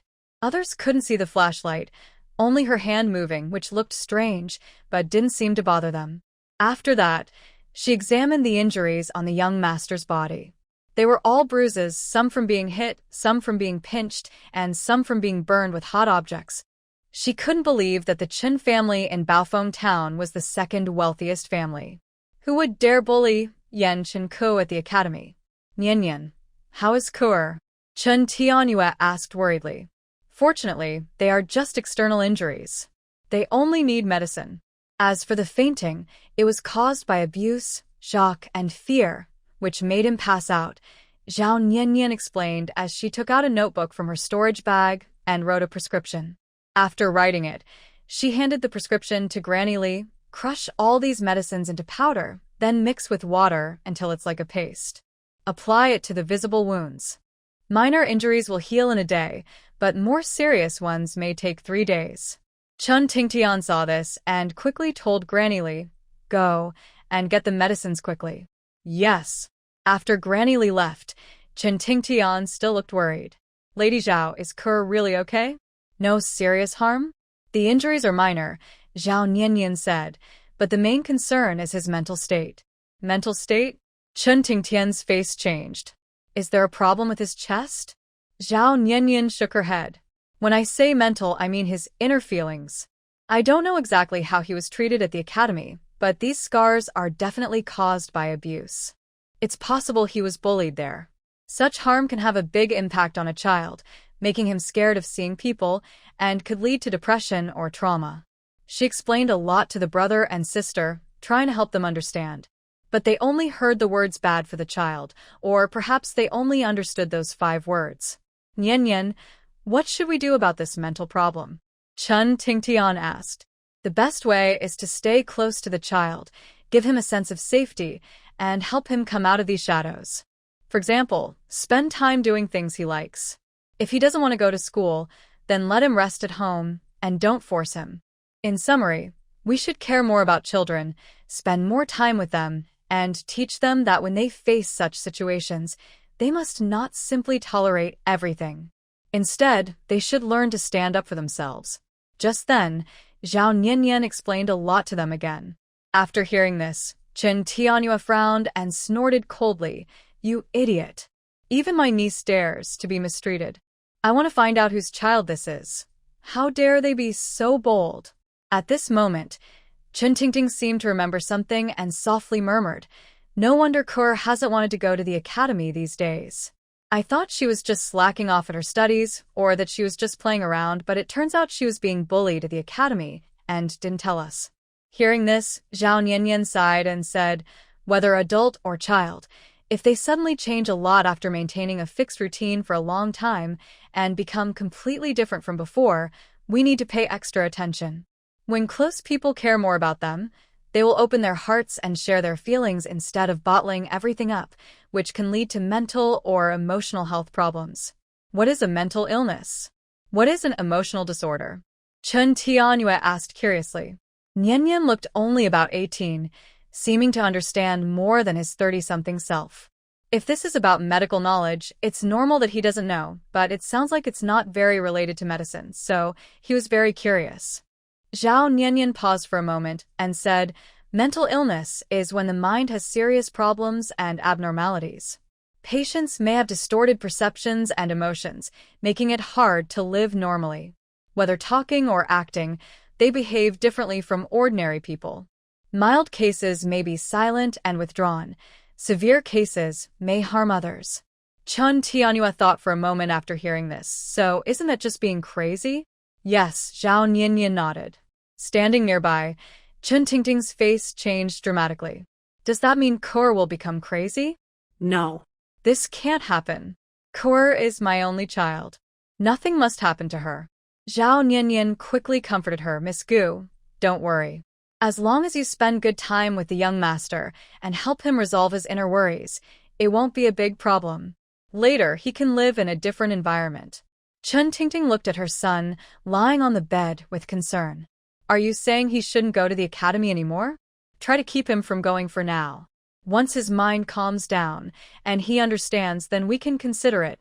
Right now, he already resists going to the academy, and forcing him would cause irreversible harm to his mind. Then he won't go." "I asked Teacher Chen to teach Kerr to read at home," Chen Tianyue replied. After speaking, he couldn't help but think of the 2 children he met today. He thought that those 2 kids were also of the age to learn, but because the Xie family had no money, they had never been able to attend private schools. From what the children said, They were still being taught by Sister Nian to recognize characters and read words. By the way, Sister Nian, have Xiaoyu and Xiaoyun started their early education? I heard from them that you were teaching them to read and write. Not yet officially.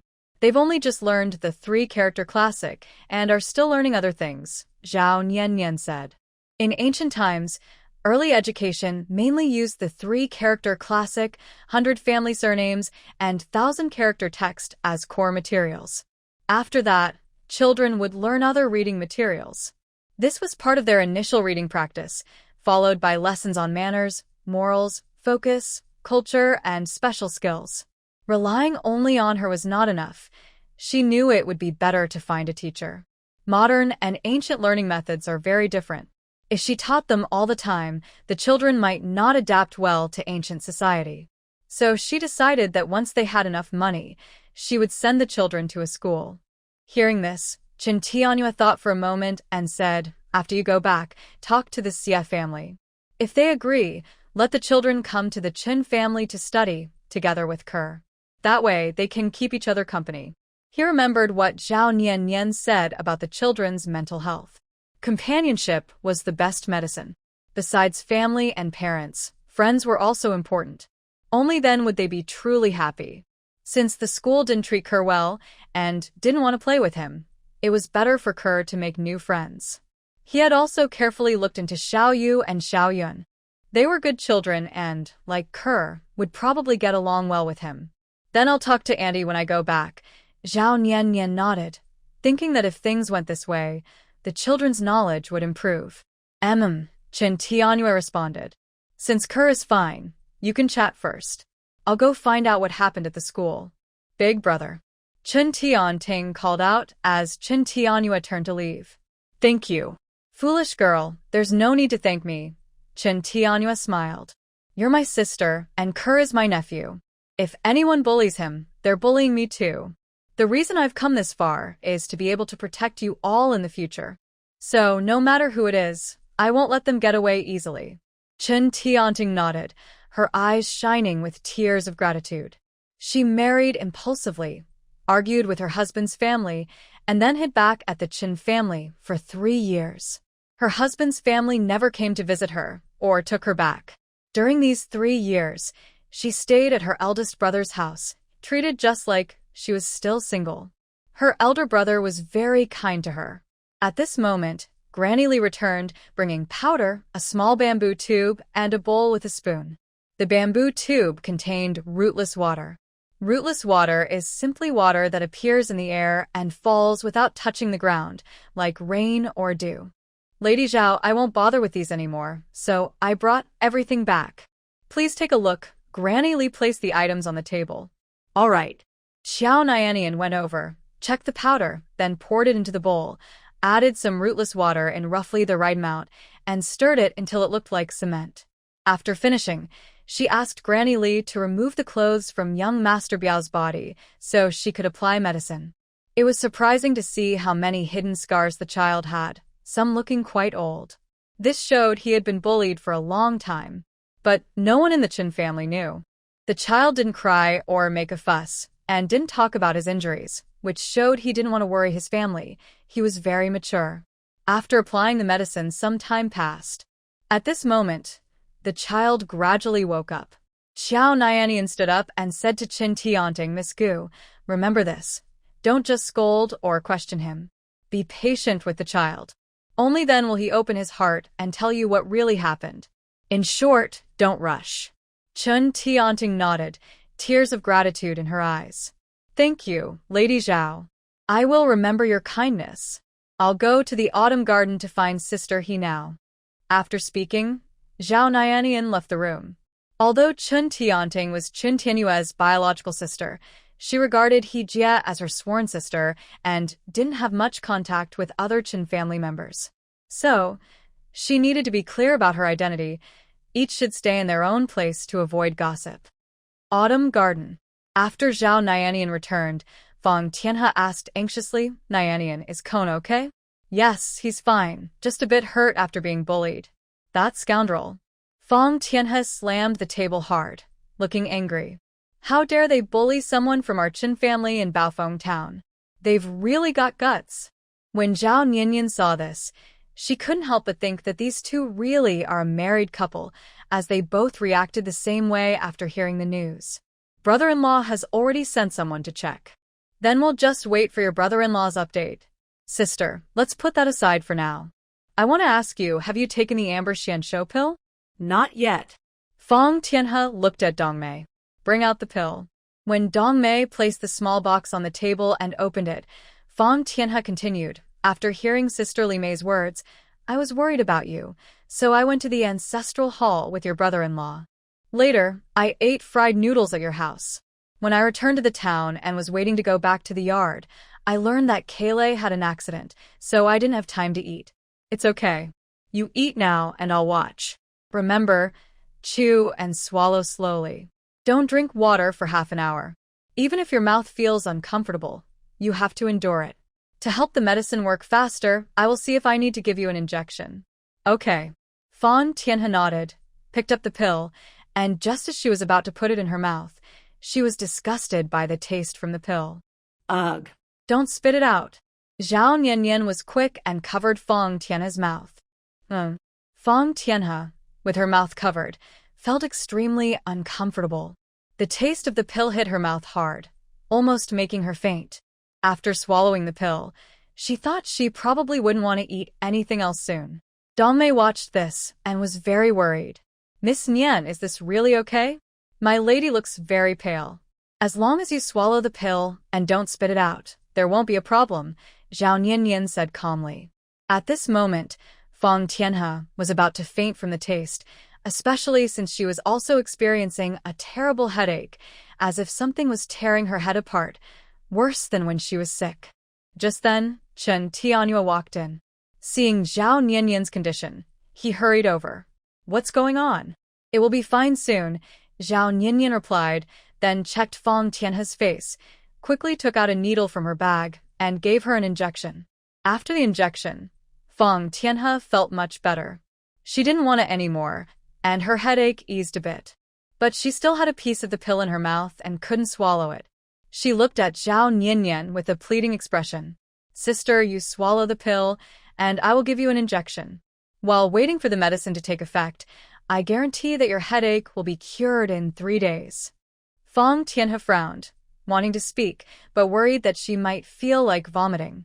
She could only sadly look at Zhao Nianyan, pointing to her mouth and throat to show she wanted water.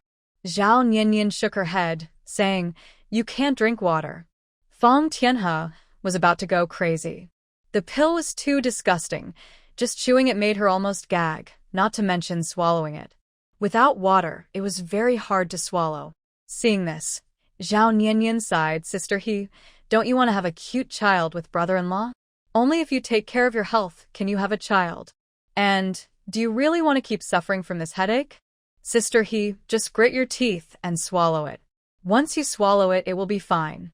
Next to her, Chen Tianhua, not understanding why swallowing a pill was so difficult, came over and held Fang Tianhe's hand, speaking kindly, if you really can't swallow it, it's okay. In half a month, Nian can give you an acupuncture treatment, and that will help. Hearing this, Fang Tianhe calmed down and looked steadily at Chen Tianhua. After a long moment, she took a deep breath and swallowed the crushed pill in her mouth. Ugh. The feeling of nausea returned. Seeing this, Zhao Nianyan gave Fang Tianhe another injection, which finally helped her recover. Brother-in-law, please step aside.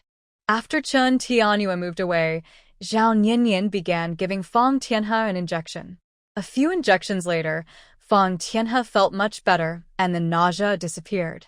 Besides some leftover residue from the pill in her mouth, she felt no other discomfort. After a long while, Zhao Nianyan removed the needle and asked Dongmei to help Fang Tianhe lie down on the bed, waiting for the medicine to be absorbed. Half an hour passed. Zhao Nianyan told Dongmei, Now you can pour water for Sister He. Fang Tianhe hadn't fallen asleep at all.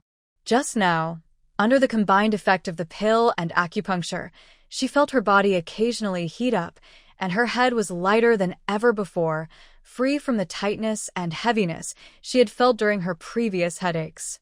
When she heard she could drink water, she asked Nian Nian, "Can I rinse my mouth?" "No," Zhao Nian Nian shook her head. "Tonight, when you eat, any remaining pill in your mouth will be swallowed, so there's no need to worry about it sticking around." "Okay," Fang Tianhe nodded, leaning into Dongmei's arms, and took a sip of water. After drinking, she finally felt like herself again. The torment of taking pills is really worse than a sudden headache. Luckily, I only need to take them once. "Miss Nian, is this enough now?" "Yes," Zhao Nian Nian replied, handing the written prescription to Chen Tianyu. "The first one is for Sister He's health over the next 7 days. The second is for you and your husband to prepare for pregnancy. The third is to be used after finishing the second prescription twice." Chen Tianyu looked down and asked, "So the first one is for 7 days, then the second?" "Exactly." Zhao Nian Nian nodded. "And all 3 prescriptions are for 7 days each. I've written the details on them. The first is 3 doses over 7 days, with 3 days, 2 days, and 2 days of taking the medicine. The second lasts half a month, and I've noted how many times to take it. As for the third, stop once pregnancy is confirmed." Hearing this, Fang Tian, he became excited. "So, if I finish the medicine, I can get pregnant?" "Sometimes. Fate can't be stopped." Zhao Nian Nian smiled. "I said earlier that you could be pregnant by the beginning of this year. Now, after taking Amber Xianshou pills, your headache will be completely cured in 3 days. Then you can start nourishing your body. If you take good care, within half a year, you'll definitely get pregnant." "Really?" "Absolutely," Zhao Nian Nian assured her. Chen Tianyu took a deep breath and sat by the bed. "Did you hear that? In less than half a year, we'll have our own child." "I heard." Fang Tian, he happily nodded. The discomfort from the pills she had felt earlier disappeared at this moment. The couple was cuddling and kissing affectionately. Zhao Nian Nian felt like a bright, shining light, like a big bulb. Compared to Dongmei, who was used to this, Zhao Nian Nian felt a bit shy. "Miss He, brother-in-law, maybe I should go out first? You two are hugging and kissing and I feel awkward staying here," Zhao Nian Nian said shyly. Fang Tian, he and Chen Tianyu looked at each other and smiled. "I'm fine now. You can go handle the wild boar matter with Nian Nian," Chen Tianyu said. "Okay." As Zhao Nian Nian turned to leave, she looked back and said, "Miss He, I'll come back later." All right. After Zhao Nian Nian left the room, Fang Tian, he looked at the 3 prescriptions on the bed and said to Dongmei, "Go get some paper and pen. I have something to tell you to do." "Yes." Backyard kitchen. Zhao Nian Nian followed Chen Tianyu here. The wild boar had already been weighed, and the servant who went to ask the market price had returned. The housekeeper saw Chen Tianyu and hurried over, saying, "Master, the wild pig has been weighed. It weighs 389 jin, including bones and meat, as well as the pig's internal organs. Wild pig meat is rare now, but because it is more tender than regular pork, it costs about 25 coins per jin." Hearing this, Zhao Nian Nian was shocked. Not because the price was only 25 coins per jin, but because she couldn't believe the pig weighed nearly 400 jin. She had thought it was just over 200 jin, but it turned out to be so heavy. "Last time, when Sister Mao brought me some wild dog meat, it was 50 coins per jin. So let's add 10 more coins to that," Chen Tianyu said. "Really?" Zhao Nian Nian's eyes widened with surprise, but she also felt a little shy. "Brother-in-law, did you hear that right? The market price is only 25 coins per jin, but you're charging me 60 coins for the wild pig. That's a loss for you. Plus, my wild pig hasn't been processed yet, and a lot of it will have to be thrown away." Chen Tianyu chuckled. "It doesn't matter how heavy it is. It's just 10 more coins per jin. What's the big deal? If it weren't for your principles and your wish not to take money directly from me and Sister He, why would I add extra money for this wild pig? Buying an unprocessed wild pig at 60 coins per jin might be a loss for others, but in my Chen family, consider it a little pocket money from me and Sister He to you, my adopted sister. That's too much." Zhao Nian Nian was almost at a loss for words to express her excitement. 60 coins per jin, nearly 400 jin. That's over 20 taels of silver all at once. By the way, she still owed them money. Although the house was supposedly a gift from them, she knew she borrowed that money. When she had enough, she would definitely pay it back. She couldn't bear to keep it. What's that? Just a few dozen taels, Chen Tianyue said casually. Then he turned to the housekeeper. Go and get the money. Yes, sir, the housekeeper replied. Zhao Niannian thought to herself. Money makes people bold, but also generous and bold. If it weren't for you helping sister, he'd treat her headache. Her health might have gotten worse over the years. She's seen many doctors, and she's spent more than just these 20-something taels. So don't worry about it. When sister he gets pregnant, I'll give you an even bigger red envelope. Thank you so much, brother-in-law. Zhao Niannian clasped her hands in gratitude, smiling brightly. From now on, sister he is like my real sister. And you are like my real brother-in-law. I am willing to risk everything for you both. Haha, Chen Tianyue couldn't help but laugh loudly. No wonder sister, he likes you so much. You're really very funny. Are you praising me?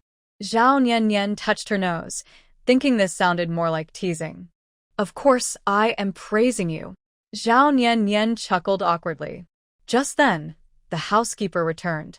Originally, she had 23 taels and 880 coins, but Chen Tianyue boldly told the housekeeper to give her 24 taels instead. After receiving the money, Zhao Niannian felt very happy. She thought, with sister he around, her future would be smooth and easy. She was a bit shy to ask directly for money, but sister he was her benefactor, and she would cherish her kindness. Autumn Garden. Zhao Niannian returned here first to check Fang Tian's health. After confirming she was fine, she planned to leave the Qin family. But just as she was about to leave, Lipa caught up with her, saying that Qin Tianting wanted to see her. It wasn't a big deal, just to have her check the cousin's health again. When she learned that the cousin only had minor injuries, Qin Tianting's worries finally eased. Like last time, before Zhao Niannian left, Qin Tianting asked Lipa to give her a small bag. Zhao Niannian wanted to refuse, but Qin Tianting insisted she take the bag. After some pushing and pulling, Zhao Niannian finally accepted the money. She really needed money now, and since they gave her so much, she thought it was better to accept it. Miss Nian. Wait a moment. Hearing Dong Mei's voice, Zhao Niannian, who was about to leave, looked back in confusion. What is it? Just wait a bit. Dong Mei panted as she ran over and grabbed Zhao Niannian. What's wrong? Zhao Niannian asked, puzzled, not knowing what to wait for. You'll find out soon, Dong Mei smiled. Zhao Niannian looked at her, guessing something, and tentatively asked, Did sister he give you a task? Or is it related to me? Yes. Dong Mei know that. What is it? Zhao Niannian asked curiously. Dong Mei shook her head and giggled. You'll see soon. After about the time it takes to drink a cup of tea, Zhao Niannian saw Lai Fu pushing a carriage toward her, loaded with many things. She only glanced at it and understood immediately. Dong Mei, tell sister I don't want these. My madam said if Miss Nian doesn't want them, then just throw everything away. Dong Mei interrupted. Zhao Niannian was speechless at once. It seems sister he still knows her well, understanding that she would refuse, which is why she said such things. Throwing it away would be a waste. Miss Nian, you should take it back. Lai Fu, standing nearby, pretended to look regretful. Then he got off the carriage, handed the list to Zhao Niannian and said, Miss Nian, you hold this. You read one item, and I'll carry the same. Seeing the full carriage, Zhao Niannian felt deeply touched by Mr. and Mrs. Tianhe. She looked at the list in her hand and read aloud, 1 bag of rice, 50 jin, 1 bag of millet, 30 jin, 1 bag of flour, 35 jin, 2 jin of pig bones. The more she read, the more tears welled up in her eyes. All these things were food and supplies she needed for her family now. Sister, he truly is the kindest sister-in-law in the world. Since they met, sister, he and her husband have probably spent at least 100 taels on her, right? When she gets home, she plans to count it, and once she earns money in the future, she will definitely pay it back. After a while, Once they confirmed all the items on the list were purchased and loaded onto Zhao Niannian's carriage, Lai Fu and Dong Mei went back to report. Zhao Niannian drove her carriage into an empty alley, then quickly stored all the items into her storage bag. She was about to head back to the village. But at that moment, she suddenly heard voices approaching from a distance, more than one person. She initially thought they were just passing by, but when she heard the main points of their conversation, she quickly put the items into her storage bag, then hid behind a bamboo basket, covering herself with another bamboo basket. Soon, through the gaps in the baskets, she saw 3 men appear in the alley. Clearly, they hadn't noticed her hiding there. Are you sure this is Lu family village? Yes, it's confirmed. Third uncle told us to act tomorrow night. Then I'll prepare the tools we need for tomorrow night. We must find the thing this time, no matter what. Let's go borrow a place to stay in Lu family village tonight, so we can plan ahead. After discussing, the 3 split up to carry out their plans. Once she was sure they had really left, Zhao Niannian took down the bamboo basket covering her and stood up, patting her knees. She was very curious about what those 3 men meant by the thing. Lu family village is just a small village. Could there really be some hidden treasure? If there was, it probably would have been found and divided by the villagers long ago. Regardless of whether these 3 people are good or bad, she must first let them return to the village, then ask the clan elder about it. Originally, Zhao Niannian planned to stay in town for a walk, but after discovering this matter unexpectedly, she immediately returned to the village. After entering the village and seeing the villagers greet her, she waved lazily and only responded with a hmm. She didn't realize that her indifferent gesture made the villagers happy, thinking she was forgiving their previous small mistakes. However, the villagers didn't know that she was just lost in thought and acting out of habit. Zhao Niannian hurried to the clan elder's house. When she learned he was in the fields, she asked Lu Jingyu to take her there. She had to discuss this matter with the clan elder before those 3 arrived, or else it would be hard to make better arrangements if they came to stay. After a moment, Zhao Niannian saw the clan elder in the field, checking the wheat for pests. Clan elder, I have something to talk to you about. Niannian? The clan elder turned his head when he heard her voice and saw her rushing over. Take it slow, no need to rush. Once she reached him, she shared what she heard in town. Clan elder, is there something so valuable in our village that outsiders are coveting it? Something valuable? The clan elder frowned. There's nothing special here. Hearing this, Zhao Niannian was momentarily stunned. Could it be that there's a second Lu family village under Baofeng Town? Baofeng Town only has one Lu family village, and that's ours. As for the so-called treasure, I've lived here for decades and never heard of anything valuable. Hearing this, Zhao Niannian couldn't help but recall the conversation she overheard. One person asked, "Are you sure it's in Lu family village?" indicating they had investigated for a long time and confirmed it was there. Another said, "We must find that thing no matter what," showing they had searched for a long time and perhaps exhausted much effort, only recently discovering its location. Whatever the item is, 2 of the 3 are planning to come to Lu family village to stay overnight, an arrangement made in advance. If they mean no harm, she might turn a blind eye, but if they are out to steal or harm, that's another story. Clan elder, they will definitely come to stay later. I have a plan. Tell me. The clan elder leaned in to listen. Time quickly passed, and dusk fell. Villagers went home to prepare dinner, and even the women and uncles under the big tree at the village entrance had left. At that moment, Lu Jingyu came over and sat under the big tree. He looked around, picked some dogtail grass nearby, and put it in his mouth. He was curious if it was true, as Sister Nian had said, that 2 people would come to stay overnight. He waited and waited. More than half an hour passed, and the sky was completely dark.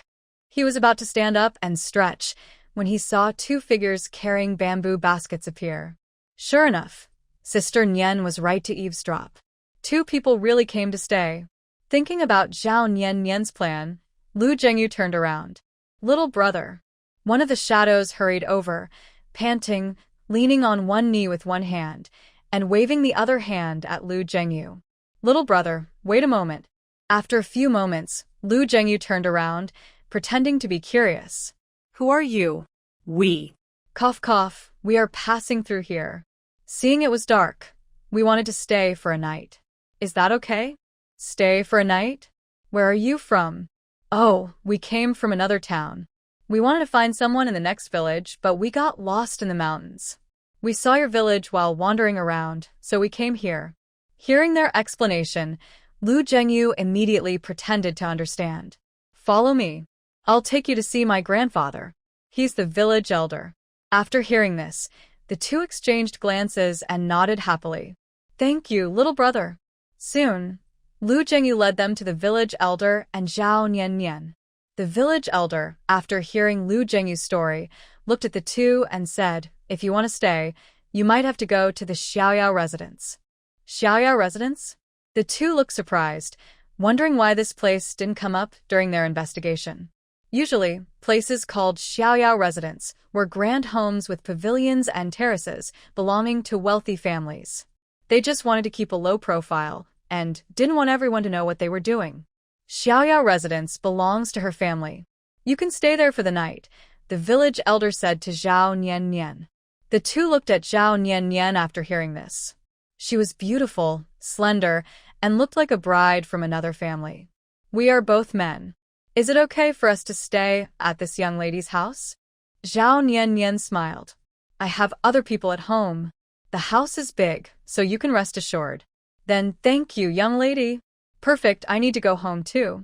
You can come with me, Zhao Nian said. All right, thank you, young lady, for leading the way, the two replied. Zhao Nian nodded, exchanged a glance with the village elder, then turned and walked away. After a short while, she led the two of them to a place called Xiaoyao Residence. They didn't expect that this residence was actually a large house located in Lu family village. The house looked old and weathered, showing signs of many years of wear, which was quite obvious. Young lady, how many people are in your family? One asked. 5, including me, she replied. Is this house passed down from your ancestors? Only 5 people live here? Yes, it's an ancestral home, Zhao Nian nodded. Would you mind if I arrange a room for you? No, not at all. Just as long as we can sleep here for one night. She pushed open the big door of the house and led them inside to a room. The room was already tidy. When they entered, nothing seemed out of place. You must be hungry. I'll bring you some noodles, she said. Thank you, young lady, they replied. After leaving the room, Zhao Nian went to the kitchen. Inside, her mother was cooking noodles. She had thought about adding some sleeping medicine to the noodles but decided not to, wanting to understand why they had come. Nian, are you sure about this? I'm worried it might bring trouble, her mother said, cooking and expressing concern. Don't worry, Zhao Nian replied. I'll watch over them. You and Xiaoyan can stay in one room tonight and just lock the door. Be careful yourself. Yan Feng is injured now, and I'm worried he can't protect you. I understand. You all can rest assured, she said confidently. After a few simple words, Zhao Nian carried 3 bowls of noodles into the room. Sorry to keep you waiting. Young lady, why are there 3 bowls of noodles? One of them asked curiously. Zhao Nian explained, I came back late and there was no food left at home, so I cooked an extra bowl. I thought I'd sit and eat with you. She did this to avoid suspicion. Oh, that's very kind of you, one of them said, feeling a bit embarrassed and reached out to take a bowl. No trouble at all, Zhao Nian said as she sat down. By the way, what should I call you? The older man replied, I'm Li Yi, and this is my brother Lier. Zhao Nian nodded. Everyone calls me Zhao Nyangzi. You can do the same. After saying that, she started eating her noodles. Seeing her eat, the other two also began to eat, both very hungry after several hours without food. After finishing her meal, Zhao Nian simply tidied up the dishes, told them good rest, and then left. She placed the dishes in the kitchen and returned to her own yard. Actually, she could see the two of them secretly following her from behind, seemingly trying to figure out her actions. She was confident and didn't arouse their suspicion. After seeing her go back inside, the two of them crouched for a moment before returning to the room she had arranged for them. They didn't know that this room had a surveillance camera and listening device. Zhao Niannian turned on her phone in her room, connected her Bluetooth earphones, and smirked as she watched their movements and listened to their conversations. This house is pretty big, but since we entered, I haven't seen Zhao Nyang's family. Could there be something suspicious? A person from a small mountain village probably wouldn't do such things. Besides, the noodles we ate just now should be safe. Maybe her family sleeps early, and since it's already dark, they might be asleep. That's true, but since we've finally found this place, we need to be careful so our plan doesn't fail. Later, we'll check each room one by one. Okay. Hearing this, Zhao Niannian couldn't help but think of Xia Yanfeng. She hadn't told him about this yet, so she quickly got up and went to find Xia Yanfeng nearby. When she explained that she had brought two strangers into the house and planned to monitor and follow them to find out why they were there, Xia Yanfeng's face darkened. Do you realize how dangerous this is? What if those two are bad people? How could she protect herself alone? Why does she act without considering her own safety? It's fine. Zhao Niannian awkwardly took out her phone. Look, their every move is under my watch. Hearing this, Xia Yanfeng looked down. So, these two are the people you brought in? Yes, Zhao Niannian nodded. I deliberately arranged for them to stay in this room to monitor them. As she finished speaking, she put another earpiece into Xia Yanfeng's ear. A clear voice came through the earpiece. Although Xia Yanfeng was repeatedly surprised by her hometown's inventions, every new thing still amazed him. Just like this monitoring. He originally thought that her idea of surveillance and listening was just about going alone and hiding in the dark. However, it turned out she was using a local product from her hometown. That was really impressive. Then you should stay here tonight to avoid danger. No, Zhao Niannian refused with a shake of her head. Before I came, I heard they were checking each room one by one. Since they know which room I'm in, if I appear here, it will make them suspicious. Checking each room? What about my mother's side? Don't worry about that. I've arranged for my aunt and the two children to stay together and lock the door. Those two probably won't force their way in. They might just peek through the window to see inside. It's so dark outside. If they can't see inside, they might want to look more carefully. Don't worry about that either. I've thought of this. I told my aunt to sleep with a candle lit tonight. Not only her, but you and I will also sleep with candles. If they want to see, let them see clearly. You really are. Xia Yanfeng hesitated, then sighed. Anyway, take good care of yourself. Call me if anything happens. Zhao Niannian nodded firmly. Seeing the two people in the monitor seemed to be about to leave the room, she quickly stood up. I'll go back now. Bye-bye. As she finished speaking, she disappeared quickly.